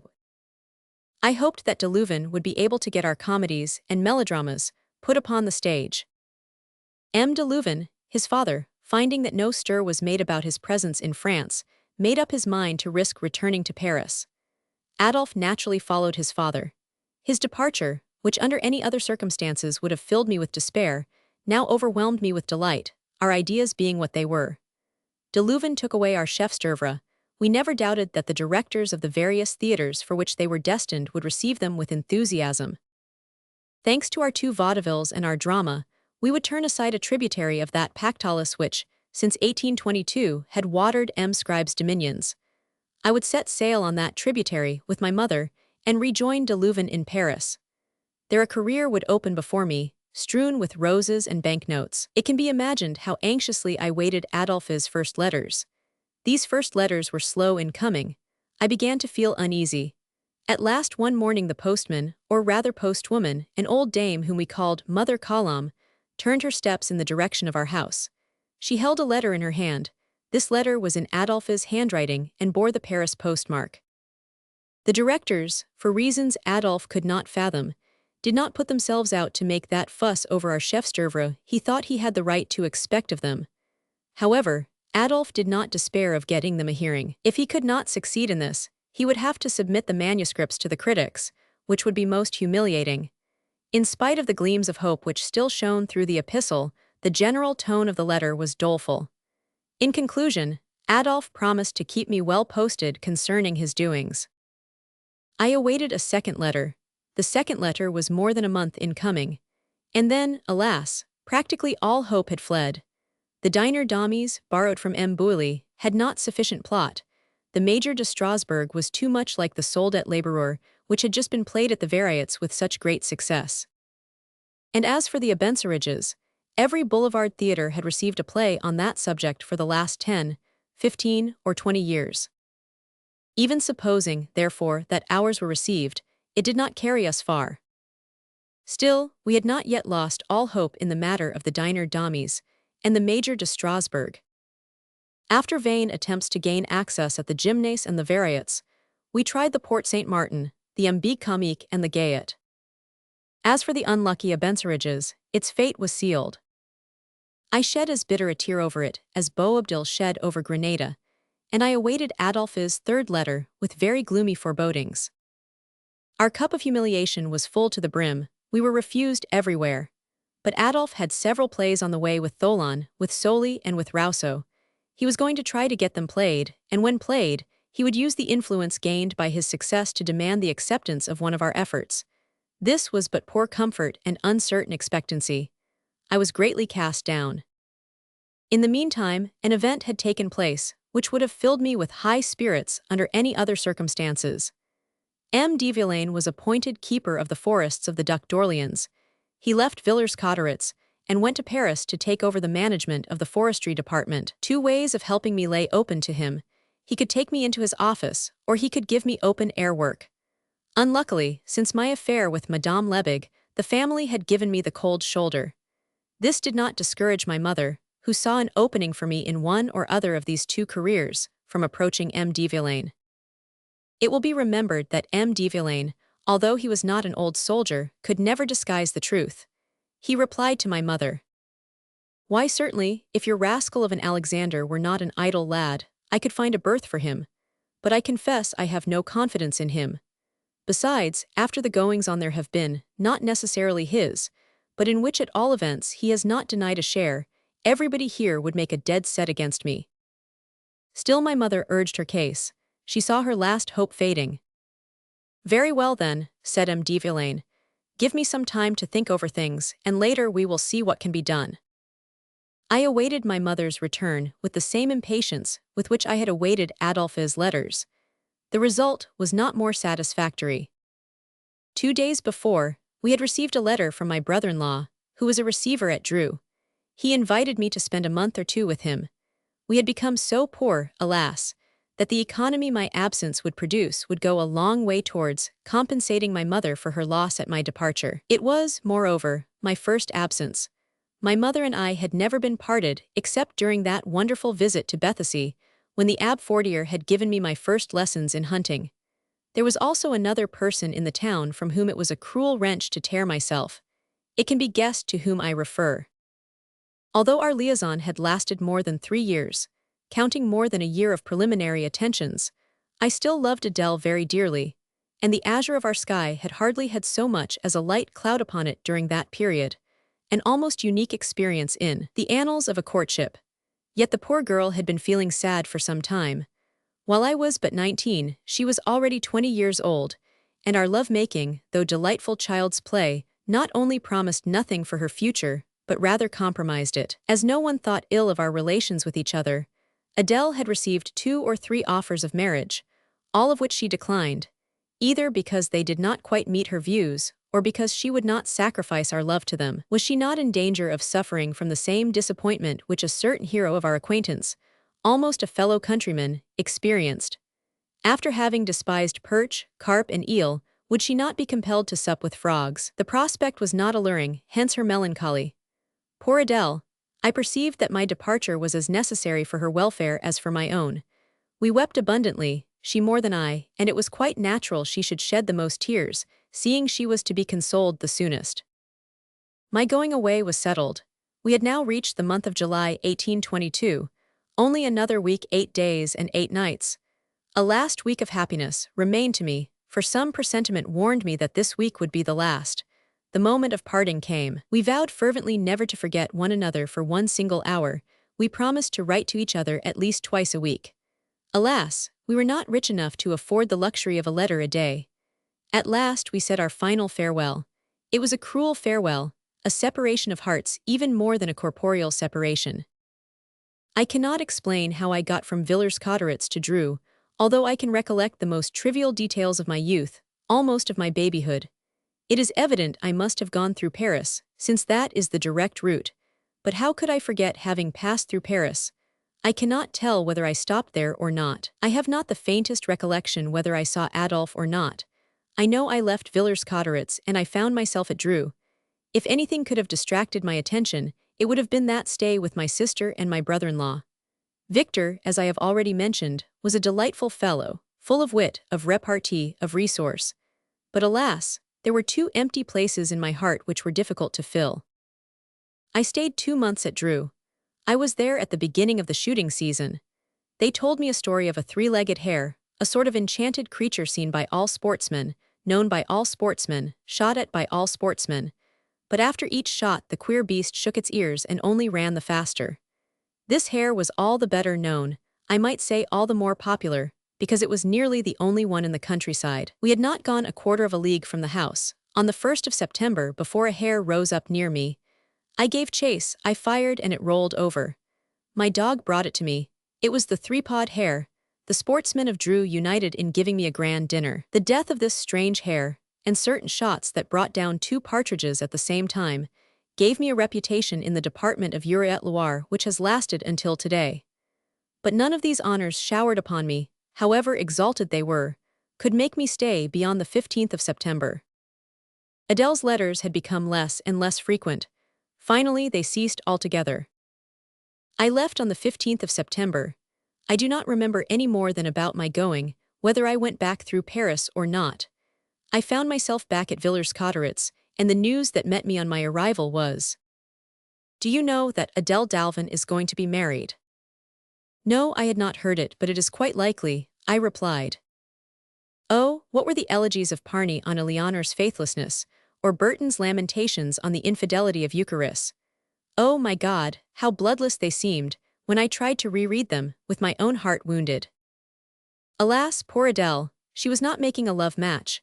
She was going to marry a man double her own age. He had lived for years in Spain, and he had brought home a small fortune. Adele was making a prudent marriage. I determined to see her the very night I returned. You remember how I paid my visits to Adele. I entered the usual way, by slipping back the bolt of the lock. I opened the door, I met Mufti again, and he gave me such a greeting that he almost betrayed me by his demonstrations. Then, with my heart thumping as it had never yet beaten, I scaled the wall and leapt over the 2 hedges. I felt quite ill when I was once more in the garden. I leant against a tree to get my breath. Then I went to the pavilion, but the nearer I drew, and the better I could see things in the darkness, the more I felt my heart tight. The shutters were quite wide open, instead of being closed. The window, instead of being shut, was half open. I leant on the windowsill. Everything was dark inside. I pushed the 2 flaps. I knelt on the sill. The room was empty. I felt the bedside with my hands. The bed was unoccupied. It was evident that Adele had guessed I would come, that she had deserted the room, leaving it easy for me to gain an entrance therein, in order to show me her intentions. Ah yes, I guessed. I understood everything. What good could it do to meet, since all was over between us? I sat down on the bed and I gave thanks to God for the gift of tears, since he had willed us to endure sorrow. The marriage was fixed for 15 days hence. During those 15 days, I kept almost entirely to the house. I went to the park on Sunday, but only to play tennis. I was very fond of that game, as of all games of skill. I was rather good at it, for I had very strong muscles and I could hold out through the longest game and sometimes even longer. This strength of mine was a terror to other players. On this particular day, when I wanted to overcome my mental feelings by great physical fatigue, I gave myself up to the game with a kind of frenzy. One ball, which I sent as high as a man, hit one of the players and knocked him down. He was the son of a brigadier de gendarmerie called Savard. We ran up to him and found that the ball had luckily hit him on the top of his shoulder, a little above the biceps, just where the shirt sleeve gatherings come. Had it gone 6 inches higher, I should have killed him on the spot, for it would have reached his temple. I threw down my racket and I gave up the game. I have never played it since. I went home and I tried to find distraction in working, but I could not set myself to my task. One works with heart and mind combined. Adolphe had possession of my thoughts. Adele was in the act of breaking my heart. The wedding day drew near. I could not stay in Villers-Cotterêts on that day. I arranged a bird-snaring party with an old comrade of mine, a playmate of my younger days, who had been somewhat neglected since de la Pensée, and Adolphe had not only taken hold of my affections, but were influencing my life. He was a harness maker called Arpin. In the evening we went to prepare our tree. It was in a lovely copse, a quarter of a league or so from the pretty village of Haramont, which I have since attempted to make famous in Ange Pitou and Conscience Elle Innocent. At the foot of this tree, all whose branches we cut off to make way for our lime twigs, we built a hut of branches and covered it with fern fronds. Next day, we were at our post before daybreak. When the sun rose and shone on our stiff tree, we found the sport had begun. It was a strange thing that, although when younger I had taken such pleasure in this sport that I often lay sleepless the night before, this present snaring had no power to distract my heart from the anguish weighing upon it. O sorrow, thou sublime mystery by which a man's spirit is raised and his soul expanded. Sorrow, without which there would be no poetry, for poetry is nearly always made up of joy and hope in equal parts, with an equivalent amount of sorrow. Sorrow which leaves its trace for life, a furrow moistened by tears, whence prayer springs, the mother of those 3 heavenly, noble daughters, whose names are Faith, Hope, and Charity. The benediction of a poet is ever thine, O sorrow. We had taken bread and wine with us. We had breakfasted and had dinner. The catch was plentiful, and would have been entirely satisfactory at any other time. We had reached the day's end, the hour when the blackbird whistles or the robin sings, when the first shadows creep silently to the heart of the wood. Suddenly I was startled from my reverie, if one can so call a formless chaos of thoughts, through which no light had shone, by the sharp sound of a violin, and by happy shouts of laughter. Violin and laughter came nearer, and I soon began to see through the trees that a player and a wedding party were coming from Haramont, and going towards Villers-Cotterêts. They were taking a narrow side path, and would pass within 20 paces of me. Young girls in white dresses, youths in blue or black clothes, with large bouquets and streaming ribbons. I put my head out of our hut and uttered a cry. This wedding party was Adele's. The young girl with the white veil and the bouquet of orange blossom who walked in front and gave her arm to her husband was Adele. Her aunt lived at Haramont. After Mass, they had been to the wedding breakfast with the aunt. They had gone by the high road in the morning. They were returning at night by the shorter way. This short cut, as I have said, ran within 20 paces of our hut. What I had fled from had come to find me. Adele did not see me. She did not know that she was passing near me. She was leaning against the shoulder of the man to whom she now belonged in the eyes of man and of God, while he had his arm round her waist and held her closely to him. I gazed for a long time on that file of white dresses which, in the growing darkness, looked like a procession of ghosts. I heaved a sigh when it had disappeared. My first dream had just vanished, my first illusion been shattered. Chapter 8. I leave Villers-Cotterêts to be second or third clerk at Crespi, M. Lefebvre, his character. My journeys to Villers-Cotterêts, the pelerinage of Ermenonville, Athens, new matter sent to Adolphe, an uncontrollable desire to pay a visit to Paris. How this desire was accomplished. The journey, Hotel des Vieux Augustins, Adolphe Silla, Talma. During my absence a place had been offered me as second or third clerk, I do not know exactly which, with M. Lefebvre, a lawyer at Crespi. It was a very desirable place, because the clerks were lodged and boarded. My keep had become such a burden on my poor mother, that she consented for the second time to part with me in order to save my food. She made up my little bit of packing, not much bigger than a Savoyard's on leaving his mountains, and off I set. It was 3.5 leagues from Villers-Cotterêts to Crespi. I did the journey on foot one fine evening, and I duly arrived at M. Lefebvre's. M. Lefebvre was, at that period, a fairly good-looking man of 34 or 35, with dark brown hair, a very pale complexion, and a well-worn appearance physically. You could recognize he was a man who had lived a long while in Paris, who had taken many permissible pleasures, and still more forbidden ones. Although M. Lefebvre was confined to a little provincial town, he might be styled a lawyer of the old school. He had ceremonious ways with his clients, ceremonious manners with us, lofty domineering airs with the world at large. M. Lefebvre seemed to say to all those who had business with him, "Pray appreciate the honor I am bestowing upon you and your town, in condescending to be a lawyer in the capital of a canton when I might have been in practice in Paris." There was one thing that specially called forth from me feelings of admiration for M. Lefebvre, and it was this. He went to the capital, as they call it in Crespi, some 8 or 10 times a year, and he never lowered himself to take the diligence. When he wanted a conveyance he would call the gardener. "Pierre," he would say, "I am going tomorrow or this evening to Paris. See that the post-horses are ready in the chaise at such and such an hour." Pierre would go. At the appointed hour the horses would arrive, rousing the whole district with their bells. The postilion, who still wore a powdered wig and a blue jacket with red lapels and silver buttons, would fling himself clumsily, heavily booted, into the saddle. M. Lefebvre would stretch himself nonchalantly in the carriage, wrapped in a big cloak, take a pinch of snuff from a gold box, and say with an air of careless indifference, "Go on."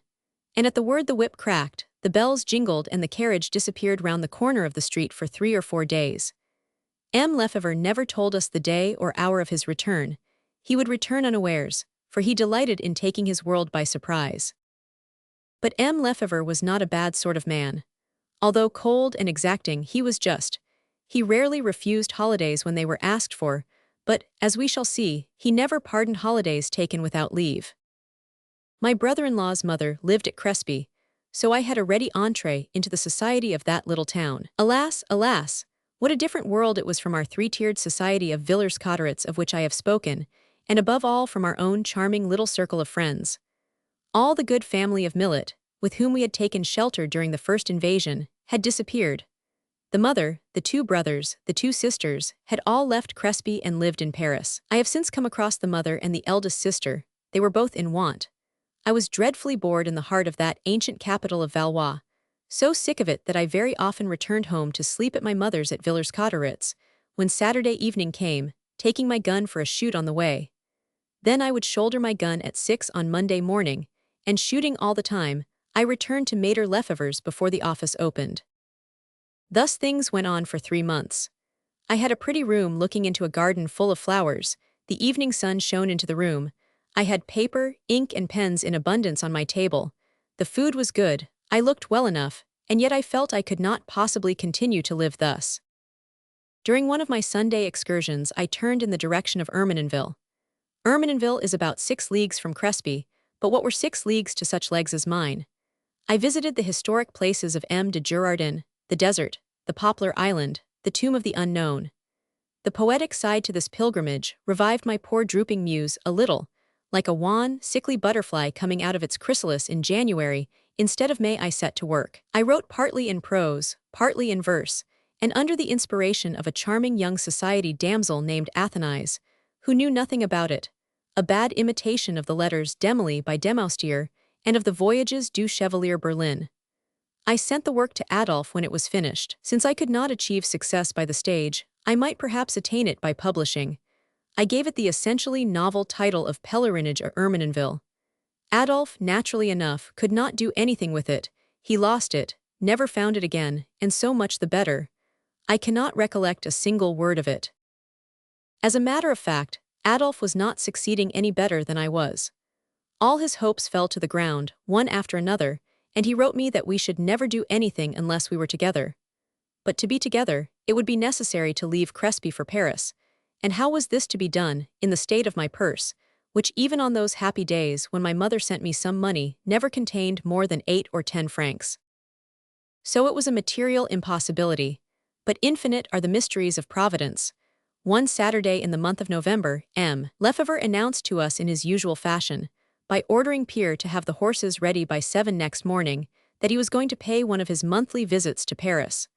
Almost simultaneously with his giving this order, at the conclusion of dinner, another of his habits, the cook came and told me a friend wanted to see me.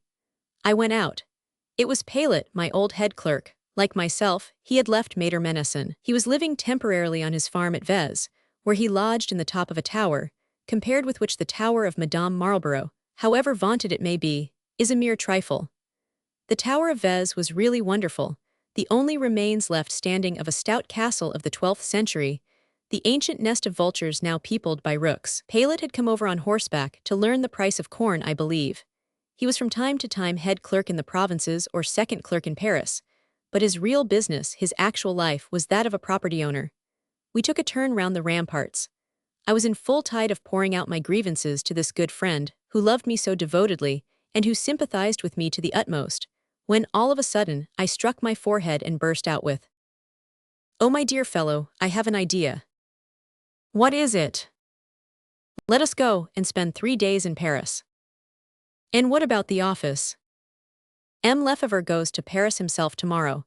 He usually stays away 2 or 3 days. We shall have returned in 2 or 3 days' time. Paillet felt in his pockets and drew out 28 francs. "There, that is all I possess," he said. "And you?" I have 7 francs. 28 and 7 make 35. How the deuce do you think we can go to Paris on that? We need 30 francs, to begin with, simply for a carriage to get there and back." "Wait a bit, I know a way." "Well, you have your horse." "Yes." "We will put our things into a portmanteau. We will go in our hunting clothes with our guns, and we will shoot along the route. We can live on the game, and so it will cost us nothing." "How do you make that out?" "It is simple enough. From here to Dammartin, surely we can kill a hare, 2 partridges and a quail." "I hope we can kill more than that." "So do I, hard enough, but I am putting it at the lowest. When we reach Dammartin we can roast the hinder portion of our hare, we can jug the front half, and we can drink and eat." "And then?" "Then, we will pay for our wine, our bread, and our seasoning with the 2 partridges, and we will give the quail to the waiter as a tip. There will only remain your horse to trouble about. Come, come, for 3 francs a day we shall see wonders." "But what the dickens will people take us for?" "What does that matter, for scholars on a holiday?" "But we only have 1 gun." "That will be all we shall need. One of us will shoot, the other will follow on horseback. In this way, as it is only 16 leagues from here to Paris, it will only mean 8 for each of us." "And the keepers?" "Ah, that is our worst difficulty. Whichever of us is on horseback must keep watch. He will warn the one who is poaching. The cavalier must dismount from his horse, the sportsman will get up, spur with both heels and clear out of the place at a gallop. The keeper will then come up to the cavalier and finding him walking along with his hands in his pockets, will say, 'What are you doing here, sir?' 'You can see quite well for yourself.' 'Never mind, tell me.' 'I am walking.' 'Just a minute ago you were on horseback.' 'Yes, and now you are on foot.' 'Yes.' 'Is it against the law for a man first to ride and then to walk?' 'No, but you were not alone.' 'Quite possible. Your companion was shooting.' 'Do you think so?' 'Good heavens, why there he is on horseback carrying his gun.' 'My dear sir, if he is there with his gun on horseback, run after him and try to stop him.' 'But I can't run after him and stop him, because he is on horseback and I am on foot.' In that case you will be wise, my friend, to go to the nearest village and drink a bottle of wine to our health. And at this, one of us will hold out a 20 sous piece to the honest fellow, which we will reckon in among our profit and loss. The gamekeeper will bow to us, go and drink our health, and we shall pursue our journey. Well, I never, that is not badly conceived, cried Palet. They tell me you are writing things. I heaved a sigh. It is exactly for the purpose of going to ask de Leuven for news of the plays I have written that I want to go to Paris. And then, once in Paris. Oh, interrupted Palet, once in Paris, I know a little hotel, Rue des Vieux-Augustins, where I usually put up, and where I am known. Once in Paris, I shall not be anxious. Then it is settled. Why, yes, it will be a joke. We will start for Paris. We will. Very well then, better still, let us start tonight instead of tomorrow. We can sleep at Ermenonville, and tomorrow evening, leaving Ermenonville early, we shall be in Paris. Let us leave tonight. We went our way, Palet to his inn to have his horse saddled, I to Maître Lefever's to get my gun and to put on my shooting clothes. A shirt, a coat, a pair of trousers and a pair of boots were sent off by the third clerk to Palet, who stuffed them into a portmanteau. These things accomplished, I shouldered my gun and awaited Palet outside the town. Palet soon appeared. It was too late for shooting, our only thoughts were to gain the country. I jumped up behind. 2 hours later, we were at Ermenonville. It was the second or third time I had visited the Hôtel de la Croix. So far as I can remember, I was not a profitable customer, but my antecedents were by no means bad, rather the reverse. We were well received. An omelette, a bottle of wine and as much bread as we wanted, constituted our supper. Next day our account, including the horses' stabling, came to 6 francs, leaving 29. Palet and I looked at one another as much as to say, dear me, how money does fly. And after 2 or 3 sage noddings of the head, we continued our journey, going across country to Dammartin, where we meant to lunch. Lunch did not trouble us. It lay in the barrel of our gun, and we set forth to find it. The country round Ermenonville is full of game and well guarded, so we had hardly gone a quarter of a league before I had killed 2 hares and 3 partridges with 6 shots of my gun. I ought to confess with due humility that these 2 hares and 3 partridges belonged to M. de Girardin-Brégy. Now, when my dog was retrieving the 3rd partridge, Palet gave the prearranged signal. The figure of a gamekeeper appeared on the skyline, boldly defined against the white fleecy sky, like one of those shepherds or country rustics in huge leggings that Decamps or Jadon put in their landscapes, as a contrast to a lonely and twisted elm tree. The maneuver had already been discussed. In an instant I was on horseback, spurring the horse with both heels and carrying off with me the incriminating plunder. The dialogue between Palet and the gamekeeper was lengthy and animated, but it ended as I had predicted. Palet majestically drew a 20 sous piece from the common purse, and our total expenditure had reached the sum of 7 francs. That was our loss, but on the profit side of our account, we had 2 hares and 3 partridges. Palet joined me again. I remained on horseback and he took his turn at hunting.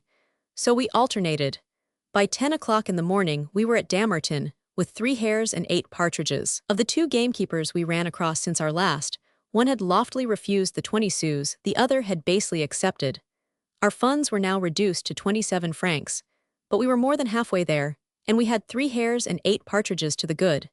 As I had foreseen, we paid our way, and generously, with a hare and 3 partridges. We could have paid our way in larks.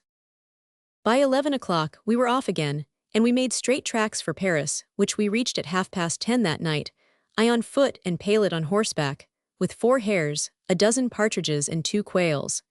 We had a marketable value of 30 francs of game with us. When we reached the Hôtel des Vieux-Augustins, Palet made himself known and imposed his conditions. He told our host we had made a big bet with some Englishmen. We had wagered that we could go to Paris and back without spending a halfpenny, so we wished to gain the bet by selling our game to him. He engaged to board and put us up, horse and dog included, for 2 days and 2 nights, in exchange for our 12 partridges, 4 hares and 2 quails. Besides this, when we left he put us up a pasty and bottle of wine. On these conditions our host declared he would make a good thing out of us, and offered us a certificate to certify that, at least while with him, we had not spent a son. We thanked him and told him our Englishmen would take our word for it. Palet and I took our bearings and went to get a bath. With all economy possible, we had had to deduct the sum of 3 francs 50 from our remaining balance. We were thus left with 23 francs 50. We had spent rather less than a third of our wealth, but we had arrived, and bed and board were assured us for 48 hours. In spite of the fatigue of the journey, I slept but ill. I was in Paris. I envied my dog who laid down at the foot of my bed, free from imagination, tired out in body and indifferent to his resting place, was taking a nap. Next day I woke up at 7 o'clock. In a twinkling I was dressed. De Leuven lived in the Rue Piguel, number 14. It was nearly a league from the Rue des Vieux-Augustins, but good gracious, what did that matter? I had covered 10 or a dozen leagues the day before without reckoning the ins and outs, and I could surely manage one today. I set out. Palet had business of his own to attend to, I had mine. We should probably meet at dinner time, or perhaps not until night. I left the Rue des Vieux-Augustins by the Rue Croix des Petits Champs and walked straight ahead. I saw a passage where a crowd of people were going in and coming out. I went down 7 or 8 steps until I thought I was lost. I wanted to ascend again, but I felt ashamed. I continued on my way and alighted on the Rue Valois. I had made acquaintance. First go off with the ugliest passage in Paris, the passage of the Rue Neuve des Bons Enfants. I went down another passage which opened out before me, and I found myself in the Palais Royal. I went all round it. Half the shops weren't opened. I stopped in front of the Théâtre Français and I saw on the poster, "Tomorrow, Monday, Scylla, a tragedy in verse in 5 acts by M. de Jouy." I vowed fervently that somehow or other I would get access to the common purse, and I would see Scylla. All the more because I read in large letters on the same poster, "M. Talma will take the part of Scylla." However, since it would be much better to go with the help of Adolphe, I immediately inquired my way to the Rue Piguel and started off for it. After many turnings and twistings, I reached my destination at about 9 in the morning. Adolphe was not yet up, but his father was walking in the garden. I went up to him. He stopped, let me approach, held out his hand to me and said, "So you have come to Paris then?" "Yes, Monsieur de Leuven." "For some stay?" "For 2 days." "What have you come for?" "I have come to see 2 people, Adolphe and Talma." "Ah, is that so? You have become a millionaire then, or you would not commit such extravagances." I told M. de Leuven how Palet and I had accomplished the journey. He looked at me for a minute, then he said, "You will get on, you have willpower. Go and wake Adolphe, he will take you to see Talma, who will give you tickets, then come back and lunch together here." That was the very thing I wanted. I took stock of the interior topography of the house and rushed off. I only opened 2 wrong doors before I found Adolphe's. One was Gabriel Arnault's door, the other Louis Arnault's. I lost my way on the first landing. Louis put me right. I reached Adolphe's room at last. Adolphe slept like the 7 sleepers, but had I had to deal with Epimenides I would have wakened him. Adolphe rubbed his eyes and could not recognize me. "Come, come," I said, "it is really I. Wake up and get dressed. I want to go to Talma." "To Talma? What for? You don't mean to say you have a tragedy to read to him?" "No, but I want to ask him for some tickets." "What is he playing in now?" I fell from my state of exaltation. Adolphe, living in Paris, did not know what Talma was acting. What was the idiot thinking of? No wonder he had not yet got my Pèlerinage Germanville placed, or any of our plays acted. Adolphe got out of bed and dressed himself. At 11 o'clock we were ringing the bell of a house in the Rue de la Tour des Dames. Mademoiselle Mars, Mademoiselle Duchess Noix and Talma all lived side by side. Talma was dressing, but Adolphe was an habitué of the house. They let him in. I followed Adolphe, as Hernani followed Charles Quint, I naturally behind Adolphe. Talma was extremely short-sighted. I do not know whether he saw me or not. He was washing his chest. His head was almost shaved. This astonished me greatly, for I had heard it said many times that in Hamlet, when the father's ghost appears, Talma's hairs could be seen standing on end. I must confess that Talma's appearance, under the above conditions, was far from being artistic. But when he turned round, with his neck bare, the lower part of his body wrapped in a large sort of white linen wrapper, and he took one of the corners of this mantle and drew it over his shoulder, half veiling his breast, there was something so regal in the action that it made me tremble. De Leuven laid bare our request. Talma took up a kind of antique stiletto, at the end of which was a pen, and signed an order for 2 seats for us. It was a member's order. Besides the actor's order, which were received on days when they were acting, members had the right to give 2 free tickets every day. Then Adolphe explained who I was. In those days I was just the son of General Alexandre Dumas, but that was something. Besides, Talma remembered having met my father at St. George's. He held out his hand to me, and I longed to kiss it. Full of theatrical ambitions as I was, Talma was like a god to me, an unknown god, it is true, as unknown as Jupiter was to Semele, but a god who appeared to me in the morning and who would reveal himself to me at night. Our hands clasped. Oh, Talma, if only you had been 20 years younger or I 20 years older. But at that time the whole honor was mine. Talma, I knew the past, you could not guess the future. If anyone had told you, Talma, that the hand you had just held was to write 60 to 80 dramas in each of which you, who were looking out for roles all your life, would have found one which you would have acted to perfection, you would not have allowed the poor youth to go away thus, blushing at having seen you, proud at having shaken hands with you. But how could you see anything in me, Talma, since I had not discovered it myself? Chapter 9. The theatre ticket, the Café du Roi, Auguste Lafarge, Tholen, Rochefort, Ferdinand Langle, People Who Dine and People Who Don't, Canaris, First Sight of Talma, Appreciation of Mars and Rachel, Why Talma Has No Successor, Scylla and the Censorship, Talma's Box, A Cab Drive After Midnight, The Return to Crespi. M. Lefebvre explains that a machine, in order to work well, needs all its wheels. I hand in my resignation as his third clerk. I went back to de Louvain's house, hugging the order in my pocket. With the possibility of procuring another by the means of it, I would not have parted with it for 500 francs. I was filled with pride at the thought of going to the Theatre Francais, with an order signed Talma. We lunched. De Louvain raised great difficulties about going to the play. He had an engagement with Scribe, a meeting with Tholen, an appointment with I don't know how many other celebrities besides, that night. His father shrugged his shoulders, and de Louvain raised no more objections. It was arranged that we were to go to the Francais together. But, as I wanted to see the Musée, the Jardin des Plantes and the Luxembourg, he arranged to meet me at the Café du Roi at 7 o'clock. The Café du Roi formed the corner of the Rue de Richelieu and the Rue Saint-Honor. We shall have more to say about it later. After luncheon, I set out by myself and went to the Musée. At 6 o'clock I had tramped the tourists round.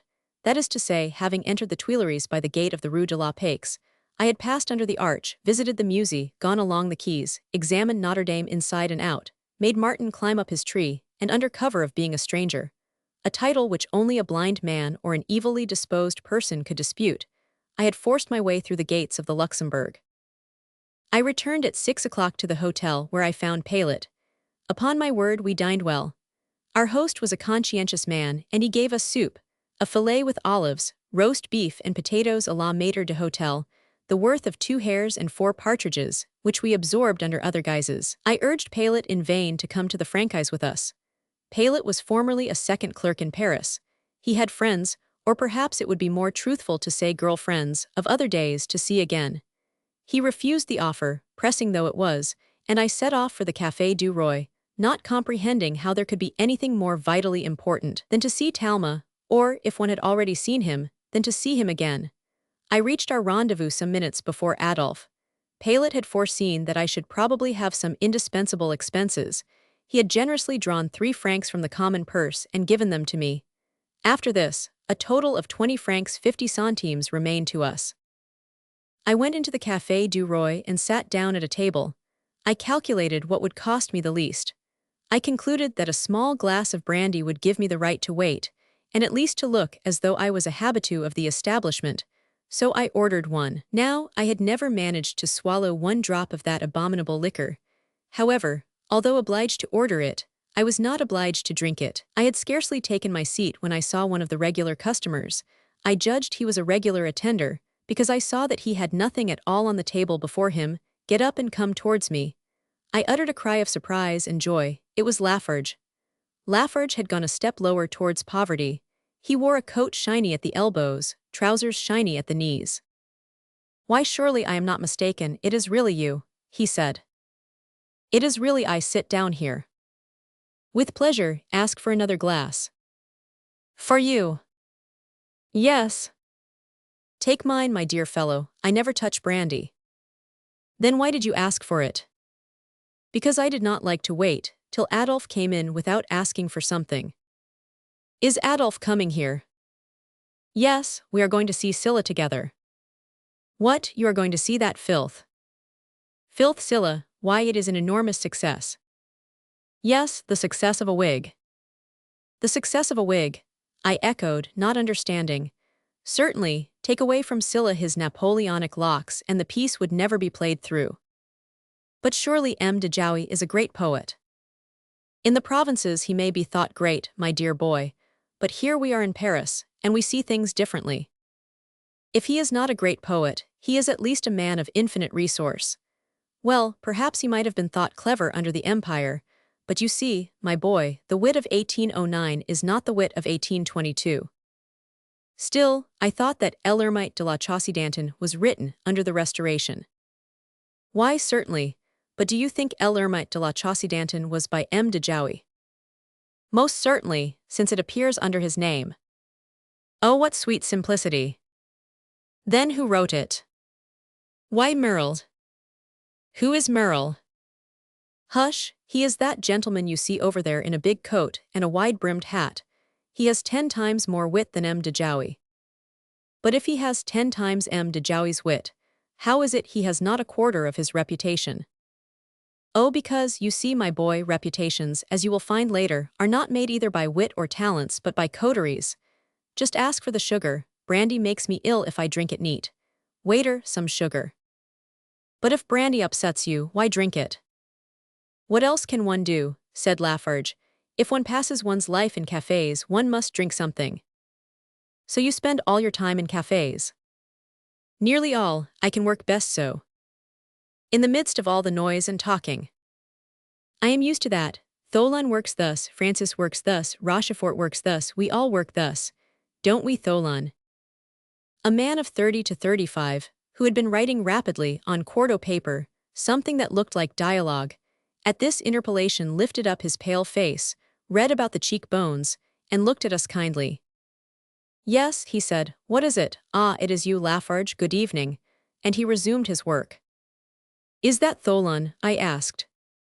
Yes, there's a man of ready wit for you, only he squanders and abuses his ready wit. Do you know what he is doing now? No. He is writing a comedy, in 5 acts in verse. What, he can write poetry here in a café? In the first place, dear boy, this is not a café. It is a kind of literary club. Everybody you see here is either an author or a journalist. Well, I said to Lafarge, I have never seen a café where they consumed so little and wrote so much. The deuce, you are framing already. You almost made a witticism just then, do you know? Well then, in return for the witticism I have almost perpetrated, tell me who some of these gentlemen are. My dear fellow, it would be useless. You need to be a Parisian to be acquainted with reputations which are wholly Parisian. But I assure you, my dear Auguste, I am not so provincial in such matters as you think I am. Have you heard of Rochefort? Yes, has he not composed some very pretty songs, and 2 or 3 successful vaudevilles? Exactly so, very well, he is that tall thin man who is playing dominoes. Both players are of equal thinness.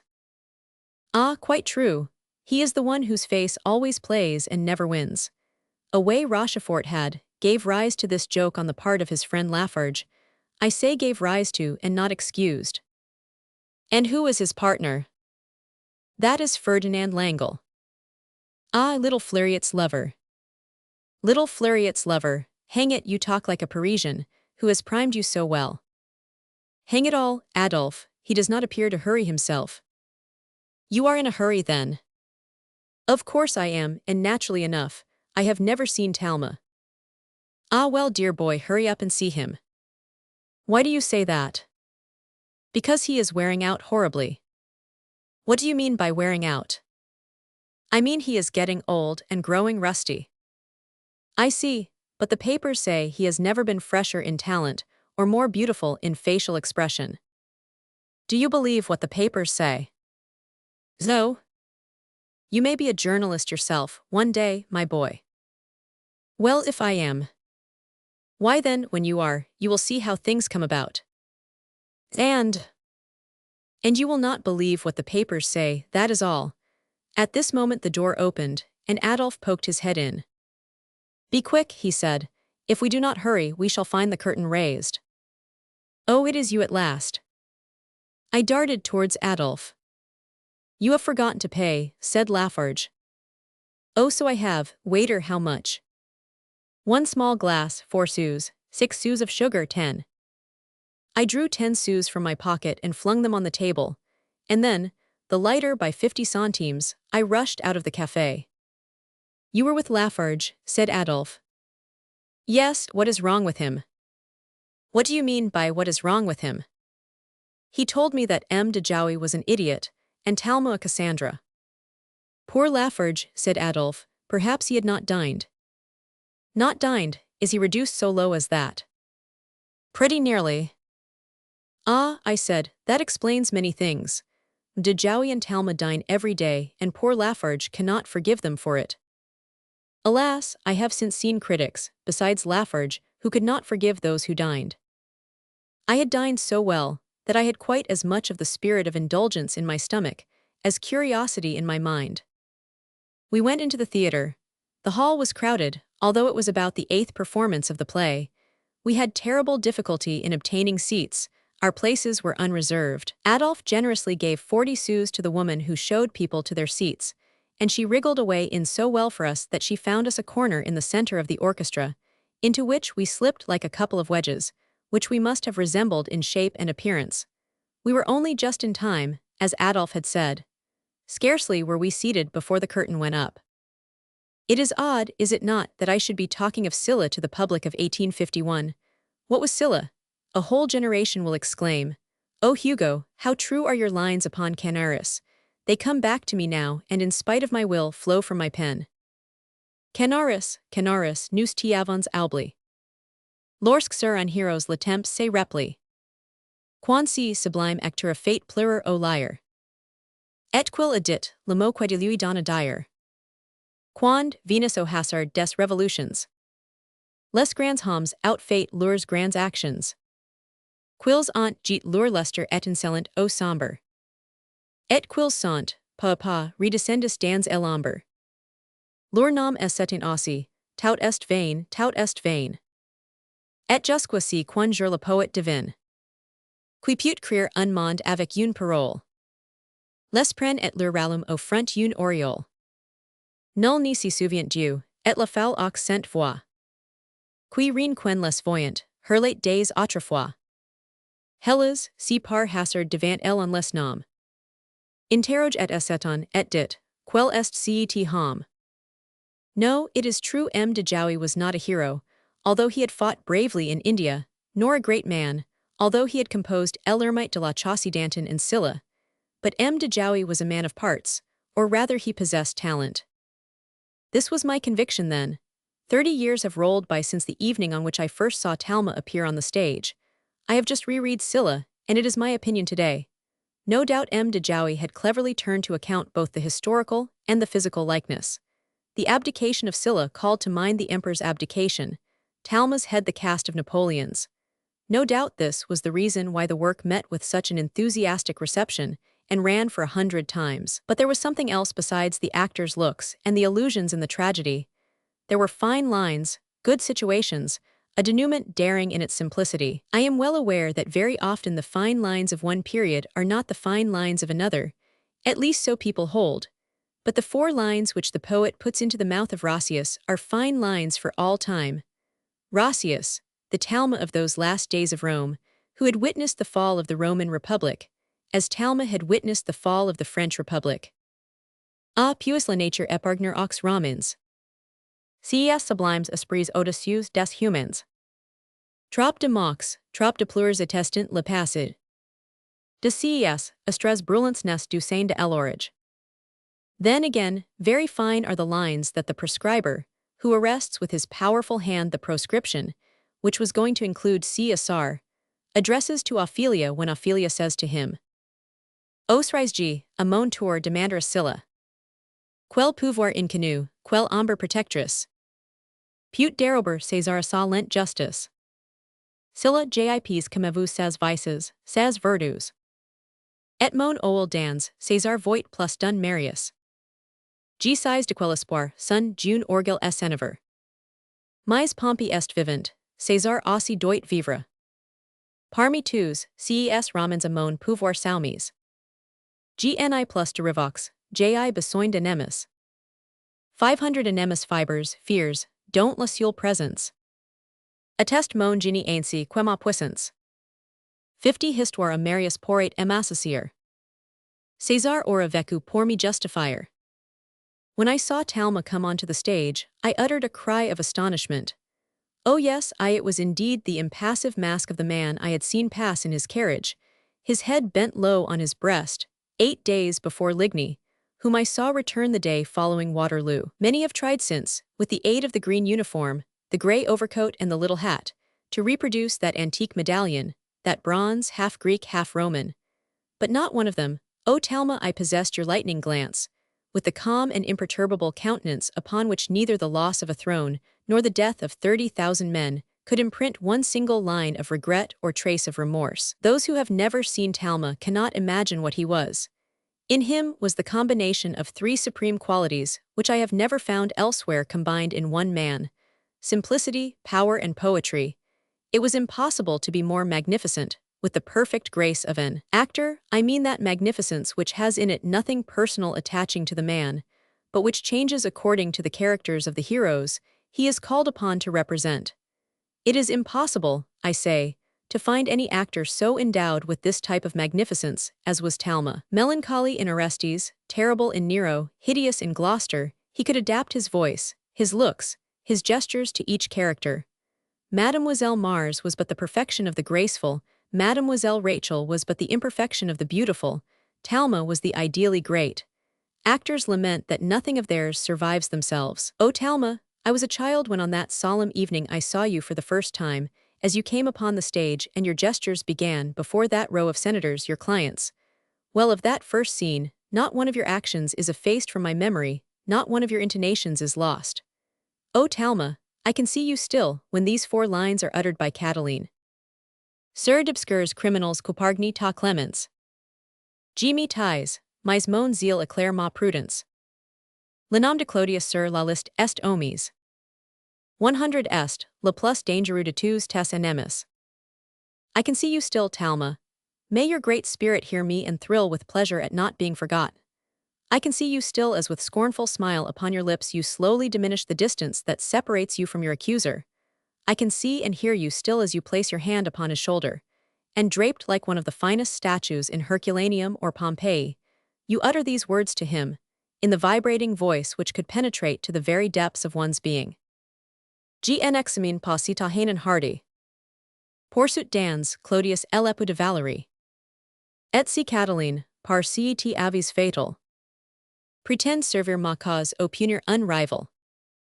O Talma, your incisive and sonorous intonation took root in the hearts of all who heard you. It was indeed a fearfully ungrateful and barren soil which at that unpoetical period of the empire was left you to cultivate, for had you been disheartened by its sterility, there would have been nothing great, or fine, or widespreading, during all those 30 years in which you wore the Roman sandal or the Greek.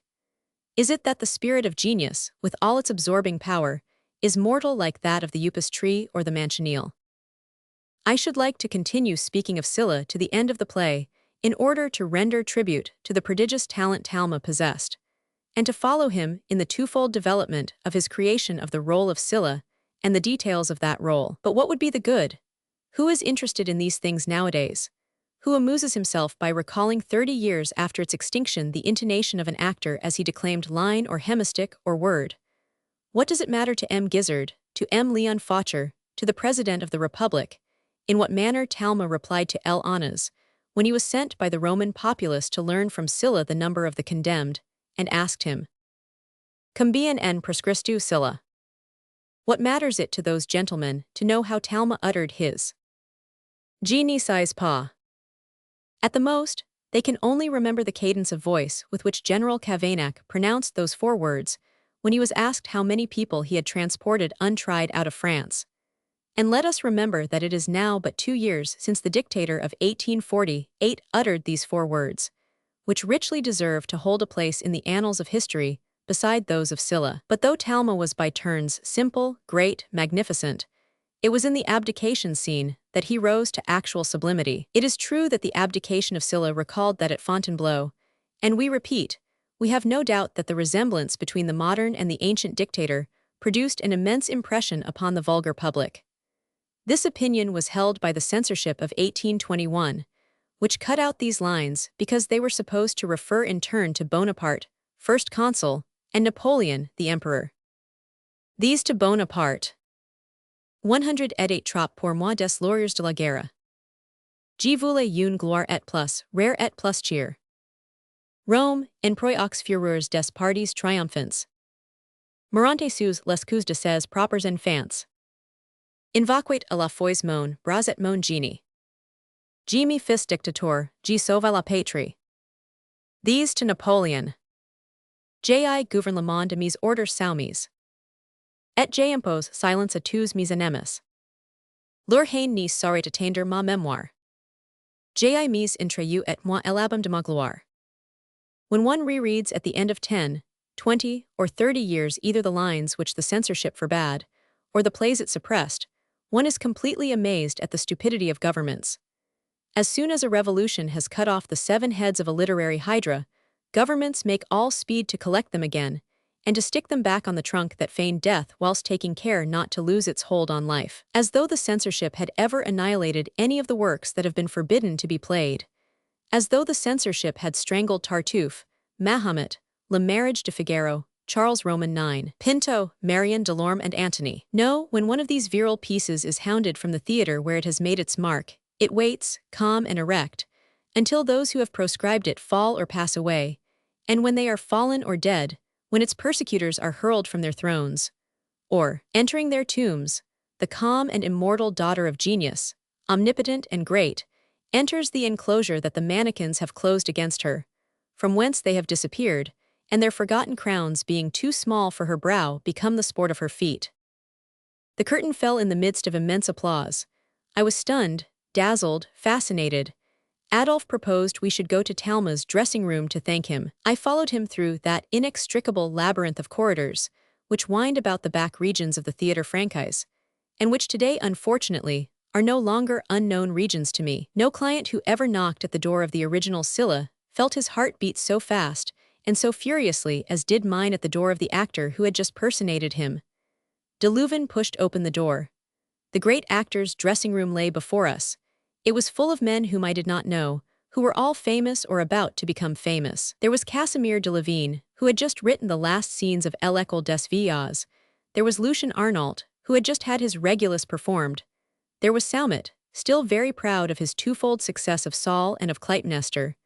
There was Nepomucene Lemercier, that paralyzed sulky brute whose talents were as crooked as his body, who in his healthy moments had composed Agamemnon, Pinto, and Friedgand, and in his unhealthy hours Christophe Colomb, La Panhypocrisade and Cahincaha. There was Delrieux, who had been at work upon the revised version of his Artaxerce since 1809. There was Viennet, whose tragedies made a sensation for 15 or 20 years on paper, to live and agonize and die within a week, like him whose reign lasted 2 hours and whose torture 3 days. There was, finally, the hero of the hour, M. de Jouy, with his tall figure, his fine white head, his intellectual and kindly eyes, and in the center of them all Talma in his simple white robe, just despoiled of its purple, his head from which he had just removed the crown and his 2 graceful white hands with which he had just broken the dictator's palm. I stayed at the door, blushing vividly and very humble. Talma, said Adolphe, we have come to thank you. Talma looked round out of his eye corners. He perceived me at the door. He said, come in. I took 2 steps towards him. Well, Mr. Poet, said he, were you satisfied? I am more than that, monsieur. I am wonderstruck. Very well, you must come and see me again and ask for more seats. Alas, Monsieur Talma, I leave Paris tomorrow or the day after at latest. That is a pity. You might have seen me in Regulus. You know I have put Regulus on the bill for the day after tomorrow, Lucien. Yes, Lucien replied. And cannot you stop till the evening of the day after tomorrow? Impossible, I have to return to the provinces. What do you do in the provinces? I dare not tell you, Lama lawyer's clerk. And I heaved a deep sigh. Bah, said Talma, you must not give way to despair on that account. Corneille was clerk to a procurator. Gentlemen, allow me to introduce you to a future Corneille. I blushed to the eyes. Lay your hand on my forehead, it will bring me good luck, I said to Talma. Talma laid his hand on my head. There, so be it, he said. Alexandre Dumas, I baptize the poet in the name of Shakespeare, of Corneille, and of Schiller. Go back to the provinces, go back to your office, and if you really have a vocation, the angel of poetry will know how to find you all right wherever you be, will carry you off by the hair of your head like the prophet Habakkuk, and will take you where fate determines. I took Talma's hand and tried to kiss it. Why, see, he said, the lad has enthusiasm and will make something of himself, and he shook me cordially by the hand. I had nothing more to wait for there. A longer stay in that dressing room crowded with celebrities would have been both embarrassing and ridiculous. I made a sign to Adolphe, and we took our leave. I wanted to fling my arms round Adolphe's neck in the corridor. Yes, indeed, I said to him, be sure I shall return to Paris. You may depend upon that. We went down by the little twisting staircase, which has since been condemned. We left by the black corridor. We went along the gallery, then called the Galerie de Nemours, and called today I know not what, and we came out on the Place du Palais Royal. There you know your way, said Adolphe. The Rue Croix des Petits Champs, the Rue Coquelier, the Rue des Vieux Augustins. Good night, I must leave you, it is late, and it is a long way from here to the Rue Pigalle. By the way, remember we lunch at 10 and we dine at 5. And Adolphe turned round the corner of the Rue Richelieu and disappeared. It was indeed late. All lights were out, and only a few belated people were passing across the Place du Palais Royal. Although Adolphe had told it me, I did not in the least know my way, and I was extremely scared when I found myself alone. It must be confessed I felt very uneasy at being out in the streets of Paris at such a late hour, for I had heard heaps of stories of night attacks, robberies, and assassinations, and with my 50 sous in my pocket, I trembled at the thought of being plundered. A struggle went on in my mind between courage and fear. Fear won the day. I hailed a cab. The cab came up to me and I opened the door. Monsieur knows it is past midnight, said the driver. Of course I know it, I replied, and I added to myself, that is the very reason I am taking a cab. Where is the country squire going? Rue des Vieux Augustins, Hotel des Vieux Augustins. What? Said the driver. I repeated it. Is monsieur quite sure he wants to go there? The deuce I do. In that case, off we go. And lashing his horses, at the same time clicking with his tongue as do all drivers, he urged them into a canter. 20 seconds later, he pulled up, got down from his seat, and opened the door. Well, I asked. Well, my country lad, we are at your destination, Rue des Vieux Augustins, Hotel des Vieux Augustins. I raised my head, and there, beyond doubt, was the house. I then understood the driver's astonishment at seeing a great bumpkin of 20, who seemed in no way unsound of limb, wanting to take a cab from the Place du Palais Royal to go to the Rue des Vieux Augustins. But as it would have been too absurd to avow that I did not know the distance between the two places, I said in a stout voice. All right, what is the fare? Oh, you know the fare well enough, young fellow. If I knew it, I should not ask you. It is 50 sous then. 50 sous, I exclaimed, horrified at having incurred such useless expense. Certainly, young chap, that is the tariff. 50 sous to come from the Palais Royal here. I warned monsieur it was past midnight. There you are, I said, take your 50 sous. Aren't you going to give me a pourboire, young fellow? I made a movement to strangle the wretch, but he was strong and vigorous. I reflected that perhaps he would strangle me, so I stayed my hand. I rang the bell, the door was opened, and I went inside. I felt dreadfully stricken with remorse for having squandered my money, especially when I considered that even had Paillet spent nothing on his side, we only had 20 francs 50 centimes left. Paillet had been to the opera, and had spent 8 francs 10 sous. Only a dozen francs were left us. We looked at each other with some anxiety. Listen, he said. You have seen Talma, I have heard La Lampe Merveilleuse. This was all you wanted to see, all I wanted to hear. If you agree, let us leave tomorrow instead of the next day. That is exactly what I was going to suggest to you. All right, do not let us lose any time. It is now 1 o'clock. Let us get to bed as quickly as possible and sleep until 6. Then let us start at 7 and sleep if we can manage it at Mantuil. Good night. Good night. A quarter of an hour later, we were rivaling one another who could go to sleep the soundest. Next day, or rather the same day, at 8 o'clock, we had passed Villette. At 3 o'clock, we were dining at Damerton, under the same conditions as we had lunched there. At 7, we were having our supper at Mantuil, and on Wednesday at 1 o'clock, loaded with 2 hares and 6 partridges, the result of the economy we had exercised by our hunting of the previous night and day. We entered Crespi, giving our last 20 sous to a poor beggar. Paillet and I parted at the entry to the large square. I went to Maître Lefever's by the little passage and up to my room to change my things. I called Pierre through the window and asked him for news of M. Lefever. M. Lefever had returned in the night.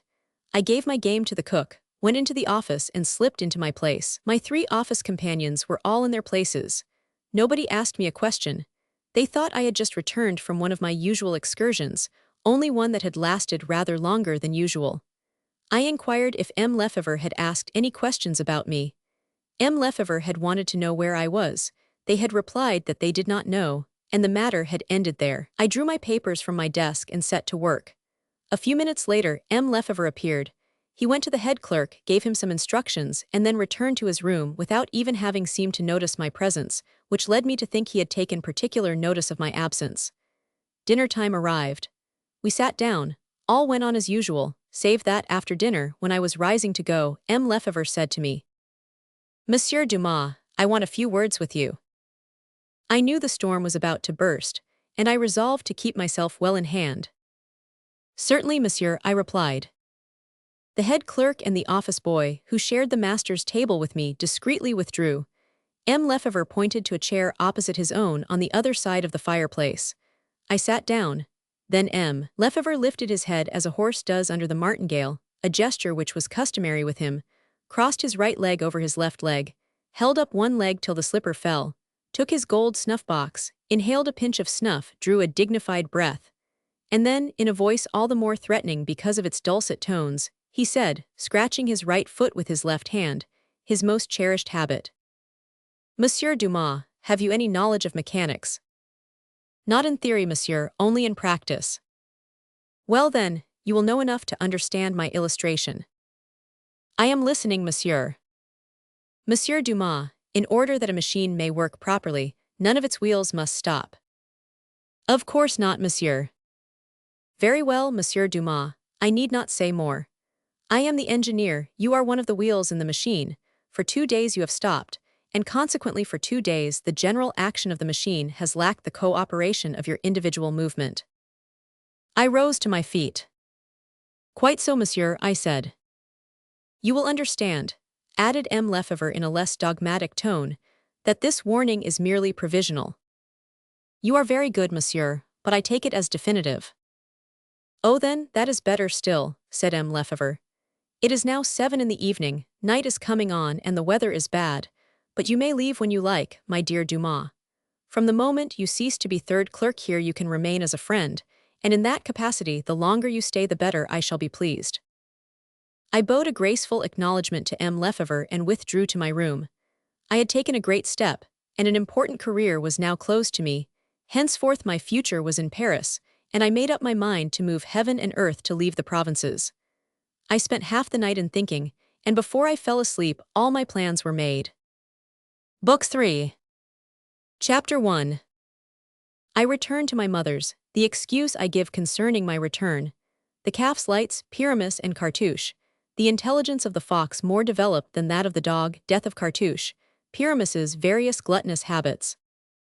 I packed up my things next day and went. I was not without uneasiness with regard to the way my mother might receive me, my poor mother. Her first expression at seeing me was always one of delight, but my leaving Maître Lefever's would trouble her. So the nearer I drew to Villers-Cotterêts, the slower did my steps become. It generally took me 2 hours to walk the 3½ leagues between Crespi and Villers-Cotterêts, for I used to run the last league, but now the reverse was the case, for the last league took me the longest of all to cover. I returned in shooting costume after my usual fashion, and my dog was hardly 300 yards away before he smelt home, stopped an instant, lifted up his nose, and set off like an arrow. 5 seconds after he had disappeared down the road, I saw my mother appear on the threshold. My courier had preceded me and announced my return. She met me with her usual smile, The whole tenderness of her heart welled up at my approach and shone in her face. I flung myself in her arms. Oh, what a love is a mother's! A love always good, always devoted, always faithful, a true diamond lost amongst all the false stones with which youth decks its happiness, a pure and limpid carbuncle, which shines in joy as in sorrow, by night as by day. My mother's first thoughts were naught but joyful ones at seeing me again. Then, at last, she asked me how it was I had returned home on Thursday instead of on Saturday, to spend Sunday with her, going back on Monday as usual. I dared not tell her of the misfortune that had befallen me. I told her that, as business was slack at the office, I had obtained a holiday for several days, which I meant to spend with her. But my mother observed, "I see you are wearing your hunting coat and breeches." "Yes, why not? How is it you have nothing in your game bag?" It was not indeed customary for me to return with the game bag empty. I was so anxious to see you, dear mother, that instead of shooting, I came the shortest way by the high road. I lied. Had I spoken the truth, I should have said, "Alas, dear mother, I was so much taken up with thinking what effect my news would have upon you that I never thought of shooting, though at other times I have forgotten everything for that passion." But had I told her that, I should have had to tell her the news, and I wanted to delay it as long as possible. An incident freed me from embarrassment and diverted my mother's thoughts for the moment. I heard my dog howl. I ran to the door. The next house to ours was that of a butcher called Prives. In the front of the butcher's slab there was a long crossbar of painted wood, in which at different intervals iron hooks were fixed to hold various specimens of meat. In jumping up at a calf's lights, Pyramus had got hooked like a carp on a fishhook, and hung suspended. That was why he howled, and as will readily be imagined, not without cause. I seized hold of him by the body, unhooked him, and he rushed into the stable, his jaws bleeding. If I ever write the history of the dogs that have belonged to me, Pyramus shall have a prominent place by the side of my lord. I may therefore be allowed to leave in suspense the interest my return naturally created, to talk a bit about Pyramus, who, in spite of his name, which indicated that all sorts of love misfortunes were before him, had never had, to my knowledge, any misadventures except gastronomic ones. Pyramus was a large chestnut-colored dog, of very good French pedigree, who had been given me when quite a puppy, with a fox cub of the same age, which the keeper who gave him me, it was poor Coron of La Maisonneuve, had suckled by the same mother. I often amused myself by watching the different instincts of these two animals develop, as they were placed opposite one another in the yard, in two parallel recesses. For the first 3 or 4 months, an almost brotherly intimacy reigned between Cartouche and Pyramus. I need not mention that Cartouche was the fox and Pyramus the dog, nor need I mention that the name of Cartouche was given to the fox, in allusion to his instincts of stealing and depredation. It was Cartouche who began to declare war on Pyramus, although he was the weaker looking. This declaration of war took place over some bones which were within Cartouche's boundary, but which Pyramus had surreptitiously tried to annex. The first time Pyramus attempted this piracy, Cartouche snarled. The second time he showed his teeth. The third time he bit. Cartouche was the more to be excused because he was always on the chain, while Pyramus had his hours of liberty. Cartouche, restrained to a very circumscribed walk, could not therefore, at full length of his chain, do unto Pyramus the evil deeds which Pyramus, abusing his liberty, was guilty of on his side. On account of this captivity, I was able to notice the superior intelligence of the fox over that of the dog. Both were gourmands in the highest degree, with this difference, that Pyramus was more of a glutton and Cartouche more of an epicure. When they both stretched to the full length of their chains, they could reach a distance of nearly 4 feet, from the opening of their recesses. Add 10 inches for the length of Pyramus's head, 4 inches for Cartouche's pointed nose, and you will arrive at this result, that whilst Pyramus, at the length of his chain, could reach a bone at 4 feet 10 inches from his recess, Cartouche could only perpetrate the same deed 4 feet 4 inches from his. Very well if I placed a bone 6 feet off. That is to say, out of the reach of both, Pyramus had to content himself with stretching his chain with the whole strength of his sturdy shoulders, but not being able to break it, he would stand with fixed bloodshot eyes, his jaws slobbering and open, attempting from time to time, with plaintive whines, to exorcise the distance, or by desperate efforts to break his chain. If the bone were not either taken away or given him, he would have gone mad, but he had never succeeded, by any ingenious contrivance, to snatch the prey beyond his reach. It was another matter with Cartouche. His preliminary tactics were the same as those of Pyramus, and consequently equally fruitless. But soon he began to reflect, rubbing a paw on his nose. Then, all at once, as though a sudden illumination had come into his mind, he turned himself round, adding the length of his body to the length of his chain, dragged the bone into the circle of his kingdom by the help of one of his hind paws, turned round again, seized hold of the bone, and entered into his kennel, from which it was not rejected until it was as clean and polished as ivory. Pyramus saw Cartouche perform this trick 10 times. He would howl with jealousy as he listened to his comrade's teeth grinding on the bone which he was gnawing. But I repeat, he never had the intelligence to do the same thing himself, and to use his hind paw as a hook to draw the titbit within his reach. Cartouche was of superior intelligence to Pyramus in 1,000 other instances such as this, although his tractability was always inferior. But it is common knowledge that with animals as with human beings, the capacity for being trained is not always, nay, is scarcely ever, combined with intelligence. The reader may ask why the injustice was perpetrated of keeping Cartouche always fastened, while Pyramus was allowed his liberty at times. This is why. Pyramus was only a glutton by need, while Cartouche was destructive by instinct. One day he broke his chain, and went from our yard into the farmyard belonging to our neighbor Mauprives. In less than 10 minutes he had strangled 17 fowls and 2 cocks. 19 cases of homicide. It was impossible to plead extenuating circumstances. He was condemned to death and executed. So Pyramus reigned sole master of the place, which, to his shame be it said, he appreciated greatly. His appetite seemed to increase when he was left alone. This appetite was a defect at home, but out shooting it was a vice. Nearly always, the first game I killed under his nose, were it small game, such as partridge, young pheasant, or quail, would be lost to me. His big jaws would open, and with a rapid gulp, the piece of game disappeared down his throat. Very rarely did I arrive in time to perceive, by opening his jaws, the last feathers of the bird's tail disappearing in the depths of his gullet. Then a lash with my horsewhip, vigorously applied on the loins of the guilty sinner, would cure him for the remainder of the chase, and it was seldom he repeated the same fault. But between one shoot and another, he generally had time to forget the previous punishment, and more expenditure of whipcord was needed. On 2 other occasions, however, the gluttony of Pyramus turned out badly for him. One day de Leuven and I were shooting over the marshes of Pondrin. It was a place where 2 harvests were gathered during the year. The first harvest was that of a small thicket of alderwood. The owner of the land, after having cut his branches, stripped the twigs off, sawed it and tied it in bundles. Then he became busy over his second harvest, which was that of hay. They were just reaping this crop, but as it was luncheon time, the reapers had rested their scythes, here and there, and were feeding by a small river wherein they could moisten their hard bread. One of them had placed his scythe against one of the heaps of cut wood, about 2.5 feet high, placed in cubic meters or half meters. I put up a snipe. I fired and killed it, and it fell behind this pile of wood against which the scythe was propped.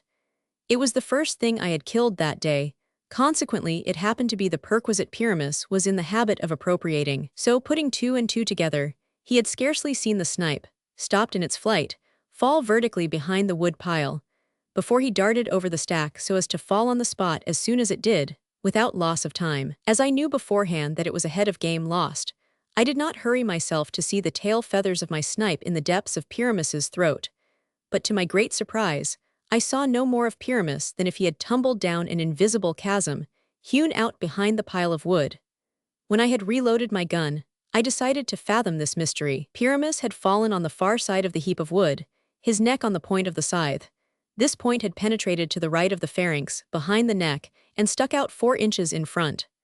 Poor Pyramus could not stir, and was bleeding to death. The snipe, intact, was within 6 inches of his nose. Adolphe and I raised him up, so as to cause him the least possible hurt. We carried him to the river, and we bathed him in deep water.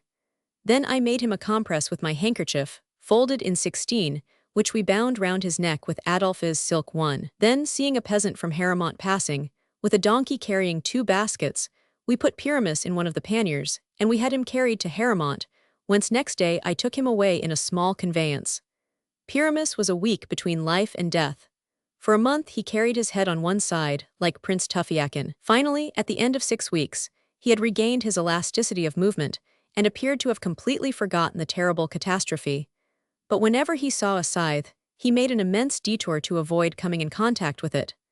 Another day, he returned home, his body as full of holes as a sieve. He had been wandering about the forest alone, watching his opportunity, and he had leapt at the throat of a hare. The hare screamed out. A keeper, who was about a couple of 100 steps away, ran up. But before the keeper could clear the 200 paces, the hare was half devoured. Now Pyramus, on seeing the approach of the keeper and on hearing his execrations, understood that something alarming would occur between himself and the man in blue clothes. He took to his heels and set off full tier. But as Friday of Robinson Crusoe memory remarked, "Small shot ran after me faster than you did." The keeper's small shot traveled faster than Pyramus, and Pyramus returned home riddled in 8 places. I have already related what happened to him 10 minutes after my return. A week later, he came in with a calf's lights in his mouth. A knife was quivering in his side. Behind him came one of the Mauprive's sons. "Ah," he said, "isn't it enough that your beastly Pyramus carries away the contents of our shop, joint by joint, but he must needs carry away my knife too." Seeing Pyramus carry off the calf's lights, Mauprive's boy had hurled at him the knife butchers generally wear at their girdles. But as the knife went 3 or 4 inches into Pyramus's hide, Pyramus had carried off both meat and knife. Mauprives recovered his implement, but the calf's lights were already devoured. Just when Pyramus's various misdeeds had incurred not merely our individual reprobation, but public reprobation still more, an advantageous occasion offered to get rid of him. But as that occasion was invested in my eyes with all the semblance of a miracle, I must be permitted to relate that miracle in its proper time and place, and not to anticipate it here. Let us, for the moment, occupy ourselves over the unexpected return of the prodigal son to the maternal roof, a return from which Pyramus and Cartouche have incidentally diverted our attention. Chapter 2.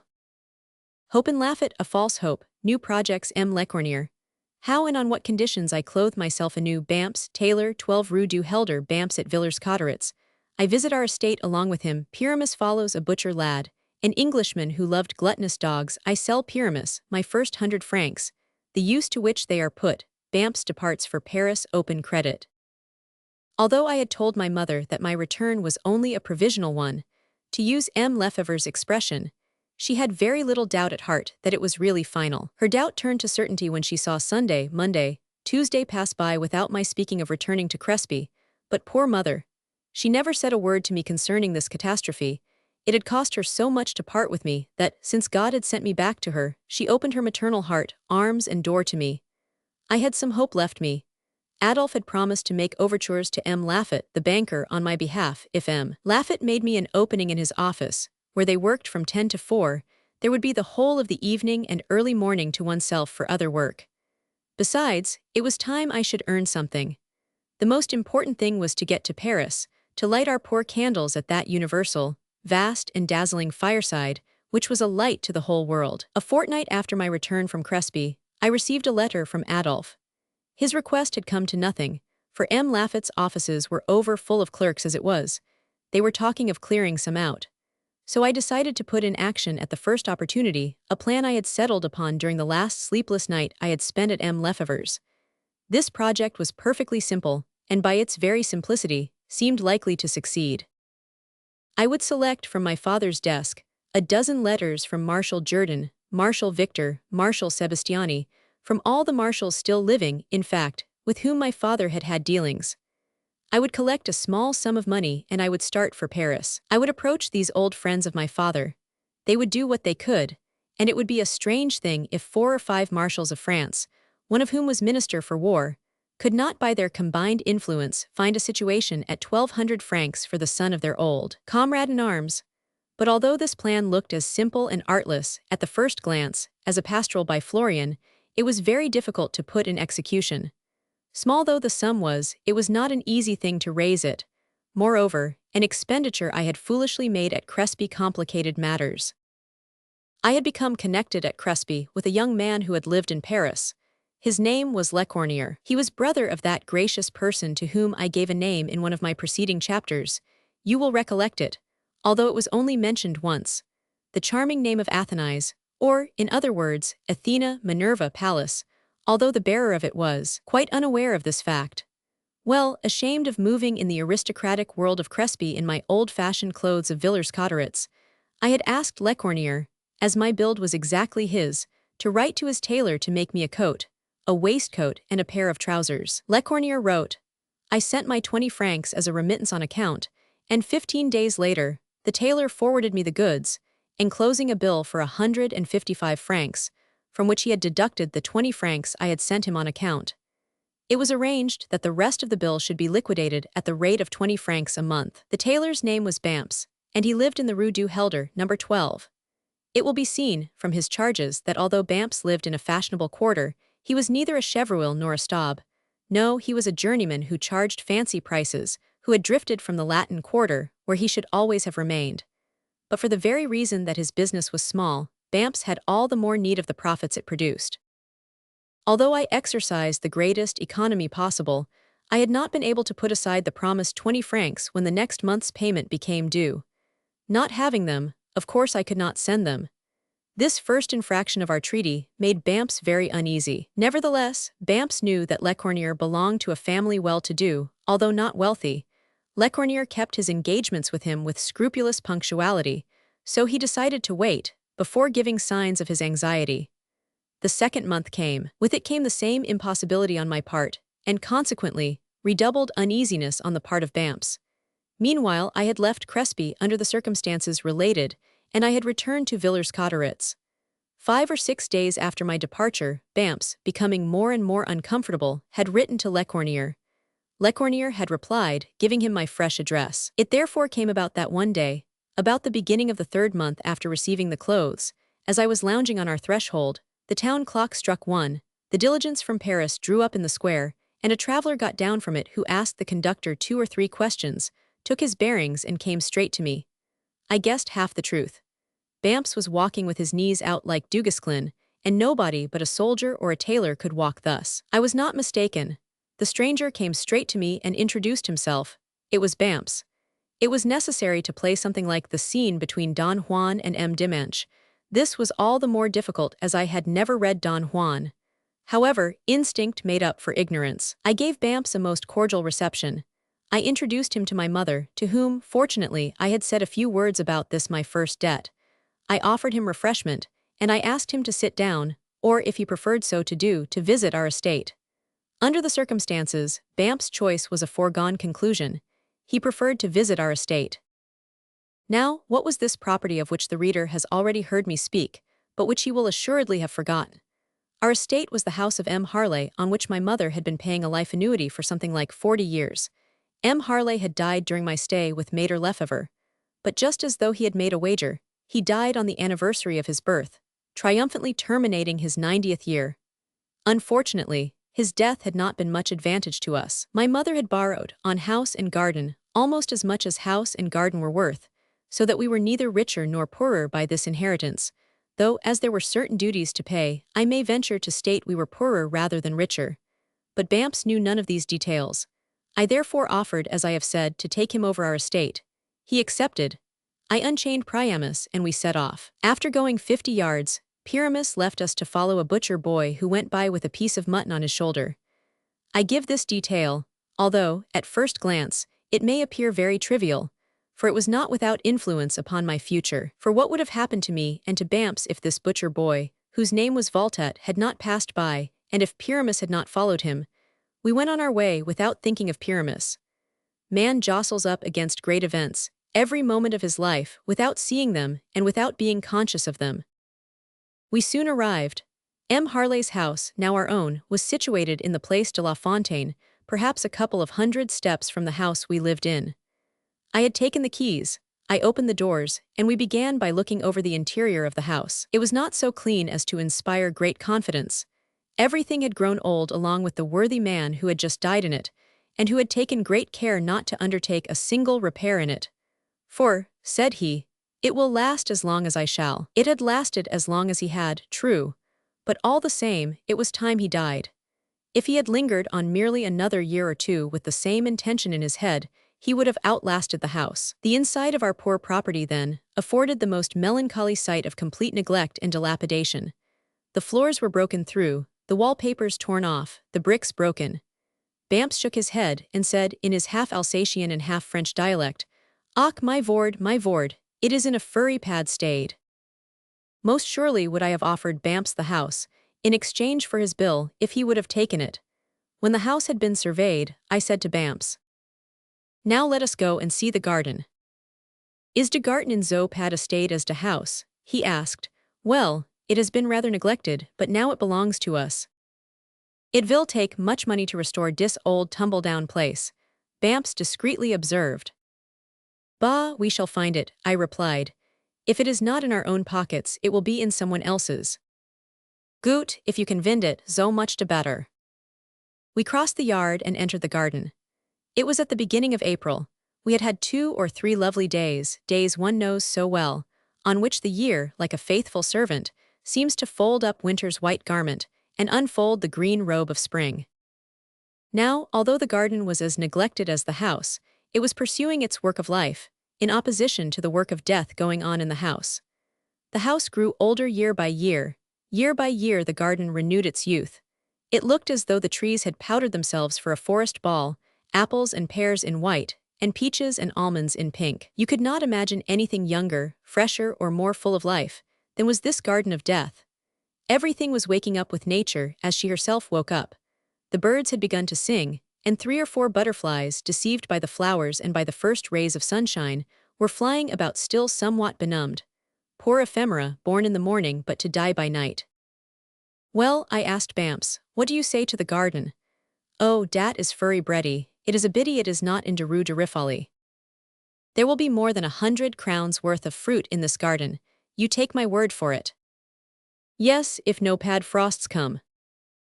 "Oh, Bamps, you Jew, my friend, you tailor, my creditor, you have probably not read those fine lines of Hugo, which, by the way, were not then writ. Il faut que ello s'épuise à courir les valines." Chapter 49. Faut que l'éclair brille, et brille plus d'instants. Chapter 49. Faut qu'avril jaloux brûle de ses jellies. Le beau pommier trop fier de ses fleurs étalies. Nige odorante du printemps. We walked round the garden. Then, when I fancied satisfaction carried the day against dissatisfaction, I took Bamps back home. Dinner was waiting for us. I believe the dinner caused Bamps to go from satisfaction back to dissatisfaction. "Ah, Vale," he said to me, when he had taken his cup of coffee and his cognac, "we must now have a little talk about business." "Why not, my dear Bamps? Willingly." My mother heaved a sigh. "Vale then," continued Bamps, "the bill is for 155 francs. Towards which I have given you 20.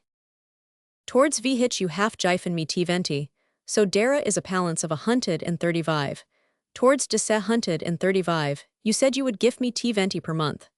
2 months half gone by, so dat makes 40 you owe me." "Exactly 40, my dear sir, you reckon like Bärm." "Vale, I can reckon all right." The situation was growing embarrassing. Had we opened my poor mother's banking account and scratched together every farthing, we should certainly not have been able to find the 40 francs demanded. Just at that moment the door opened. "Is M. Dumas in?" asked a hoarse, raucous voice. "Yes, M. Dumas is here," I replied in a bad temper. "What do you want with him?" "I don't want him." "Who does then?" "An Englishman at M. Cartier's." "An Englishman," I repeated. "Yes, an Englishman, who is very anxious to see you." That was my own state of mind too. The Englishman could not be more anxious to see me than I was to get away from Bamps. "My dear Bamps," I said to him, "wait for me, I will come back, we will settle up our account on my return." "Be quick back, I must depart dis evening." "Set your mind at rest about that, I shall be back in an instant." I took up my cap and followed the stable lad, who had told my mother, to her great surprise, that he had orders not to go back without me. Cartier, at whose house was the Englishman who demanded to see me, was an old friend of our family, the proprietor of the Boule d'Or, a hotel situated at the extreme east of the town, on the road to Soissons. The diligences stopped at his house. There was therefore nothing surprising that the Englishman who was asking for me should be staying there. What did astonish me was that this Englishman should want me. When I appeared in the kitchen, old Cartier, who was warming himself, according to his usual habit, in the chimney corner, came up to me. "Look sharp," he said. "I believe I am going to pull off a good thing for you." Come now, that would be very welcome, I replied. I was never in greater need of a lucky windfall. Well, follow me. And Cartier, walking in front of me, led me to a little parlor where travelers dined.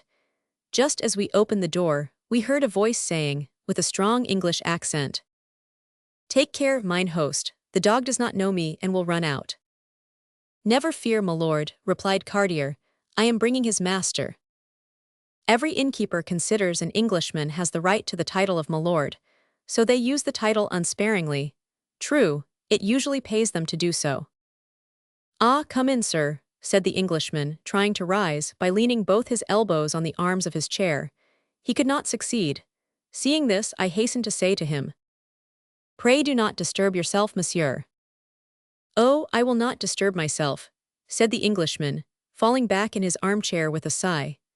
The time he took in getting up and falling back in his chair, with the rising and falling movement suggestive of an omelette souffle which has fallen flat, was occupied by me in quickly glancing at him and his surroundings. He was a man of between 40 and 45 years of age, of sandy complexion, with his hair clipped short and his whiskers cut en collier. He wore a blue coat with metal buttons, a chamois leather waistcoat, breeches of gray woolen material with gaiters to match, after the fashion of grooms. He was seated before the table where he had just dined. The table bore the debris of a meal sufficient for 6 people. He must have weighed from 300 to 350 pounds. Pyramus was seated on the parquetry floor, looking very melancholy. Round Pyramus were placed 10 or 12 shiny plates, licked clean with that thoroughness I knew he was capable of in the matter of dirty plates. On the last plate, however, were some scraps still unconsumed. These unconsumed scraps were the cause of Pyramus's depressed spirits. "Please come and speak to me, monsieur," said the Englishman. I drew near him. Pyramus recognized me, yawned to notify the fact, stretched himself full length on his stomach so as to get as near to me as possible, his paws stretched out on the floor, his nose laid on his paws. "Yes, monsieur," I said to the Englishman. "Now," said he, then after a pause he added, "that dog of yours has taken my fancy." "He is greatly honored, monsieur. And they have told me, you might perhaps agree to sell him to me, if I were to pay you a good price for him." "I shall not need very much persuasion, monsieur. I have been trying to get rid of him, and since he pleases you—" "Oh yes, he pleases me." "Well then, take him." "Oh, I do not want to take the dog without paying for him." Cartier nudged my elbow. "Monsieur," I said, "I am not a dealer in dogs. He was given to me, I will give him to you." "Well, but he has cost you his keep." "Oh, the keep of a dog does not come to much." "Never mind, if is but fair I should pay for his food. How long have you had him?" "Nearly 2 years." "Then I owe you for his food for 2 years." Cartier continued to nudge my elbow, and it occurred to me that the dog's keep would help admirably to pay for the master's clothes. "Very well," said I, "we will settle it so, you shall pay me for his keep." "Reckon it up. What do you think of 50 francs per year?" "Oh so. Is it too much?" I asked.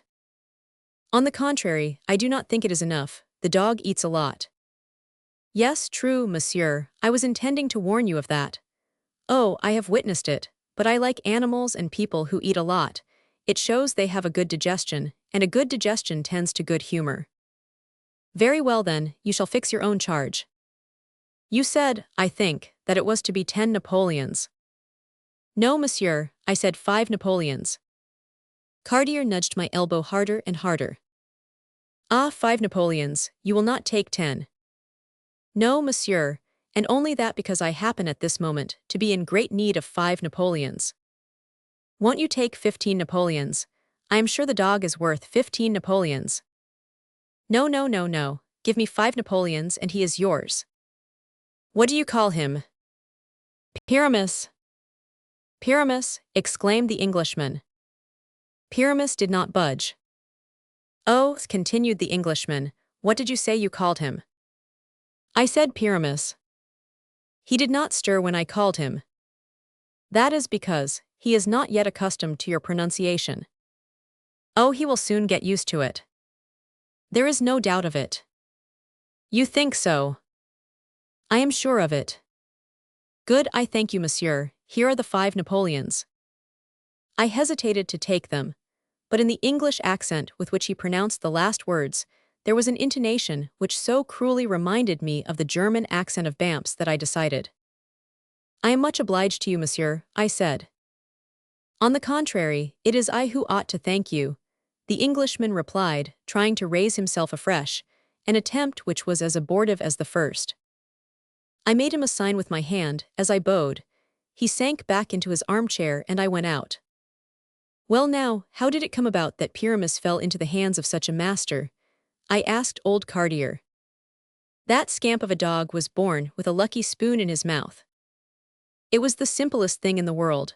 Voltat brought me a piece of lamb, Pyramus scented the fresh meat, he followed Voltat. Voltat came here, Pyramus came here. The Englishman got out of the carriage, he saw your dog. He had been recommended to take shooting exercise. He asked me if the dog was a good one, I told him it was. He asked me who owned the dog, I told him it belonged to you.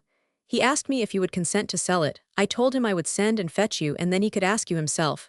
I sent for you, you came, there's the whole story. Pyramus is sold and you are not ill-pleased." "Why, certainly not. The rascal is such a thief that I should have been obliged to give him away or to break his neck. He was ruining us." Cartier shrugged his shoulders as much as to say, that would not be a difficult task. Then, passing to another train of ideas, he said, "So you have returned home." "That is so." "You were sick of Crespi." "I am sick of every place." "What do you want to do now?" "Why, I want to go to Paris." "And when do you start?" "Maybe sooner than you think." "Do not go without giving me an opportunity to pay you out." "Never fear."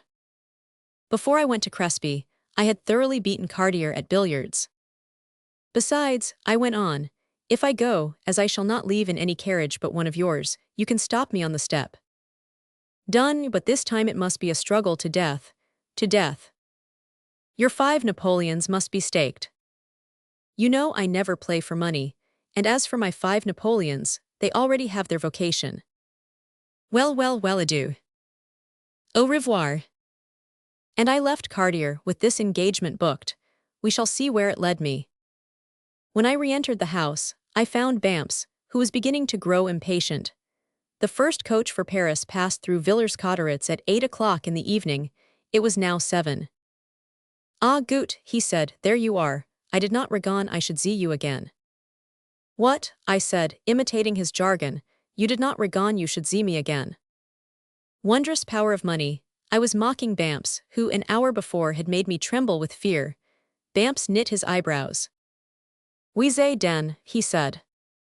"We say that I owe you 20 francs per month, that 2 months have gone by without payment, and that, consequently, I owe you 40 francs. You owe me 40 francs. All right, my dear Bamps, here you are." And I threw 2 Napoleons on the table, taking care to let the 3 others in the palm of my hand be visible. My poor mother looked at me with the most profound amazement. I reassured her with a sign. The sign allayed her fears but not her surprise. Bamps examined the 2 Napoleons, rubbed them to make sure they were not false, and rolled them, one after the other, into his pocket. "You do not want any more dings?" he asked. "No, thank you, my dear monsieur. Besides, I am expecting to leave here for Paris in a short time. You will bear in mind that I have the first claim on your custom." "All right, my dear Bamps, for good and all, but if you mean to start at 8 o'clock. "If I mean to start, I should just think so." "Well then, there is no time to lose." "The Tevel." "You know where the coach stops?" "Yes." "Very well, bon voyage." "Adieu, Monsieur Talmas, adieu, Madame Talmas, adieu, adieu." And Bamps, delighted, not only at having secured 40 francs, but still further at being somewhat reassured about the rest of his account, set off, wafting us his parting benedictions, with all the speed his little legs could make. My mother just waited till she had closed both doors, then she said, "But where did you get that money, you young rogue?" "I sold Pyramus, mother." "For how much?" 100 francs. "So that there are 60 francs left." "At your service, dear mother." "I am afraid I must take them. I have 200 francs to pay tomorrow to the warehouseman, and I only have 150 towards it. Here they are, but on one condition. What is it? That you let me have them back again as soon as I set off for Paris. With whom are you going? That must be my business. Well, so be it. I really begin to feel as though God were with you. At this, we both went to bed, with that settled faith that has never deserted me, and I doubt even whether my mother's faith, at any rate at that moment, was as strong as mine. Chapter 3. My mother is obliged to sell her land and her house.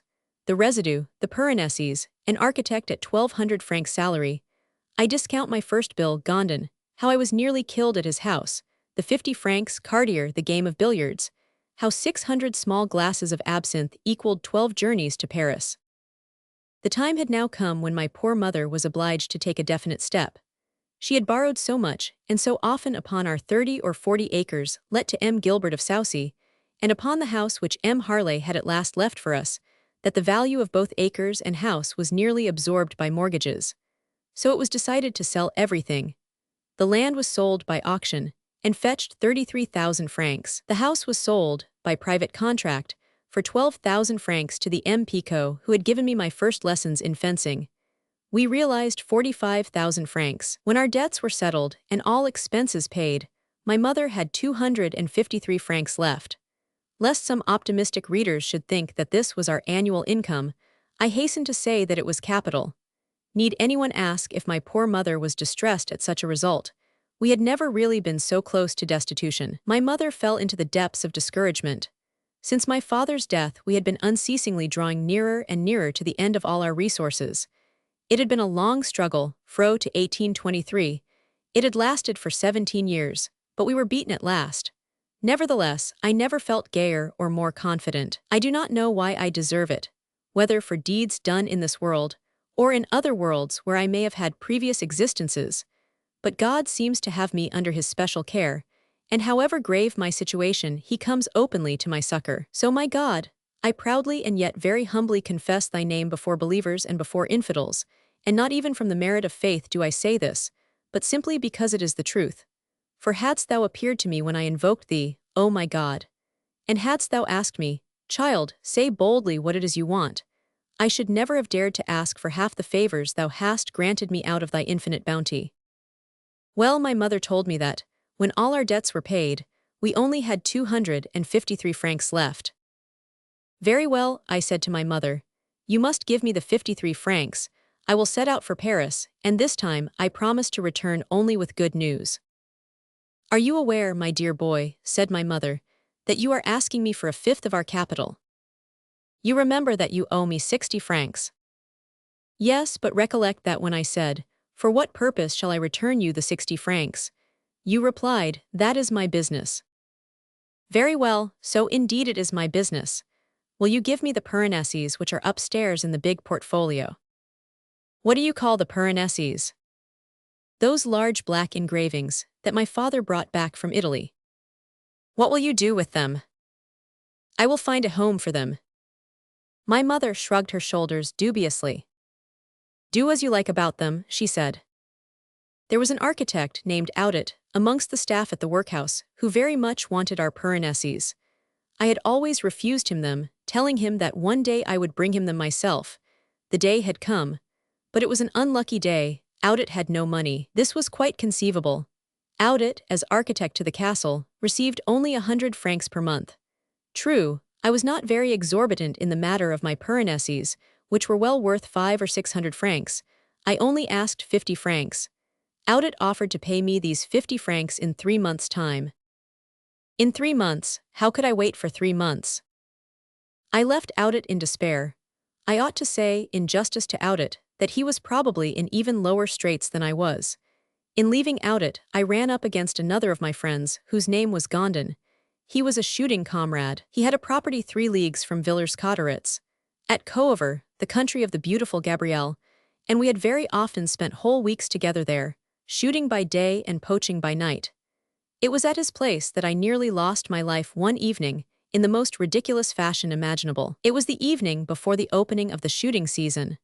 5 or 6 of us shooters had come from Villers-Cotterêts, and we were putting up at Gondon's, in order to be up early for a start at daybreak. Now, as we had neither rooms nor beds enough for everybody, the sitting room had been transformed into a dormitory, in the four corners of which 4 beds were set up.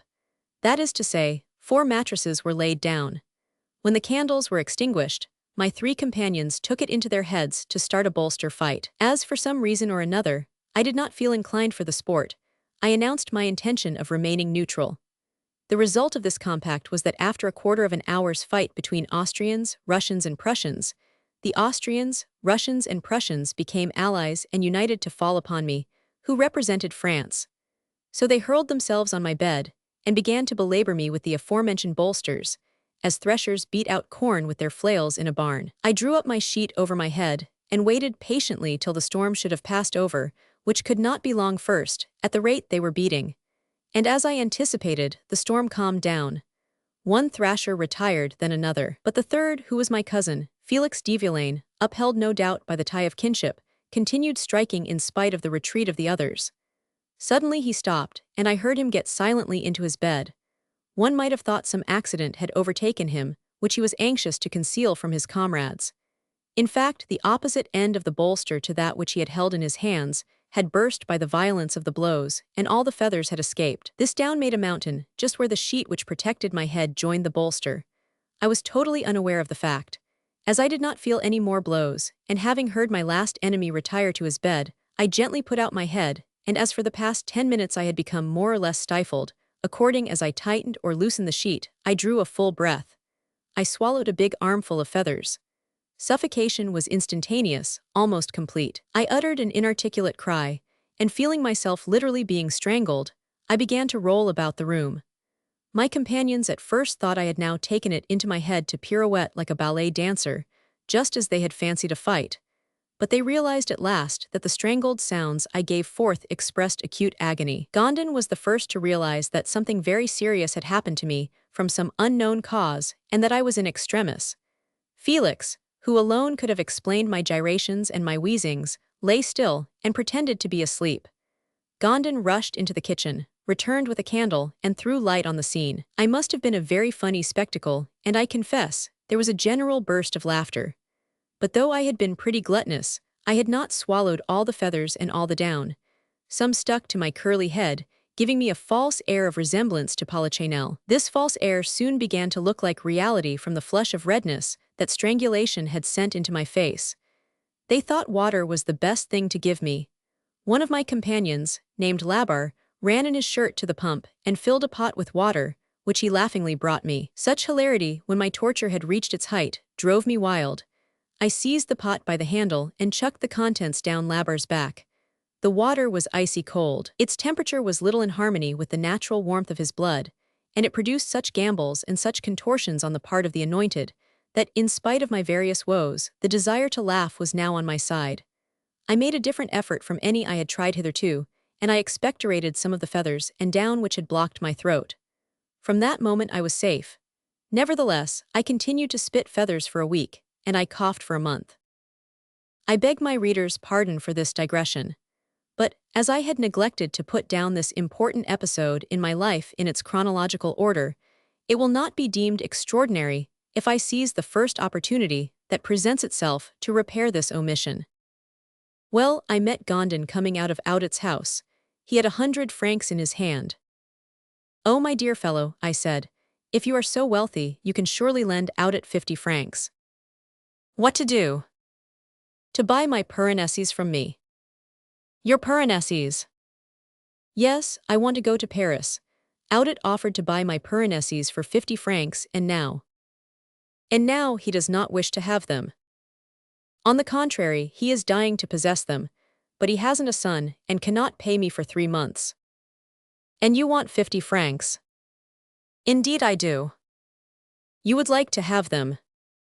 Rather. Wait, perhaps we can arrange matters. Oh, do try, my good fellow. There is a very simple way. I cannot give you the 50 francs, because I have promised my tailor 100 francs today. But Audit can make a check out to me for 50 francs at 3 months. I will endorse the check, and I will give it to the tailor as ready money. We went to Audit's.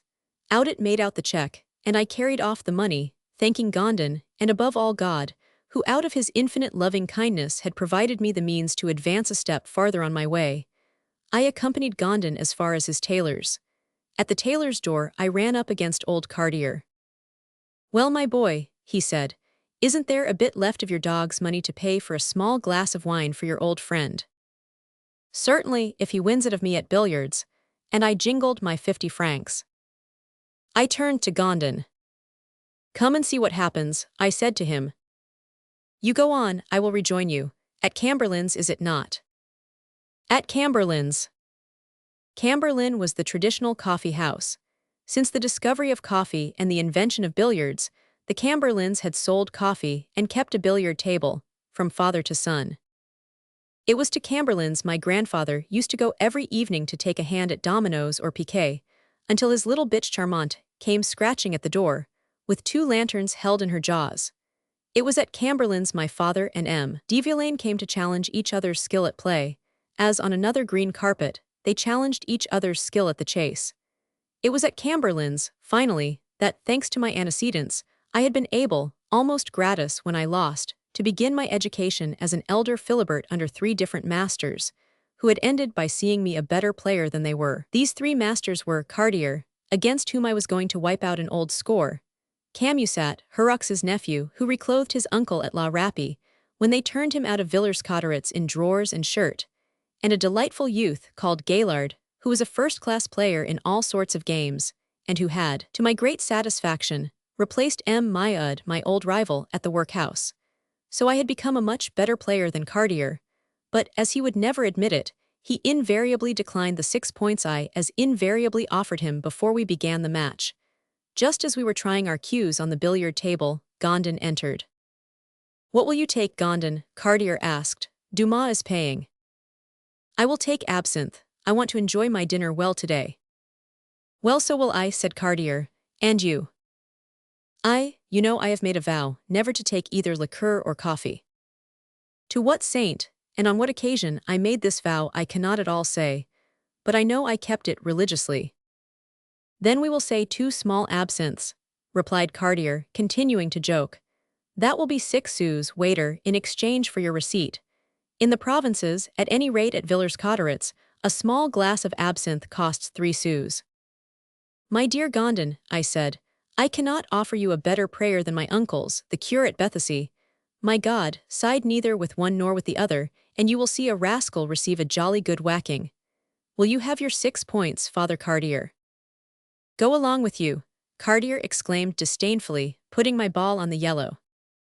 We played Russian fashion, a game with 5 balls and 36 points. I made the yellow 6 times, 3 times into the right pocket and 3 times into the left. 6 times 6, 36 first round.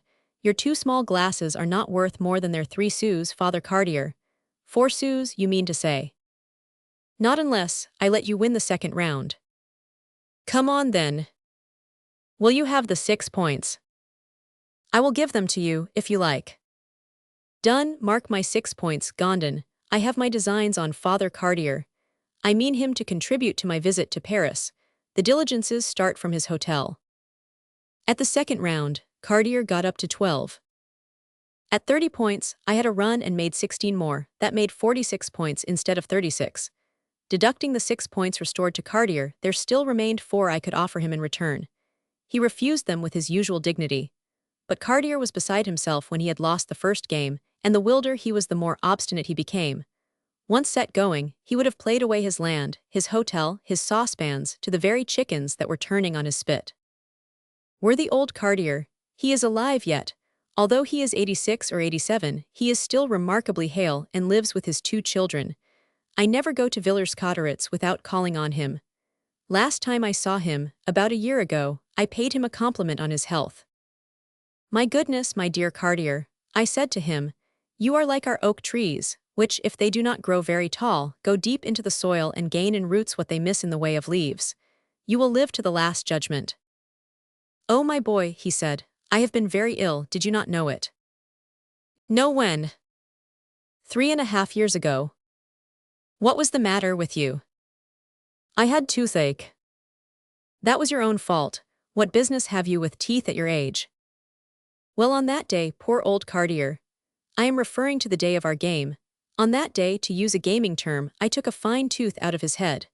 We played for 5 hours on end, always doubling. I won 600 small glasses of absinthe from him. We should have played longer, and you may judge what an ocean of absinthe Cartier would have owed me if Auguste had not come to look for him. Auguste was one of Cartier's sons. His father stood in great awe of him. He put his finger to his lips to ask me to keep mum. I was as generous as was Alexander in the matter of the family of Porus. I let Cartier go without demanding my winnings from him, and Gondon and I reckoned up the account. Reduced to money, the 600 small glasses of absinthe would have produced a total of 1,800 sous, that is to say, 90 francs. I could have paid the journey to Paris a dozen times over. My mother had good cause to say, "My boy, God is on your side." My mother was very uneasy when I returned home. She knew what folly I was capable of when I had got an idea into my head, and it was therefore with some anxiety that she asked me where I had been. Generally, when I had been to Camberlin's, I took a roundabout way in telling her of it. My poor mother, foreseeing what passions would one day surge in me, was afraid that gaming might be one of them. In several of her surmises she was correct, but at any rate she was completely mistaken in this one. So I told her what had just happened. How the Piranesi had brought us in 50 francs, and how M. Cartier was going to pay my fare to Paris. But these blessings from heaven brought sadness with them, for they meant our separation. I did my best to comfort her by telling her that the separation would be only for a little while, and that as soon as I had obtained a berth at 1,500 francs, she should leave Villers-Cotterêts also and come and join me. But my mother knew that a berth at 1,500 francs was an El Dorado, difficult to discover. Chapter 4. How I obtain a recommendation to General Foy.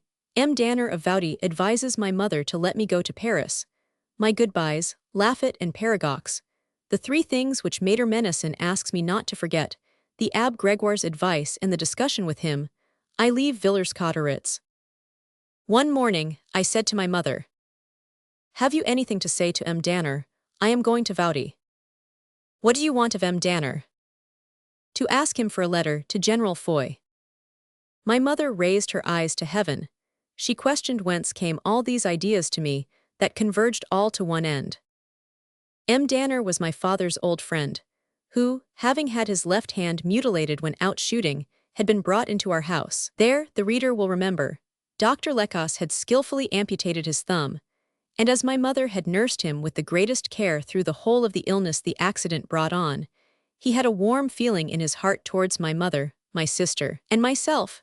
It always therefore gave him great pleasure to see me, whether I arrived with a message from me, Menesson, his lawyer, when I was with me, Menesson, or whether on my own account. This time it was on my own affairs. I told him the object of my visit. When General Foy was put on the list for election, the electors would not appoint him, but M. Danner had supported his candidature, and thanks to M. Danner's influence in the department, General Foy had been elected. We know what a foremost place the illustrious patriot took in the chamber. General Foy was not an eloquent orator, he was far better than that. He possessed a warm heart, ready to act at the inspiration of every noble passion. Not a single great question came under his notice during all the time he was in the chamber, that was not supported by him if it was a worthy object, or that was not opposed by him if it was unworthy. His words fell from the tribune, terrible as the return thrusts in a duel, piercing thrusts, nearly always deadly to his adversaries. But like all men of feeling, he wore himself out in the struggle, the most constant and most maddening struggle of all. It killed him while rendering his name immortal. In 1823, General Foy was at the height of his popularity, and from the pinnacle to which he had attained, he reminded M. Danner from time to time of his existence, which proved to the humble farmer, who, like Philoctetes, had made sovereigns, but had no desire to be one, that he was still his affectionate and grateful friend. Therefore M. Danner did not feel in any way averse to give me the letter I asked of him, and it was couched in the most favorable terms. Then, when M. Danner had written, signed, and sealed the letter, he asked me about my pecuniary resources. I told him everything, even to the ingenious methods by the aid of which I had obtained what I had. "Upon my word," he exclaimed, "I had half a mind to offer you my purse, but really it would smirch your record. People do not do that sort of thing to end in failure. You should succeed with that 50 francs of yours, and I do not wish to take away the credit of owing it entirely to yourself. Take courage then, and go in peace. If you are absolutely in need of my services, write to me from Paris. So you feel hopeful, I said to M. Danner. Very. Are you coming to Villers-Cotterêts on Thursday? Thursday was market day. Yes, why do you ask? Because if you are, I would beg you to call and tell my mother you are hopeful. She has great confidence in you, and as everybody seems bent on telling her, I shall never do anything. The fact is you have not done very much up to now. Because they were determined to push me into a vocation I was not fitted for, dear Monsieur Danner. But you will see, directly they leave me alone to do what I am cut out for, I shall become a hard worker. Mind you do, I will reassure your mother, relying on your word. You may, and I will fulfill it. The day but one after my visit, M. Danner came to Villers-Cotterêts, as he had promised, and saw my mother. I was watching for his coming. I let him start the conversation and then I came in. My mother was crying, but seemed to have made up her mind. When she saw me, she held out her hand. You are bent on leaving me then, she said. I must, mother, but do not be uneasy. If we separate, this time it will not be for long. Yes, because you will fail, and return to Villers-Cotterêts once more. No, no, mother. On the contrary, because I shall succeed and bring you to Paris. And when do you mean to go? Listen, mother dear, when a great resolution is taken, the sooner it is put into execution the better. Ask M. Danner. Yes, ask Lazaril. I do not know what you did to M. Danner, but the fact is. M. Danner is fair-minded, mother. He knows that everything must move in its own appointed surroundings if it is to become of any worth. I should make a bad lawyer, a bad solicitor, a bad sheriff's officer. I should make a shocking bad teacher. You know quite well that it took 3 schoolmasters to get me through the multiplication table, and it was not a brilliant success. Very well, I believe I can do something better. What, you scamp? Mother, I swear I know nothing about what I shall do, but you remember what the fortune-teller whom you questioned on my behalf predicted. My mother sighed. What did she predict? Asked M. Danner. She said, I replied, I cannot tell you what your son will become, madame. I can only see him, through clouds and flashes of lightning, like a traveler who is crossing high mountains, reaching a height to which few men attain. I do not say he will command people, but I foresee he will speak to them. Although I cannot indicate the precise lines of his destiny, your son belongs to that class of men whom we style rulers. My son is to become a king then. My mother laughingly retorted. No, no, but something similar, something perhaps more desirable. Every king has not a crown on his head and a scepter in his hand. So much the better, said my mother. I never envied the lot of Madame Bonaparte. I was 5 years old, Monsieur Danner. I was present when my horoscope was made. Well, I will prove the gypsy to be in the right. You know that prophecies are not always fulfilled because they must be fulfilled, but because they put a fixed idea into the minds of those about whom they are made, which influences events, which modifies circumstances, which finally brings them to the end aimed at. Because this end was revealed to them in advance, whilst, had it not been for the revelation, they would have passed by the end without noticing it. I should like to know where he got all these notions from, my mother exclaimed. Oh, why, from his own thoughts, said M. Danner. Then is it your judgment, too, that he ought to go? I advise it. But you know the poor lad's resources. 50 francs and his carriage fare paid. Well, that will be enough, if he is to succeed, or if his destiny urges him on as he says. If he had 1 million, he would not obtain what he wishes to obtain so long as he had no vocation for it. Well, well, he had better go if he is so set on it. When shall I go, mother? When you like, only you must let us have a day together first. Listen, mother mine, I will stay all today, tomorrow and Saturday with you. On Saturday night I will leave by the 10 o'clock coach. I shall reach Paris by 5. I shall have time to get to Adolphe's house before he goes out. Ah, said my mother, as she heaved a sigh, he is the one who has led you astray. I did not much heed the sigh, because I felt sure the engagement made would be fulfilled. I began to make my round of farewells. I had not seen Adele since her marriage. I would not write to her. The letter might be opened by her husband and compromise her. I applied to Louise Brazet, our friend in common, Alas, I found the poor child in tears. Collet, whose education in forestry was finished, had been obliged to return to his parents, and he had carried off with him all the young girl's first dreams of love. She was forlorn and inconsolable. She mourned the whole of her life for her lover and bore the marks of her love sickness. I quoted the example of Ariadne to her, advising her to follow it, and I believe she followed it, and that I contributed, in some measure, towards inducing her to follow it. Poor beloved children, true and affectionate friends of my youth. My life is now so much taken up, the hours that belong to me are so few, I am common property to such an extent, that when, by chance, I go home, or you come here, I cannot give you all the time that the claims of love and of memory demand. But when I shall have won a few of those hours of repose in search of which Tholan spent his life, and which he never found, oh, I promise you those hours shall be given to you unquestionably, unshared by others. You have ample claims to demand the leisure of my old age, and you will make my latter days to flourish as in my springtime. For there are closed tombs, there which draw me as much, more even, than open houses, dead friends who talk to me more clearly than do the living. When I left Louise, I went to Mater Menacin. I had always kept on pretty good terms with him, but since our separation, he had married. I think his marriage made him more skeptical than ever. "Ah," he said when he caught sight of me, "so there you are." "Yes, I have come to bid you goodbye." "You have decided to go then?" "On Saturday night." "And how much do you take with you?" 50 francs. "My dear lad, there are people who started on less than that. M. Laffat, for example." "Yes, exactly so. I mean to pay him a call, and to ask him for a post in his office." "Well then, if you find a pin on his carpet, do not fail to pick it up and to put it on his mantelpiece." "Why?" "Because when M. Laffat arrived in Paris, much poorer even than you, he went to see M. Paragox just as you are going to call on M. Laffat. He went to ask for a place in his office as you are going to ask for one in his. M. Paragox had no vacancy. He dismissed M. Laffat, who was going away, his eyes looking down sadly on the floor as Father Aubry's were inclined towards the grave, when he perceived a pin, not on the earth but on the carpet. M. Laffat was a tidy man. He picked up the pin and put it on the mantelpiece, saying, 'Pardon me, monsieur.' But M. Paragox, be it known, was a person who noticed every little thing.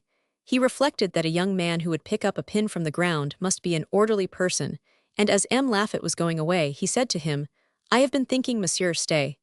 But you told me you had no opening in your office. If there is not one, we will make one for you.' M. Paragox did as a matter of fact make room for him as his partner. That is a very delightful story, dear Monsieur Menacin, and I thank you for your great kindness in relating it to me, but I am afraid it is no good to me, for unluckily I am no picker-up of pins." "Ah, that is precisely your great fault. Or my strongest point, we shall see, therefore if you have any good advice to give me. Beware of priests, hate the Bourbons, and remember that the only state worthy of a great nation is a republic." "My dear Monsieur Menacin, reversing the order of your advice, I would say, yes, I am of your opinion as to the government which is most suited to a great nation, and on the supposition that if I am anything I am a republican like yourself. As for the Bourbons, I neither love them nor hate them. I have heard it said that their race produced a holy king, a good one and a great one, Saint Louis Henry Roman IV, and Louis Roman XIV. Only, the last reigning sovereign returned to France riding behind a Cossack, that, I believe, damaged the Bourbon cause in the eyes of France. So it comes about that if some day my voice is needed to hasten their going away, and my gun to assist their departure, those who are driving them out will find one voice and one gun the more. As to distrusting priests, I have only known but one, the Abbé Gregoire, and as he seemed to me the model of all Christian virtues, until I encounter a bad one, let me believe that all are good." "Well, well, you will change all that." "It is possible. Meanwhile, give me your hand. I am going to ask for his blessing." "Go then, and much good may it do you." "I believe it will." I went to the abbé. "Well, well," he said, "so you are going to leave us." It will be seen that the rumor of my departure had already spread all over the place. "Yes, M. Abbé, and I have come to ask you to remember me in your prayers." "Oh, my prayers, I thought that was the thing you cared least about." "M. Abbé, do you remember the day I made my first communion?" "Yes, I know, it produced a profound impression on you, but you let it stay at that, and you have never been seen at church since. Do you suppose the sacrament would have the same effect on me at the 10th time as on the first? Ah, my God, no, certainly not. Unhappily, one gets accustomed to everything in this world. Very well, M.L.A.B., my other impressions would have effaced that. One must not get too used to sacred things, M.L.A.B. Frequent use of them not only takes away their grandeur, but still more their efficacy. Who told you once that I should only need the consolation of the church in great trouble, as one only requires bleeding in serious illness? You have a curious way of putting things. Well, M.L.A.B., you said it yourself more than once. We must treat men less according to their maladies than according to their temperaments. I am impressionability personified. I have an impulsive character, you yourself told me so. I shall commit all kinds of mistakes, all kinds of follies, never a wicked or disgraceful action. Not indeed because I am better than anyone else, but because bad and dishonorable actions are the result of reflection and of calculation, and when I act, it is on the spur of the moment. And this impulse is so quick that the action springing from it is done before I have had time to consider the consequences or to calculate the results. There is some truth in what you say, but come, what is the use of giving any advice to a character of your caliber? Well, I did not come to ask for your advice, dear Ab. I came to beg your prayers. Prayers, you do not believe in them. Ah, pardon, that is another matter. No, true, I have not always had faith in them, but do not be troubled. On the day when I shall have need to believe in them, I shall believe in them. Listen, when I took my communion, had I not read in Voltaire that it was a curious sort of God that needed to be digested, and in Pigault Lebrun, that the host was nothing more than a wafer double the thickness of an ordinary wafer? Well, did that prevent me feeling a trembling that shook my whole body when the host touched my lips? Did it prevent the tears springing into my eyes, tears of humility, tears of thankfulness, above all, tears of love towards God? Do you not believe that God prefers a generous heart, which abandons itself utterly to Him when it is too full, to a niggardly heart which only yields itself drop by drop? Should not prayer come from the depths of the soul, rather than consist of the words of one's lips? Do you believe God will be angry if I forget Him during ordinary daily life, as one forgets the beating of one's heart, so long as I return to Him at every time of trouble or of joy? No, M.L.A.B., no. On the contrary, I believe God loves me, and that is why I forget Him, just as one forgets a good father whom one is always sure of. Well, replied the Ab, it matters little to me if you forget God, but I do not want you to doubt His existence. Oh, be at rest on that point. It is not the hunter who ever doubts the existence of God.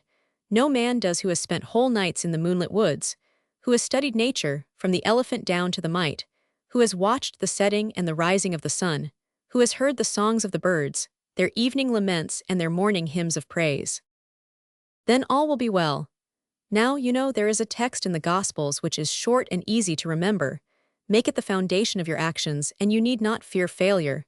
This text, which ought to be engraved in letters of gold over the entry to every town, over the entry to every house, over the entry to every heart, is, do not do unto others that you would not have them do to you. And when philosophers, cavillers, libertines say to you, Confucius has a maxim better than that, as follows: do unto others what you would have them do to you, reply, no, it is not better. For it is false in its application. One cannot always do what one would like others to do to oneself, whilst one can always abstain from doing what one would not like them to do to oneself. Come, kiss me and let us leave matters here. We could not say anything better than that. And with these words, we embraced warmly, and I left him. The next day but one, after having made my last visit to the cemetery, a pious pilgrimage which my mother made almost every day, and in which, this time, I accompanied her, we wended our way towards the Hôtel de la Boule d'Or, where the passing coach was to pick me up and take me away to Paris. At 9:30 we heard the sound of the wheels. My mother and I had still another half-hour together. We retired into a room where we were alone, and we wept together, but our tears were from different causes. My mother wept in doubt, I wept in hope. We could neither of us see the hand of God, but very certainly God was present and His grace was with us. Chapter 5. I find Adolphe again, the pastoral drama, first steps, the Duc de Bellune, General Sebastiani, his secretaries and his snuff boxes, the 4th floor, small door to the left, the general who painted battles. I got down at number 9 Rue du Boulay at 5 in the morning. This time, I did not make the same mistake that I did when I left the Theatre Franchise. I took my bearings, and by certain landmarks, I thought I recognized the vicinity of the Rue des Vieux-Augustins. I questioned the conductor, who confirmed my convictions and handed me my small luggage. I disputed over it victoriously with several porters, and I reached the Hotel des Vieux-Augustins towards 5:30. There I felt at home. The waiter recognized me as the traveler with the hares and the partridges, and in the absence of the landlord, who was still asleep, he took me to the room I had occupied on my last visit. My first desire was for sleep. Owing to the emotions of parting, and owing to wakeful dreams I had had in the diligence, I arrived tired out. I told the boy to wake me at 9 if I had not given any signs of life before. I knew Adolphe's habits by now, and I knew I need not hurry over going to his house. But when the landlord himself came into my room at 9 o'clock, he found me up. Sleep would have none of me. It was Sunday morning. Under the Bourbons, Paris was very dreary on Sundays. Strict orders forbade the opening of shops, and it was considered not only a breach of religious order, but still worse, a crime of lèse majesty to disobey these ordinances. I risked being arrested in Paris at 9 in the morning, nearly as much as I had risked it by being in the streets after midnight. I did not feel uneasy. Thanks to my sportsman's instincts, I found the Rue du Mont Blanc, then the Rue Pigalle, then, finally, number 14 in the Rue Pigalle. M. de Louvain was, as usual, walking in his garden. It was early in May. He was amusing himself by giving a bit of sugar to a rose. He turned round and said, "Ah, it is you. Why have you been so long without coming to see us?" "Why, because I returned to Villers-Cotterêts." "And you have now come back." "As you see, I have come to try my fortune for the last time. This time, I must stop in Paris, whatever happens." "Well, as to that, you will always be welcome here, my dear boy. We have a kind of Platonic republic here, save in the matter of the community of women and the presence of poets. One mouth more or less makes no difference to our republic. There is even an empty attic to spare upstairs. You can dispute possession of it with the rats, but I believe you are capable of defending yourself. Go and arrange it all with Adolphe." M. de Louvain wrote on foreign politics at that time, for the Courrier Francais. Brought up on the knees of the kings and queens of the north, speaking all the northern languages, knowing everything it is permitted man to know, the politics of foreign courts were almost his mother tongue. He rose at 5 o'clock every morning, received the papers by 6, and by 7 or 8 his work for the Courrier Francais was finished. Generally, by the time his father finished his day's work, Adolphe had not begun his. He was still in bed, which I forgave him after he had assured me that he had worked at a little drama in 2 acts, called The Pauvre Phil, until 2 in the morning. The reader will recollect Saumet's charming elegy. J'ai fui le pénible Saumel. Quoiqu'un songe heureux en accompagne. J'ai devant sur la montagne. Les premiers rayons du soleil. Est évident avec la nature. Le jeune oiseau chantait sur l'aubépine en fleurs. Sommer lui portait la douce nourriture. Mes yeux sont moils de pleurs. Oh, pourquoi n'ai-je plus de mire? Pourquoi ne suis-je pas semblable au jeune oiseau? Don't le nid si balance aux branches de l'ormeau. Moi malheureux enfant trouve sur une pierre. Devant l'église du Hameau. Short lines were much in vogue at that period. M. Garrod had just made with his Petties, Savoyards, a reputation almost equal to that M. Dennery has since made with his Grace de Dieu, the only difference being that M. Garrod's Savoyard only asked for a son, while M. Dennery's Savoyard asked for 5. True, M. Dennery is a Jew. The first of Hugo's odes had made their appearance, Lamartine's Meditations were out, but these were too strong and too substantial meat for the stomachs of 1823, which had been nourished on the refuse of Parny, of Burton, and of Millevoye. Adolphe was writing his Pauvre Phil in collaboration with Ferdinand Langle, and it was to be ready for a reading in a week's time. Ah me, when shall I have reached that stage? I thought to myself. While I waited, I questioned Adolphe as to the composition of the ministry. You ask why I wanted to know about the composition of the ministry, and what I had to do with ministers. Why, I wanted to know what the Duc de Bellune was. As ministers are but mortals, and quickly forgotten when they are dead, it gives me pleasure to draw this minister from his grave, and to acquaint the reader with the constitution of the ministry of 1823 at the date of my arrival in Paris. Keeper of the Seals, Comte de Peyronnet. Foreign Minister, Vicomte de Montmorency. Minister for the Interior, Comte de Cubières. Minister for War Le Marechal Duc de Bellune, Minister for the Navy Marquis de Clermont-Tonnerre, Minister for Finance Comte de Villèle, King's Chamberlain M. de Lauriston. The Duc de Bellune was still war minister. That was all I wanted to know. I have mentioned that I was interested in the Duc de Bellune, no matter what office he held. I had a letter of his in my possession, wherein he had thanked my father for a service he had rendered in Italy. He placed himself at my father's disposition, in case he should ever be able to do anything for him. The occasion offered on behalf of the son instead of the father. But as, at that period, the law of inheritance had not yet been abolished, as there was not even talk of abolishing it, I did not doubt that as I had succeeded in the direct line to Napoleon's hatred, I should succeed in direct line also to the gratitude of the Duc de Bellune. I begged a pen and ink from de Leuven. I trimmed the quill with the care the case demanded, and, in my very best handwriting, I drew up a petition asking for an interview with the Minister of War. I particularized all my claims to his favor. I emphasized them in the name of my father, which the Marshal could not have forgot. I recalled the old friendship which had united them, while leaving unmentioned the service my father had rendered him, of which the Marshal's letter, he was then a major or a colonel, gave proof. Then, easy about my future, I returned to literature. Adolphe sensibly pointed out to me that, sure though I felt of the protection of Marshal Victor, it might still be as well to throw out my line in other directions, in the unlikely, but still possible, case of my being deceived. I told Adolphe that, if Marshal Victor failed me, there still remained Marshal Jourdan and Marshal Sebastiani. It was quite out of the question that these would not move heaven and earth for me. I had 3 or 4 letters from Jourdan to my father, which gave token of a friendship equal to that of Damon and Pythias. I had only 1 letter from Marshal Sebastiani, but this letter proved that when at loggerheads with Bonaparte during the Egyptian campaign, it was through the intercession of my father, who was then on excellent terms with the general-in-chief, that he had obtained a commission in the expedition. Surely such services as these would never be forgot. At that time, as can be seen, I was very simple, very provincial, very confiding. I am wrong in saying at that time. Alas, I am just the same now, perhaps more so. Nevertheless, Adolphe's suspicions disturbed me. I decided not to wait for the Duc de Bellune's answer before seeing my other patrons, and I told Adolphe I meant to buy the Almanac des 25,000 addresses in order to find out where they lived. "Do not put yourself to that expense," said Adolphe. "I believe my father has it, I will lend it you."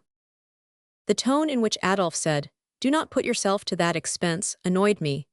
It was as clear as day that he believed I should be making a useless expenditure in buying the directory in question. I was angry with Adolphe for having such a low opinion of men. To give him the lie, I went next morning to Marshal Jourdan. I announced myself as Alexandre Dumas. My success was surprising. The Marshal no doubt imagined that the news he had received 15 years ago was not true, and that my father was still alive. But when he saw me, his face changed completely. He remembered perfectly that a General Alexandre Dumas had existed in times gone by, with whom he had come in contact, but he had never heard of the existence of a son. In spite of all I could urge to establish my identity, he dismissed me after 10 minutes' interview, still a disbeliever in my existence. This good Marshal was stronger than St. Thomas. He saw and did not believe. It was a sad beginning.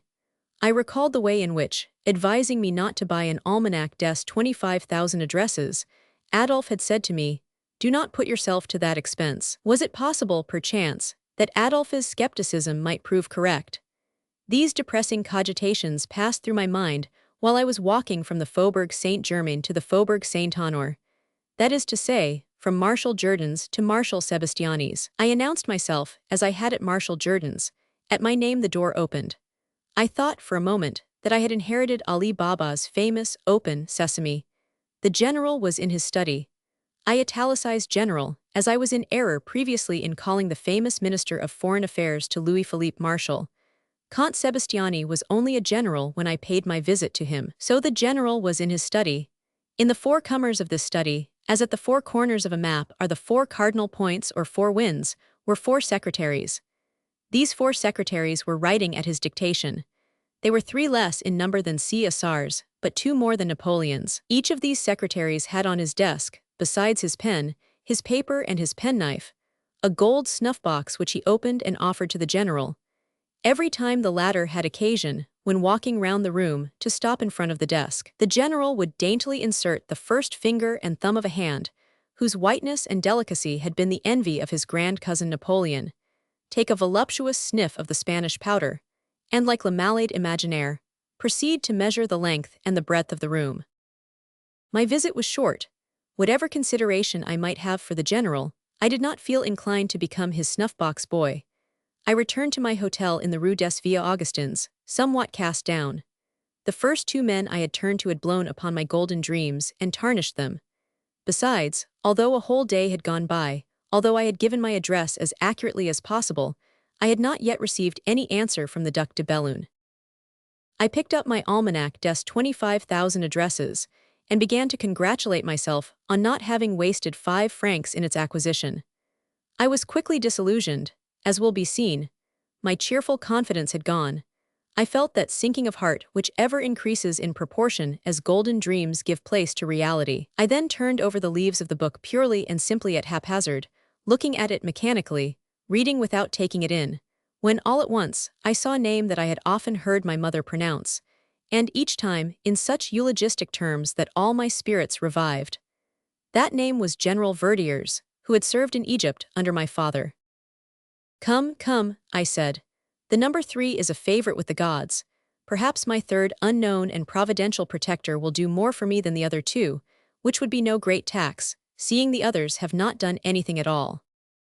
General Verdier lived in the Faubourg Montmartre, number 6. 10 minutes later, I was holding the following terse dialogue with the concierge of his house. "Does General Verdier live here, please?" "4th floor, small door on the left." I made the concierge repeat it. I believed I must have misunderstood him. Marshal Jourdan and General Sebastiani lived in sumptuous mansions, in the Faubourg Saint-Germain and the Faubourg Saint-Honor. Entrance was gained to these mansions by gates like those of Gaza. Why, then, should General Verdier live in the Rue du Faubourg Montmartre, on the 4th floor, and why did one gain access to him through a small doorway? The concierge repeated his words. I had not misunderstood. "Good gracious," I said as I climbed the staircase, "this does not look like Marshal Jourdan's lackeys, nor Marshal Sebastiani's Swiss guards.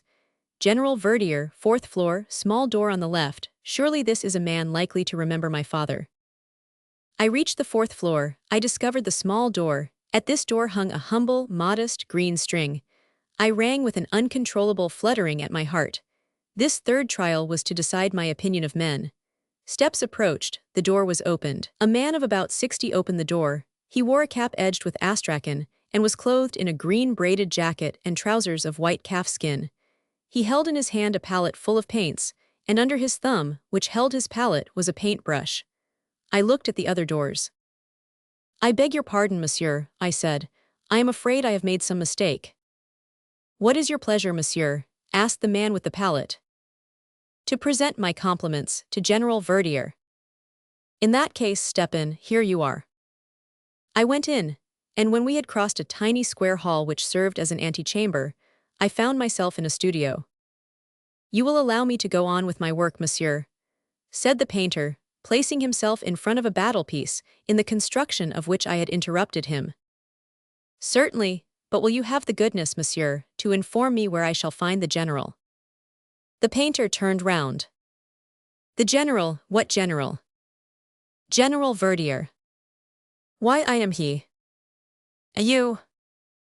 I stared with such rude surprise at him that he began to laugh. "It astonishes you to see me handle the brush so badly," said he, after having heard maybe that I handled a sword passably. "What would you have me do? I have an active hand and I must keep it always occupied somehow. But come, as evidently, after the question you put to me just now, you have nothing to say to the painter, what do you want with the general?"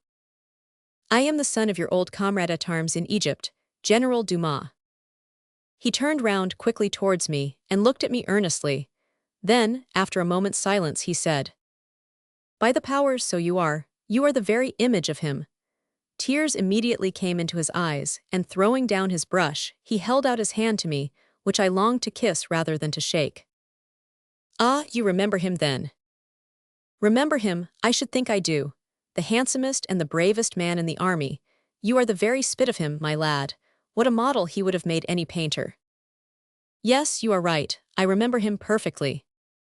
And what brings you to Paris, my dear boy? For if my memory serves me, you lived with your mother in some village or other.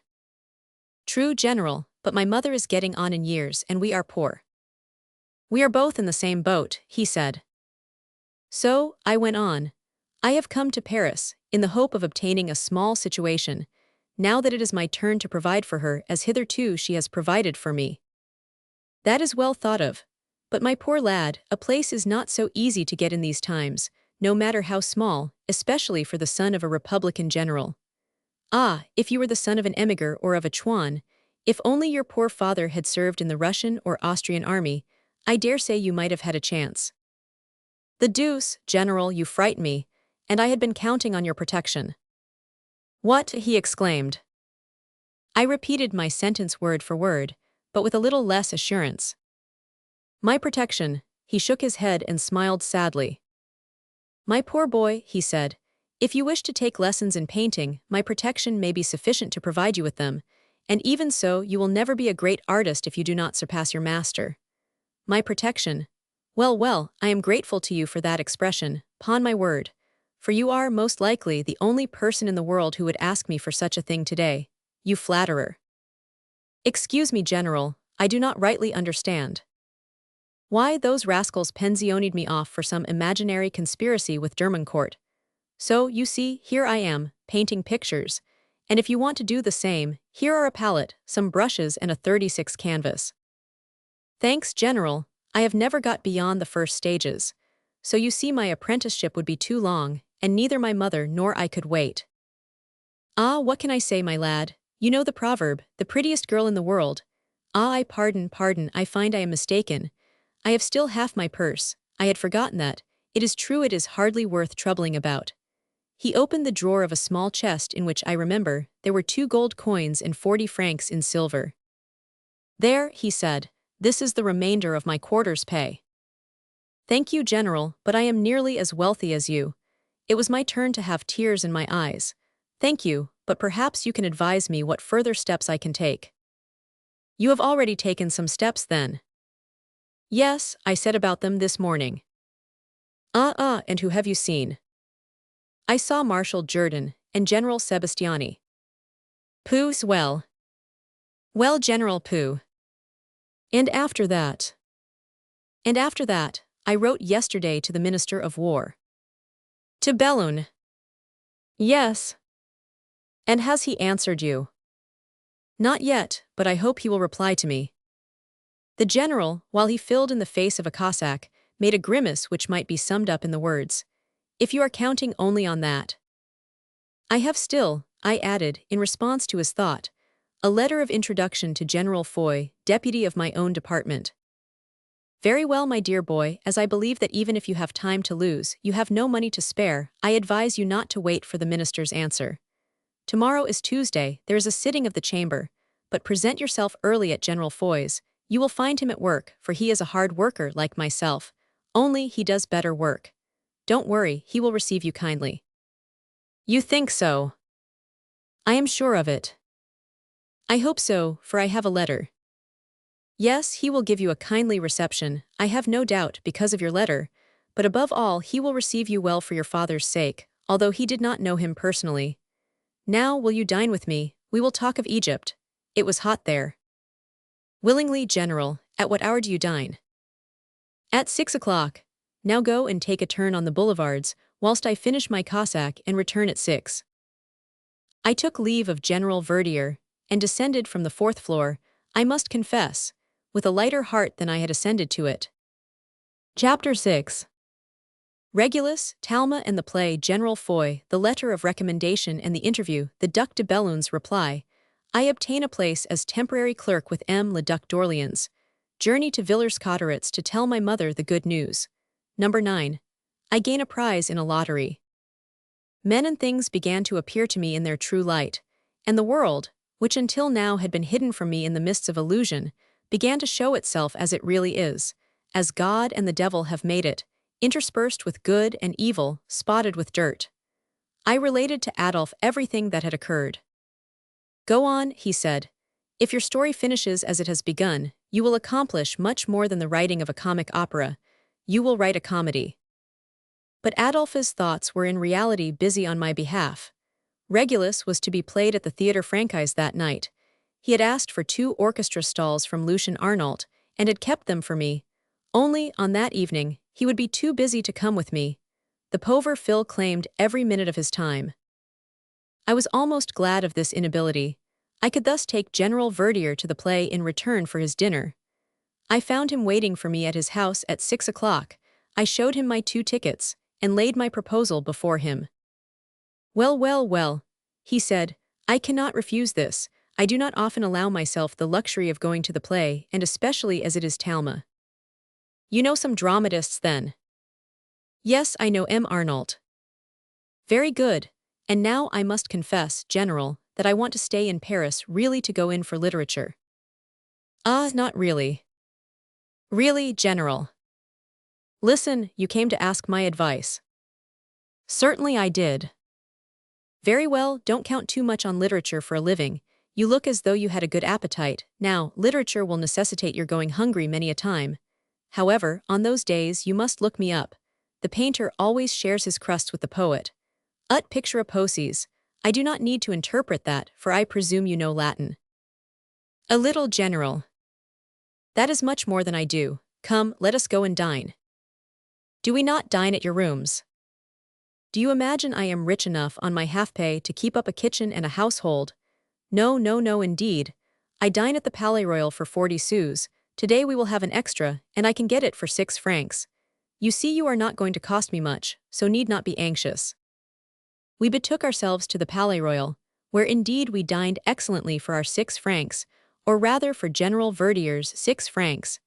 Then we went to take our places for Regulus. My mind was still full of Sylla. I saw the gloomy dictator enter with his flattened locks, his crowned head, his forehead furrowed with anxieties. His speech was deliberate, almost solemn.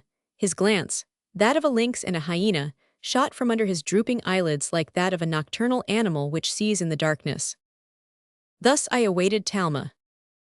He entered at a rapid pace with haughty head and terse speech, as befitted the general of a free people and a conquering nation. He entered, in short, as Regulus would have entered. No longer the toga, no longer the purple, no longer the crown. A simple tunic, bound by an iron girdle without any other cloak than that of the soldier.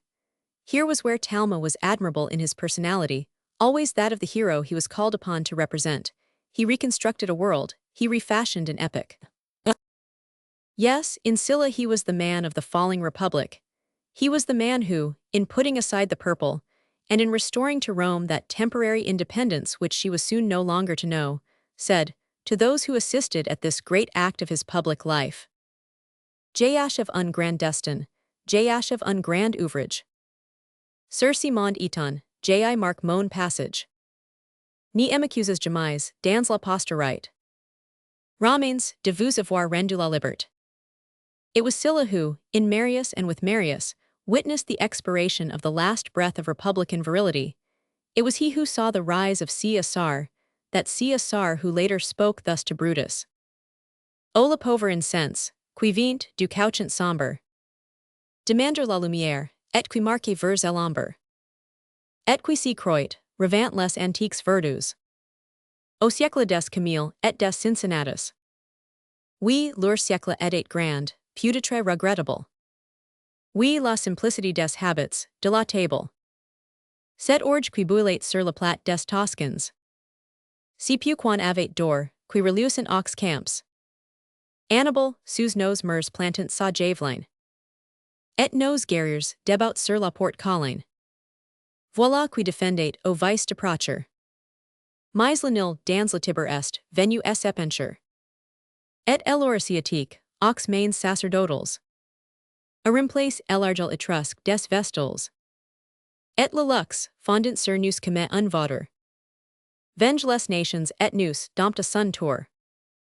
La Rome des consuls et de la République. A brise des longtemps sa ceinture italique. Roma conquis la Grèce et Carthage et le Pont.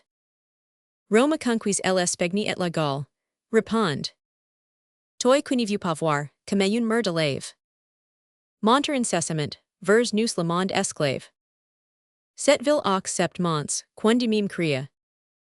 Estc taugers la fille et l'albe et de ria. La matrone sévère, au bayen la cour de Seine. Ville de Mithridate, et d'Ariabarzane. Ville de Ptolemy, et ville de Juba. Rome est un compost de tout ce qui tombe. Rome c'est l'univers, et sa débauche accuse. Marseille, Alexandrie, Athens, Syracuse. Et Rhodes et Sybaris, fecans en douleurs. Et Tarent lascive, au front charge de fleurs. Well, it was in this first epoch, spoken of by C.S.R., when Elorge builate sur la plate des Toscans, that Regulus flourished. Therefore, from his very entry, Talma appeared as the stern republican, the man vowed to great causes. Yes, yes, Talma, you were indeed, this time, the Punic warrior, the colleague of Duilius, that conqueror to whom his contemporaries, still in ignorance of the titles and the honors with which defenders of their country should be rewarded, were giving a flute player to follow him wherever he went, and a rostral column to set up in front of his house. Yes, you were indeed the consul who, when he landed on African shores, had to beat down monsters before he could beat down men, and who tested the implements of war, which were destined to break down the walls of Carthage, by crushing a boa constrictor 100 cubits in length. You were indeed that man whose 2 victories spelt 200 towns, and who refused Carthage peace. Carthage, the queen of the Mediterranean, the sovereign of the ocean, who had coasted down Africa as far as the equator, who had spread north as far as the Cassiterides, and who possessed armed ships. O Carthaginians, merchants, lawyers, and senators, you were lost at last. The race of traders had to give way to the race of warriors, speculators to soldiers, Hanans to Barcas. You would have consented to all the demands of Regulus, if there had not been found in Carthage a Lacedaemonian, a mercenary, a Xantip, who declared that Carthage still possessed the means for resisting, and demanded the chief command of the armies. The command was given him. He was a Greek. He lured the Romans into the plain, charged into them with his cavalry and crushed them beneath his elephants. It was at this stage of affairs, O Regulus, Talma, that you made your entry into Carthage, but conquered and a prisoner. Lucian Arnault had certainly not extracted all the dramatic force out of this splendid republican subject that it was capable of showing. He had certainly not shown us Rome, patient and indefatigable as the plowing oxen. He had certainly not depicted commercial Carthage, with its armies of condottieri recruited from the sturdy Ligurians, that Strabo shows us, in the mountains of Genes, breaking down the rocks and carrying enormous burdens. From those clever slingers who came from the Balearic Isles, who could stop a stag in its flight, an eagle on the wing with their stone-throwing. From the sturdy and strong Iberians, who seemed insensible to hunger and to fatigue when they were marching to battle with their red cloaks and their two-edged swords. Finally, from the Numidians whom we fight even today at Constantine and, at Jejeli, terrible cavaliers, centaurs thin and fiery like their chargers. No, although the epic was not remote, the piece lacked poetry. You, my dear Lucian, simply extracted from this mass of material the devotion of a single man and did not choose to depict a people. Talma was superb when he was urging the Roman Senate to refuse peace, thereby condemning himself to death. Talma was magnificent in that last cry which hung for 2 centuries after, like a menace, over the city of Dido. To Carthage, to Carthage. I returned to my quarters, this second time even more filled with admiration than on the first occasion. Only, as I knew my way, I dispensed with the expense of a cab.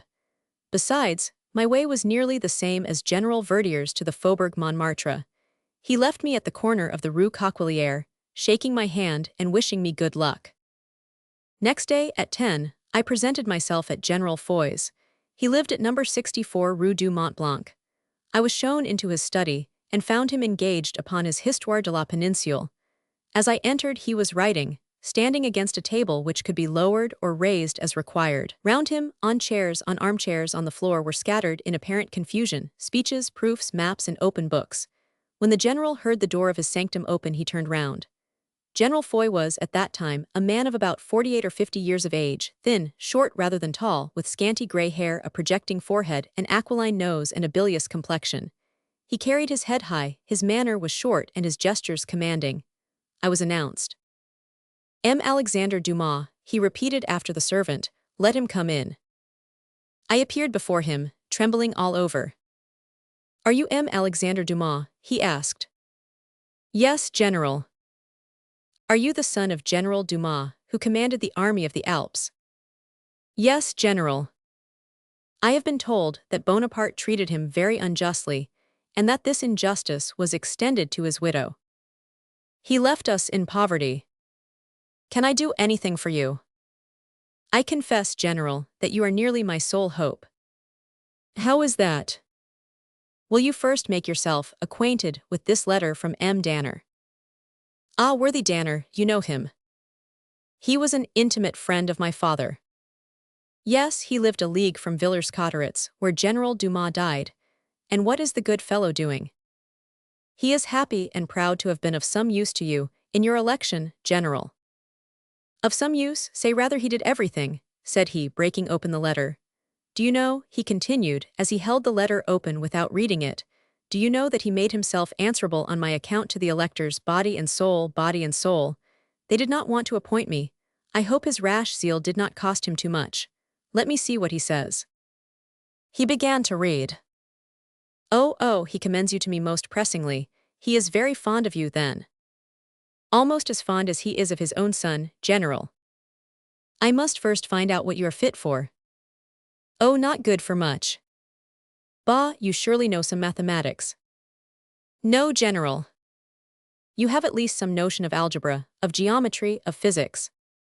He stopped between each word, and at each word I blushed afresh, and the perspiration ran down my forehead in faster and faster drops. It was the first time I had been thus actually confronted with my ignorance. No, General, I replied, stammering, I do not know anything of those things. You have perhaps studied law. No, General. You know Latin's Greek. A little Latin, no Greek. Can you speak any modern language? Italian. You understand bookkeeping? Not the least in the world. I was in agony, and he himself was visibly sorry for me. Oh, General, I burst out in tones that seemed to impress him greatly, my education is utterly defective, and I am ashamed to say that I never realized it until this moment. Oh, but I will mend matters, I give you my word. And soon, very soon, I shall be able to reply, yes, to all the questions to which I have just now said no. But have you anything to live upon in the meantime, my young friend? Nothing, absolutely nothing, General, I replied, crushed by the feeling of my powerlessness. The General looked at me in profound pity. Nevertheless, he said, I do not want to abandon you. No, General, for you will not be abandoning me only. True, I am ignorant and good for nothing, but my mother counts upon me. I have promised her I will find a place, and she ought not to be punished for my ignorance and my laziness.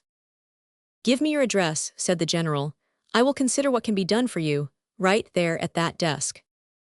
He held the pen out to me which he had just been using. I took it. I looked at it, still wet, then, shaking my head, I gave it back to him. What is the matter? No, General, I said.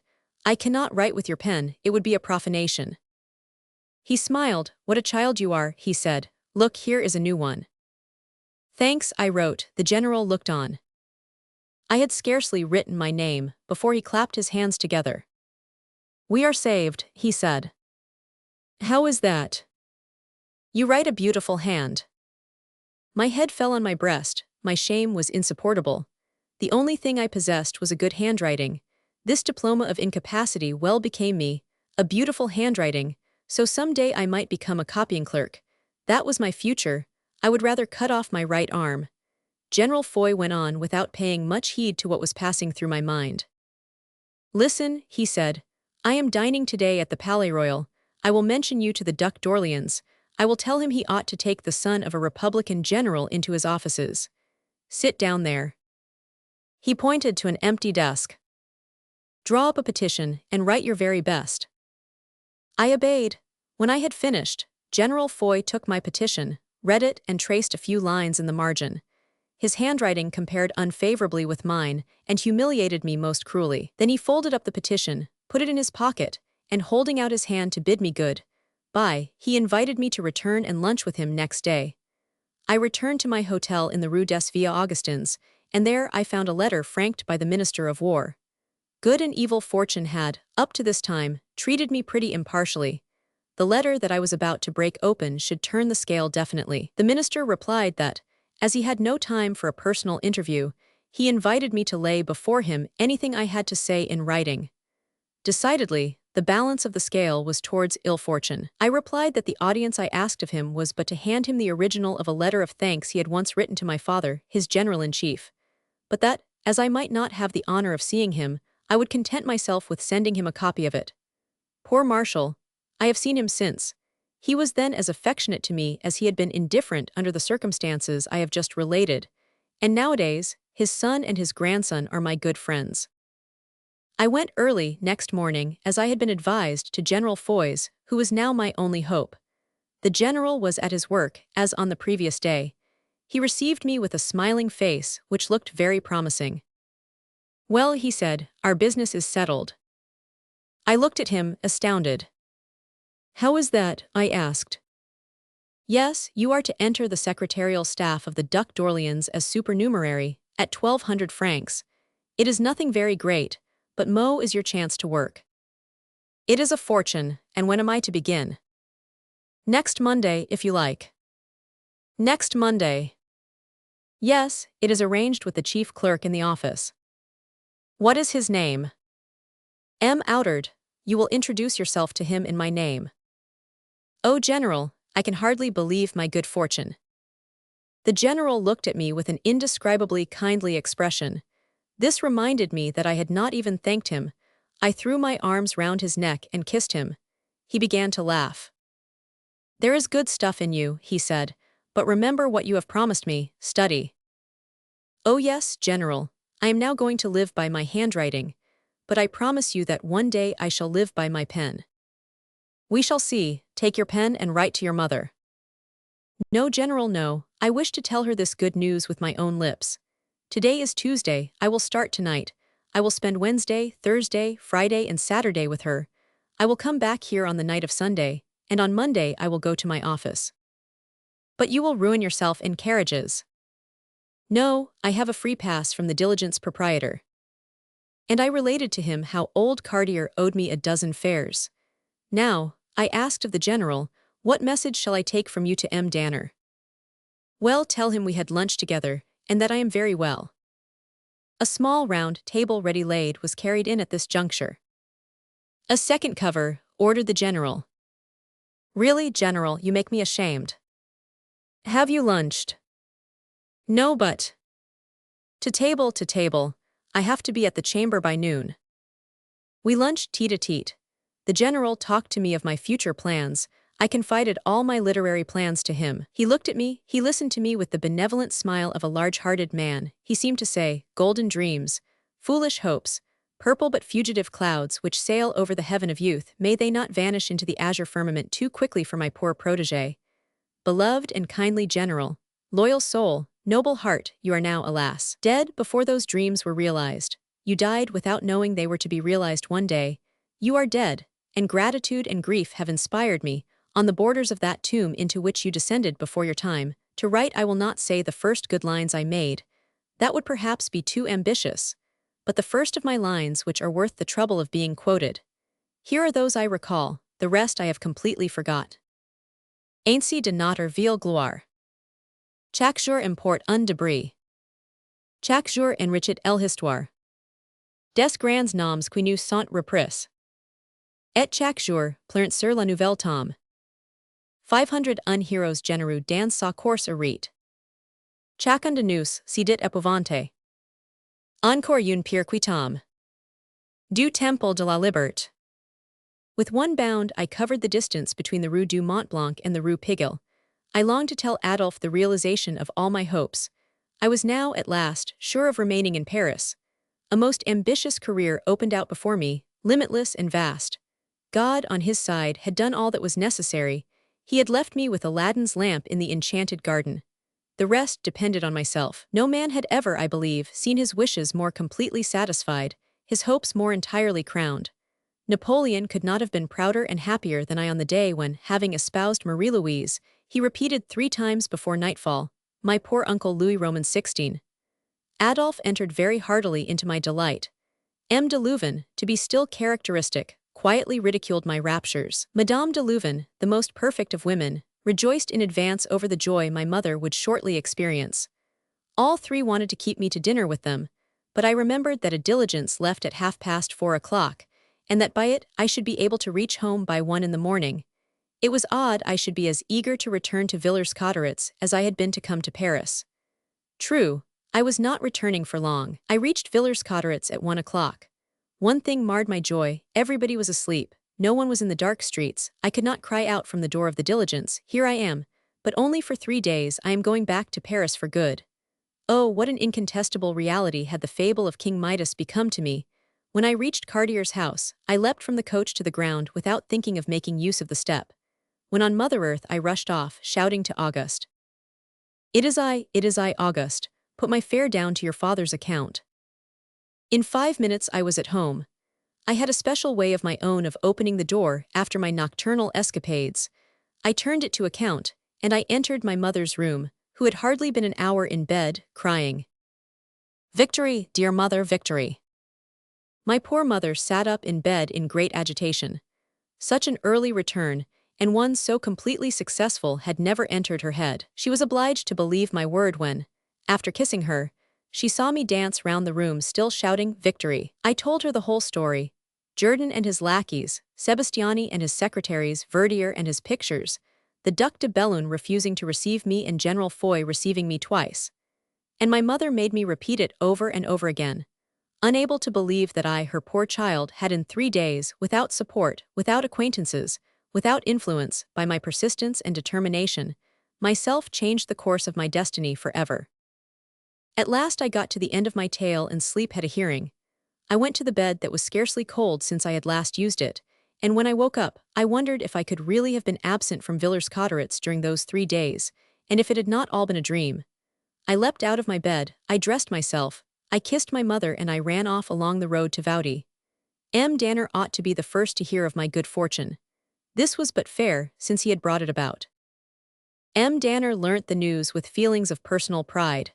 There is something very comforting to poor human nature when a man counts on a friend for a good action, and this friend accomplishes the deed, without ostentation, in fulfillment of his promise. M. Danner would have liked me to have stayed there all day, but I was as slippery as an eel.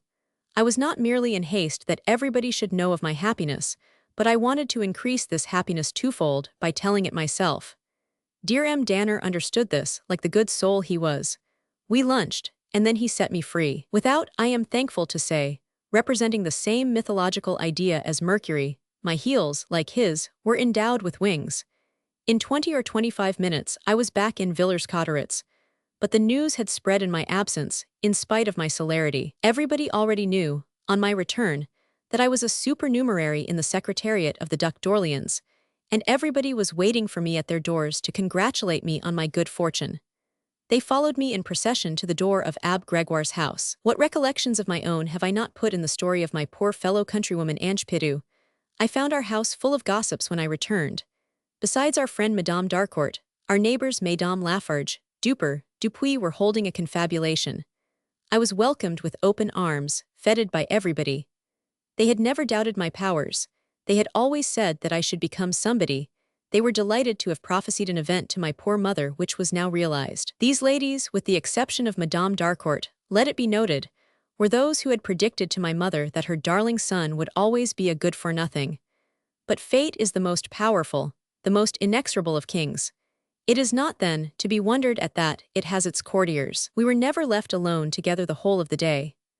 I took advantage of the numbers in the house to go and pay a special farewell visit to my good Louise, who would fain have comforted me after Adèle's marriage, if I had been consolable, and whom I would assuredly have comforted after Colette had gone, had not I myself left. In the evening, my mother and I at last found ourselves alone together for a little while. We took the opportunity to talk over our private affairs. I wanted my mother to sell everything that we did not need and come as soon as possible to settle with me in Paris. 20 years of misfortunes had sown distrust in my mother's heart. In her opinion, it was far too hasty to act like this. Then, the 1,200 francs that I looked upon as a fortune was a very small amount to live upon in Paris. Besides, I had not got the salary yet. A supernumerary is but a probationer. If at the end of 1 month or 2 months, they thought that I was not suitable for the post, and if M. Outard, the head of my office, should make me take a seat as Augustus had made Cinna, as M. Lefebvre had made me, and ask me, as M. Lefebvre had asked me, Monsieur, do you understand mechanics? We were lost, for my mother would not even have her tobacco shop to fall back upon, which she would have left and which she could not sell merely temporarily. My mother, therefore, decided on a common-sense course, which was as follows. I was to return to Paris, where my bed, my bedding, my sheets, my table linen, 4 chairs, a table, a chest of drawers, and 2 sets of plate would be forwarded. I would hire a small room, the cheapest possible. I would stay there until my position was established, and when my place was secure, I would write to my mother. Then my mother would hesitate no longer. She would sell everything and come to join me.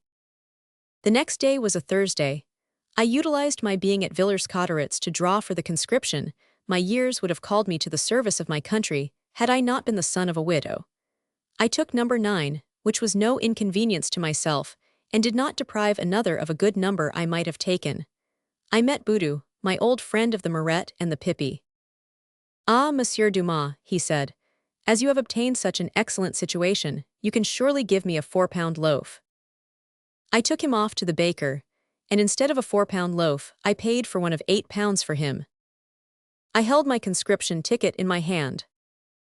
What is that? Asked Boudou. That, it is my number. You have taken number 9. As you see. Well, now I have an idea. In return for your 8-pound loaf, Monsieur Dumas, if I were you, I would go to my Aunt Chapuis, and I would put a 30-sous piece on number 9. 30 sous won't ruin you, and if number 9 turns up, it will bring you in 73 francs. Here are 30 sous, Boudou. Go and put them on in my name and bring me back the ticket.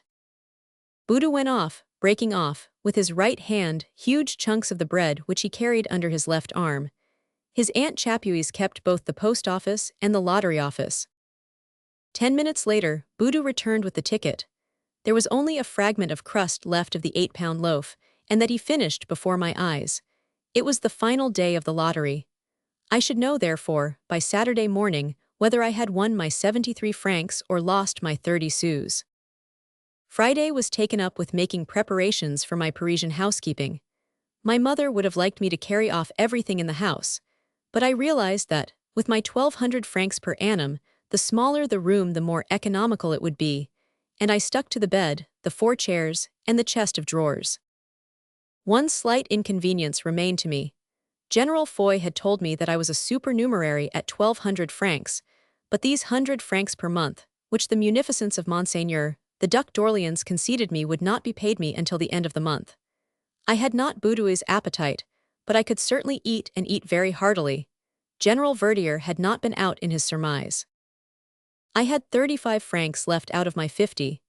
My mother decided to part with another 100 francs. It was half of what she had left. It went to my heart very bitterly to take my poor mother's 100 francs, and I was just thinking of having recourse to the purse of M. Danner, when, in the midst of our discussion, which took place on Saturday morning, I heard Boudou's voice shouting out, Ah, M. Dumas, now this is well worth a second 8-pound loaf. What is worth an 8-pound loaf? Number 9 came up. If you go to Aunt Chapuis's office, she will count you out your 73 francs. My mother and I looked at each other. Then we looked at Boudou. Are you telling me the truth, Boudou? Before God, I am M. Dumas, that rascally number 9 turned up. You can go and see for yourself on the list. It is the 3rd. There was nothing astonishing about this. Had we not struck a vein of good fortune? My mother and I went to Madame Chapuis. We were even better off than we supposed.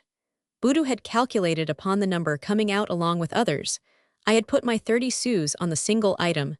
The result of this difference was that my 30 sous brought me in 150 francs, instead of 73.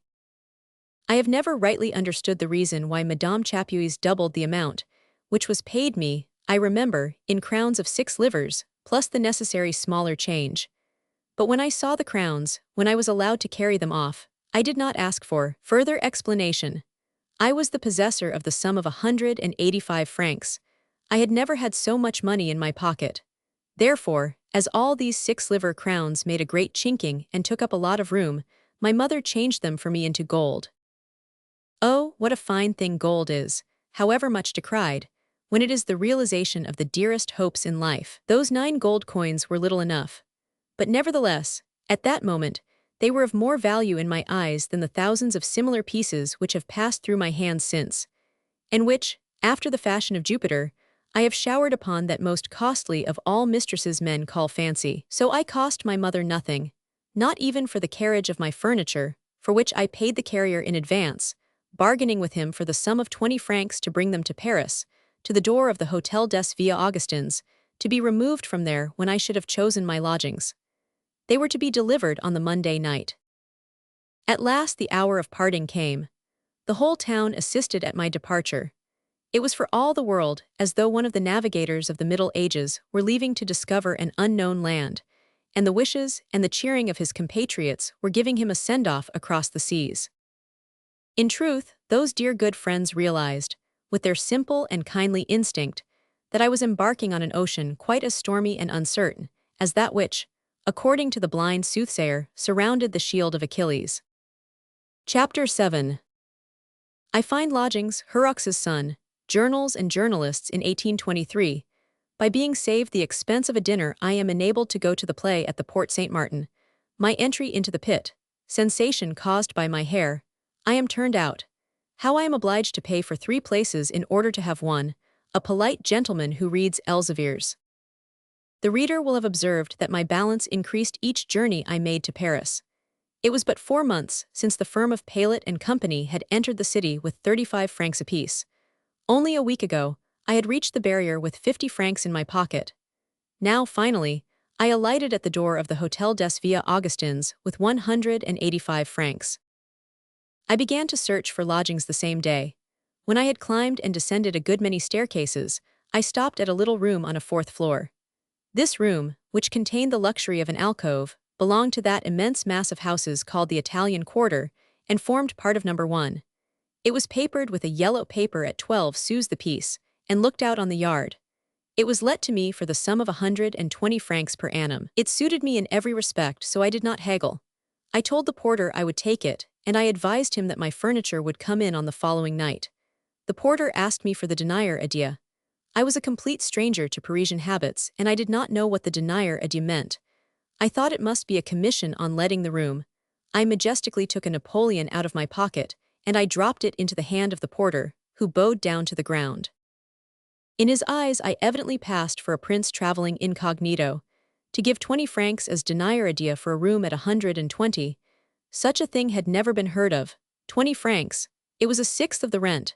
So his wife instantly asked for the honor of looking after me. I granted her this favor for 5 francs per month, always with the same regal air. From there, I ran to General Verdier's to get up my appetite, and I told him the good news. I had left Paris at such short notice, on the previous Monday, that I had not had time to ascend his 4 flights of stairs. I mounted them, this time fruitlessly. The general had taken advantage of its being Sunday and had gone out. I followed his example. I strolled about the boulevards, the only place where I ran no risk of being lost, and I reached the Café de la Porte Saint-Honore at the end of my strolling. Suddenly, through the windows, I saw someone I knew. It was Horrocks, the son of good old Horrocks, who had so unsuccessfully endeavored to make a musician of me. I entered the café. Horrocks had recently bought it. He was the proprietor of it. I was in his house. Although he was slightly older than myself, we had been very good chums in our childhood. He kept me to dinner. While waiting for dinner, he put all the journals of the establishment before me. Some of those papers have since disappeared. The chief of them at that time were the Journal des Débats, always under the direction of the brothers Burton, and a supporter of the government. It reflected the views of Louis Roman XVIII, and of M. de Villèle, namely, a moderate and conciliatory royalism, a policy of optimism and vacillation. The system, in fact, by which, in the midst of the plots of the Carbonari and the intrigues of the extreme party, Louis Roman XVIII managed to die almost in tranquility, if not on the throne, at any rate close by it. The old constitutional, of Saint-Albin, J. Tissot and Évariste Dumoulin, was suppressed one day for an article which the censorship placed on the index, an article which somehow had managed to get inserted without any trace of the claws and teeth of the censors. Then, with a rapidity of decision, which indicated the extreme devotion the constitutional of every epoch has always exhibited in its own cause. It bought for a mere song the journal Du Commerce, which had 400 subscribers, and, under the title of the journal Du Commerce, appeared next morning. It need hardly be said that the good old rogue was recognized under this transparent disguise, and just about the time when I arrived in Paris, it had resumed, or was about to resume, its old title, so dear to the citizens of Paris. The Constitutional was very timid. It represented the liberal opinion and never really breathed out thunder and lightning except against the Jesuits, towards whom it had vowed the same cruel and magnificent hatred that nowadays it fulminates against demagogues. The Drapeau Blanc was edited by Martinville, a man of infinite resource but one who could hate and was hated in return. Charged with the defense of the Bridge of Pec, as commandant of the National Guard of Saint-Germain, he was reproached with having, in 1814, delivered up this bridge to the Prussians, and he replied to the reproach, not merely by an avowal but with bravado. Not being able to deny it, he boasted about it. But as all treachery torments the heart of the man who has committed it, irrespective of what he said, so it preyed on his vital forces. M. Arnault had infuriated him by deriving his name from Martin on his father's, and Ville on his mother's side. He was courageous enough, and ever ready to tackle an adversary. He did battle with Telville Arnault over his Germanicus. The bullet of the poet's son merely grazed the thigh of the critic, leaving nothing worse than a slight bruise behind it. Bah, said Arnault's father, he has not even felt it. A blow from a stick would have produced the same effect. The Founder was the admitted journal of the Marsan party, the outspoken expression of the ultra-royalists, who, through all the reactions that followed, lent for support on the Comte d'Artois, and who waited impatiently for that decomposition of the elements, which, at the rate things were going, could not fail to be accomplished under Louis Roman XVIII. The editors of the Founder were Berard, the two brothers d'Artois, who were also comic opera writers, Thollon and Ferdinand Langle, Brisset and Durance. At the opposite pole of liberal opinion to the Founder was the Memoir, a newspaper hussar, a delightful skirmisher, overflowing with wit and humor. It was controlled by all the men who were noted for their spirit of opposition to the times, and who, we hasten to say, were really opposed to it. These men were de Jouy, Arnault, Jal, Coste, Castel, Moreau, etc. So the unfortunate Memoir was the object of relentless persecution at the hands of the government, in whose eyes it was forever flashing a broken ray of sunlight from the days of the Empire. Suppressed as the Memoir, it reappeared as the Pandore. Suppressed as Pandore, it became the Opinion. Suppressed finally as Opinion, it rose again under the title of the Reunion. But this was the last of its metamorphoses. Proteus was run to earth and died in chains. Do not let us forget the Courier Francais, the sentinel of advanced opinion, almost republican, at a time when no one dared even to pronounce the word republic. It was for the Courier Francais, edited by Chatelain, one of the most honest and most enlightened patriots of that period, that, as I have already mentioned, M. de Louvain worked. But I had really nothing to do with any of these political journals. I only read the literary news. As I had found a dinner which cost me nothing, I decided to spend the price of my dinner on a theater ticket, a ticket for a play. I hunted through the theater advertisements in all the newspapers, and guided by Horrocks in the choice of the literature on which I proposed to spend my evening, I decided to go to the Porte Saint-Martin. The play was The Vampire. It was only the third or fourth representation of the revival of this piece. Horrocks advised me to make haste. The piece had caught on and was drawing crowds. It was played by the two actors who were popular at the Porte Saint-Martin, Philippe and Madame d'Orval.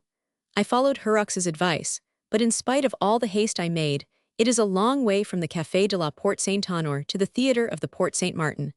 I found the approaches to it blocked. I was quite fresh to Paris. I did not know all the various theater customs. I went along by the side of an enormous queue enclosed in barriers, not daring even to ask where the entrance money was taken. One of the habitués in the queue no doubt perceived my confusion, for he called out to me, "Monsieur, monsieur." I turned round, wondering if he were addressing me. "Yes, you, monsieur," continued the habitué, "you with the frizzy locks. Do you want a place?" "Do I want a place?" I repeated. "Yes, if you put yourself at the bottom of this queue, you will never get in tonight. 500 people will be turned away." This was Hebrew to me. Of his language, I only gathered that 500 folk would be turned away, and that I should be one of the number. Come, would you really like my place? Continued the habitu. Have you got a place then? Can't you see for yourself? I could see nothing at all. Taken in advance then, I asked. Taken since noon. And a good one. What do you mean by good? Now it was the habitu who did not understand. Well, I went on, shall I have a good place? You can sit where you like. What, I can sit where I like? Of course. How much did your place cost? 20 sous. I reflected within myself that 20 sous to sit where I liked was not dear. I drew 20 sous from my pocket and gave them to the habitu, who immediately, with an agility that proved he was well accustomed to this exercise, climbed up the rails of the barrier, got over it, and alighted by my side. Well, I said, now where is your place? Take it, but look sharp, for if they push up you will lose it. At the same moment light broke in on my mind. Those people, inside that barrier, have no doubt taken and paid for their places in advance, and it is in order to keep them they are penned in like that. Ah, good, I see, I replied, and I strode over the barrier in my turn the reverse way, so that, contrary to the action of my place seller who had come without from within, I went from the outside within. I did not understand matters at all. After a second there was a movement forward. They were just opening the offices. I was carried forward with the crowd, and 10 minutes later I found myself in front of the grating. Well, monsieur, aren't you going to take your ticket? Asked my neighbor. My ticket, what do you mean? Of course your ticket, answered someone just behind me. If you aren't going to take your ticket, at least allow us to take ours. And a light thrust showed the desire of those behind me to have their turn. But, I said, surely I have bought my place. Your place? Yes, I gave 20 sous for it, as you saw. Why, I gave 20 sous to that man who sold me his place. Oh, his place in the queue, exclaimed my neighbors. But his place in the queue is not his place inside the theater. He told me that, with his place, I could go where I liked. Of course you can go where you like, take a stage box. You can do what you like, and you can go where you like, but tickets for the stage boxes are at the other office. Forward, forward, hurry up, exclaimed those near me. Gentlemen, clear the gangway if you please, cried a voice. It is this gentleman who will not take his ticket, and who prevents us from getting ours, cried a chorus of my neighbors. Come, come, make up your mind. The murmurs grew, and with them ringing in my ears, by degrees it dawned upon me what had been pretty clearly dinned into me, namely, that I had bought my place in the queue, and not my place in the theater. So, as people were beginning to hustle me in a threatening fashion, I drew a 6 francs piece from my pocket and asked for a pit ticket. They gave me 4 francs 6 sous, and a ticket which had been white. It was time. I was immediately carried away by a wave of the crowd. I presented my once white ticket to the check-taker. They gave me in exchange a ticket that had been red. I went down a corridor to the left. I found a door on my left with the word parterre written over it, and I entered. And now I understood the truth of what the habitu who had sold me his place for 20 sous had said. Although I had scarcely 15 or 20 people in front of me in the queue, the pit was nearly full. A most compact nucleus had formed beneath the lights, and I realized then that those must be the best places. I immediately resolved to mix with this group, which did not look to me to be too closely packed, for a good place therein. I climbed over the benches, as I had seen several other people do, and balancing myself on the tops of their curved backs, I hastened to reach the center. I was becoming, or rather, it must be admitted, I was, a very ridiculous object. I wore my hair very long, and as it was frizzy it formed a grotesque aureole round my head. Moreover, at a period when people wore short frock coats, hardly reaching to the knee, I wore a coat which came down to my ankles.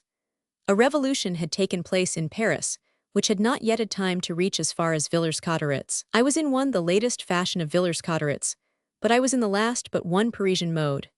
Now, as nothing generally is more opposed to the latest fashion than the last mode but one, I looked excessively absurd, as I have already had the modesty to admit. Of course, I appeared so in the eyes of those towards whom I advanced, for they greeted me with shouts of laughter, which I thought in very bad taste. I have always been exceedingly polite, but at this period, coupled with the politeness I had acquired from my maternal education, there woke in me a restless, suspicious hastiness of temper which I probably inherited from my father.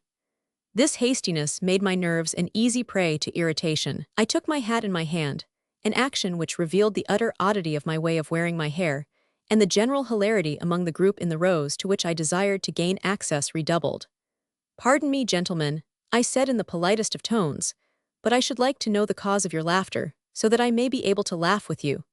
They say the piece we have come to see is extremely sad, and I should not be sorry to make merry before I have to weep." My speech was listened to in the most religious silence. Then, from the depths of this silence, a voice suddenly exclaimed, "Oh, that Edith is." The apostrophe seemed to be exceedingly funny, for it had hardly been uttered before the bursts of laughter were redoubled. But the hilarity had scarcely begun afresh before it was accompanied by the sound of a stinging smack in the face which I gave to the wag. "Monsieur," I said as I slapped him, "my name is Alexandre Dumas. Until after tomorrow, you will find me at the Hotel des Vieux Augustins, in the road of the same name, and after tomorrow at number 1 Place des Italiens." It would seem that I spoke a language quite unknown to these gentlemen, for instead of replying to me, 20 fists were flourished threateningly, and everybody shouted, "Put him out, put him out." "What?" I cried, "put me to the door. That would be a nice thing, upon my word, seeing that I have already paid for my place twice over, once in the queue, and then again at the box office." Put him out," cried the voices afresh with redoubled fury.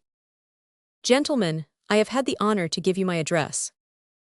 Put him out," cried the people in strident, raucous tones. All the people present had risen from their seats, were leaning over the gallery, and were almost half out of the boxes. I seemed to be at the end of an immense funnel, with everybody gazing at me from all sides. Put him out," cried those who did not even know what the commotion was about, but who calculated that one person less would mean room for one more. I was debating what course to take, from the depths of my funnel, when a well-dressed man broke through the crowd, which deferentially opened a way for him, and he asked me to go out. "Why am I to go out?" I asked in great surprise. "Because you are disturbing the performance." "What? I am disturbing the play. The play has not begun yet." "Well, you are disturbing the audience." "Really, monsieur?"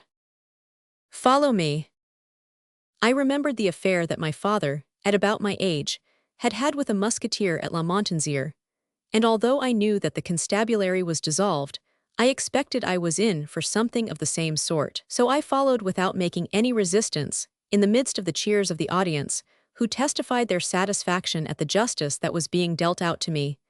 My guide led me into the corridor, from the corridor to the office, and from the office into the street. When in the street he said, "There, don't do it again." And he returned to the theater. I saw that I had got off very cheaply, since my father had kept his warder attached to him for a whole week, whilst I had only been in custody for 5 minutes. I stood for a moment on the pavement, whilst I made this judicious reflection, and seeing that my guide had re-entered, I too decided to do the same. "Your ticket," said the ticket collector. "My ticket, you took it from me just now, and as a proof, it was a white one, for which you gave me in exchange a red ticket." "Then what have you done with your red ticket?" "I gave it to a woman who asked me for it." "So that you have neither ticket nor check." "Why no, I have neither ticket nor check." "Then you cannot go in." "Do you mean to say, I cannot enter, after having paid for my ticket twice over?" "Twice." "Yes, twice." "How did you do that?" "Once in the queue, and again at the box office." "You humbug," said the ticket collector. "What did you say?" "I said you cannot go in, that is what I said." "But I mean to get in, nevertheless." "Then take a ticket at the office." "That will be the second." "Well, what does that matter to me?" "What does it matter to you?" "If you have sold your ticket at the door, it is no affair of mine." "Ah, so you take me for a dealer in checks." "I take you for a brawler who has just been turned out for disturbing the peace, and if you go on doing it, you'll not be let out into the road the next time, but into the police station." There could be no mistaking the threat. I began to understand that, without intending it, I had infringed the law, or rather custom, which is far more jealous of contravention than the law. "Ah, is this so?" I said. "That is about it," said the collector. "Well, well, you are the stronger of the two," I said. And I went out. When outside the door, I considered how stupid it was to have come to see a play, to have paid for 2 places to see it, a place in the queue and a place at the office, to have seen only a curtain representing hangings of green velvet, and to come away without seeing anything else. I went on to reflect that, since I had already paid for 2 tickets, I might as well incur the expense of a third. And as people were still going in, and a double queue circled the theater so that the door formed as it were the clasp to the girdle, I placed myself at the end of the queue which looked to me to be the shortest. It was the opposite queue to the one I had gone in by before. It was not so dense, as it led to the orchestra, the front galleries, the stage boxes, and the first and second rows of stalls. This was what I was informed by the clerk at the box office when I asked for a ticket for the pit. I looked up, and as he had indicated, I saw upon the white plan the designation of the places to be obtained at that particular office. The cheapest places were those in the orchestra and second row of stalls. Seats in the orchestra and in the second row of stalls cost 2 francs 50 centimes.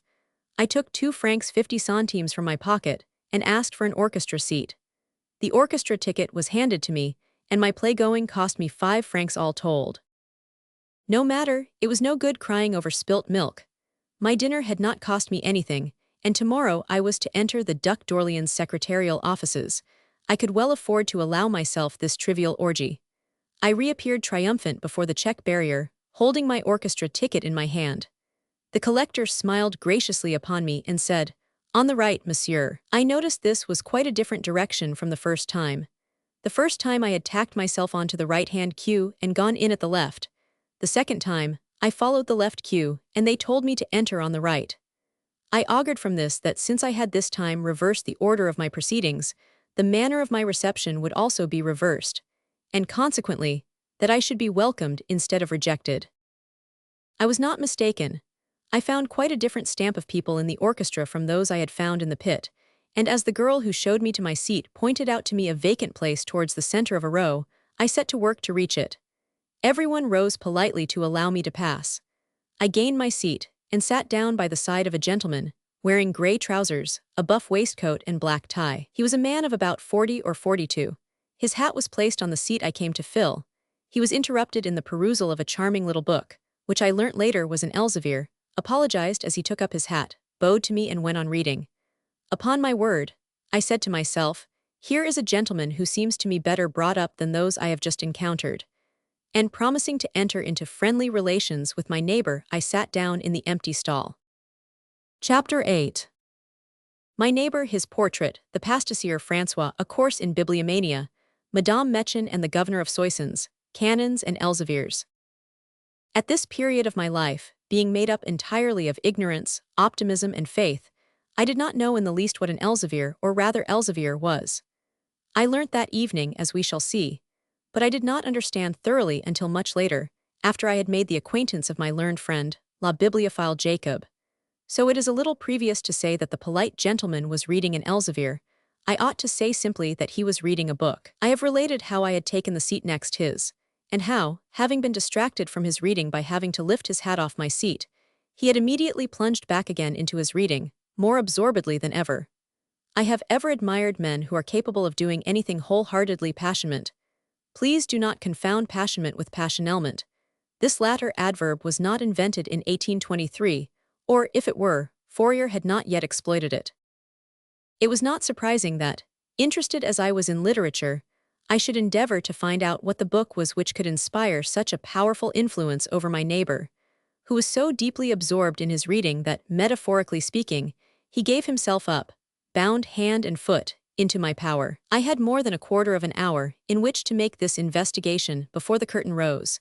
Therefore, I conducted it at my leisure. First of all, I tried to see the title of the book, but the binding was carefully hidden by a paper cover, so it was impossible to read the title on the back of the book. I rose. In that position, I could look down on the reader. Then, thanks to the excellent sight I have the good fortune to possess, I was able to read the following curious title on the opposite side to the engraved frontispiece. Le Pastissier François. Est insani la manière de faire toute sorte de pastisserie. Très utile à toutes sortes de personnes. Ensemble le moyen de prester toutes sortes d'offres pour les jours maigres et autres. En plus de succente facans. Amsterdam. Chez Louis et Daniel Elsevier.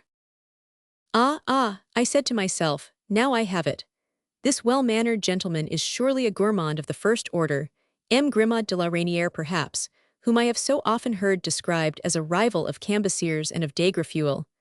But stay, this gentleman has hands, and M. Grimaud de la Reynière has only stumps. At that moment, the polite gentleman let his hand and the book he held fall on his knees. Then, casting his eyes upward, he appeared to be lost in profound reflection. He was, as I have said, a man of 40 or 42 years of age with an essentially gentle face, kindly and sympathetic. He had black hair, blue-gray eyes, a nose slightly bent to the left through an excrescence, a finely cut, clever-looking, witty mouth, the mouth of a born storyteller. I was yearning to get up a conversation with him, I, a hobbledehoy of a country bumpkin, ignorant of everything, but anxious to learn as they put it in M. Laman's elementary lessons. His benevolent countenance encouraged me. I took advantage of the moment when he stopped reading to address a word or two to him. Monsieur, said I, pray forgive me if my question seems impertinent, but are you extremely fond of eggs? My neighbor shook his head, came gradually out of his reverie, and looking at me with a distraught expression, he said, in a very pronounced Eastern French accent, Pardon me, monsieur, but I believe you did me the honor of addressing me. I repeated my sentence.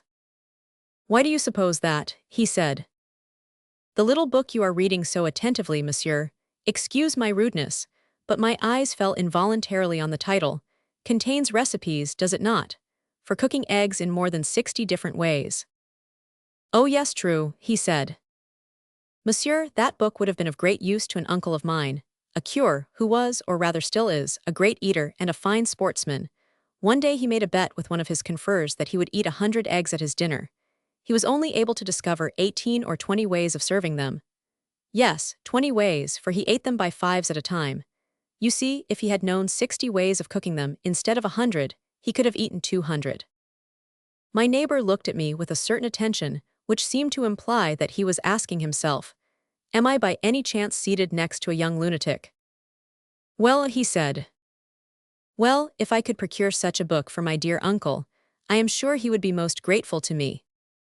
Monsieur, said my neighbor, I doubt if, in spite of the sentiments which do a nephew's heart the greatest credit, you could procure this book. Why not? Because it is exceedingly rare. That little old book exceedingly rare. Do you not know that it is an Elsevier, monsieur? No. Do you not know what an Elsevier is? Exclaimed my neighbor, overwhelmed with astonishment. No, monsieur, no, but do not be alarmed at such a trifle. Since I came to Paris not quite a week ago, I have discovered that I am ignorant of nearly everything.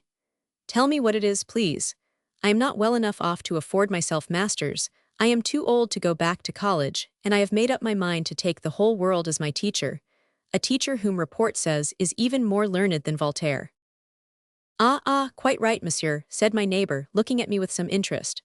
And if you profit by the lessons that teacher will give you, you will become a great philosopher as well as a great savant.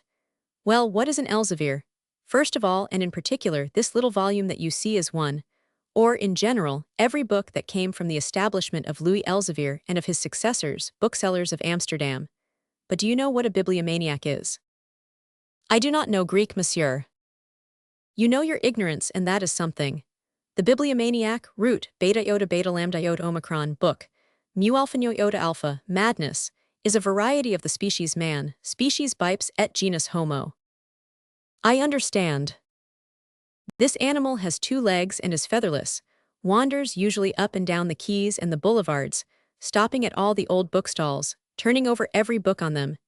He is habitually clad in a coat that is too long for him and trousers that are too short. He always wears on his feet shoes that are down at the heel, a dirty hat on his head, and under his coat, and over his trousers, a waistcoat fastened together with string. One of the signs by which he can be recognized is that he never washes his hands. But you are describing a perfectly disgusting animal. I hope the race does not consist entirely of specimens like that, and that there are exceptions. Yes, but these exceptions are rare. Well, what this creature is in particular quest after, among the old shopkeepers and on the old bookstalls, for you know that all animals hunt for something or other, is for Elzevirs. Are they hard to find? Yes, more and more difficult every day. And how can Elzevirs be recognized? Pray remember, monsieur, that you are not risking anything by instructing me. I do not ever expect to become a bibliomaniac, and my questions are solely out of curiosity. How can they be recognized? I will tell you. In the first place, monsieur, the first volume in which one finds the name of Elzevir or Elzevir is one entitled Eutrope Histories Romanae, lib. X. Lugini Batavorum, apud Ludovicum Elzevirum, 1592, in 8 degrees, 2 leaves, 169 pages. The design on the frontispiece, remember this carefully, it is the key to the whole mystery. The design on the frontispiece is that of an angel holding a book in one hand and a scythe in the other. Yes, I understand. 1592, in 8 degrees, 2 leaves, 169 pages, an angel holding a book in one hand and a scythe in the other. Bravo, Isaac Elzevir, whom some declare to be the son and others the nephew of Louis Elzevir. I maintain that he is the son. Berard maintains that he is the nephew, and although he has Tekener on his side, I still think I am right. Isaac Elzevir substituted for this design an elm tree, encircled by a vine laden with grapes with this device, non solus. Do you follow me? The Latin, yes.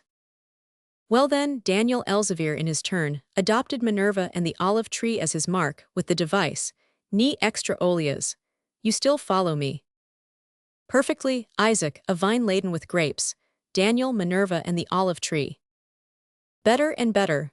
But besides these recognized editions, there are anonymous and pseudonymous editions, and there is where the inexperienced bibliomaniacs get confused. Ah. Will you be my Ariadne? Well, these editions are usually designated by a sphere. Then that is a guide. Yes, but you will see. These brothers, cousins, or nephews Elzevir were a very capricious lot of fellows. Thus, for example, one finds, since 1629, a buffalo head forming part of the headpieces in their books, at the beginning of prefaces, dedicatory epistles and text. Well, thanks to the buffalo's head, it seems. Wait a bit, this lasted for 5 years. Since the Sallust of 1634 and even perhaps earlier, they adopted another sign which resembled a siren, also in this edition. The Sallust of 1634. Exactly, they adopted also, for the first time on page 216, a tailpiece of a head of Medusa. So, when once this principle is fixed, and one knows that on page 216 of the Sallust of 1634 there is a figure representing. Yes, yes, upon my word, that would be delightful if it could be laid down as a positive rule. But bah, Daniel did not remain constant to his designs. For example, in the 1661 Terence, he substitutes a garland of hollyhocks for the buffalo head and the siren, and this garland is to be found in a great many of his editions. But in the Perseus of 1664 he does not even put that. Oh gracious! And what does he adopt in the Perseus of 1664? He adopts a large ornament, in the center of which are 2 swords crossed over a crown. As though to indicate that the Elzevirs are the kings of the book-selling world. You have hit it exactly, monsieur. A sovereignty no one disputes with them. And the one you have there, monsieur, which treats of French confectionery and the 60 ways of cooking eggs, is it the angel with the book and the scythe? Is it the vine cluster? Is it the Minerva and the olive tree? Is it the buffalo head? Is it the siren? Is it the head of Medusa? Is it the garland of hollyhocks? Or is it the crown and 2 swords? This one, monsieur, is the rarest of all. I found it this evening as I was coming here. Just think how I have argued with that idiot of a Berard over this Elzevir for 3 years. He thinks himself a great savant, and is not even half instructed. And without seeming too inquisitive, monsieur, may I ask what was the object of the discussion? He would have it that Le Pasteur François was printed in 1654, and contained only 4 preliminary leaves, whilst I maintained, and with reason, as you see, that it was printed in 1655, and that it had 5 preliminary leaves and a frontispiece. Now here is the very date, 1655. Here are the 5 preliminary leaves, here is the very frontispiece. Upon my word, so it is. How sheepish, how utterly foolish my friend Berard will look now. But monsieur, I suggested timidly, did you not tell me that you had argued over this little volume for the past 3 years? Yes, indeed, for more than 3 years. Well, it seems to me that if the discussion no longer amused you, you had a very simple remedy at hand to stop it. What? Does not one of the ancient philosophers prove the incontestability of movement to another philosopher who denies movement by walking before him? Well, then, you must prove to M. Berard the superiority of your knowledge over his, by showing him the Elzevir you have there, and unless he is more incredulous than St. Thomas. But to show it, monsieur, it was necessary to possess it, and I had it not. This little volume is then very rare. It is the rarest of the lot. There are probably only 10 examples of it left in Europe. And why is this particular volume rarer than the others? Were there fewer copies printed? On the contrary, Techner declares that there were 5,500 copies issued, and I maintain that there were more than 10,000 printed. The deuce, was the edition burnt then with the Library of Alexandria? No, but it was lost, spoilt, torn up in kitchens. You can quite understand that chefs and cookmaids are indifferent bibliomaniacs. They served the Pasteur François as they served Carême or the Cuisinier Royal, hence the rarity of the book. So rare that, as you say, you have not found one before tonight. Oh, I knew of it 6 weeks ago. I told Frank to keep it for me, as I was not well enough off to buy it. What, you were not rich enough to buy it, not rich enough to buy that little old book? The bibliomaniac smiled disdainfully. Do you know, monsieur, he said to me, what a copy of the Pasteur François is worth? Why, I should judge it worth about a crown. A copy of the Pasteur François, monsieur, is worth from 200 to 400 francs. From 2 to 400 francs. Yes, indeed. Only a week ago, old Brunet, the author of Manuel des Libraires, an enthusiastic Elzeviriomaniac, inserted a notice in the papers that he was willing to pay 300 francs for a copy such as this. Luckily, Frank did not see the notice. Pardon me, monsieur, but I warned you what an ignoramus lamb.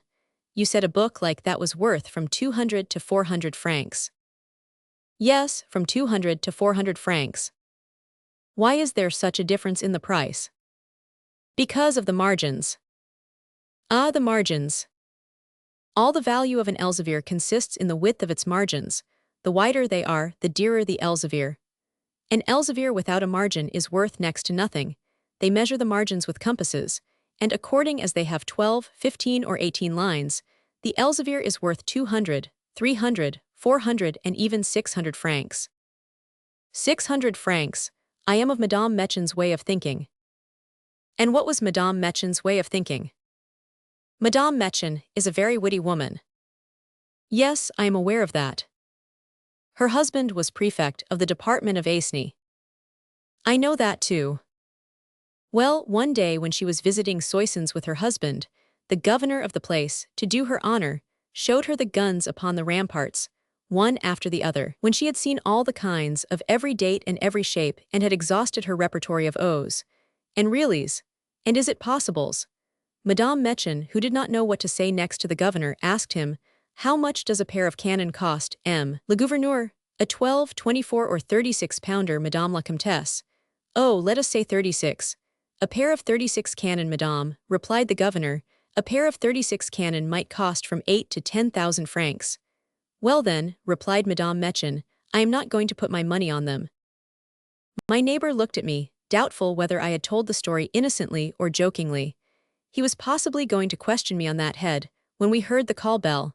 The overture began, and there were cries for silence.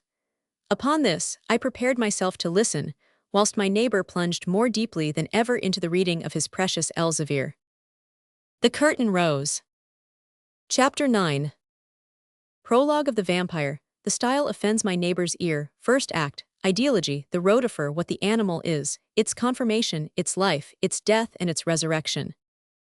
The overture was intended to represent a storm. The scene opened in the cave of Staffa. Malvina slept on a tomb. Oscar sat on another. A third enclosed Lord Ruthven, who was to come out of it at a given moment. The part of Malvina was taken by Madame d'Orval, Oscar, or the Angel of Marriage by Mosard, Lord Ruthven, or the Vampire by Philippe. Alas, who could have known at that moment, when I was looking eagerly beyond the curtain, taking in the whole scene, decorations and characters combined, that I should be present at Philippe's funeral, watch by Madame d'Orval's deathbed, and see Mosard crowned. In the prologue there was another angel, called Ithuriel, the angel of the moon, talking with the angel of marriage. This was Mademoiselle Denat. I do not know whether she is now living or dead. The narrative was carried on between the angel of marriage and the angel of the moon, two angels who, as they wore the same armor, might have been taken to belong to the same family. Malvina had lost herself in hunting. The storm terrifying her, she had taken shelter in the cave of Staffa. There, unable to keep awake, she had fallen asleep on a tomb. The angel of marriage was watching over her. The angel of the moon, who had slid down on a ray of the pale goddess, through the cracks of the basaltic roof, asked why the angel of marriage sat there, and above all, how it came about that there was a young girl in the grotto of Staffa. The angel of marriage replied that, as Malvina, sister of Lord Aubrey, was to espouse Lord Marston next day, he had been summoned by the importance of the occasion, and that his looks, when Ithuriel interrupted him in the act of silently gazing upon the beautiful betrothed girl, and the sadness depicted upon his face, sprang from knowledge of the misfortunes in store for the young maiden, who was about to fall from the arms of love into those of death. Then Ithuriel began to understand. "Explain thyself," said Ithuriel. "Is it true that horrible phantoms come viennt sometimes?"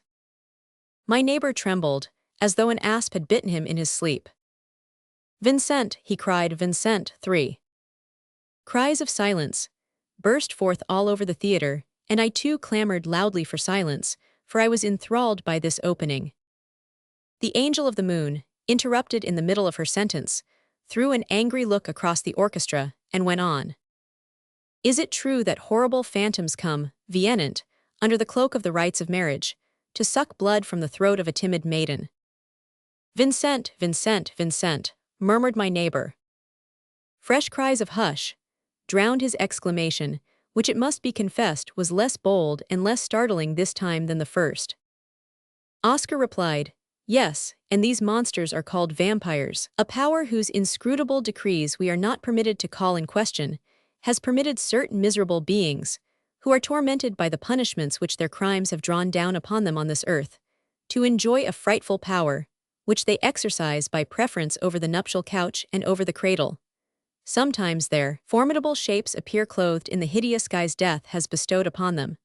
Others, more highly favored, because their career is more brief, and their future more fearful, obtain permission to reclothe themselves with the fleshy vesture lost in the tomb, and reappear before the living in the bodily shapes they formerly possessed." "And when do these monsters appear?" asked Ithuriel. "The first hour of the morning wakes them in their sepulchre," replied Oscar. "When the sound of its sonorous stroke has died away among the echoes of the mountains, they fall back motionless in their everlasting tombs. But there is one among them over whom my power is more limited. What am I saying? Fate herself can never go back on her decisions. After having carried desolation into 20 different countries, always conquered, ever continuing, the blood which sustains its horrible existence ever renewing its vitality. In 36 hours, at 1 o'clock in the morning, it has at length to submit to annihilation, the lawful punishment of an infinite succession of crimes. If it cannot, at that time, add yet another crime and count one more victim." "My God, think of writing a play like that," murmured my neighbor. It seemed to me that he was too critical, for I thought this dialogue was couched in the finest style imaginable. The prologue continued. Several persons who had heard my neighbor gave vent to various whispered comments on the presumption of this indefatigable interrupter, but as he buried himself in his pasteur Francois, the murmurs ceased. It is unnecessary to point out that the young betrothed asleep on the tomb was the innocent heroine who was destined to be the bride of the vampire, and had the public been in any doubt, all their doubts would have been dispersed after the last scene of the prologue. "What do I hear?" said Ithuriel. "Thy conversation has kept me long while in these caves." As the angel of the moon asks this question, the silvery chime of a distant clock is heard striking 1, and the reverberation is repeated in echoes again and again. "Oscar, stay and see." All the tombs open as the hour sounds. Pale shades rise half out of their graves and then fall back under their monumental stones as the sound of the echoes dies away. A spectre, clad in a shroud, escapes from the most conspicuous of these tombs. His face is exposed. He glides to the place where Miss Aubrey sleeps, exclaiming, "Malvina! Oscar, withdraw. Spectre, she belongs to me." Oscar puts his arms round the sleeping girl. "She belongs to God, and thou wilt soon belong to the regions of nothingness." The spectre retires but repeats threateningly, "To nothingness." Ithuriel crosses the stage in a cloud. The scene changes and represents an apartment in the house of Sir Aubrey. "Absurd, absurd," exclaimed my neighbor, and he resumed his reading of Le Pasteur François. I did not at all agree with him. I thought the staging magnificent. I had nothing to say about Malvina, for she had not spoken, but Philippe seemed to me exceedingly fine, notwithstanding his paleness, and Mozart very good. Moreover, crude as it was an attempt at romanticism, a movement almost entirely unknown at that time. This intervention of immaterial and superior beings in human destiny had a fanciful side to it which pleased my imagination, and maybe that evening was responsible for the German me from which sprang the Don Juan de Marana of 11 years later. The play began. Sir Aubrey, the reader will see presently why I underline the word Sir. Sir Aubrey met Lord Ruthven, a rich English traveller, at Athens, and they became friends. During their wanderings about the Parthenon and their daydreams by the seashore, they planned means for tying the bonds of their friendship more firmly, and subject to Malvina's consent, they decided upon a union between the young girl, who was at home in the castle of Staffa, and the noble traveller, who had become her brother's closest friend. Unfortunately, during an excursion which Aubrey and Ruthven made to the suburbs of Athens, to attend the wedding of a young maiden endowed privately by Lord Ruthven, the two companions were attacked by brigands. A sharp defense put the assassins to flight, but Lord Ruthven was struck down mortally wounded. His last words were a request that his friend would place him on a hillock bathed by the moon's rays. Aubrey carried out this last request, and laid the dying man on the place indicated. Then, as his friend's eyes closed and his breathing ceased, Aubrey began to search for his scattered servitors. But when he returned with them, an hour later, the body had disappeared. Aubrey fancied that the assassins must have taken the body away to remove all traces of their crime. When he returned to Scotland, he broke the news of Lord Ruthven's death to his brother, Lord Marston, and told him of the close relationship that had united them during their travels. Then Marston claimed succession to his brother's rights, and proposed to marry Malvina, if Malvina would consent to this substitution.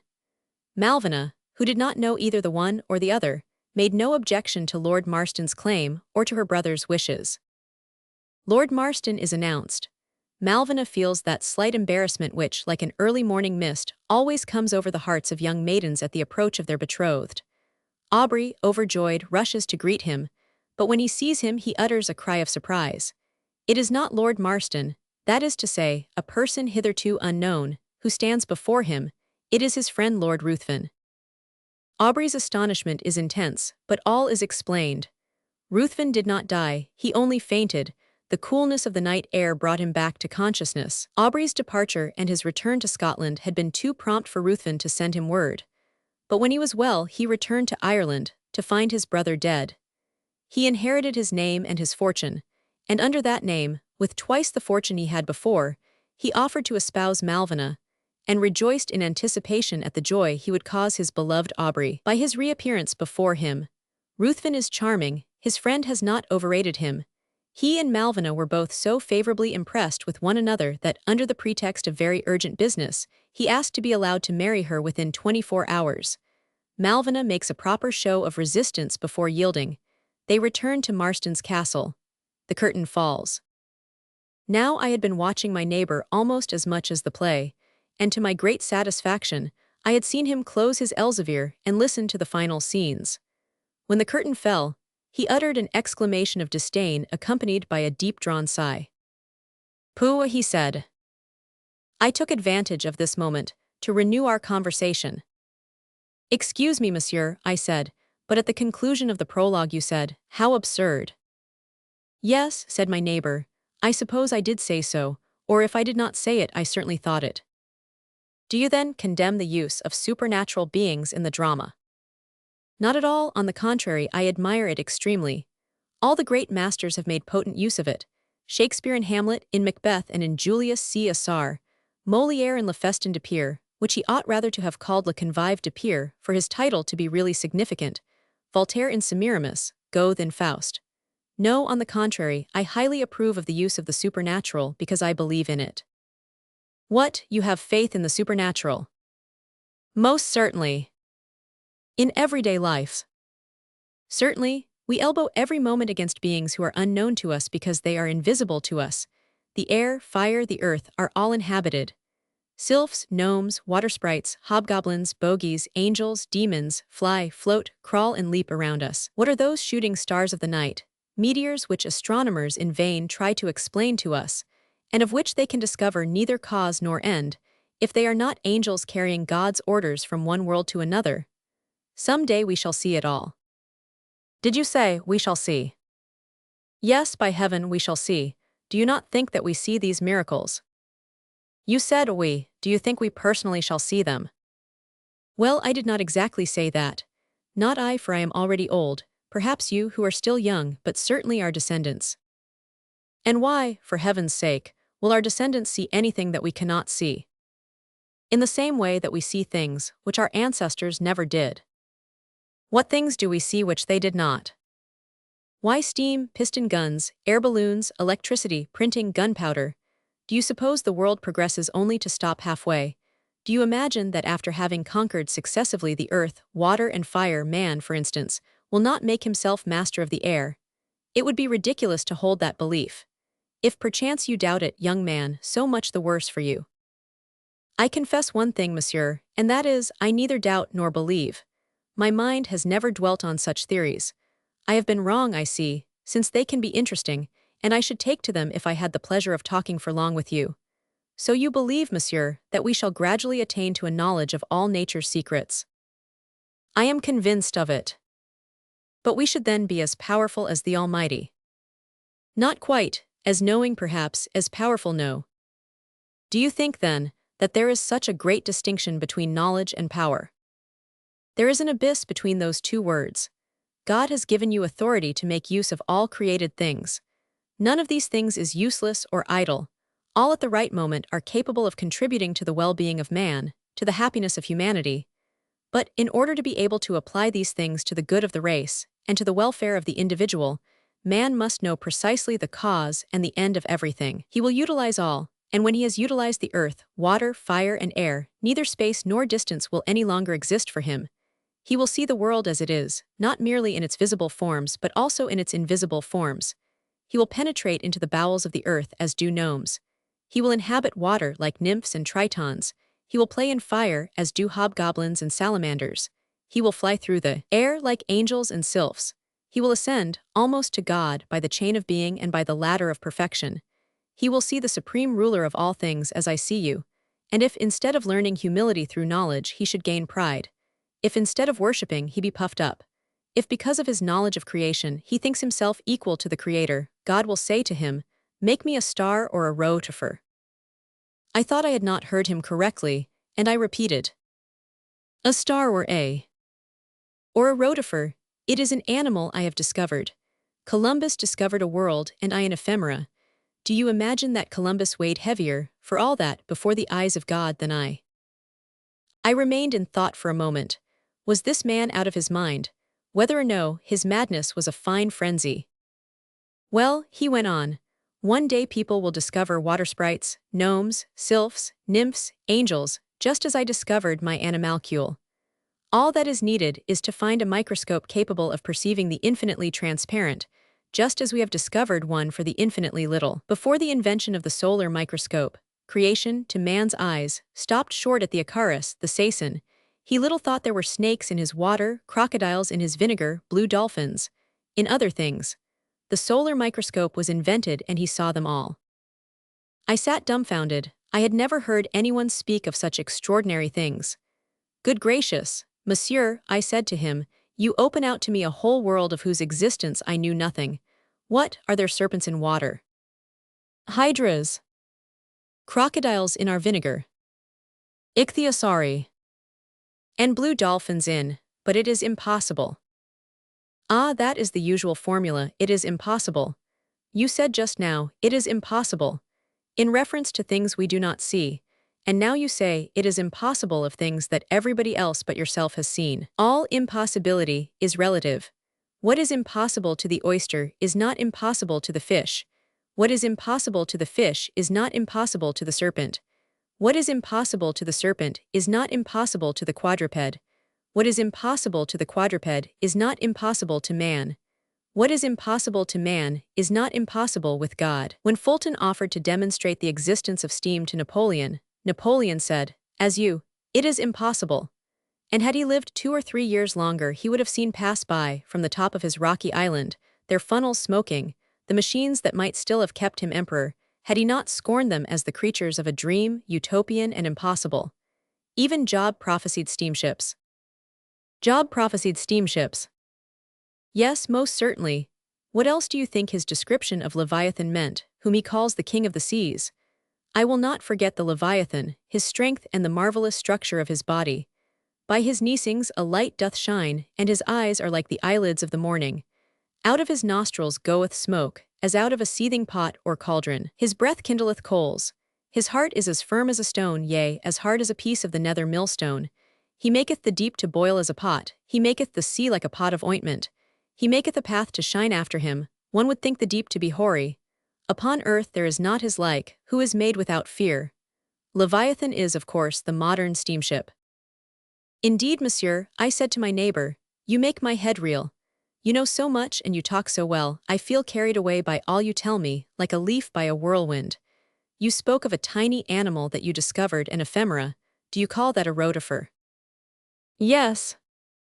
Did you discover it in water, in wine, or in vinegar? In wet sand.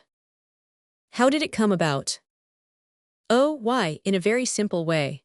I had begun making microscopic experiments upon infinitely small things, long before Raspil. One day, when I had examined under the microscope water, wine, vinegar, cheese, bread, all the ingredients in fact that experiments are usually made upon, I took a little wet sand out of my rain gutter. I then lodged on a 6th floor. I put it on the slide of my microscope and applied my eye to the lens. Then I saw a strange animal move about, in shape like a velocipede, furnished with 2 wheels which it moved very rapidly. If it had a river to cross, these wheels served the same purpose as those of a steamboat. Had it dry land to go over, the wheels acted the same as those of a tilbury. I watched it, I studied its every detail, I drew it. Then I suddenly remembered that my rotifer, I had christened it by that name, although I have since called it a tarantadalo. I suddenly remembered that my rotifer had made me forget an engagement. I was in a great hurry. I had an appointment with one of the animalcule which do not like being kept waiting, an ephemera whom mortals call a woman. I left my microscope, my rotifer, and the pinch of sand which was his world. I had other work to do where I went, protracted and engaging work which kept me all the night. I did not get back until the next morning. I went straight to my microscope. Alas, the sand had dried up during the night, and my poor rotifer, which needed moisture no doubt to live, had died. Its almost imperceptible body was stretched on its left side, its wheels were motionless, the steamboat puffed no longer, the velocipede had stopped. Ah, poor rotifer, I exclaimed. Wait. Ah, was it like Lord Ruthven then? He was not dead. Was he, like Lord Ruthven, a vampire? You will see. Quite dead though he was, the animal was still a curious variety of ephemera, and his body was as worth preserving as that of a mammoth or a mastodon. Only, you understand, quite other precautions have to be taken to handle an animal 100 times smaller than a sacin, than to change the situation of an animal 10 times greater than an elephant. I selected a little cardboard box from among all my boxes. I destined it to be my rotifer's tomb, and by the help of the feather end of a pen, I transported my pinch of sand from the slide of my microscope to my box. I meant to show this corpse to Geoffrey St. Hilaire or to Cuvier, but I did not get the opportunity. I never met these gentlemen, or if I did meet them, they declined to mount my 6 flights of stairs, so for 3 or maybe 6 months or a year I forgot the body of the poor rotifer. One day, by chance, the box fell into my hand, and I desired to see what change a year had wrought on the body of an ephemera. The weather was cloudy, there had been a great fall of stormy rain. In order to see better, I placed my microscope close to the window, and I emptied the contents of the little box onto the slide.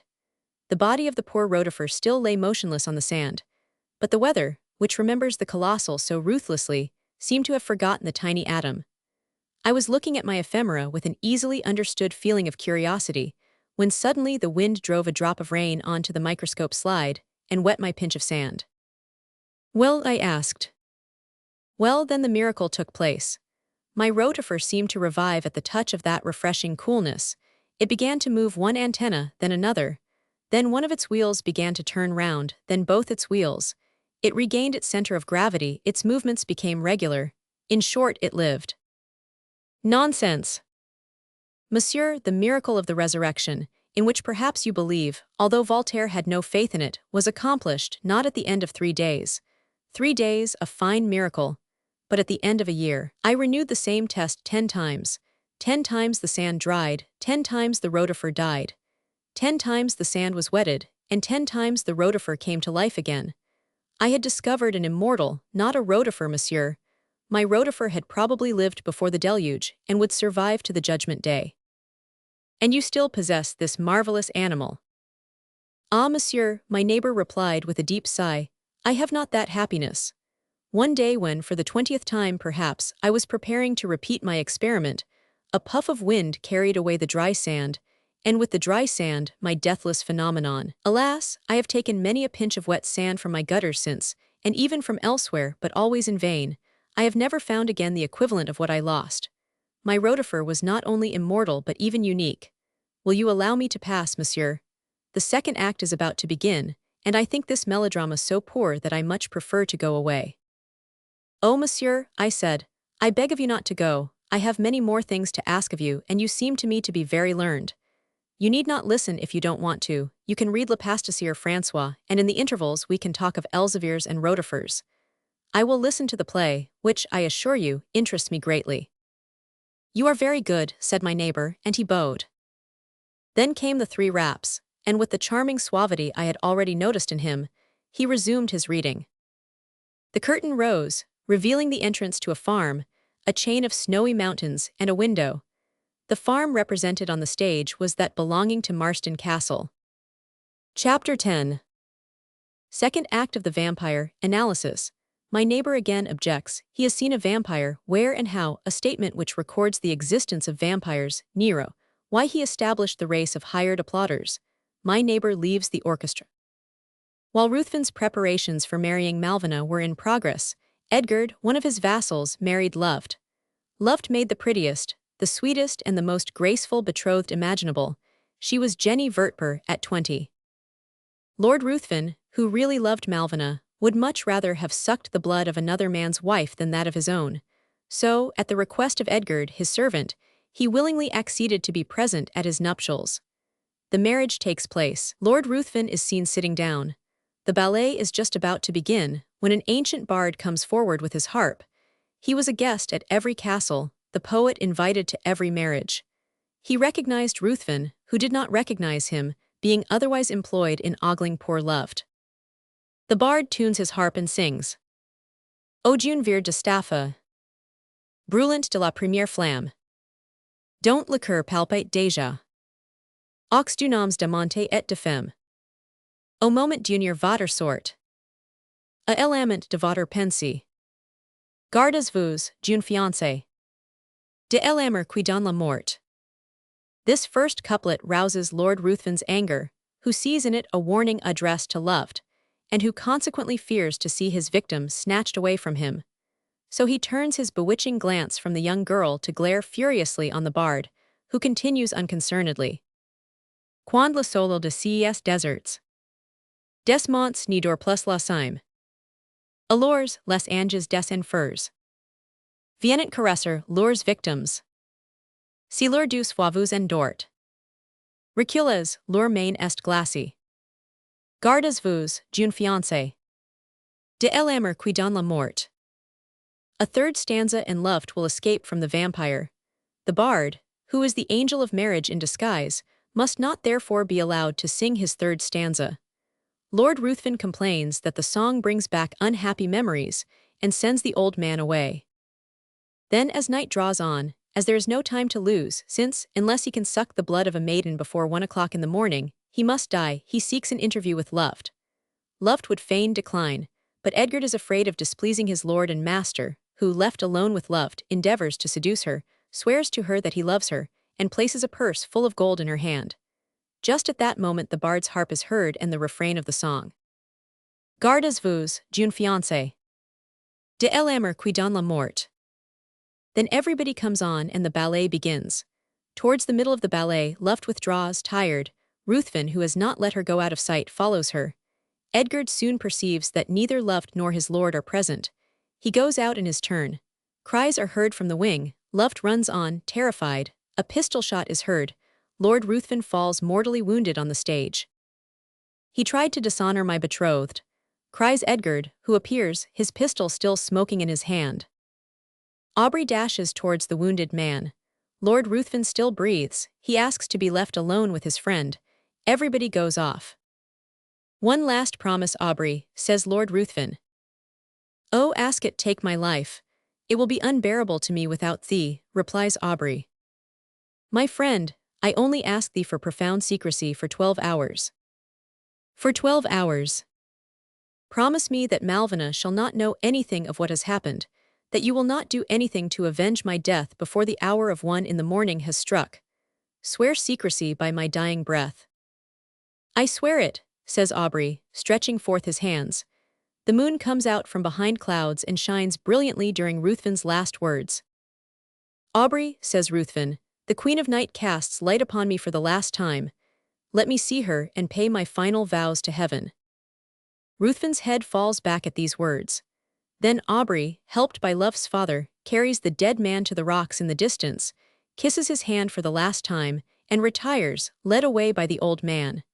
At that moment the moonlight completely floods Ruthven's body with its rays and lights up the frozen mountains. The curtain falls, and the whole house applauds enthusiastically, save my neighbor, who still growls under his breath. Such inveterate animosity against a play which appeared to me to be full of interest astonished me, coming from a person who seemed so well disposed as he.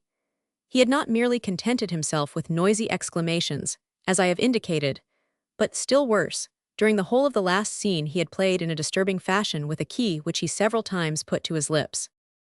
Really, monsieur, I said, I think you are very hard on this piece. My neighbor shrugged his shoulders. Yes, monsieur, I know it, and the more so because the author considers himself a man of genius, a man of talent, the possessor of a good style, but he deceives himself. I saw the piece when it was played 3 years ago, and now I have seen it again. Well, what I said then, I repeat. The piece is dull, unimaginative, improbable. Yes, see how he makes vampires act. And then Sir Aubrey, people don't talk of Sir Aubrey. Aubrey is a family name, and the title of Sir is only used before the baptismal name. Ah, the author was wise to preserve his anonymity, he showed his sense in doing that. I took advantage of a moment when my neighbor stopped to take breath, and I said, Monsieur, you said just now, yes, see how he makes vampires act. Did you not say so? I was not mistaken, was I? No. Well, by employing such language, you gave me the impression that you believe they really exist. Of course they exist. Have you ever seen any by chance? Certainly I have seen them. Through a solar microscope, I laughingly suggested, no, with my own eyes as Organ and Tartuffe. Whereabouts? In Illyria. In Illyria? Ah, have you been in Illyria? 3 years. And you saw vampires there? Illyria, you must know, is the historic ground of vampires like Hungary, Servia, and Poland. No, I did not know. I do not know anything. Where were the vampires you saw? At Spalatro, I was lodging with a good man of 62. He died. 3 days after his burial, he appeared to his son in the night and asked for something to eat. The son gave him all he wanted. He ate it and then vanished. The next day the son told me what had happened, telling me he felt certain his father would not return once only, and asking me to place myself, the following night, at a window to see him enter and go out. I was very anxious to see a vampire. I stood at the window, but that night he did not come. The son then told me, fearing lest I should be discouraged, that he would probably come on the following night. On the following night I placed myself again at my window, and sure enough, towards midnight, the old man appeared, and I recognized him perfectly. He came from the direction of the cemetery. He walked at a brisk pace, but his steps made no sound. When he reached the door, he knocked. I counted 3 raps. The knock sounded hard on the oak, as though it were struck with a bone and not with a finger. The son opened the door and the old man entered. I listened to this story with the greatest attention, and I began to prefer the intervals to the melodrama. My curiosity was too highly excited for me to leave my window, continued my neighbor. There I stayed. Half an hour later the old man came out. He returned whence he had come, that is to say in the direction of the cemetery. He disappeared round the corner of a wall. At the same moment almost my door opened. I turned round quickly and saw the son. He was very pale. Well, I said, so your father came? Yes. Did you see him enter? Enter and come out. What did he do today? He asked me for food and drink as he did the other day. And did he eat and drink? He ate and drank, but that is not all. This is what troubles me, he said to me. Ah, he said something else than a mere request for food and drink. Yes, he said to me, this is the second time I have come and eaten with thee. It is now thy turn to come and eat with me. The devil! I am to expect him the same hour the day after tomorrow. The deuce you are? Yes, that is just what worries me. The day but one after he was found dead in his bed. The same day 2 or 3 other people in the same village who had also seen the old man, and to whom he had spoken, fell ill and died too. It was then recognized that the old man was a vampire. I was questioned. I told all I had seen and heard. Justice demanded an examination of the graveyard. They opened the tombs of all those who had died during the previous 6 weeks. Every corpse was in a state of decomposition. But when they came to Kisaloa's tomb, that was the old man's name, they found him with his eyes open, his lips red, his lungs breathing properly, although he was as rigid as if in death. They drove a stake through his heart. He uttered a loud cry and blood gushed out from his mouth. Then they laid him on a stack of wood, reduced him to ashes and scattered the ashes to the 4 winds. I left the country soon after. I never heard if his son turned into a vampire too. Why should he have become a vampire too? I asked. Ah, because it is the custom of those who die from a vampire's bite to become vampires. Really, you say this as though it were a known fact. But indeed it is a known, registered and well-established fact. Do you doubt it? Read Don Comet's Trait des Apparitions, Vol. Roman 2, pp. 41 et sqq. You will find a record signed by the Hadnagi Beriavar and the ancient Haijuks. Further by Badiou, first lieutenant of the regiment of Alexander of Württemberg. By Klerktinger, surgeon major of the Furstenberg regiment. By 3 other surgeons of the company and by Goltschitz, captain at Slotatz, stating that in the year 1730, a month after the death of a certain Haijuk, who lived in Medrega, named Arnold Paul, who had been crushed by the fall of a hay wagon, 4 people died suddenly, and from the nature of their death, according to the traditions of the country, it was evident that they had been the victims of vampirism. They then called to mind that, during his life, this Arnold Paul had often related how, in the neighborhood of Kosova, on the Turco-Servian frontier, he had been worried by a Turkish vampire. For they too hold the belief that those who have been passive vampires during their lives become active vampires after their death, but that he had found a cure in the eating of earth from the vampire's grave, and in rubbing himself with its blood, precautions which did not prevent him from becoming a vampire after his death. For 4 persons having died, they thought the deed was due to him, and they exhumed his body 40 days after his burial. He was quite recognizable, and his body bore the color of life. His hair, his nails, and his beard had grown. His veins were filled with a bloody fluid, which exuded from all parts of his body upon the shroud in which he was wrapped round. The Hadnagi, or bailiff of the place, in the presence of those who performed the act of exhumation, and who was a man experienced in cases of vampirism, caused a very sharp stake to be driven through the heart of the said Arnold Paul after the usual custom, piercing his body through and through, a frightful cry escaping from his lips, as though he were alive. This act accomplished, they cut off his head, burned him to ashes, and did the same with the corpses of the 4 or 5 other victims of vampirism, lest they in their turn should cause the deaths of others.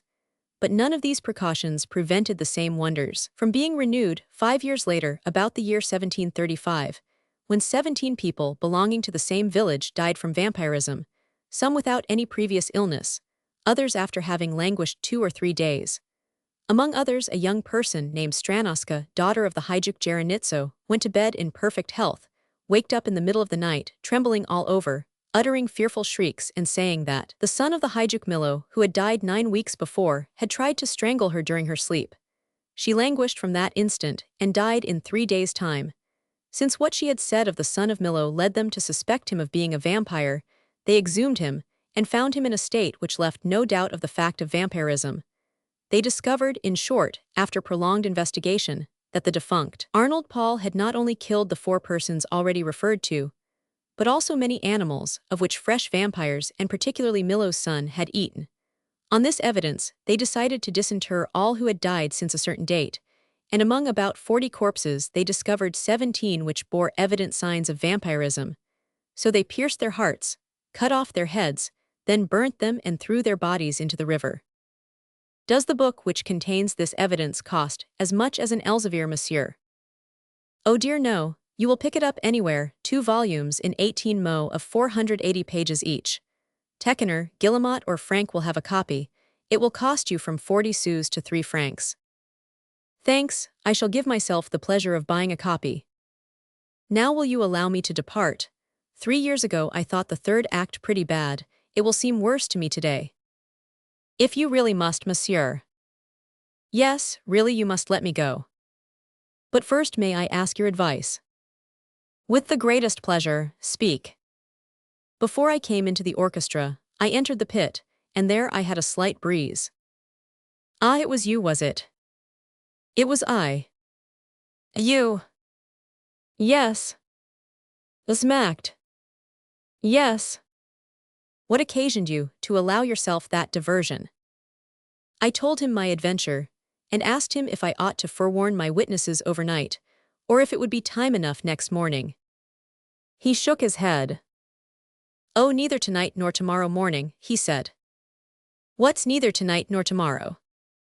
No, it would be useless trouble. Why so? Because you fell into a nest of hired applauders. A nest of hired applauders, what are they? I asked. Oh, young man, exclaimed my neighbor in paternal accents, do your utmost to preserve your holy innocence. But suppose, I beg you to put an end to it. Have you ever heard that in former times there were emperors of Rome? Certainly. Do you remember the name of the 5th of those emperors? I think it was Nero.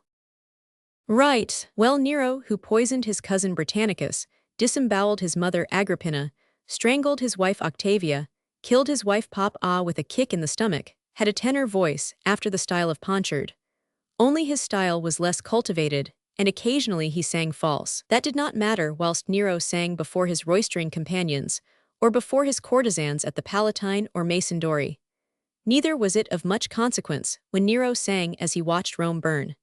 The Romans were too much occupied with the fire to pay any attention to a semitone too high or a flat too low. But when he took it into his head to sing in a public theater, it was a different matter. Every time the illustrious tenor deviated in the slightest degree from musical correctness, some spectator allowed himself, what I shall permit myself to do immediately, if you insist on my remaining to the end of this silly melodrama, to whistle. Of course the spectator was arrested and promptly flung to the lions. But as he passed before Nero, instead of saying simply, according to custom, Augustus, he who is about to die salutes thee, he said, Augustus, I am to die because you sang false. But when I am dead, you will not sing the more correctly. This final salutation, taken up and added to by other culprits, annoyed Nero. He had the whistlers strangled in the corridors, and no one whistled any more. But it was not enough for Nero, that hankerer after the impossible, as Tacitus called him. It was not enough that no one whistled any more, he wanted everybody to applaud him. Now he could indeed strangle those who whistled, but he could not exactly strangle those who did not applaud. He would have had to strangle the whole audience, and that would have been no light job. Roman theaters held 20, 30, 40,000 spectators. As they were so strong in numbers, they could easily have prevented themselves from being strangled. Nero went one better. He instituted a body composed of Roman nobles, a kind of confraternity consisting of some 3,000 members. These 3,000 chevaliers were not the emperor's praetorians, they were the artist's bodyguard. Wherever he went, they followed him. Whenever he sang, they applauded him. Did a surly spectator raise a murmur, a sensitive ear allow its owner to utter a slight whistle, that murmur or whistle was immediately drowned by applause. Nero ruled triumphant in the theater. Had not Sylla, Caesar and Pompey exhausted all other kinds of triumph? Well, my dear sir, that race of chevaliers has been perpetuated under the name of claqueurs. The opera has them, the theatre franchise has them, the Odeon has them, and is fortunate in having them. Finally, the Porte Saint Martin has them. Nowadays their mission is not only to support poor actors, it consists even more, as you have just seen, in preventing bad plays from collapsing. They are called Ramins, from their origin. But our Ramins are not recruited from among the nobility. No, managers are not so hard to please in their choice, and it is not necessary to show a gold ring on the first finger, provided they can show a couple of big hands, and bring these large hands rapidly and noisily together.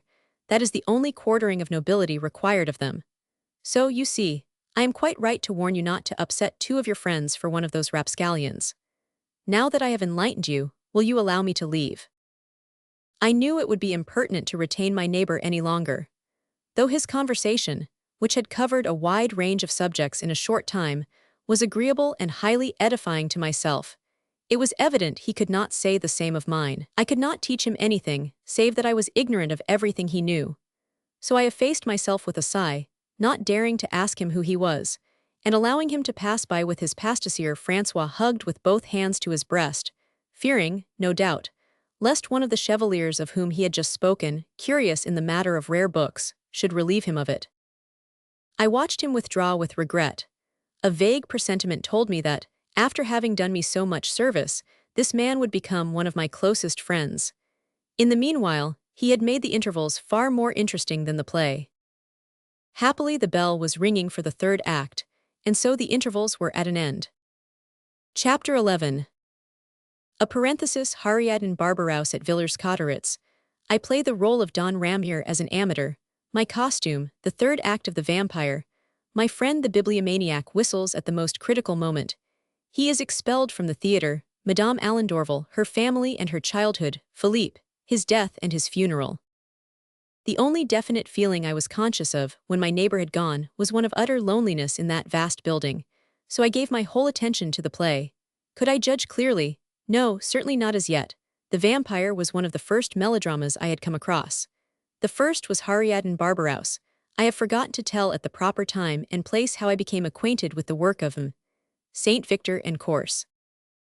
A troupe of poverty-stricken actors came to Villers-Cotterêts. You will understand they must have been poor indeed to come to Villers-Cotterêts. And there, they pretty nearly died of starvation. They consisted of but one family named Rabba. These poor devils were possessed with the idea of giving a benefit for themselves, and they thought of begging 2 or 3 young ladies and young gentlemen of the town to play with them and for them. Naturally, I was applied to. Nature had already implanted in my heart that fountain of goodwill through which everything that I had, that I have, that I shall have, passed, passes, and always will pass. I agreed to undertake the role of Don Ramier. All the other mothers refused to allow their boys and girls to act. Were their children going to mount the boards and play with ordinary actors? No, indeed.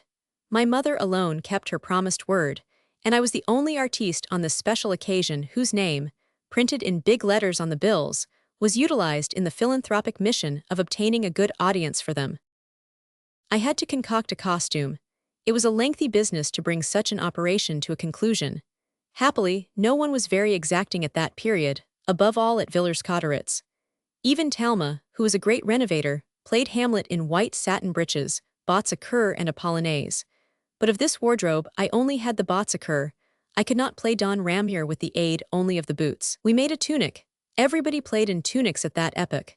And a splendid tunic it was, indeed, for it was made out of 2 red cashmere shawls, ornamented with a great gold-flowered pattern. My father had brought the shawls from Egypt, and I believe I have already referred to them. We contented ourselves with sewing them together, leaving an opening on each side for my arms, a sword belt at the waist serving as a girdle. Out of each armhole appeared a satin sleeve, and Don Ramier was, if not exactly sufficiently, at least sumptuously and modestly, clad from the shoulders to halfway down his thighs. A turn-down collar and a satin toque to match the tunic in color completed the upper part of the costume. But the question of the lower half was more serious. Tights were rare in Villers-Cotterêts. I might even say that they were unknown, so it was of no use wishing to procure tights. It would have been time wasted, a vision, a dream. The longest pair of silk stockings that could be found, sewed into a pair of drawers, did the business. Then came the laced boots. Ah, these laced boots, they were an invention of my own. A second pair of silk stockings were dyed red. Soles were sewed to them. They were put over the first pair, then turned back, rolled up to within 3 inches of the ankle. The roll was tied fast to make a pad. We imitated the lacing of a laced boot with green ribbon, and then this footgear formed the base of a presentable-looking Don Ramier, who atop indulged in the luxury of a satin toque with an ostrich plume. Finally came the sword. My father's sword, the sword of a Republican with its cap of liberty, looked somewhat odd when compared with the rest of Don Ramier's attire. The mayor, M. Mussart, lent me a silver-mounted Louis Roman 15 sword. The chain which had fastened it was detached, but though the guard had disappeared, the hilt and the sheath were left, and this was sufficient to satisfy the most exacting. The announcement of this important entertainment made a great sensation. People came from all the towns and all the villages round, even from Soissons. I looked perfectly absurd, having never seen any play but Paul et Virginie at the age of 3, and the Jeunesse de Henry V when I was 11. But the Rabbas took 800 francs at the doors, a fortune to them, and a mother, a father, children and grandchildren had wherewithal to keep themselves in food for 2/3 of a year. Poor Rabbas! I recollect that the whole of their repertoire only consisted of Adolphe et Clara and the Deserteur. God alone knows what became of the poor things. That was how I came to know Hariadne Barbarouse, which, with the vampire, whose last act I was about to see, completed the sum total of my melodramatic equipment. The third act was but a repetition of what had passed in the first. Ruthven, whom his friend Aubrey believed dead at Marston's farm, comes to life again, a sepulchral Endymion under the kisses of the moon.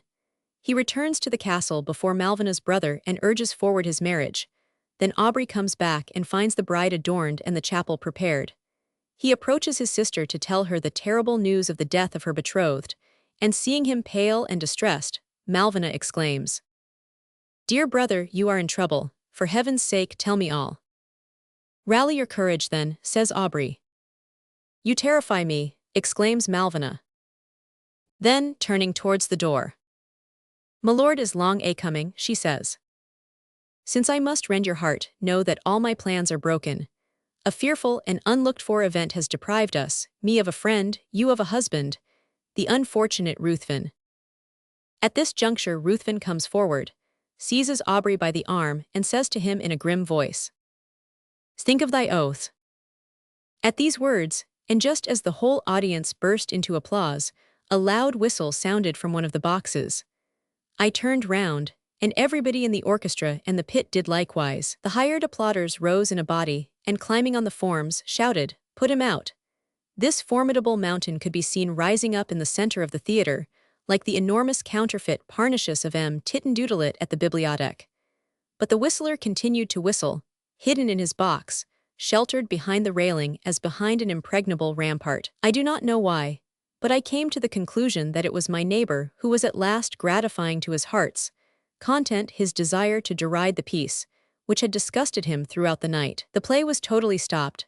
Philippe, Madame Dorval and the Rigny stood on the stage without being able to utter a syllable. Shouts of "Put him out" increased, and a police officer was sent for. By dint of gazing hard into the box I could see through the bars, and there I discerned, in the dusky interior, the untoward whistler. It was indeed my neighbor the bibliomaniac. The police officer arrived. In spite of all his protestations, the whistler was expelled from the theater, and the piece went on in the midst of stampings and bravos. The play was drawing to its close. Aubrey, seized by Lord Ruthven's attendants, is carried away from Malvina's side, and she remains unprotected. Ruthven bears her off, a door opens. It is that of the chapel, illuminated for the nocturnal marriage. Malvina hesitates to contract the marriage without the presence of her brother, but Ruthven becomes more and more urgent, for unless the blood of a young damsel gives him renewed life within a very few minutes, he will be annihilated, as the angel of marriage had predicted. Suddenly, Aubrey, who has escaped from his guardians, appears in the chapel. He stops his sister. He implores her not to go on any farther with the proceedings. Ruthven again recalls Aubrey to his oath. "Yes," says Aubrey, "but the hour is just about to strike when I may reveal everything." "Wretch," cries Ruthven, drawing a dagger, "if you utter one word." "You shall only take her bathed in my blood," cries Aubrey, redoubling his resistance. "Well then, you shall both perish," says Ruthven. He is about to strike Aubrey. 1 o'clock sounds. Malvina falls fainting in the arms of Bridget. Thunder rumbles. "Annihilation, annihilation," shrieks Ruthven. He lets his dagger fall and tries to flee. Shades come up out of the ground and carry him off. The destroying angel appears in a cloud, lightning flashes, and Ruthven is engulfed amidst the shades. Pluie de feu. It will be gathered that we are copying from the manuscript itself. Philippe was recalled, but Madame d'Orval's part was so execrable that no one dreamt of recalling her. She was only engaged at the Porte Saint-Martin to play the worst parts. The favorite artiste, Mademoiselle Levesque, took the good ones. Allow me a few words concerning that poor dear creature, whom I then saw for the first time, and who died in my arms 26 years later.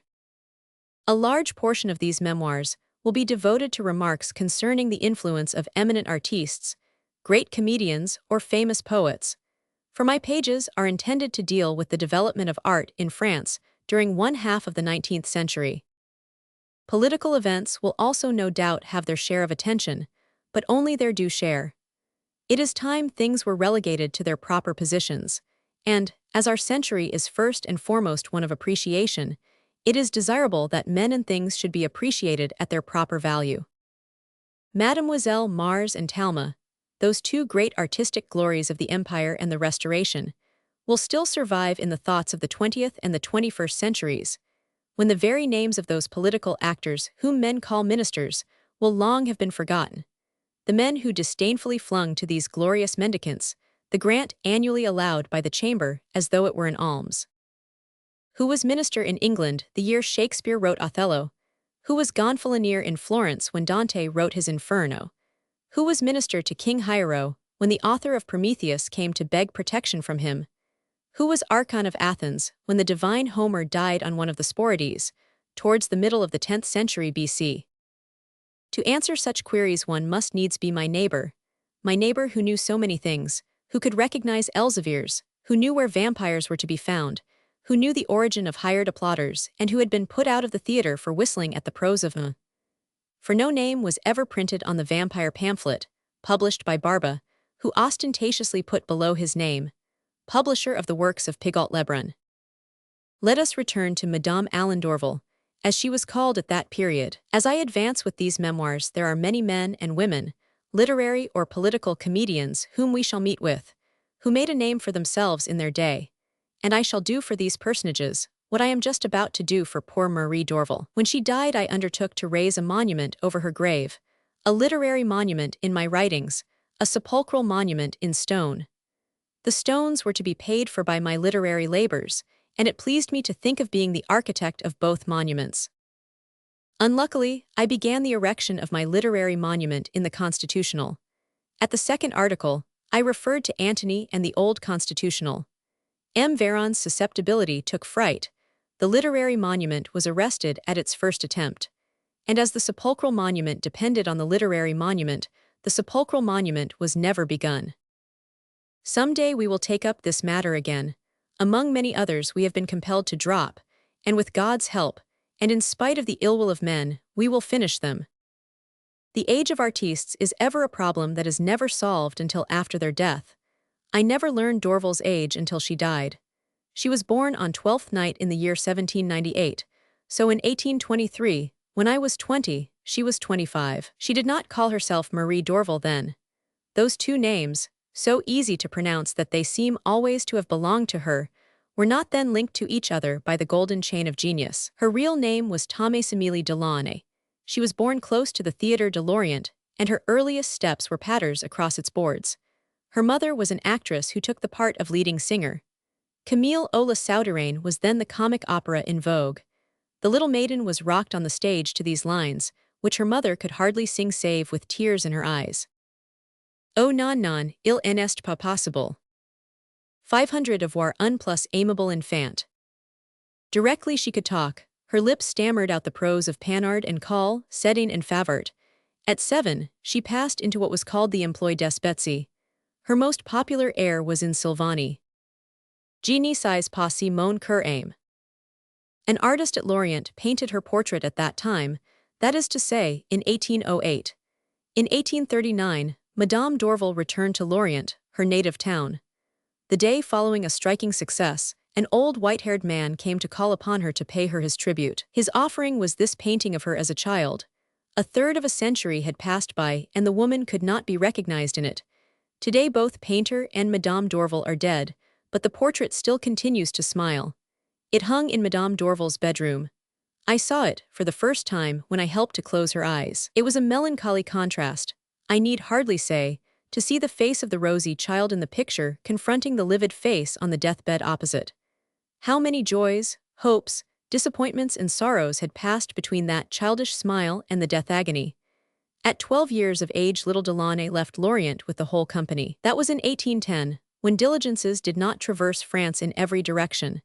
In those days railways had not yet carved their way through the valleys or tunneled the mountains. If you wanted to go to Strasbourg, that is to say, to cross France from west to east, you had to club together and buy a large wicker carriage, and it took 6 weeks to go from the ocean to the Rhine. The comedy company passed through Paris and stopped 4 days in the capital. It was the zenith of Talma's reputation. How could anyone pass through Paris without seeing Talma? For 3 days, the mother and daughter economized in their breakfasts and in their dinners, and on the 4th day they took 2 tickets for the second gallery. Talma was playing Hamlet. Those of you who knew Madame d'Orval will understand what it meant to a nature such as hers to see the famous actor play. What it meant to that heart which was so loyally filial in its early days, and so motherly in later years, to listen to the gloomy ravings of the Danish prince, as he speaks of his father in a voice full of tears, in the way Talma represented him. And at these 3 lines: "On remplace un ami, son epos una monte. Mais un verdua pire est, un bien precia. Quan ni teint qu'une fois de la bonté des. The young actress, who, with the intuition of genius in her, comprehended the greatness of art displayed, as well as realized the depth of the pathos, leant backwards, sobbed and fainted away. They carried her into an adjoining room, but the play continued in vain. So far as she was concerned, she would not see any more of it. She did not see Talma again until 10 years later. The company continued its journey and reached Strasbourg, and then Mademoiselle Delaunay gradually became famous. She changed her line of character and played Les Dugazon. She made a fascinating young girl, overflowing with mischievousness and good humor, declaiming M. Etienne's prose excellently, but singing M. Nichelot's music out of tune. Now it is a great defect for a Dugazon to sing falsely, while speaking correctly. Happily, Perrier, who was acting at Strasbourg, advised Madame Delaunay to let her daughter give up comic opera and turn her attention to comedy. In deference to this advice, La Dugazon became a young lover. Panard was given up for Molière, and the actress and the public profited by the change. From that time dated Madame d'Orval's first successes. Alas, from that time dated also her first sorrows.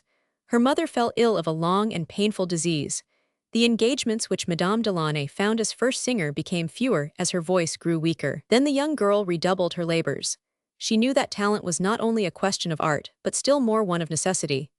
Thanks to her efforts, her engagements brought in 80 francs to 100 francs, and those of her mother diminished, at the same time, from 300 francs to 150 francs, and from 150 francs they fell to nothing. From that time began the young girl's life of devotion, which continued on into womanhood. For a year Émilie Delaunay did everything for her mother. She was servant, nurse, comforter. Then, at the end of a year, the mother died, and all those nights of watching and weeping, all her careful tendings were lost, except in the sight of God. When her mother died, the young girl was left alone in the world. She could never afterwards remember what she did during the 2 years after her mother's death.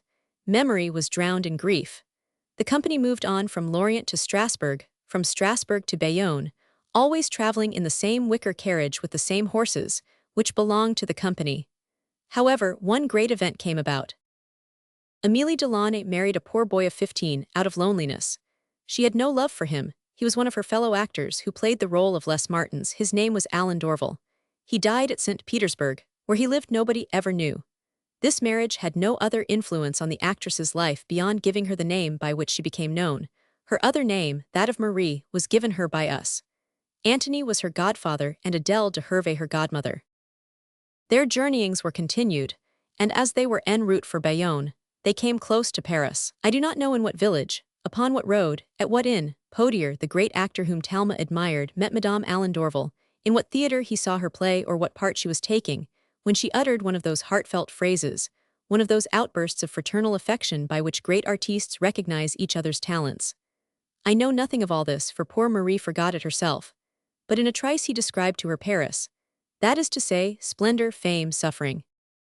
The young wife came to Paris with a letter of introduction from Potier to M. de Saint-Tramin, manager of the Porte Saint-Martin.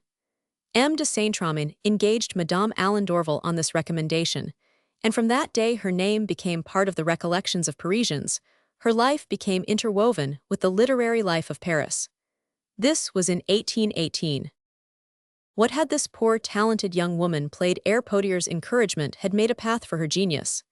She had acted in the Cabin du Montagnard, the Catacombs, the Pandersee, and finally in the Vampire, at which my neighbor had hooted so shamelessly. Poor Marie, only she herself could relate the sufferings of those early days. There was, I remember, one special costume on which she had to sew some lace trimming every evening before the performance, and it had to be unsewn every evening after the play. Oh, Fredolin, Fredolin, thy cotillion never saw half what that dress did. She whom I now saw for the first time was the Eve from whose womb a new dramatic world was to spring. As for Philippe, who eclipsed her at that time, with the dignity and majesty of his steps and gestures, his was the acting of the pure old-fashioned melodrama of Pixarecourt and Canes. No one could wear yellow top boots, a buff tunic embroidered in black, a plumed toque and a cross-handled sword like Philippe. This attire, at that period, went by the name of the costume of a cavalier. Lafont carried it off perfectly in Tancred and in Adelaide Duguesclin. Philippe died the first. His death made almost as much stir as his life. As I shall not have occasion to speak of him again, and as, had he lived, he would not have had anything to do with contemporary art, we will finish his story here. Philippe died on 16 October 1824, that is to say 1 month to the day after the death of Louis Roman XVIII. On the 18th, they brought his body to the church of Saint Laurent, his own parish church, but the clergy refused to take it in. The same thing happened with regard to Mademoiselle Raucourt. But Philippe's comrades, and all his public admirers decided to go forward with stout hearts, to proceed without uproar, or violent acts, or rebellious deeds. They drew the shell from the hearse. 6 actors from the different Paris theatres bore it on their shoulders, and followed by over 3,000 people, they took it to the Tuileries. They meant to deposit the coffin in the castle courtyard, to demand justice, and not to withdraw until they had received it. The resolution was all the more impressive as it was accomplished with composure and solemnity. The cortege was moving along the boulevards, and had reached the top of the Rue Montmartre, when a squadron of police rushed out at full gallop, swords in hand, and barred the entire width of the boulevard. Then a council of deliberation was held over the bier, and still with the same calmness and the same composure, a deputation of 5 was elected to go to the Tuileries, and to ask for the prayers of the church and a Christian burial for the body of poor Philippe. These 5 deputies were Etienne, Jourdan, Collameau, Menessier, and Crosnier. Charles X refused to receive them, and sent them back to M. de Corbières, the Minister for the Interior. M. de Corbières, very brutal by nature, replied roughly that the clergy had their laws, that it was not his business to transgress them, although he was in charge of the police of the realm. The 5 deputies brought back this reply to the 3,000 Parisians camped in the boulevard, round the coffin that was craving burial. The bearers then took the body up again on their shoulders and pursued their course with it along the road to Père-Lachaise. Victory remained on the side of authority, as the saying is, only it is by such kinds of victories that authority cuts its own throat. Another victory like that, said Pyrrhus, after the battle of Heracles, and we shall be lost. From that moment, the generous promises made by Charles X on his accession to the throne were valued at their true worth. And who shall say that one of the clouds that caused the storm of 27 July 1830 was not whirled into being on 18 October 1824? Book 4. Chapter 1. My beginning at the office, Ernest Basset, Lassagne, M. Outard, I see M. de Villaine, M. Le Chevalier de Brovel, his portrait, folded letters and oblong letters, how I acquire a splendid reputation for sealing letters, I learn who was my neighbor the bibliomaniac and whistler. The next day I waited from 8 o'clock in the morning until 10 o'clock, but, as my neighbor in the orchestra had predicted, nobody came to demand satisfaction for the blow I had dealt on the previous evening. However, I had now arrived at 2 convictions, namely, that there must be something extravagant about my appearance, and about some portion of my clothing. For fear of falling out egregiously with everybody I met abroad, I ought to cut my locks and to shorten the length of my coat. My hair was fully 2 inches too long, my coat certainly a foot beyond regulation length. I called in a barber and a tailor. The barber asked me for 10 minutes, the tailor for a day. I gave up my coat to the tailor and my head to the barber. I intended to go to the office in a morning coat. It should be understood that my first visit to the office was almost in the nature of a call upon my chiefs. A morning coat would not be out of place. My face was completely changed by the cropping of my hair. When it was too long, I looked like one of the sellers of lion pomade, who make their own heads their principal prospectuses. When my hair was too short, I looked like a seal. Of course the barber cut my hair too short. Unfortunately, there was then no remedy left me but to wait until it grew again. When I had breakfasted fairly well at my hotel, and given notice that I should settle my account and leave the establishment that evening, I made my way towards the office. As 10:15 struck, I made inquiries of the porter in the hall, and he told me which staircase led to M. Outard's offices, otherwise the Secretariat. They were situated at the right angle of the second court of the Palais Royal, looking upon the square from the side of the garden. I went towards this staircase, and I furnished myself with fresh instructions from a second porter. The offices were on the 3rd floor, so I climbed up. My heart was beating violently. I was entering upon another life, one which I had desired and chosen for myself this time. This staircase was leading me to my future office. Where would my future office lead me? No one had arrived. I waited with the office boys. The first employee who appeared was a fine, big, fair youth. He came singing up the stairs and took down the office door key from a nail. I rose. "Monsieur Ernest," said one of the office boys, the eldest of them, a lad called Rolat, "this young man wants to speak to M. Outard." The person addressed, as Ernest looked at me for a moment with his keen, clear blue eyes. "Monsieur," I said to him, "I am one of the supernumeraries of whom you may perhaps have heard." "Ah yes, M. Alexandre Dumas," he exclaimed. "The son of General Alexandre Dumas, recommended by General Foy." I saw he knew all about me. "I am the same," I said. "Come in," he said, going in before me and opening the door of a small room with 1 window in it and 3 desks. "See," he continued, "you are expected. Here is your seat. Everything is ready: paper, pens, ink. You have but to sit down and to draw up your chair to your desk." "Have I the pleasure of talking to one of those with whom I am destined to spend my days?" I asked. "Yes, I have just been promoted as ordinary clerk at 1,800 francs. I am giving up my place as copying clerk, and that place will be yours, after a longer or shorter probationary period." "And who is our third companion?" "He is our deputy head clerk, Lassagne." The door opened. "Hullo, who is talking about Lassagne?" asked a young man of 28 to 30 as he came in. Ernest turned round. "Ah, it is you," he replied. "I was just saying to M. Dumas," he pointed to me. I bowed. "I was just telling M. Dumas that this was your place, that his, and the other mine." "Are you our new colleague?" Lassagne asked me. "Yes, monsieur." "You are welcome," and he held out his hand to me. I took it. It was one of those warm and trembling hands that it is a pleasure to shake from the first touch, a loyal hand, revealing the nature of him to whom it belonged. "Good," I said to myself, "this man will be friendly to me, I am sure." "Listen," he said, "a word of advice. It is rumored that you have come here with the idea of entering upon a literary career. Do not talk too loudly of such a project, it will only do you harm. Hush, that is Outard entering his room." And I heard in the neighboring room the self-possessed, measured tread of a man accustomed to rule an office. A moment later, the door of our office opened and Rolat appeared. "M. Outard wants M. Alexandre Dumas," he said. I rose and cast a glance at Lassagne. He understood what I felt like. "Go along," he said. "He is a capital fellow, but you have to become acquainted with him. However, you will soon do that." This was not altogether reassuring. So it was with my heart beating very rapidly that I proceeded along the corridor and entered M. Outard's office. I found him standing before the fireplace. He was a man of 5 feet 6 inches high, with a brown complexion, black hair and an impassive face, gentle although firm. His black eyes had that direct look to be found in men who have risen from a lower class to a high position. Its expression was almost stonily hard when it was fixed on you.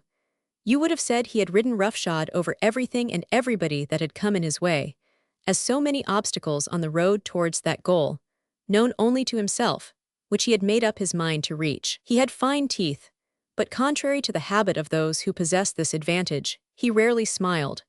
One could see that nothing, not even the most insignificant event, was indifferent to him. A pebble under the foot of an ambitious man will raise him higher by the size of that pebble. Outard was very ambitious, but as he was also essentially honest, I doubt whether his ambition had ever, I will not say inspired him with an evil thought, what man is master of his thoughts, but caused him to commit a mean action. Later, it will be seen that he was hard on me, almost pitiless. He was, I am sure, well-intentioned in being so.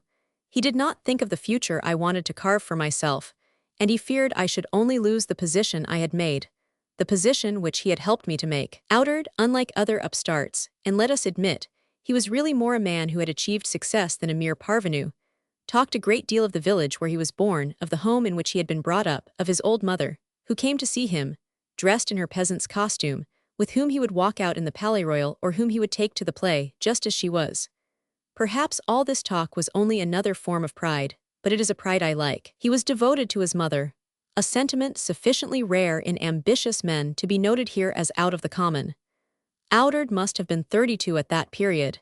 He was head of the secretarial department and private secretary to the Duchesse d'Orléans. These two posts combined must have been worth about 12,000 francs a year to him, perquisites included. He was clad in black trousers, a white pique waistcoat, and a black coat and cravat. He wore very fine cotton stockings and slippers. Such was the get-up of a man who was not merely chief clerk of an office, but one who might be called into the presence of a prince or princess at any moment. "Come in, Monsieur Dumas," he said. I went up to him and bowed. "You have been very especially commended to me by two persons, one of whom I greatly respect, and the other of whom I love dearly." "Is not General Foy one of these, monsieur?" "Yes, he is the man I respect, but how is it you do not guess the name of the other?" "I confess, monsieur, I should be puzzled to name anyone else in whom I can have inspired sufficient interest to cause him to take the trouble to recommend me to you." "It was M. de Villaine." "M. de Villaine," I repeated in considerable surprise. "Yes, M. de Villaine. Is he not related to you?" "Certainly, monsieur. But when my mother begged M. de Villaine to have the goodness to recommend me to Monseigneur le Duc d'Orléans, M. de Villaine met the request so coldly. Oh, you know, brusqueness is almost the leading trait in the character of our worthy conservator. You must not pay any heed to that. I fear, monsieur, that if my good cousin spoke much of me to you, in recommending me to you, he has not flattered me. That would not be bad for you, since it would but give you a chance to surprise me agreeably. He has probably told you I was idle. He told me you had never done much work, but you are young, and you can make up for lost time. He told you I cared for nothing but shooting. He confessed you were something of a poacher. He told you I was wayward and changeable in my ideas and fancies. He said you had been under all the solicitors in Villers-Cotterêts and Crespy, and had not been able to stop with any of them. He exaggerated somewhat, but if I did not remain with either of the two solicitors under whom I worked, it was on account of my unalterable, intense desire to come to Paris. Very well, here you are, and your desire is fulfilled. Was that all M. de Villaine told you about me?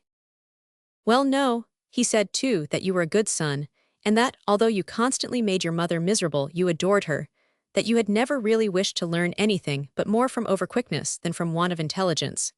He told me besides that you had certainly a poor head, but that he also believed you were good-hearted. Go and thank him, go and thank him. Where shall I find him?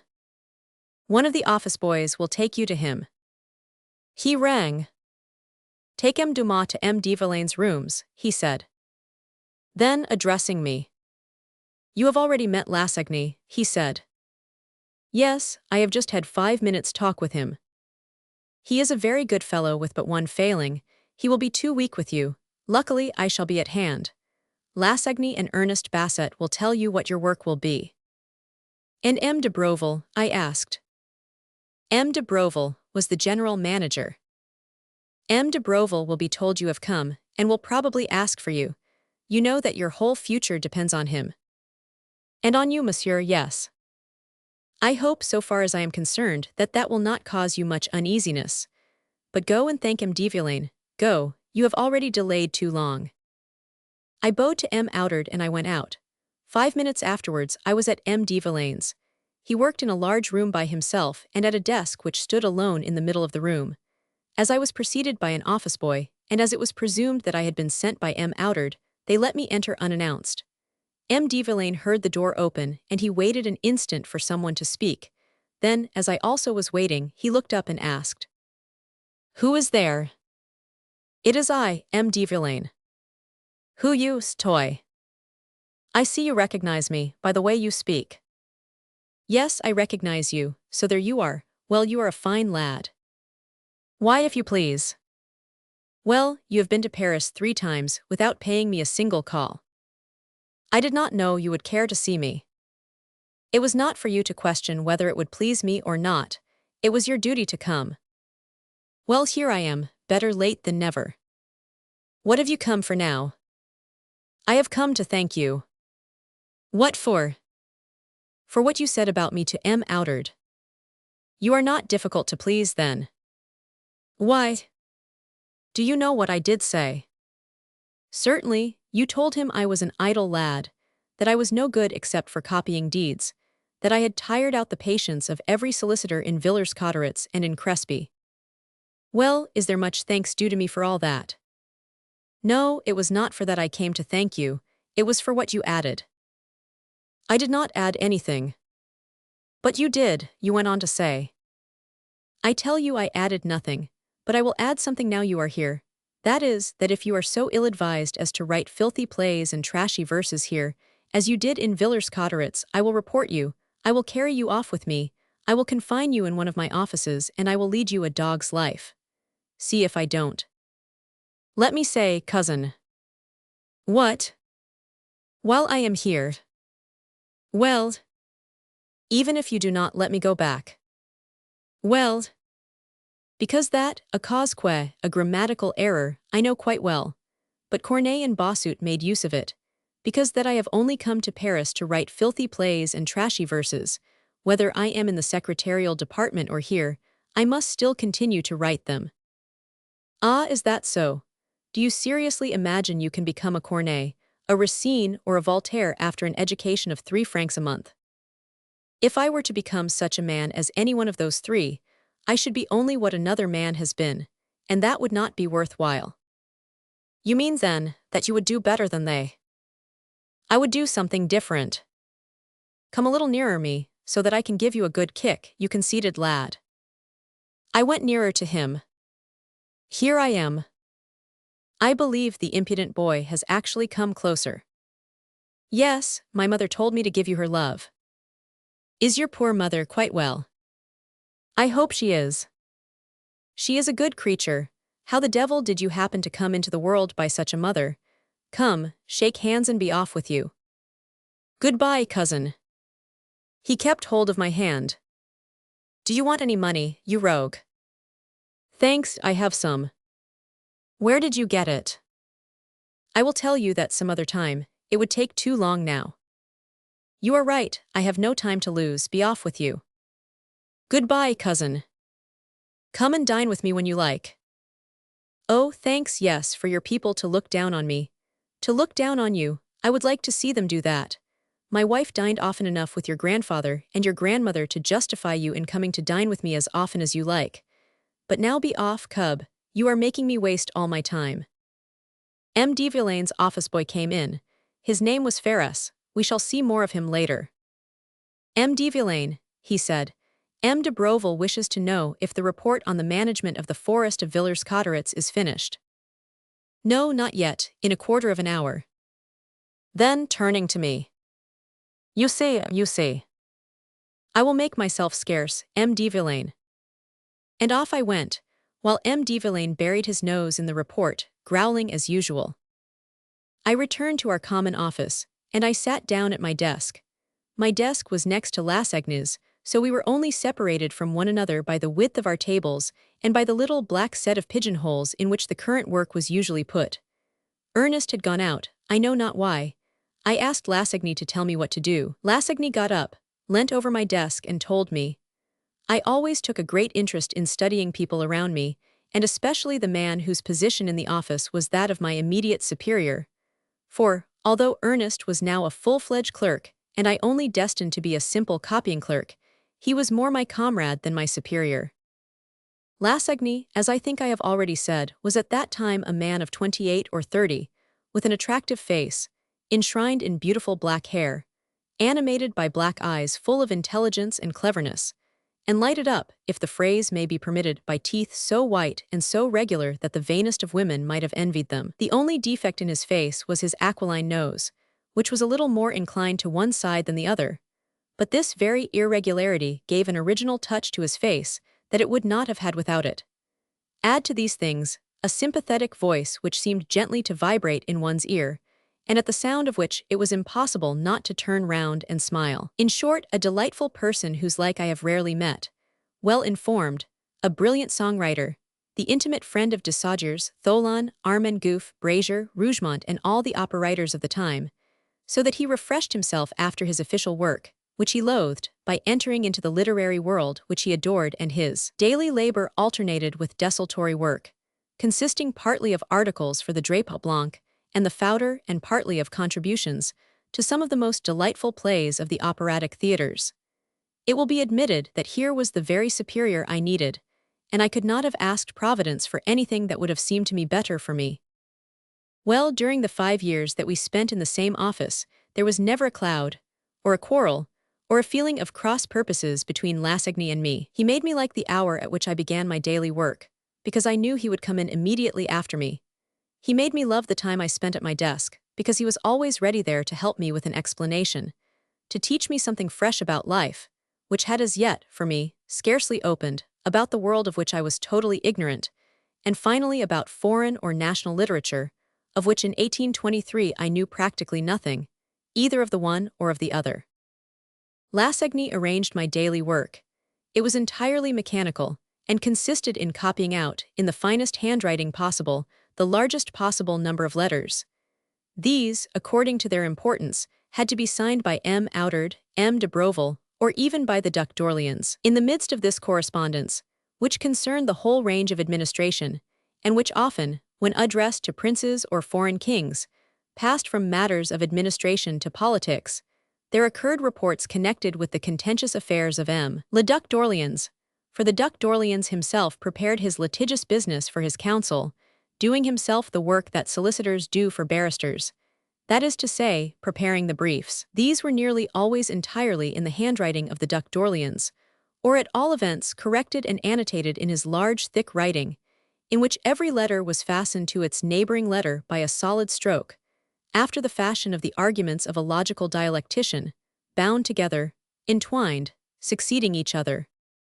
I was attacking my first letter, and by the advice of Lassigny, who had laid great stress on this point, I was dispatching it in my very best handwriting, when I heard the door of communication between Outard's office and ours open. I pretended, with the hypocrisy of an old hand, to be so deeply absorbed in my work that no noise could distract my attention, when I heard the creak of steps advancing towards my desk, and then they stopped by me. "Dumas," called out Lassigny to me. I raised my head and I saw, standing close to me on my left, a person who was totally unknown to me. M. le Chevalier de Brovel, added Lassigny, adding information to his exclamation. I rose from my seat. "Do not disturb yourself," he said, and he took the letter I was copying, which was nearly finished, and read it. I took advantage of this respite to examine him. M. le Chevalier de Brovel, as everyone knows, had been one of the faithful followers of M. le Duc d'Orléans. He had never left him during the last portion of his exile, serving him sometimes as secretary, at other times as diplomatist. In this latter capacity he had been mixed up in all the lengthy discussions over the marriage of the Duc d'Orléans with Princess Marie-Amélie, daughter of Ferdinand and Caroline, King and Queen of Naples. And in connection with this marriage, he had gained the Order of Saint Janvier, which he wore on a braided coat on high festivals, next to the Cross of the Legion of Honor. He was a little old man of about 60 years of age, with short stubbly hair. He was slightly lame, walked crookedly on his left side, had a big red nose, which told its own tale, and small gray eyes that expressed nothing. He looked a typical courtier, polite, obsequious, fawning to his master, kind by fits and starts, but generally capricious with his subordinates. He thought a great deal of trifles, attaching supreme importance to the manner in which a letter was folded or a seal was fastened. He really imbibed these notions from the Duc d'Orléans himself, who was even more particular over little details than perhaps was M. de Broville. M. de Broville read the letter, took my pen, added an apostrophe or a comma here and there. Then, replacing it in front of me, "Finish it," he said. I finished it. He waited behind me, literally pressing on my shoulders. Every fresh face I saw in turn had its effect on me. I finished with a very shaky hand. "There it is, M. le Chevalier," I said. "Good," he exclaimed. He took a pen, signed, threw sand over my writing and over his. Then, giving me back the epistle, which was for a simple inspector, as at first they did not risk confiding more than that to my inexperienced hand, he said, "Do you know how to fold a letter?" I looked at him with astonishment. "I ask you if you know how to fold a letter. Answer me." "Yes, yes. At least, I believe so," I replied, astonished at the fixed stare his little gray eyes had assumed. "You believe, is that all? You are not sure?" "Monsieur, I am not yet sure about anything, as you see, not even about the folding of a letter." "And there you are right, for there are 10 ways of folding a letter, according to the rank of the person to whom it is addressed. Fold this one." I began to fold the letter in 4. "Oh, what are you about?" he said. I stopped short. "Pardon, monsieur," I said, "but you ordered me to fold the letter, and I am folding it." M. de Broville bit his lip. I had laid emphasis on the word ordered in the spoken phrase, as I have just underlined it in the written phrase. "Yes," he said, "but you are folding it square. That is all right for high functionaries. If you give square-folded letters to inspectors and sub-inspectors, what will you do for ministers, princes, and kings?" "Quite so, M. le Chevalier," I replied. "Will you tell me what is the correct way for inspectors and sub-inspectors?" "Oblong, monsieur, oblong." "You will pardon my ignorance, monsieur. I know what an oblong is in theory, but I do not yet know what it is in practice." "I see." And M. de Broville condescended willingly to give me the lesson in things oblong I had asked of him. "There," he said, when the letter was folded. "Thank you, monsieur," I replied. "Now, monsieur, the envelope," he said. I had never made envelopes, except for the rare petitions I had written for my mother, and once on my own account in General Foy's office, so I was still more ignorant about the making of envelopes than about the folding. I took a half sheet of paper in my left hand, a pair of scissors in my right hand, and I began to cut the sheet. M. le Chevalier de Broville uttered a mingled cry of surprise and terror. "Oh, good Lord," he said, "what are you going to do?" "Why, M. le Chevalier, I am going to make the envelope you asked me to make." "With scissors?" "Yes." "First learn this, monsieur. Paper should not be cut, it should be torn." I listened with all attention. "Oh," I exclaimed. "It should be torn," repeated M. de Broville. "And then in this case there is no need even to tear the paper, which perhaps you do not realize either." "No, monsieur, I do not." "You will learn, it only wants an English envelope." "Ah, an English envelope." "You do not know how to make an English envelope." "I do not even know what it is, M. le Chevalier." "I will show you. As a general rule, monsieur, square letters and square envelopes are for ministers, for princes, and for kings." "Right, M. le Chevalier, I will remember." "You are sure?" "Yes." "Good, and for heads of departments, chief assistants, inspectors and sub-inspectors, oblong letters and English envelopes." I repeated, "Oblong letters and English envelopes." "Yes, yes, of course. There, that is what we call an English envelope." "Thank you, monsieur." "Now the seal. Ernest, will you light me a taper?" Ernest hastened to bring us the lighted taper, and now, I confess to my shame, my confusion increased. I had never hitherto sealed my letters except with wafers, that is to say, when I had sealed them. I took the wax in so awkward a fashion, I heated it in such a queer way, I blew it out so quickly, for fear of burning the paper, that this time I excited pity rather than impatience in the breast of M. de Brovel. "Oh, my friend," he said, "have you really never even sealed a letter?" "Never, monsieur," I replied. "Who was there for me to write to, buried away as I have been in a little country town?" This humble confession touched M. de Brovel. "See," he said, heating the wax, "this is how one seals a letter." And believe me, he sealed the letter at arm's length, with as steady a hand as though he had been 25 years of age.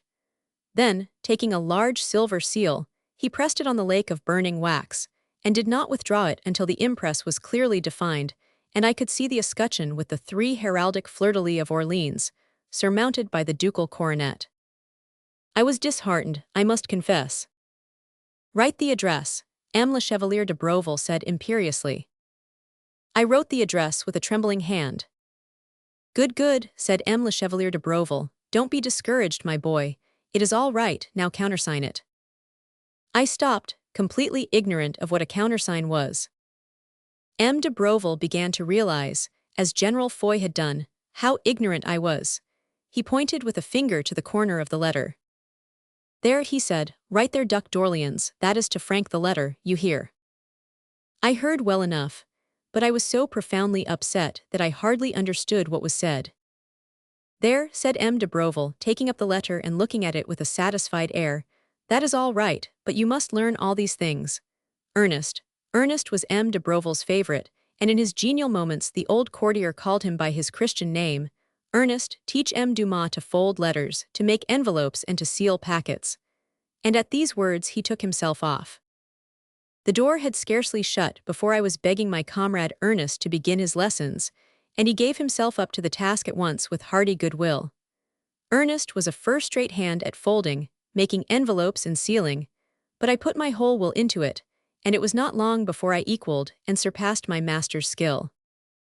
When I gave in my resignation, in 1831, to the Duc d'Orléans, who had become Louis-Philippe I had attained to such perfection in the third accomplishment, especially, that the only regret he expressed was this: "The devil, that is a pity, you are the best sealer of letters I have ever seen." While I was taking my lesson in folding and sealing under Ernest, Lassagne was reading the papers. "Oh," he suddenly exclaimed, "I well recollect that." "What is it?" I asked. Instead of answering me, Lassagne read aloud.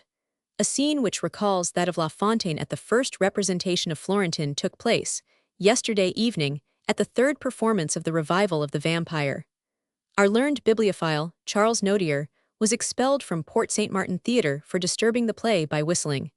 Charles Nodier is one of the anonymous authors of The Vampire. "So," I cried, "my neighbor of the orchestra was Charles Nodier." "Did you have any talk with him?" asked Lassagne. "I did nothing else during the intervals." "You were fortunate," continued Lassagne. "Had I been in your place, I should have greatly preferred the intervals to the play." I knew Charles Nodier by name, but I was in complete ignorance as to what he had done. As I left the office, I entered a bookshop and asked for a novel by Nodier.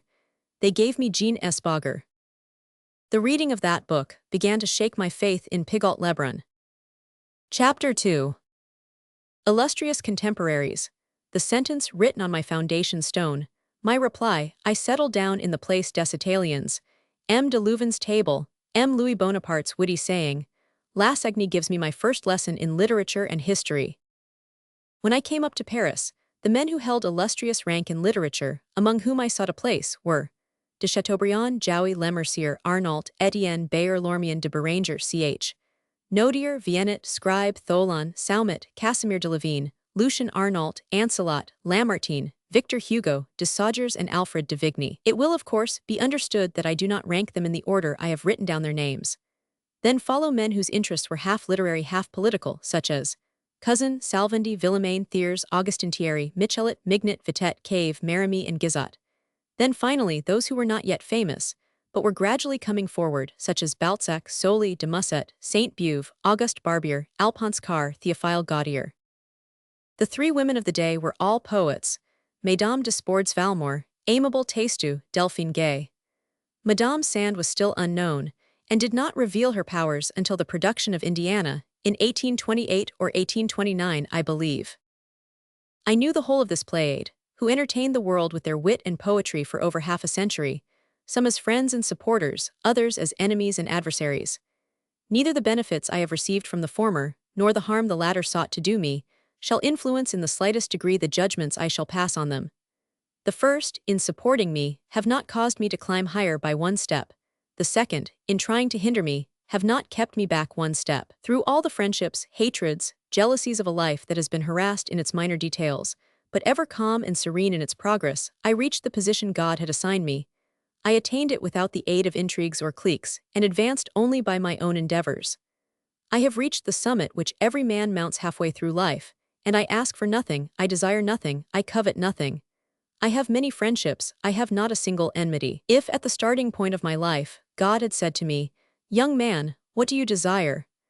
I should not have dared to demand from his infinite greatness that which he has condescended to grant me out of his fatherly goodness. So I will say all I have to say of the men I have named, according as they have appeared to me on my path through life.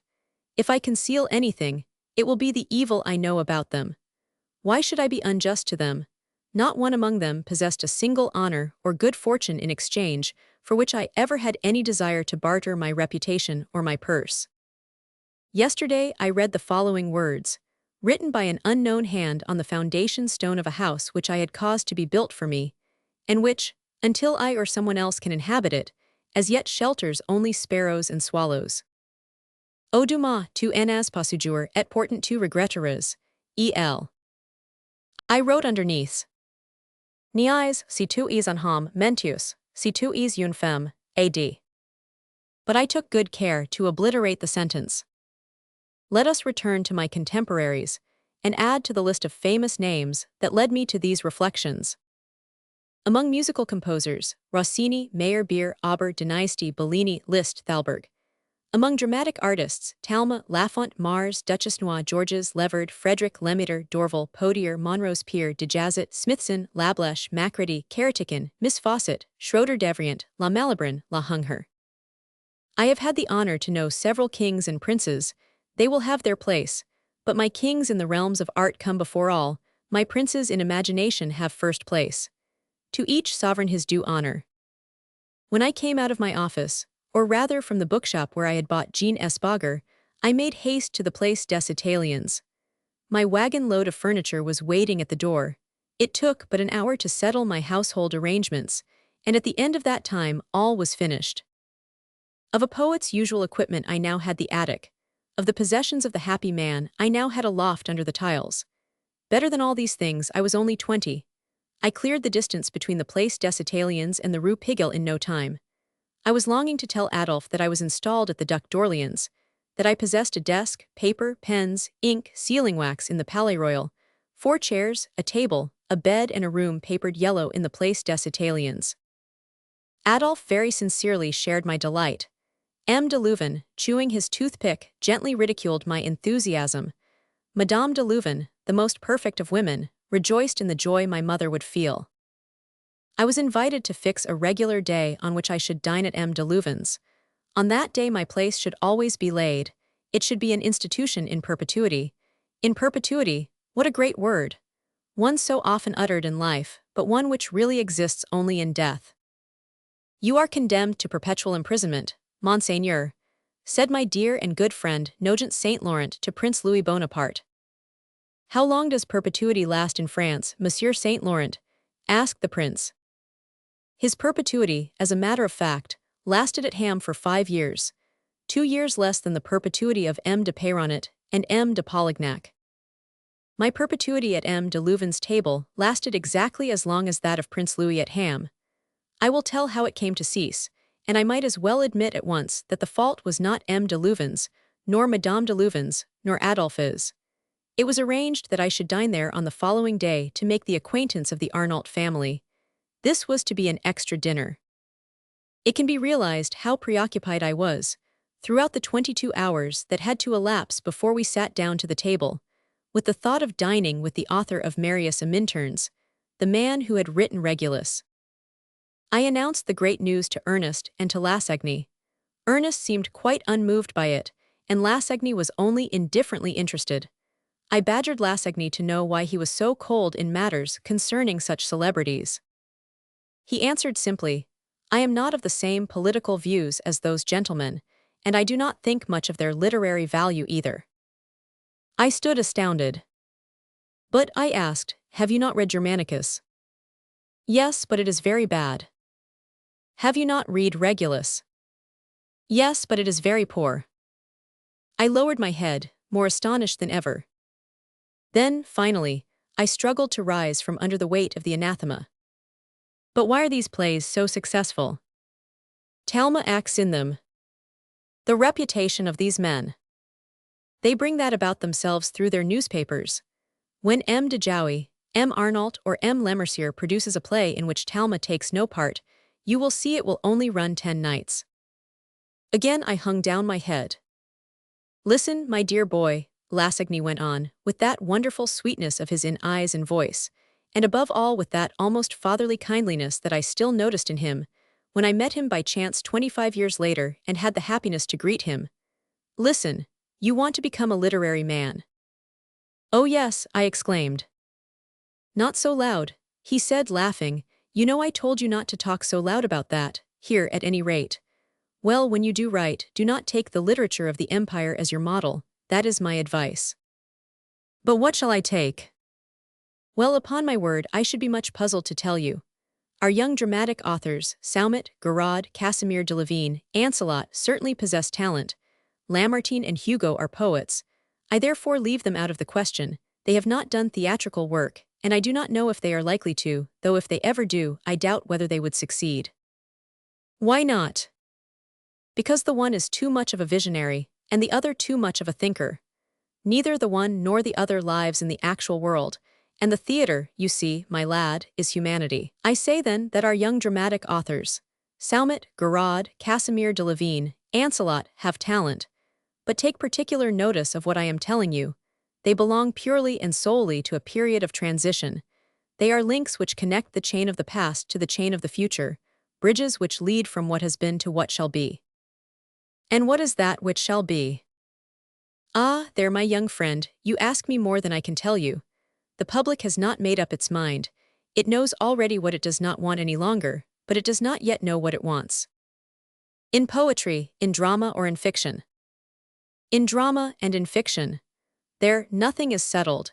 In poetry we need not look farther than to Lamartine and Hugo, who represent the spirit of the age quite sufficiently. But Casimir de Lavine. Ah, he is different. Casimir de Lavine is the poet of the people. We must leave him his circle. He does not enter into competition. Well, in comedy, tragedy, drama, whom ought one to follow? In the first place, you should never imitate anybody. You should study. The man who follows a guide is obliged to walk behind. Will you be content to walk behind? No. Then you must study. Do not attempt to produce either comedy or tragedy or drama. Take passions, events, characters, smelt them all down in the furnace of your imagination, and raise statues of Corinthian bronze. What is Corinthian bronze? Don't you know? I know nothing. What a happy state to be in. Why? Because then you can find things out for yourself. You need only measure things by the standard of your own intelligence. You need no other rule than that of your own capacity. Corinthian bronze.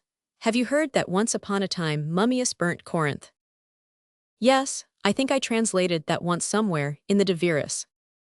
Then you will remember that the heat of the fire melted the gold, silver, and brass, which ran down the streets in streams.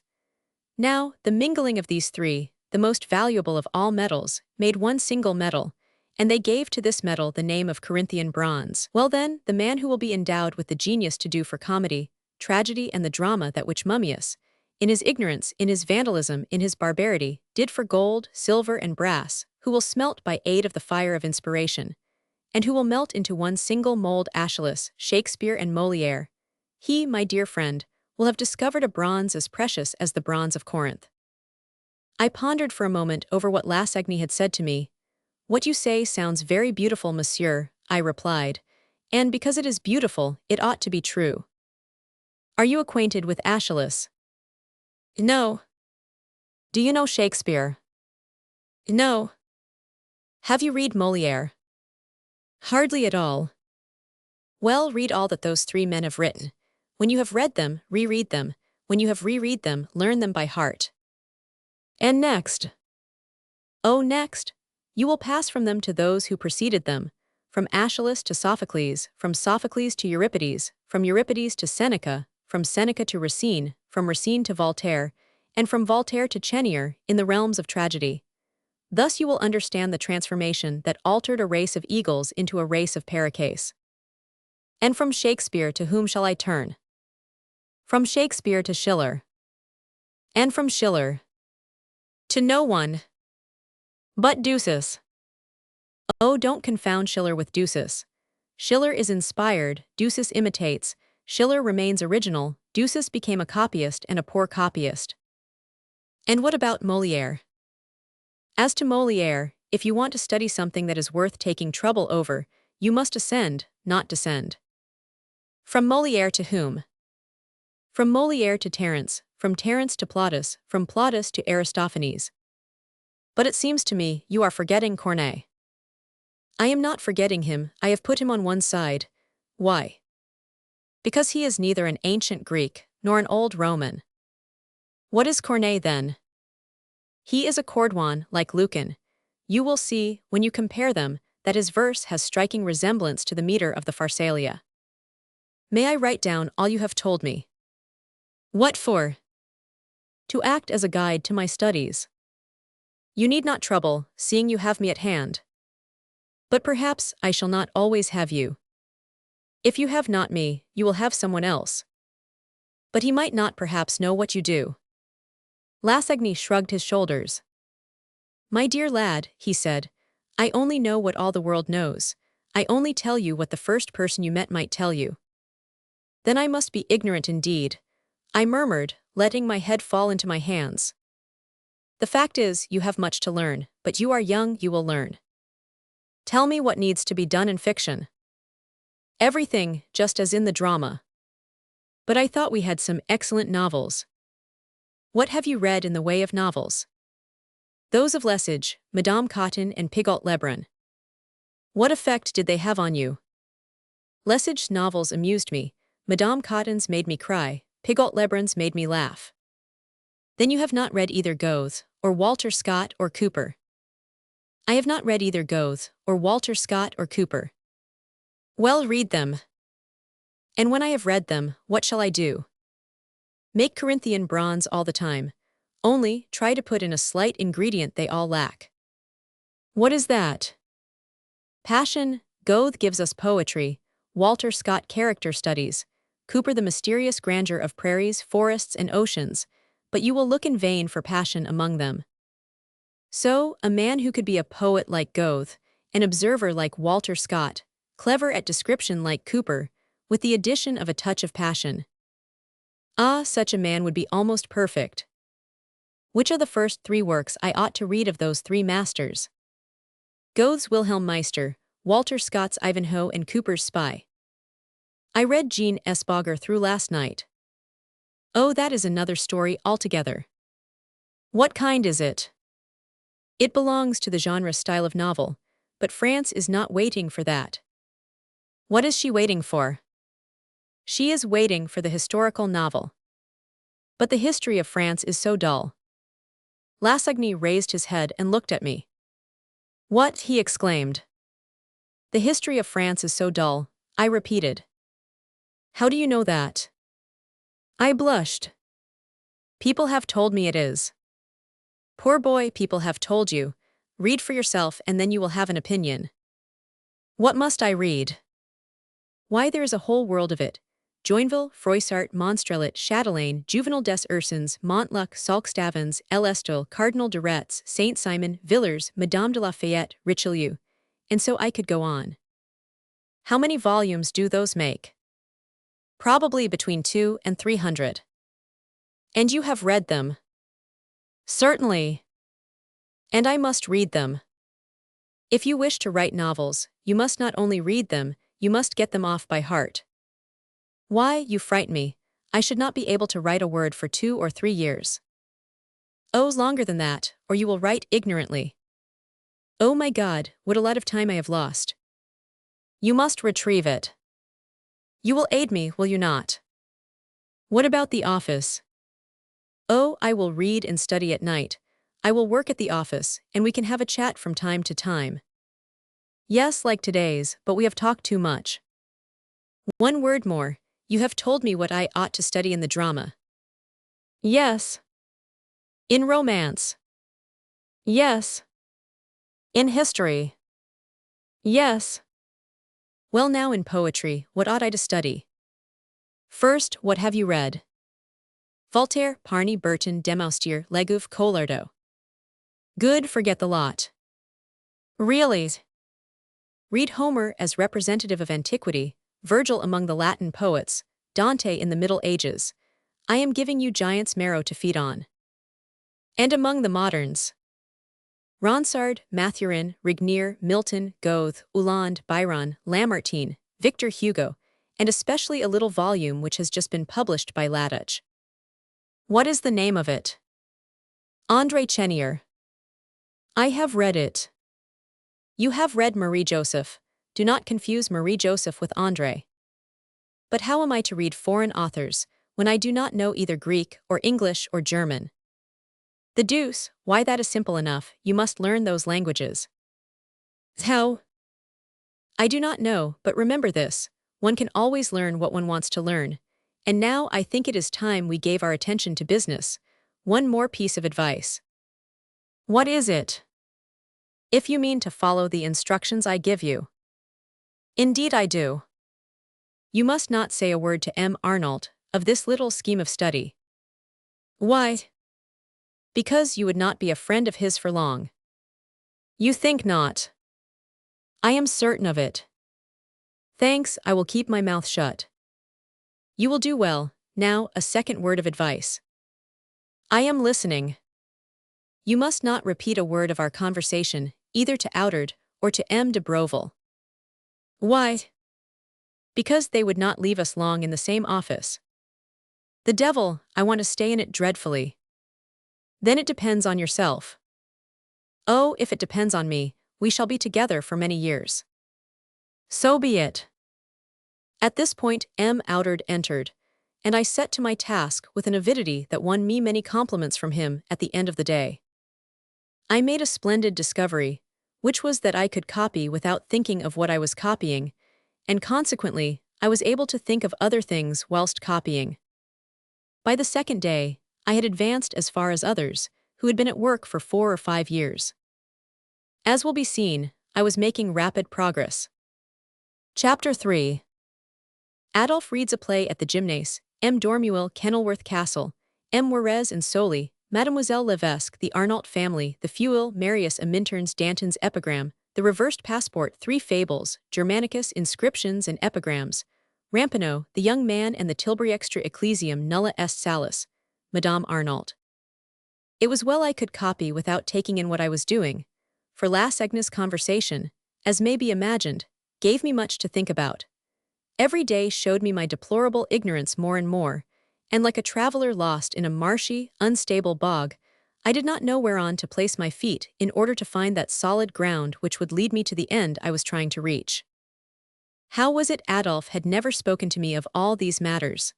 So far-reaching were the vistas that opened before me every moment that I was bewildered. Did Adolphe think all this of little use in connection with the art and practice of literature? Or was it that the kind of literature he wanted me to produce could dispense with all such knowledge? I had often noticed his father shrug his shoulders at our theatrical schemes. Was it not perchance that his father, who knew so many things, laughed in his sleeve at me for being so ignorant? And M. de Villaine, who instinctively, for, except as a valuer and in questions of forestry, he hardly knew more than I did, called my attempts filth and my efforts at poetry mere rubbish, could he by chance be right? Of course, one could read, work and study, but how was it possible to keep all the things I had heard about since the previous evening in my mind without revealing them? I resolved to have an open talk about it all with Adolphe. At 5:30, I reached M. de Louvain's house, but Adolphe had not yet returned. He was reading at the Gymnase a play he had written in collaboration with Frédéric Soli. He put in an appearance at 5:45, looking more melancholy and more thoughtful than Hippolytus on the road to Mycenae. Well, my poor friend, said I, refused again. No, he replied, but only accepted subject to correction. Then all hope is not lost. True, Dormule made us go into his office, after the reading, and as he thought there were tedious passages in the piece, he said to us, my dear fellows, it must be cut down to the quick. At these words Sully snatched the play out of his hands, crying, Monsieur Dormule, not a hand must be laid on it. So, you will understand, Dormule is furious. Who is Dormule? One of the managers of the gymnase. And that means that Sully has vowed the piece shall be played, as it is or not at all. The deuce, then Sully doesn't mind if his things get played or not. You do not know that fellow's obstinacy, there is no way of turning him. Did you hear what he said to Juarez? Who is Juarez? Juarez is manager to Madame Audinot, proprietor of the Mbig. Well, what did he say to Juarez? We took him a melodrama to read, called Kenilworth Castle. Juarez read it. He was not very much struck with the work. When we went, yesterday, for his answer, gentlemen, he said to us, will you allow me to read your play to M. Picard? Ah, replies Sully, in order that he can steal the idea from us. What, Monsieur Sully, exclaims Juarez, steal your play from you, an academician? Well, says Sully, 3/4 of the academicians certainly steal their places, why should they stick at stealing other people's work? I need not tell you, my dear friend, that meant another closed door. I had some sort of an idea of going to Mademoiselle Levesque, who is all-powerful at the theatre, to offer her the part of Marie Stuart, which is magnificent. Well, you know what happened to Casimir de Lavigne, at the reading of the Vepers Sicilians, at the Theatre Francais. Yes, the piece was refused. Not merely was the piece refused, but as every voter is obliged to give a reason for his refusal, one of the ladies refused, because the work was badly written. And Mademoiselle Levesque refused yours for the same reason. No, but she said that, at the present moment, she had so many new parts, she could not possibly undertake ours. The devil take it, it would seem that actresses do not need to study so hard as authors. Ah, my dear friend, why did you not tell me of my ignorance and that I have everything to learn? Don't put yourself out about that, dear fellow, you will soon learn all you need. Stay, my mother is beckoning to us to come. Let us go in to dinner. We went in, and I was introduced to Madame Arnault. I was already acquainted with Lucien, Telville and Louis. I had seen M. Arnault at the famous shooting expedition in Tillet Wood, but I had not had the honor of speaking to him. He had asked to be given a good position in the wood, and he had been put where, as M. de Villaine had said, the deer could not fail to pass by. M. Arnault, who could not see 2 gun lengths off, had wiped the glasses of his spectacles, sat down, produced a memorandum book and a pencil, and began to write a fable that had been running in his head since the previous day. In a quarter of an hour, he heard a noise in the underwood. He laid down his pocketbook and pencil, took up his gun, and pointed it ready for action as soon as the animal should pass by. Oh, monsieur, a woman cried out, don't shoot, you will kill my cow. Are you quite sure it is your cow, and not a roebuck? M. Arnault then asked her. Oh, monsieur, you will see. And the woman, running up to the cow, hung on the animal's tail, which she pulled so hard that the poor beast began to moo. You are right, said M. Arnault. I think I am mistaken. And he sat down again, laid his gun on the ground, took up his pencil and notebook and resumed his fable, which he composedly finished. M. Arnault's family consisted of Lucien and Telville, his 2 sons by a first marriage, of Louis and Gabrielle, his 2 children by a second marriage. M. Arnault's second wife was a young lady from Bonneuil. Let me say a few words about this excellent family. We will begin, like the Gospels, with the meek and mild members. Gabrielle was a pretty child of 14 or 15, with a dazzlingly white complexion. She was of no more account in the household as yet than a bud in a bouquet. Louis was about my own age, namely, 20 or 21.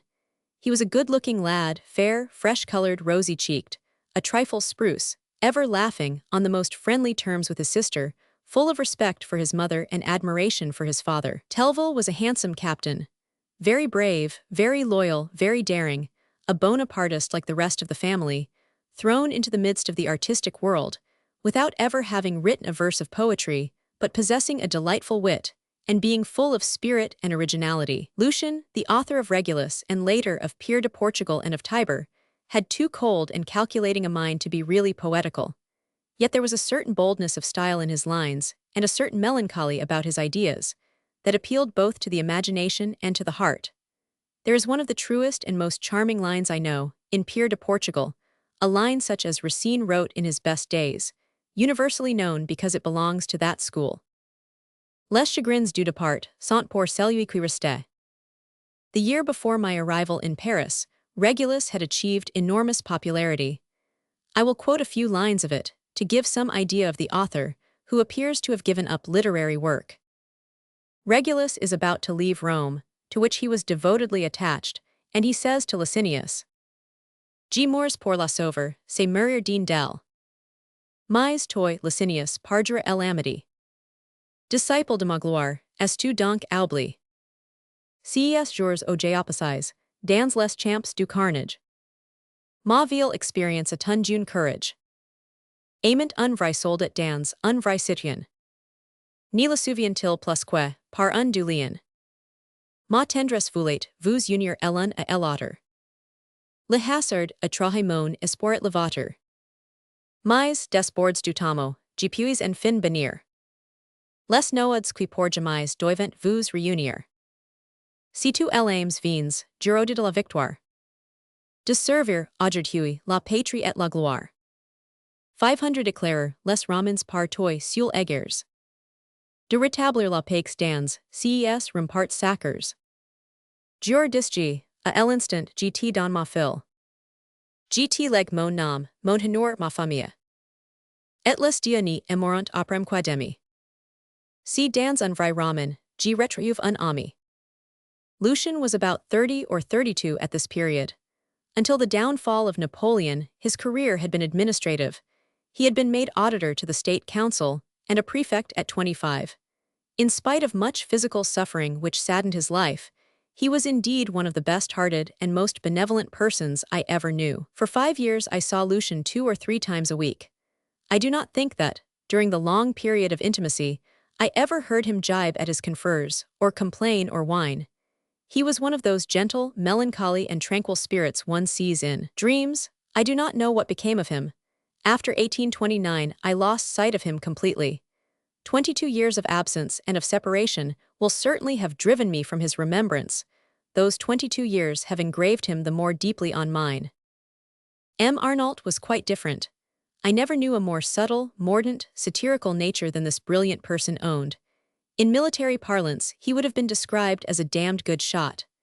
Neither Bertrand nor Lozes ever returned a straight thrust more rapidly and more surely than did M. Arnault, on every occasion, by a word or an epigram or a flash of wit. He was but an indifferent dramatic author, but he excelled in fables and satire. Once, in a fit of despondency, he let fall what was probably the only tear he shed, like that of Aramis upon the death of Porthos. He dipped his pen in the salt drops and wrote the following lines, a gem that André Chenier or Millevoye, Lamartine or Victor Hugo might have wished to write. La fuel de tatig detaché. Pauvre fuel de sechi. O vastu, gnn size reen. 50 orage a brise lachine. Qui suel edate mon sauchen. De sun inconstante haline. Le zephyr o l'aquilin. Depuis si je promène. De la forte à la plaine. De la montagne au vallon. Je vais au levant me mine. Sans me plaindre au m'effrayer. Je vais au votout chose. Au vent la fuel de rose. Et la fuel de laurier. I do not know what the famous poets of my day would have given to have written those 15 lines. I know I would have given any of my plays the fates might have chosen. M. Arnault's great ambition was, unluckily, to write for the stage. He had begun by Marius a Minturns, at the time when he was with Monsieur. The tragedy was produced in 1790, and in spite of the prediction of the Comte de Provence, who had asserted that a tragedy without a woman must be a failure, it was a great success. Saint Phal played young Marius, Vanhove Marius, and Saint Prix Lecimber. That was the happy period when men of the talent of Saint Prix accepted parts in which they came on only in one scene, and in that single scene uttered a few lines, e.g. Quel voix, quel regard, et quel aspect terrible. Quel bras oppose, au mine un obstacle invincible. 50 effroy, sent impere de mis sens eperdus. Geni poris jamais iguager Marius. The play was dedicated to Monsieur. I have heard M. Arnault relate, in his extremely fascinating way, that success made him very vain, very peremptory, and very scornful. One day, in 1792, he was in the balcony of the Theatre Francais, talking loudly, in his customary fashion, making a great noise with his cane and hindering people from hearing. This went on from the raising of the curtain till the end of the first act, when a gentleman, who was behind M. Arnault and only separated from him by one row, bent forward, and touching his shoulder with the tips of his gloved hand, said, "Monsieur Arnault, pray allow us to listen, even though they are playing Marius a minturns." This polite, and I might even add, witty gentleman was Danton. A month later, this same polite and witty gentleman had instituted the September massacres. M. Arnault was so alarmed by these massacres that he fled on foot. On reaching the barricade, he found it guarded by a sansculotte in name and in reality. This sansculotte was engaged in preventing a poor woman from passing, under the pretext that her passport for Bercy had not been viced at the section des Enfants Trouves. Now, while he noted the persistence of this honorable sentinel, an idea occurred to M. Arnault, that this terrible Cerberus could not read. Joking is a bad disease, of which one is rarely cured. M. Arnault, who suffered much from this malady, boldly walked up to the sansculotte and presented his passport upside down to the man, saying, "Viced at the Enfants Trouves, there is the stamp." M. Arnault guessed rightly. "Pass," said the sansculotte. And M. Arnault passed. In the interval that had elapsed between Marius and the 3rd of September, the date at which we have arrived, M. Arnault had produced his tragedy of Lucrece. The play falling flat, the author laid its want of success at Mademoiselle Raucourt's door. It is known that this famous actress's aversion to men was not entirely imputed to virtuous causes. However that may be later, we shall have to speak of Mademoiselle Raucourt in connection with her pupil, Mademoiselle Georges. M. Arnault had followed Bonaparte to Egypt. He has related in a very amusing manner, in his memoirs entitled Souvenirs d'un Sexagénaire, the part he took in that expedition. On his return, he wrote an oceanic tragedy called Oscar, which was very successful and which he dedicated to Bonaparte. Then Les Venetians, the catastrophe of which was regarded as so outrageously bold that scrupulous people would not support it, and the author was obliged to please these good people by changing the action, thanks to which, after the style of Ducas's Othello, his piece now finished off by a death or a marriage, according to the choice of the spectators. Les Venetians was a tremendous success. While M. Arnault was a chief clerk in the university during the Empire, under M. de Fontaines, who was the principal, he took Béranger into his offices as copying clerk at 1,200 francs a year, and it was there that Béranger wrote his first chanson, the Roi d'Yvetot. Upon the second return of the Bourbons, M. Arnault was proscribed and retired to Brussels. We have already told how he became acquainted with M. de Louvain, in exile, over a slap in the face the latter gave a foreign officer. It was during his exile that M. Arnault composed nearly all his fables, a charming collection but little known, as very few people read fables nowadays. For this very reason, I am going to make my readers acquainted with 3 of them. Be reassured, these 3 fables are really by M. Arnault, and not by M. Viennet. Besides, I am answerable for them, and my word can be depended upon in the case of all 3. Let us further hasten to add that the fables we are about to read are fables only in title, they are really epigrams. Le Calamaquin. Sans amis comme sans famille. Chapter 100. Bas, vivre en étranger. Si retirer dans sa coquille. Au signal du moindre danger. Essaimer d'une amity sans bornes. De social emplir sa maison. En sortir, selon la saison. Pour faire son prochain les cornes. Signaler says pas destructeurs. Par les traces les plus impures. Outrager les plus belles fleurs. Par ses baisers aux ses morgers. Enfin, chez soi comme en prison. Vieillir de jour en jour plus triste. 100 est el histoire de l'égoïste. Au sel du Calamaquin. Le droit de chacun. Un jour le roi des animaux. Defend it par une ordonnance. Assays sujets, assays vasox. De courier sans une licence. Sur quelque betequasisoit. Promptant, il est vrai, de conserver le droit. A quiconque en usit pour motif honit. To graze, loups et renards, de presenter requite. A sa majest, loups pour courir le mouton. Renards pour courir le chapon. To graze pour courir tout bete. Parmi les deputes, qui crient à tout tit. Uncheen es egasilate a force de boyer. Plays a sa majest, disait-il, octrier. Droit de donner la chasse, en tout circonstance. A tous les animox vivant de ma substance. Gentle shams, a vous permis de gibir. Dit es adressant au tigre, au loup, au renard meme. Des forts le maître suprême. Aux chasseurs tells, que vous permis de déployer. Meme chez leurs voisins, leurs efforts, leurs astuces. Mais nient au placet du chien. Que réclamate portant si raturierta, rien. Que le droit de tuer ses puces. Les du bamboos. 50 en passe, si edate elan quarante. 50 en passe, le grand Turc disait au grand vizier. Quand pour rigner sous moi, G daniti choisir. Rouston, GT cries de humor bien différent. Rouston met son, plus grand plaisir. Ami contrarier, quelque order queji don. Au lieu d'ober, il raison. Taugers des si, taugers des mais. Chapter 49, Defend si queji permits. Si queji defends, il l'ordonne. Arene ni tint quis g ni ti fas voir. A quel point g, sois las de ces facans de fer. Va tien, quan fas entre mon grand eunuque noir. 100 est celui là qui connaît son affaire. 100 est lui qui, tauders complacent. Sans jamais, emetter de droit ni de justice. En ayant de l'oeil que mon caprice. Sate me server en amusant. Jamais si ton grandeur, jamais si t air sinister. Ainsi que tout desire, emma pargnant tout travail. Chapter 49, Condurate l'empire aussi bien qu'un seril. Jn view faire un premier minister. En fait de politique et de gouvernement. Sultan dit le vizier, chacun a son système. T plaire est le meilleur, le mien consequement.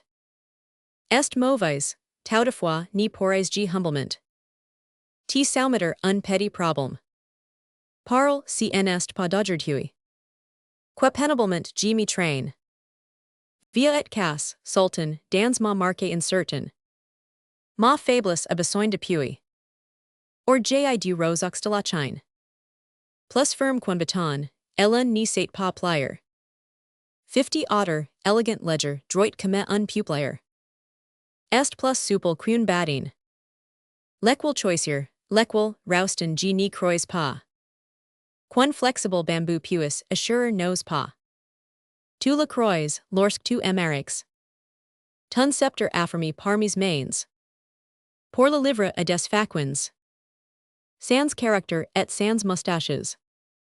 Rois vos ministers sont, pour vous. Sequest, pour nous, le jonc dont l'appui nous assiste. Gila dis des viziers ainsi que des bamboos. On n'y put sapir que sur si qui resist. If you read, one after the other, M. Arnault's 150 fables, you will find throughout the same ease, the same touch, the same carping spirit. When you have read them, you will certainly not say of the author, he is a delightful person, but you will assuredly say, he is an honest man. In 1815, M. Arnault was exiled. Why? For so slight a reason that no one bothered even to think of it. His name was on the list, and that was all. But who signed that list? Louis Roman XVIII, formerly Monsieur, that is to say, the very same Comte de Provence under whose protection the poet had begun his career, and to whom he had dedicated his Marius. Now, although there was no reason for M. Arnault's exile, party spirit invented one and said that he was proscribed as a regicide. There were, however, two sufficient reasons why this could not be. First, because M. Arnault did not belong to the convention. Secondly, because in 1792 and he was abroad.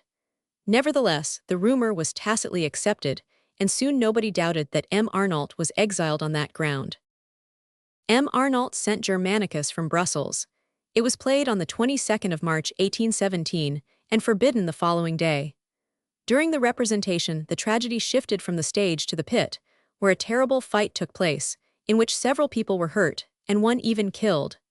The battle was waged between the lifeguards and the partisans of the late government. The weapon that was generally made use of in this skirmish was that kind of bamboo upon which Roustan, the Grand Turk's first vizier, whose grievances we have just heard, was wont to lean.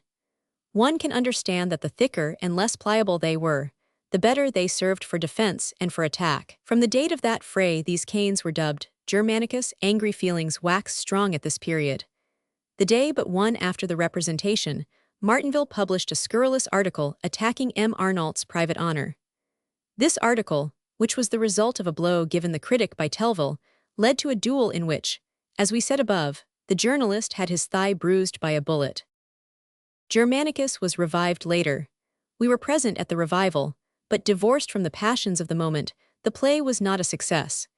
His unlooked-for and outrageously unjust proscription added a bitterness to M. Arnault's nature, a bitterness which cropped out on the least excuse, and which was not expelled from his blood by the legacy Napoleon bequeathed him in his will of 100,000 francs.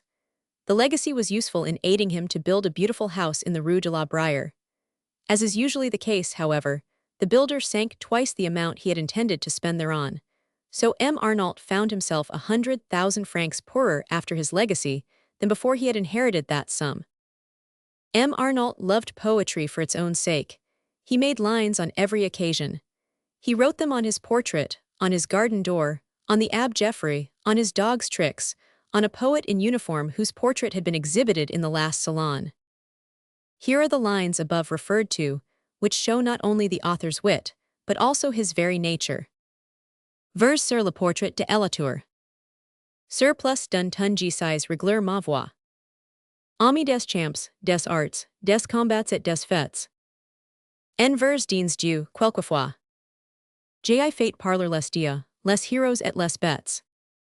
Pour la porte de mon jardin. Bons amis don't see siècle bond. Je suis votre humble serviteur. Mais passes, ma porte et mon cœur. Ni est souvent plus à tout le monde. Sur un bon homme qui n'a pas la vin bonne.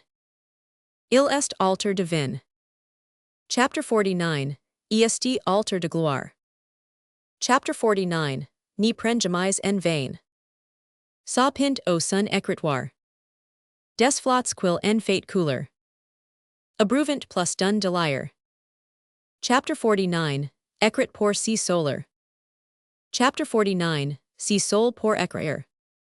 Pour la niche de mon chien. G en attaque jamais en traitor. G care sans intérêt. G mords parfois, mais regret. Bon chien si forme sur son maître. Pour le portrait d'un poète en uniforme. Au Parnasse, au sur le terrain. En triomphe est plus possible. 50 epi en main, il est terrible. Terrible il est la plume en main. Et pour s'y battre, et pour écrire. Nul n'y saurait lui ressembler. Car est-il n'y s'y bat pas pour rire. Chapter 49, Écrit a faire trembler. No matter what were his troubles, M. Arnault had always worshipped dogs. Out of 50 of his fables, more than 20 have these interesting quadrupeds for their heroes. When I was honored by an introduction into the private life of his family, the gate was guarded by a horrible beast, half pug, half poodle, called Ramponneau. M. Arnault never stirred without this dog. He had him in his study while he worked, in his garden when he took his walks there. Only the King's Highway was denied him by M. Arnault for fear of poisoned meat. M. Arnault himself superintended his dog's education, and on one point he was inexorable. Ramponneau would persist in committing ill manners in his study. Directly the sight and the odor revealed the crime committed, Ramponneau was seized by his flanks and the skin of his neck, conducted to the spot where the indiscretion had been committed and soundly thrashed. After this, Ramponneau's nose was rubbed in the subject matter of his crime, according to an old custom, the origin of which is lost in the deeps of time, an operation to which he submitted with visible repugnance.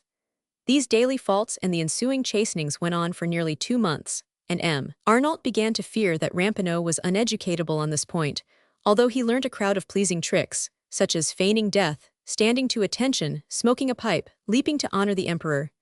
I ask pardon for the word uneducatable.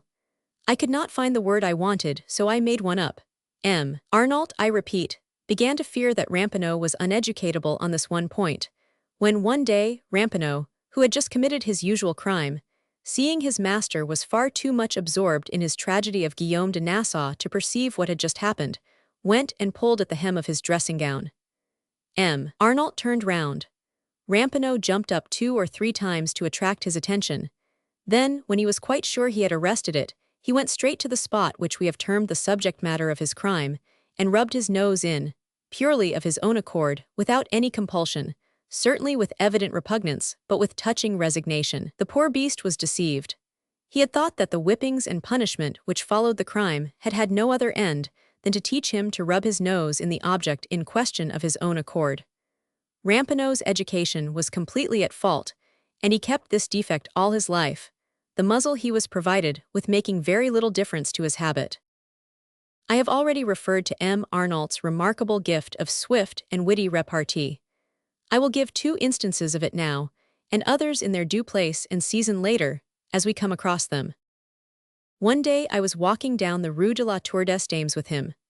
A young swell who was driving a tilbury, and who had lost control of his horse going down that steep decline, just missed running over Arnault, who was not a patient man. "You blackguard," he said, "can't you look where you are going?" "What did you say, blackguard?" exclaimed the young man. "Yes, blackguard," repeated Arnault. "Monsieur, you shall render an account for that insult. Here is my address." "Your address," replied Arnault. "Keep it to drive your horse to." Another day, on the Champs-Élysées, he passed by a priest without saluting him. We have said that Arnault was very short-sighted. Besides, he was not very fond of black men, as they were called at that time. The priest, whom he had almost jostled against, turned round. "There goes a Jacobin," he said. "He jostles against me and does not salute me." "Monsieur," replied Arnault, "do not be more exacting than the gospel. Extra ecclesiam nulla est salus." I see I have forgotten among all these matters to speak of Madame Arnault. She was about 40 when I was first introduced to her, and she was still a charming little woman at that age, dark, pretty, plump, full of airs and graces. Madame Arnault was cordially good to me for 5 years, then things changed. Perhaps it was my own fault. The reader shall judge when the time comes. Chapter 4. Frédéric Soli, his character, his talent, choruses of the various plays sung as prologues and epilogues, transformation of the vaudeville, the gymnase and scribe, the fall de Waterloo. Adolphe took me to Frédéric Soli's house that evening. Frédéric Soli had a gathering of friends to celebrate his refusal at the gymnase, for he looked upon the acceptance on condition of alteration as a refusal. I shall often return to and speak much of Soli. He was one of the most powerful literary influences of the day, and his personality was one of the most marked I have known. He died young. He died, not only in the full tide of his talent, but even before he had produced the perfect and finished work he would certainly have created, some day or other, had not death hastened its footsteps. Soli's brain was a little confused and obscure. His thoughts were only lighted up on one side, after the fashion of this planet. The reverse side to the one illuminated by the sun was pitifully dark. Soli did not know how to begin either a novel or a drama. The opening explanation of his work was done haphazard. Sometimes in the first act, sometimes in the last, if it were a play. If it were a novel, sometimes in the first, sometimes in the last volume. His introduction, timidly begun, nearly always was laboriously unraveled. It seemed as though, like those night birds which need the darkness to develop all their faculties, Soli was not at ease save in twilight.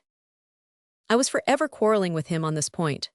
As he was gifted with unrivaled imagination and power when he was on the warpath, I used to beseech him continually to let in the utmost possible daylight at the beginning of his action. Be clear to the verge of transparency, I continually said to him. God's greatness consists in his making of light. Without light, we should not have known how to appreciate the sublime grandeur of creation. Soli was 26 when I first knew him. He was a lusty young man of medium height but capitally proportioned.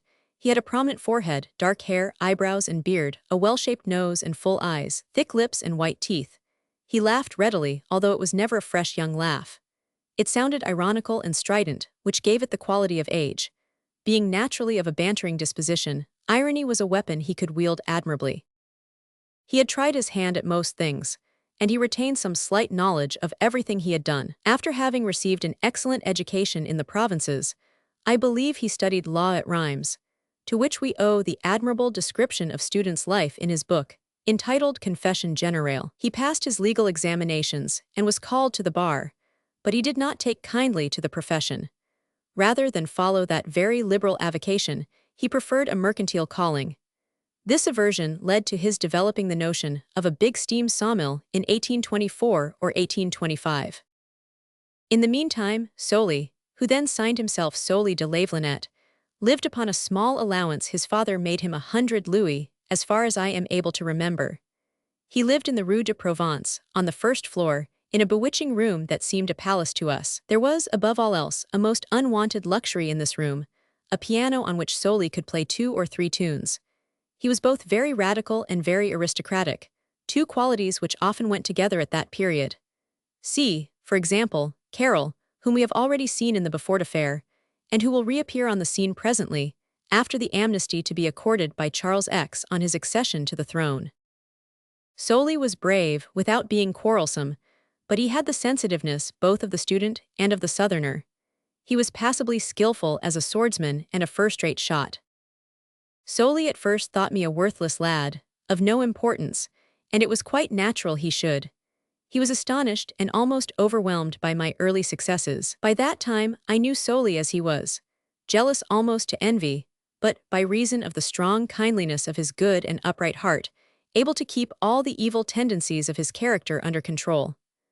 A constant struggle was waged within him between good and bad principles, and yet not once perhaps did the evil principle get the better of him. He very often tried to hate me, but never managed to succeed. Very often, when he set out to run me down in conversation, he would end by praising me. And as a matter of fact, I was the man who hampered his career more than any other. In the theater, in the newspapers, in the matter of books, I was everywhere in his path, doing him involuntary but actual damage everywhere. And in spite of this, I was so certain of Sully and so sure of his supreme justice and goodness of heart, that if I had needed any act of service, I should have gone to Sully to ask it of him, rather than of any other, and he would have rendered me this service, more readily than any other person would. At first Sully turned his attention towards poetry. It was in the domain of poetry, I believe, that he looked to make his conquests. His first stage play was an imitation of Shakespeare's Romeo and Juliet. I never experienced greater emotion than that which I felt at the first representation of this play. We were often months or a year without seeing each other, but when fate turned us face to face, no matter how far off we might be, we each walked straight to the other's heart and open arms. Perhaps before catching sight of me, Sully had not particularly cared to meet me. Perhaps had someone told him, "Dumas is over there," he would have made a detour. But directly he caught sight of me, the electric current dominated his will, and he was mine, body and soul, as though never a single jealous thought had crossed his mind. It was different with regard to Hugo or Lamartine.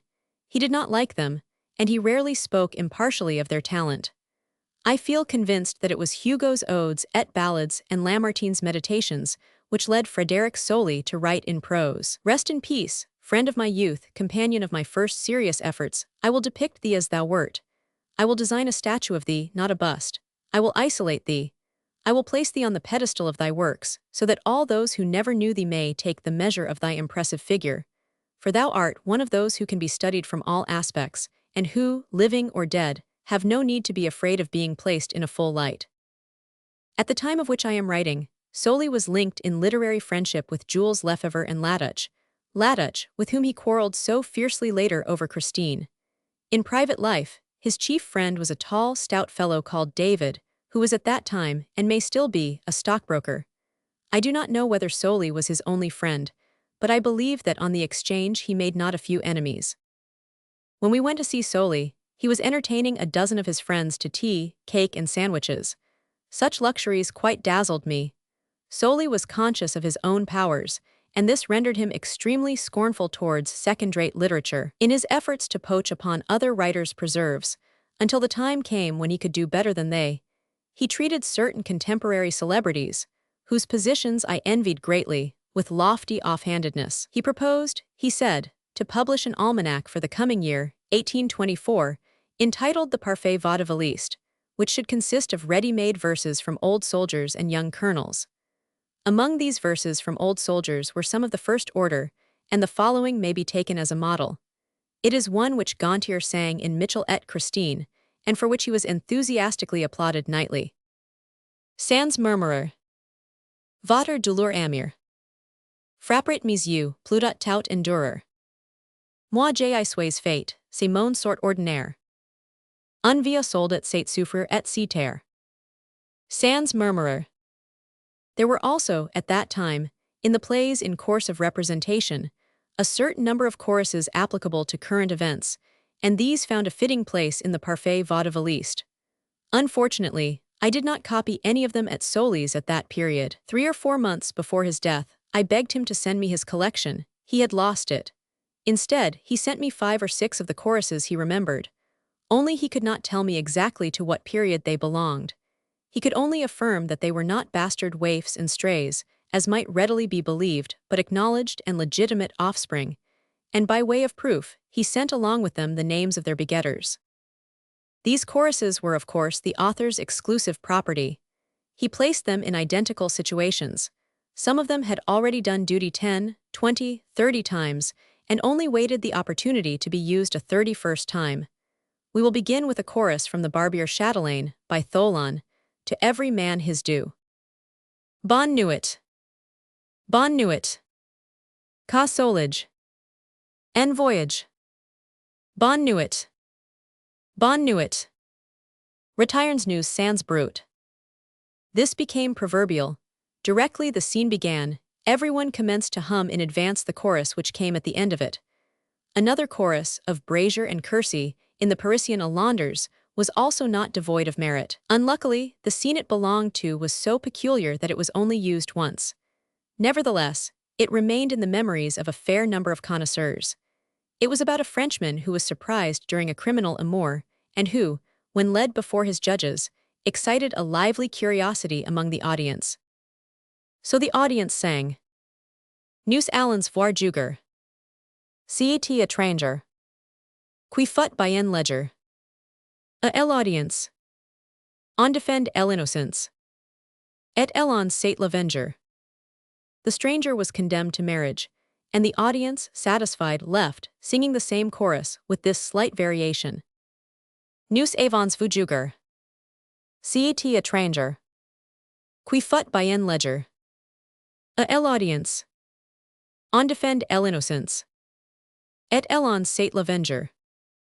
But as breakfasts, dinners and suppers are more frequent at theaters than foreigners condemned to espouse Englishwomen, there was a chorus of Memoir which, always sung when people were sitting down to the table, gave the public some notion of the drunkenness of the partakers.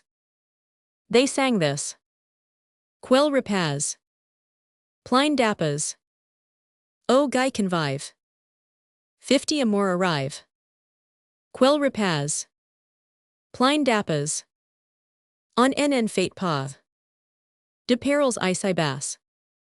In spite of the holy laws of propriety, more respected one knows, among dramatic authors than in any other class of society, Adolphe one day allowed himself the liberty of using this couplet, and had the audacity to put it in one of his plays, without troubling to change it one single iota.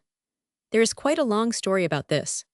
Adolphe, threatened with a lawsuit by Dumanoir, was only able to settle matters by offering a chorus for dancers in exchange for the drinking chorus. This is de Louvain's chorus.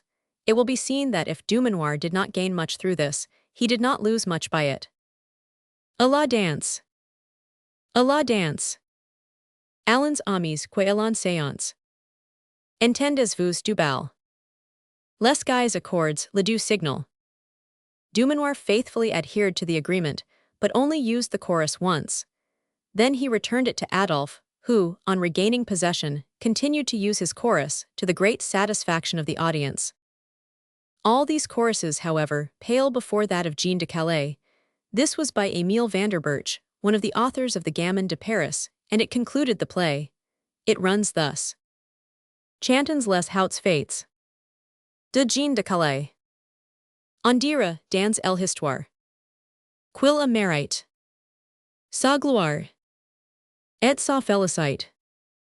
Indeed, a great revolution was taking place at this time in comic opera, and this revolution was brought about by a man who has since proscribed others as revolutionists. We refer to Scribe, who, in the literary revolution of 1820 to 1828, played pretty nearly the role the Girondists played in the political revolution of 1792 and before Scribe, comic operas, with the exception of the delightful sketches of Dessauders, were hardly more than bare skeletons, left for the actors to clothe as they liked. Nowadays the great thing is to create roles for M. Arnold, M. Bouffe, or Mademoiselle Rose Chérie, but at that time no one thought of creating a role for M. Podier, M. Brunet, or M. Perrin. M. Perrin, M. Brunet, or M. Podier found their roles outlined for them at the first rehearsal, and made them what they were at the first representation. Scribe was the first author to make plays instead of outlined sketches. Plots developed in his clever hands, and so, in 3 or 4 years, the Théâtre du Gymnase attained its full growth. It was not modeled on any other company, but created what might well be called M. Scribe's company. It was composed almost exclusively of colonels, young widows, old soldiers, and faithful servants.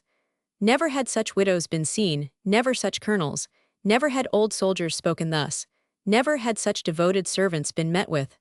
But the company of the Gymnase, as M. Scribe created it, became the fashion, and the direct patronage of Madame la Duchesse de Berry contributed not a little towards the fortune made by the manager, and to the author's reputation. The form of verse itself was changed. The old airs of our fathers, who had been satisfied with the gay repetition of la, la rire dondine, and the guy, la rire dond, were abandoned for the more artificially mannered comic opera, pointed epigrams and long-drawn-out, elegantly turned verses. When the situation became touching, 8 or 10 lines would express the feelings of the character, borrowing charm from the music, and sighing declarations of love, for which prose had ceased to suffice. In short, a charming little bastard sprang into being, of which, to use a village expression, M. Scribe was both father and godfather, and which was neither the old vaudeville, nor comic opera, nor comedy. The models of the new style were the Somnambule, Mitchell et Christine, the Héritière, the Marriage de Racine, Philippe and Marine. Later, some vaudevilles went a degree farther, for example, the Chevalier de St. George's, Un duel sous Richelieu, the Vie de Bohème. These bordered on comedy, and could at a pinch be played without lines. Other changes will be pointed out, so far as they affected the arts. Let us briefly state here that we had entered into the age of transition. In 1818, Scribe began by the vaudeville. Fro to 1820, Hugo and Lamartine appeared in the literary world, the former with his odes et ballads, the latter with his meditations, the first attempts of the new poetry. Fro to 1824, Notier published novels of a kind which introduced a fresh type, namely, the picturesque. Fro to 1828, it was the turn of painting to attempt fresh styles. Finally, Fro to 1835, the revolution spread to the dramatic world, and followed, almost immediately on the footsteps of the historical and imaginative novel. Thus the 19th century, freed from parental restraint, assumed its true color and originality. Of course it will be understood that, as I was so closely associated with all the great artists and all the great sculptors of the time, each of them will come into these memoirs in turn. They will constitute a gigantic gallery wherein every illustrious name shall have its living monument. Let us return to Sully. We had reached the date when his first piece of poetry had the honor of print.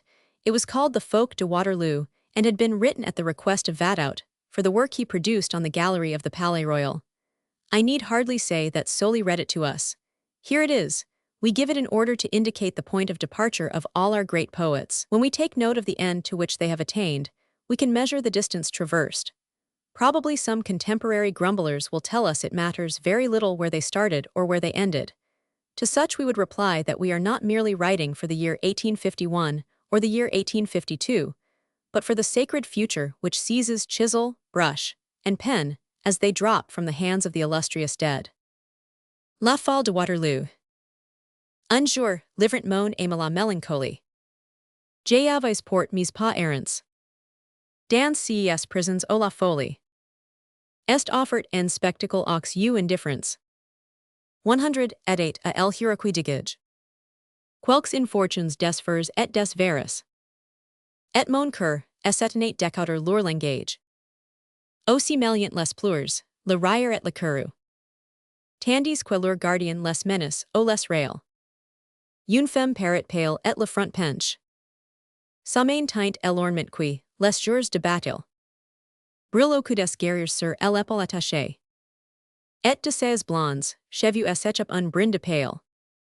A sa couche rake. En voyant sa jeunesse et le morne de l'ire. Qui doit, par la prison, la conduire au tamo. Jimmy sens pleurer, elle s'y prit à rire. Et cria lentement, Waterloo, Waterloo. Quel malheur tia donc fait si malheur de la France. Lui disgi, et son regard craintif. O sans voir la racine, G revis l'espérance. Es unit pour m'appeler a son geste furtif. Franchise parle plus has dit-elle, o tu alarmes. Peut-être ces anglais vont étouffer ta voix. Car c'est Waterloo que, la première fois. Adolphe et m'écouta, sans répondre à mes larmes. Lorsque, dans ton pays, la guerre est allumée. Chapter 49. Me quitta pour elle, en descent quil m'aimait. 100 est, la leçon du don't mon cœur si souvient. La gloire l'appelait, il a suivi sa loi. Et comme son amour n'était pas tout pour moi. Chapter 49. Servait sa patrie, et j'ai oublié la mienne. Et quand j'y voulais le chercher. Pour le voir, dans le sang il me fallait marcher. J'ai entendu de longues cris de douleur et de larmes. La lune s'éleva sur si morne tableau. J'ai aperçu sur le sol des guerriers et des armes. Et des anglais criant, Waterloo, Waterloo. Et moi, fille de l'Angleterre. Indifferent aux means qui dormient sur la terre.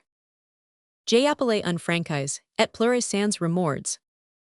Tout à coup, une voix mourante et solitaire. S'éleva de si champ des morts. Adolphe me dit-on, des héros de la garde.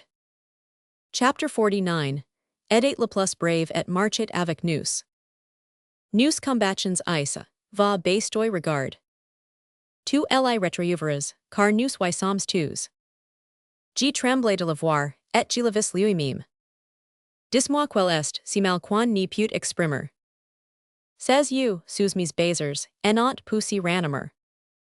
Oh, comme j'ai souffert de cette hura suprême. Car il semblait ni plus m'aimer. Et puis, j'y ni sais plus, connaît-il ma demura. Jadis quand il venait tous les jours. Et sa mère, en pleurant, accusait nos amours. Hélas, il n'y vint plus, et portant elle pleure. La folle vers la porte adresse alors ses pas.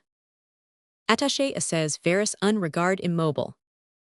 1000 appels à ses côtes, et d'une voix de bile. Pauvre Adolphe, dit-elle, en souffrant tout bas. Comme il souffre, il m'attend puisqu'il n'y revient pas. Elle dit, dans les airs la cloche balancée. Après à la douleur, quelle hura était passée. 500 espérer que ces mox, un jour pourrient finir. La folle s'y cachait, mais, dans le sombre asile. Au June, elle portait un si long avenir. À la voix des gardiens, du la pitié s'exile. Seul, il lui fallait revenir. Adieu, je n'y crains pas qu'un franchise me refuse. Dit-elle, en me tendant la main. Si tu la vois, la base, qui vient sur le chemin. 500 un aussi, long retard si son amour s'accuse. Dis-lui que la plains, dis-lui que l'excuse. Dis-lui que l'attends demain. Chapter 5. The Duc d'Orléans, my first interview with him, Maria Stella Chiappini, her attempts to gain rank, her history, the statement of the Duc d'Orléans, judgment of the Ecclesiastical Court of Finza, rectification of Maria Stella's certificate of birth.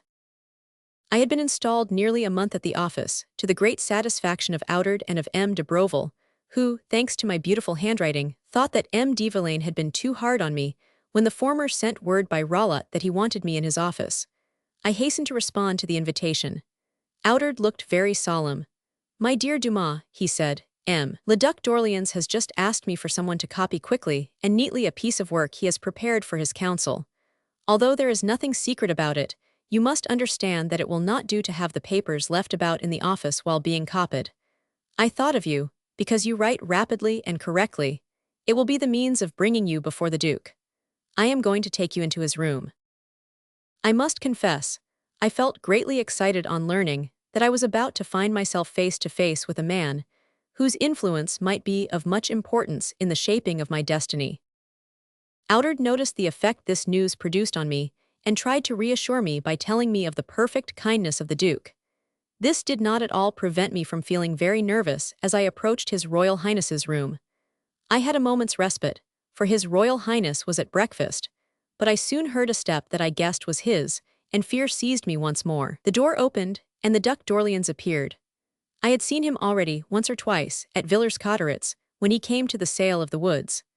I believe I said that he stayed then with M. Collard, from whom he was the recipient of the most lavish hospitality imaginable. Although, so far as he himself was concerned, the Duc d'Orléans always tried to restrain hospitality offered him within the limits of a simple family visit. M. le Duc d'Orléans had, as a matter of fact, the good feeling to recognize almost publicly his illegitimate relations. He had his two natural uncles, the two Abbes Saint-Phar and Saint-Alban, living with him at the Palais Royal, and he did not make any distinction between them and the other members of his family. The prince would be 50 years old the following October. He was still a very good-looking man, though his figure was marred by his stoutness, which had increased during the past 10 years. His face was frank, his eyes bright and intelligent, without depth or steadfastness. He was fluently affable, but nevertheless his words never lost their aristocratic savor unless his sole interest were to conciliate. Vain citizen, he had a pleasant voice, which in his good-humored moments was usually kind in tone, and when he was in the mood, he could be heard, even a long way off, singing the Mass in a voice almost as out of tune as that of Louis Roman XV. I have since heard him sing the Marseillaise as falsely as he sang the Mass. To make a long story short, I was presented to him. Not much ceremony was observed in my case. "Monseigneur, this is M. Dumas, of whom I have spoken to you, the protégé of General Foy." "Oh, good," replied the Duke.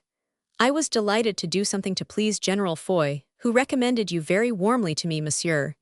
You are the son of a brave man, whom Bonaparte is said to have left almost to die of starvation." I bowed in token of affirmation.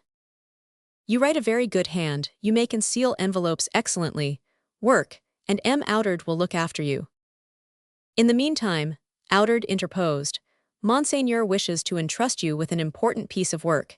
His Highness desires it to be done promptly and correctly." "I will not leave it until it is finished," I replied, "and I will do my utmost to be as accurate as His Highness requires." The Duke made a sign to Outard as much as to say, "Not bad for a country lad." Then going before me, he said, "Come into this room and sit down at that table." And with these words, he pointed out a desk to me. "Here you will be undisturbed." He then opened a bundle, in which about 50 pages were arranged in order, covered on both sides with his big handwriting, and numbered at the front of each page. "See," he said, "copy from here to there. If you finish before I come back, you must wait for me. I have several corrections to make in certain passages, and I will make them as I dictate them to you." I sat down and set to work at my task. The work with which I was entrusted was concerned with an event which had recently made a great stir, and which could not fail to take up the attention of Paris. This was the claim made by Maria Stella Petronilla Chiappini, Baroness of Sternberg, to the rank and fortune of the Duc d'Orléans, which she contended belonged to her. Here is the fable upon which her pretension was founded. We give it from Maria Stella's point of view, without, be it well understood, believing for a single instant in the justice of her claim.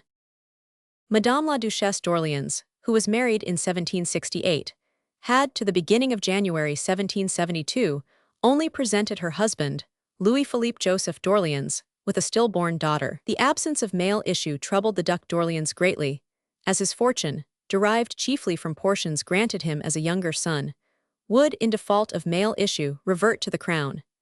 It was with this in his mind, and in the hope that travel might perhaps lead to the Duchesse d'Orléans being again pregnant, that Louis-Philippe and his wife set out for Italy in the early part of the year 1772, under the name of the Comte and Comtesse de Joinville. I repeat for the last time that throughout this narrative it is not I who am speaking, but the claimant, Maria Stella Petronilla. Well, the august travelers had scarcely reached the top of the Apennines before symptoms of a fresh pregnancy declared themselves, which caused the Duchesse d'Orléans to stay at Modigliana. In the village of Modigliana there was a prison, and a jailer to watch over the prison. The jailer was called Chiappini. Le Duc d'Orléans, faithful to his traditions of familiarity with the people, became on still more easy terms with the jailer as the intimacy took place under cover of his incognito. There was, besides, a reason for the intimacy. Chiappini's wife was expecting her confinement just at the same time as Madame la Duchesse d'Orléans. A treaty was accordingly entered into between the illustrious travelers and the humble jailer, to the effect that should Madame la Comtesse de Joinville by chance give birth to a girl, and the wife of Chiappini to a boy, the two mothers should exchange their two children. Fate ordained matters as the parents had foreseen. The jailer's wife gave birth to a boy, the prince's wife gave birth to a girl, and the agreed exchange was made, the prince handing over a considerable sum to the jailer as well. The child destined to play the part of prince was then transported to Paris, and although he was born as far back as 17 April, the fact was kept secret till October, on which date it was declared, and the child was baptized by the almoner of the Palais Royal, in the presence of the parish priest and of two valets. In the meantime, the duchess's daughter, left in Italy, was brought up there under the name of Maria Stella Petronilla. The rest of the story can be guessed. Nevertheless, we will give it in detail. Maria Stella did not know the story of her birth until after the death of the jailer Chiappini. She had a melancholy childhood. The jailer's wife, who regretted her son, and who was forever reproaching her husband for the agreement made, rendered the child's life very miserable. The young girl was, it seems, extremely beautiful, and at the age of 17 she made such a deep impression upon Lord Newborough, one of the wealthiest noblemen of England, who was passing through Modigliana, that he married her almost in spite of herself and took her away to London. She was left a widow very young with several children, one of whom is now a peer of England, but she soon married the Baron de Sternberg, who took her away to St. Petersburg, where she presented him with a son. One day, the Baroness de Sternberg, who was almost separated from her husband, received a letter with an Italian postmark. She opened it and read the following lines, written by the hand of the man whom she believed to be her father. "Milady, I have at last reached the close of my life, without having revealed to anyone a secret which closely concerns you and me. This secret is as follows.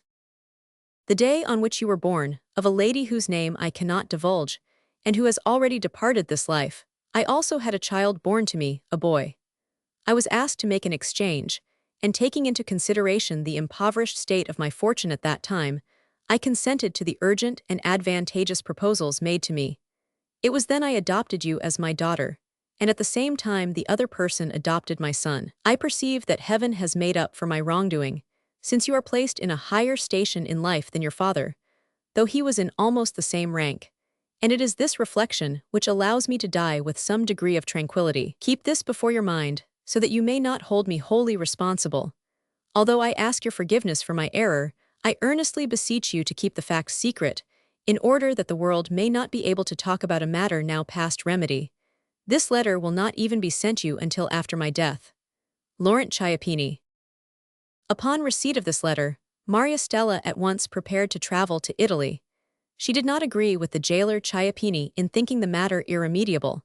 She wished to know who was her true father. She gathered information wherever she could find it, and at length she learned that in 1772, in other words, a year before her birth, two French travelers arrived at Modigliana, and remained there until the month of April. These two travelers called themselves the Comte and Comtesse de Joinville. Upon this slight clue, the Baroness de Sternberg set off to France, and began by visiting the little town of Joinville, whose name her father bore. Here she learnt that Joinville had once been an inheritance belonging to the Orleans family, and that Duc Louis-Philippe Joseph, who had been traveling in Italy in 1772, had died upon the scaffold in 1793. Only his son, the Duc d'Orléans, was left, the two younger brothers having died, the Duc de Montpensier in England and the Duc de Beaujolais at Malta, the inheritor of the whole of his father's wealth. He lived in Paris, and he was the only prince of the blood of the House of Orleans. Maria Stella left immediately for Paris, made useless efforts to gain access to the Duke himself, gave herself into the hands of intriguing persons who exploited her cause, to businessmen who cheated her, and ended by writing to the papers, stating that the Baroness de Sternberg, who was the bearer of a communication of the greatest importance to the heirs of the Comte de Joinville, had arrived in Paris and desired to acquaint them with this communication at the earliest possible opportunity. The Duc d'Orléans did not wish to receive this communication direct, neither did he desire to have recourse to the agency of a businessman. He commissioned his uncle, the old Abb of Saint-Phar, to call on the Baroness. Then everything was laid bare, and the Duke discovered the whole plot that was being weaved about him. Learning that, whether from honest belief or from cupidity, Maria Stella seriously meant to pursue her cause, and that she was going to return to Italy to furnish herself with documents wherewith to establish her identity, he hastened to take the precaution of preparing a memoir, intended for his council to refute the fabrication by the aid of which Maria Stella intended to take away his rank and his fortune, or at all events, to make him pay for the right to keep them. In the meantime, she was appealing to the Duchesse d'Angoulême as the likeliest person to harbor the liveliest feelings of resentment against the Orleans family. It was this memoir that I was called upon to copy. I must own that I did not transcribe it without reading it, although my total ignorance of history left many points obscure to me in the prince's refutation. Not only was this paper based upon fact, but it was written with that customary power of reasoning which the Duc d'Orléans was noted for exercising, even in minor matters of diplomacy. He employed counsel for form's sake only, for he himself drew up not merely notes on the case he wished to prove, but lengthy statements, which roused the admiration of the celebrated barrister Dupin, to whom they were always sent. I came to the end of the portion the Duke had told me to write, after a couple of hours' work, so I put down my work and waited. When the Duke returned, he came to the table at which I was writing, picked up my copy, made a gesture indicative of his approval of my handwriting, but almost immediately afterwards said, "Oh, you have a punctuation of your own, I see." And taking a pen, he sat down at a corner of the table and began to punctuate my copy according to the rules of grammar. The Duke flattered me highly by saying I had a punctuation of my own. I knew no more about punctuation than about anything else. I punctuated according to my fancy, or rather, I did not punctuate at all. To this day, I only punctuate on my proofs. I believe you could take up any of my manuscripts haphazard and run through a whole volume without finding a single exclamation mark, or an acute accent or a grave accent. After the Duke had read the statement and corrected my punctuation, he got up and, walking up and down, dictated to me the part he wanted to correct. I wrote almost as quickly as he dictated, which seemed to please him extremely. I reached this sentence: "And if there were nothing else but the striking resemblance which exists between the Duc d'Orléans and his illustrious grandfather Louis Roman XIV, would not that likeness alone be sufficient to demonstrate the falseness of this adventuress's pretensions?"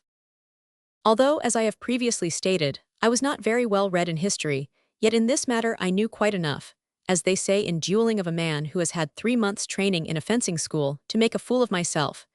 That is to say, I knew that le Duc d'Orléans was descended from Monsieur, that Monsieur was the son of Louis Roman XIII, and brother of Louis Roman XIV, and that, consequently, Louis Roman XIV, being Monsieur's brother, could not be the grandfather of the Duc d'Orléans, who was honoring me by dictating to me a memorandum against Maria Stella's claim. So when he came to these words, "And if there were nothing else but the striking resemblance which exists between the Duc d'Orléans and his illustrious grandfather Louis Roman XIV," I looked up. It was most impertinent of me. A prince is never mistaken, and in this instance the prince did not allow himself to be taken in. So the Duc d'Orléans stopped in front of me and said to me, "Dumas, you should know this. When a person is descended from Louis Roman XIV, even if only through bastards, it is a sufficiently great honor to boast about. Proceed." And he resumed, "Would not that likeness alone be sufficient to demonstrate the falseness of this adventuress's pretensions?" I wrote this time without raising an eye, and I never looked up again throughout the remainder of the sitting. At 4 o'clock the Duc d'Orléans set me free, asking me if I could come to work in the evening. I replied that I was at His Highness's disposition. I picked up my hat, I bowed, I went out, I took the stairs 4 at a time, and I ran to find Lassagne. He chanced to be still at his desk. "How can Louis Roman XIV be the grandfather of the Duc d'Orléans?" I asked as soon as I got in, without any preliminary explanation.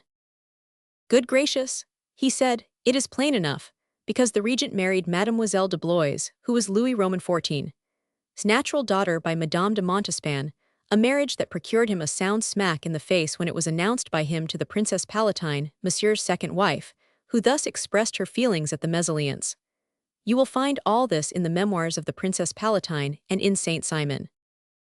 I felt extinguished by the ready and accurate answer given me. "Oh," I said with downcast head, "I shall never be as learned as that." I finished the copy of the statement by 11 o'clock that same evening. It was sent next day to M. Dupin, who should have it still, written in my handwriting. We will now finish the story of Maria Stella. When she had threatened the Duc d'Orléans, she returned to Italy to hunt up evidence that would establish the authenticity of her birth, and the substitution of the daughter of the Comtesse de Joinville for the son of the jailer Chiappini. She did, in fact, obtain the following decree from the Ecclesiastical Court of Faenza on 29 May 1824, "We will give it for what it is worth, or rather for what it was worth." This decree is followed by the official rectification of the birth certificate. Judgment of the Ecclesiastical Court of Faenza. Having invoked the very sacred name of God, we, sitting in our tribunal, and looking only to God and his justice, pronouncing judgment in the suit pleaded or to be pleaded before us, before the inferior or any other more competent court, between Her Excellency Maria Nubero, Baroness of Sternberg, domiciled at Ravenna, petitioner of the one part, and M. le Comte Charles Bandini, as trustee judicially delegated by M. le Comte Louis, and Madame la Comtesse N. de Joinville, or any other person not present having or claiming an interest in the case, defendants arraigned before the law, as also the most excellent Dr. Thomas Chiappini, domiciled at Florence, defendant also cited, but not arraigned before the law. Whereas the petitioner, appearing before this episcopal cure as a competent tribunal, by reason of the ecclesiastical acta hereinafter set forth subject to its jurisdiction, has demanded that an order be made to have her certificate of baptism, etc., corrected by the insertion therein of suitable annotations. And whereas the trustee of the defendant cited has demanded that the claim of the petitioner be set aside, with costs. And whereas the other defendant cited, Dr. Chiappini, has not appeared before us, although twice summoned so to do by an archiepiscopal usher of Florence acting on our behalf, according to the custom of this cure, and whereas the effect of this contumacy has been duly considered in its bearing on the case. In virtue of the acta, etc., having heard the respective defendants, etc., considering that Laurent Chiappini, being near the term of his mortal life, did, by a letter which was handed to the petitioner after the decease of the said Chiappini, reveal to the said petitioner the secret of her birth, showing clearly to her that she was not his daughter, but the daughter of a person whose name he stated he was bound to withhold, that it has been clearly proved by experts that this letter is in the handwriting of Laurent Chiappini, that the word of a dying man is proof positive, since it is not in his interest any longer to lie, and since he is, presumably, thinking only of his eternal salvation, that such a confession must be regarded, in the light of a solemn oath, and as a deposition made for the benefit of his soul, and for righteousness' sake, that the trustee would essay in vain to impair the validity of the evidence of the said letter on the plea that no mention is made therein as to who were the real father and mother of the petitioner, seeing that, though such mention is in effect wanting, recourse has nevertheless been had, on behalf of the same petitioner, to testimonial proof, to presumption and to conjecture, that when there is written proof, as in the present case, testimonial proof or any other argument may be adduced, even when it is a question of personal identity, that if, in a case of identity following on the principle of written proof, proof by witness is also admissible, so much the more should it hold good in this case, where the demand is confined to a document to be used hereafter, in the question of identity.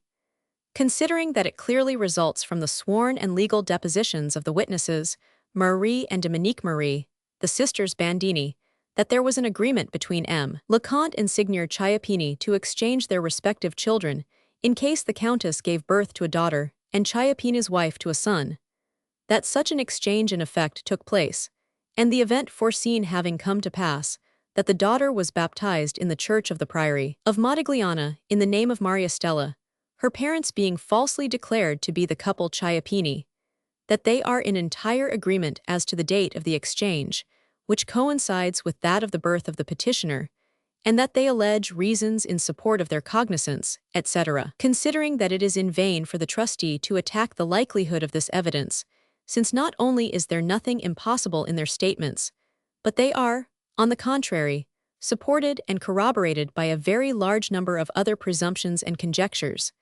That one very strong conjecture is based on public rumor and on gossip that was rife at the time in connection with the exchange. Such public rumor, when allied to past events, having the value of truth and of full cognizance, that this public rumor is proved, not only by the depositions of the aforesaid sisters Bandini, but also by the attestation of Monsieur Dominique de Laval, and by those of the other witnesses of Bringhella, and of witnesses from Ravenna, all of which were legally and judicially examined in their places of origin and before their respective tribunals, that the vicissitudes experienced by M. Leconte are convincing testimony to the reality of the exchange, that there is documentary evidence to prove that, in consequence of the rumor current at Modigliana on the subject of the said exchange, the Comte de Joinville was compelled to take flight and to seek refuge in the convent of St. Bernard of Brisquela, and that while out walking he was arrested, and then, after having been detained some time in the public hall at Brisquela, he was taken by the Swiss guards of Ravenna before His Eminence, M. le Cardinal Legate, who set him at liberty, etc. That M. le Comte Biancali Borgai attests, in his judicial examination, that while sorting some old papers of the Borgai family, he came upon a letter written from Turin to M. le Comte Pompey Borgai, the date of which he does not recollect, signed Louis Comte de Joinville, which stated that the changeling had died, and that any scruple on its account was now removed.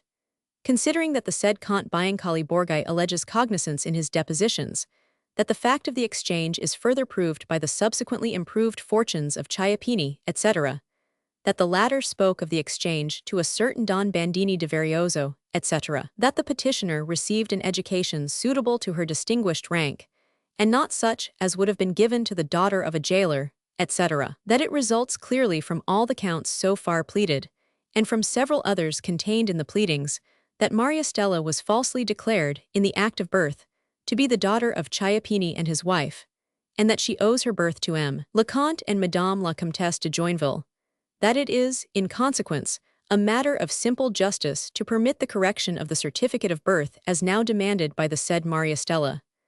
Lastly, that Dr. Thomas Chiappini, instead of opposing her demand, has committed contumacy.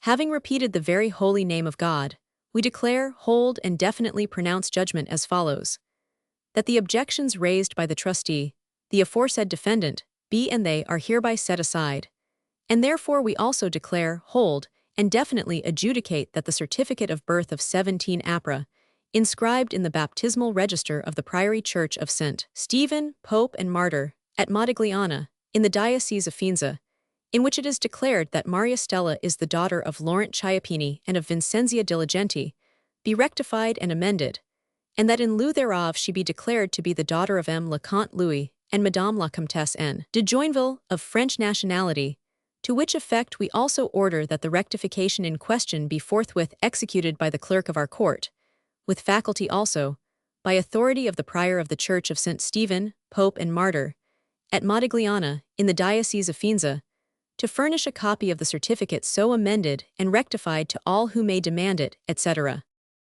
Preambles pronounced by me, Domestic Canon. Signed Valerio Borcai, Provicar General.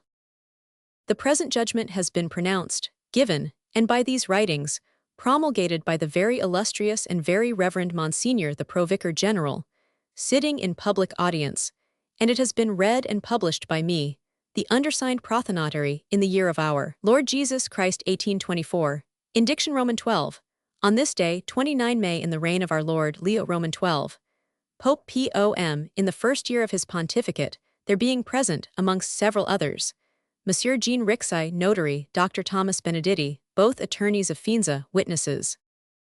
Signed Ange Morigny, Episcopal Prothonotary General. Correction of the certificate of birth. This day, 24 June 1824, under the protection of the holiness of our Pope Leo Roman 12, Lord Sovereign Pontiff, happily reigning in the first year of his pontificate, in Diction Roman 12 at Faenza, the delay of 10 days, the time used for lodging an appeal having expired since the day of the notification of the decision pronounced by the Ecclesiastical Tribunal of Finza on 29 May last, in the case of Her Excellency Maria Newborough, Baroness de Sternberg, against M. Leconte Charles Bandini of that town, as trustee legally appointed to M. Leconte Louis and Madame la Comtesse N. de Joinville, and to all others absent who did not put in an appearance, who may have, or might lay claim to have an interest in the case, as well as to Dr. Thomas Chiappini, living at Florence, in the States of Tuscany, without anyone having entered an appeal. I, the undersigned, in virtue of the powers given me by the above-announced judgment, have proceeded to put the same judgment into execution, namely, the rectification of the certification of birth produced in the pleadings of the trial, as follows. Name of God, Amen. I, the undersigned canon chaplain, cure of the Priory and Collegiate Church of Saint Etienne, Pope and Martyr in the territory of Modigliana in the Tuscan States, and in the Diocese of Finza, do certify having found in the 4th book of the birth register the following notice.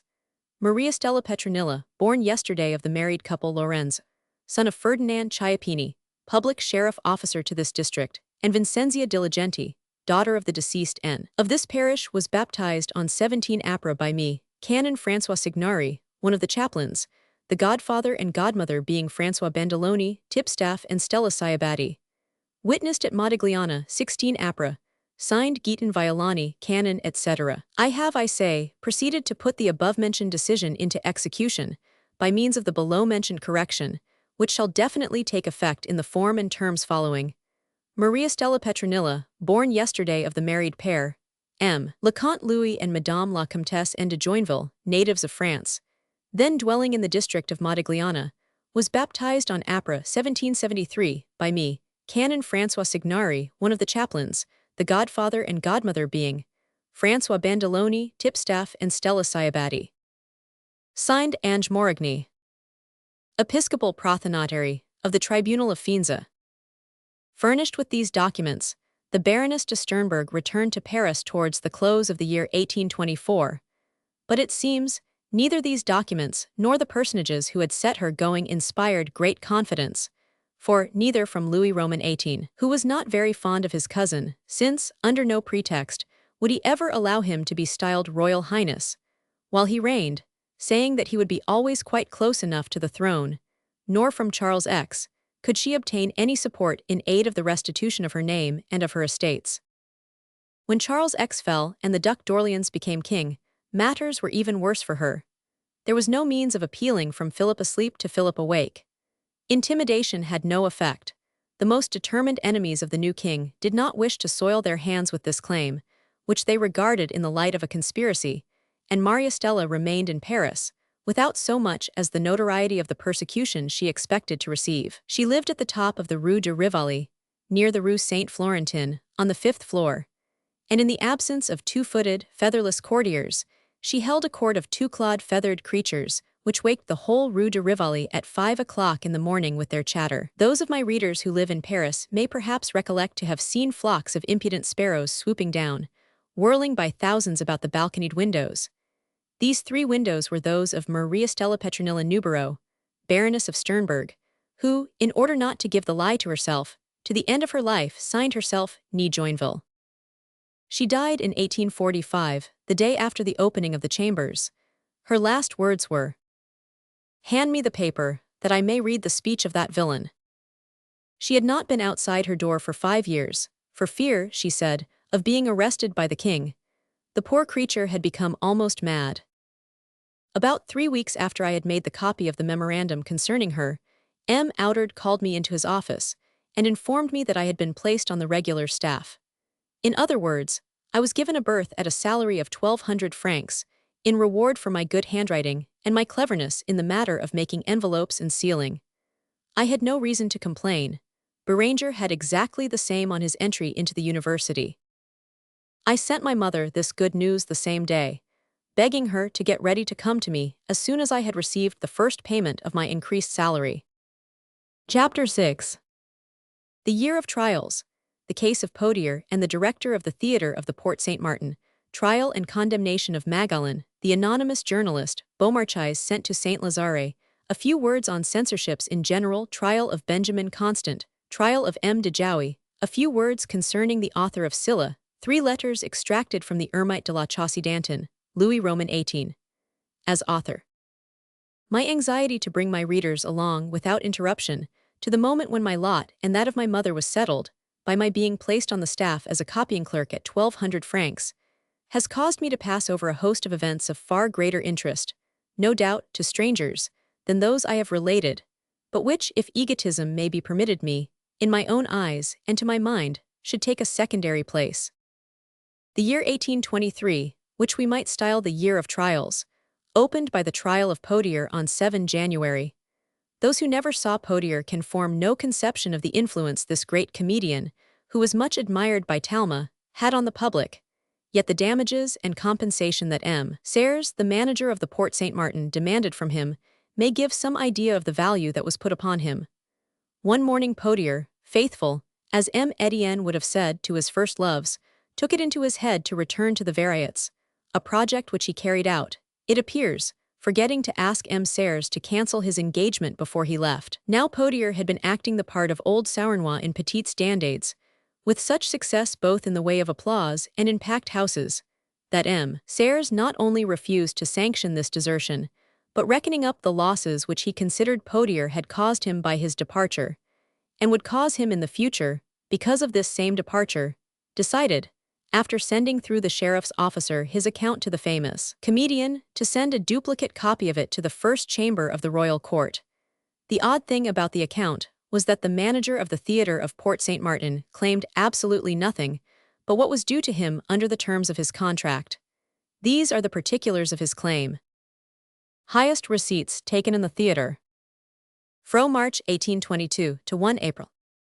The same year, being at a rate of 3,611 francs, 144,408 fr, which have expired since the first claim, 440,542, which remain to run before the end of the engagement, 10,322,840.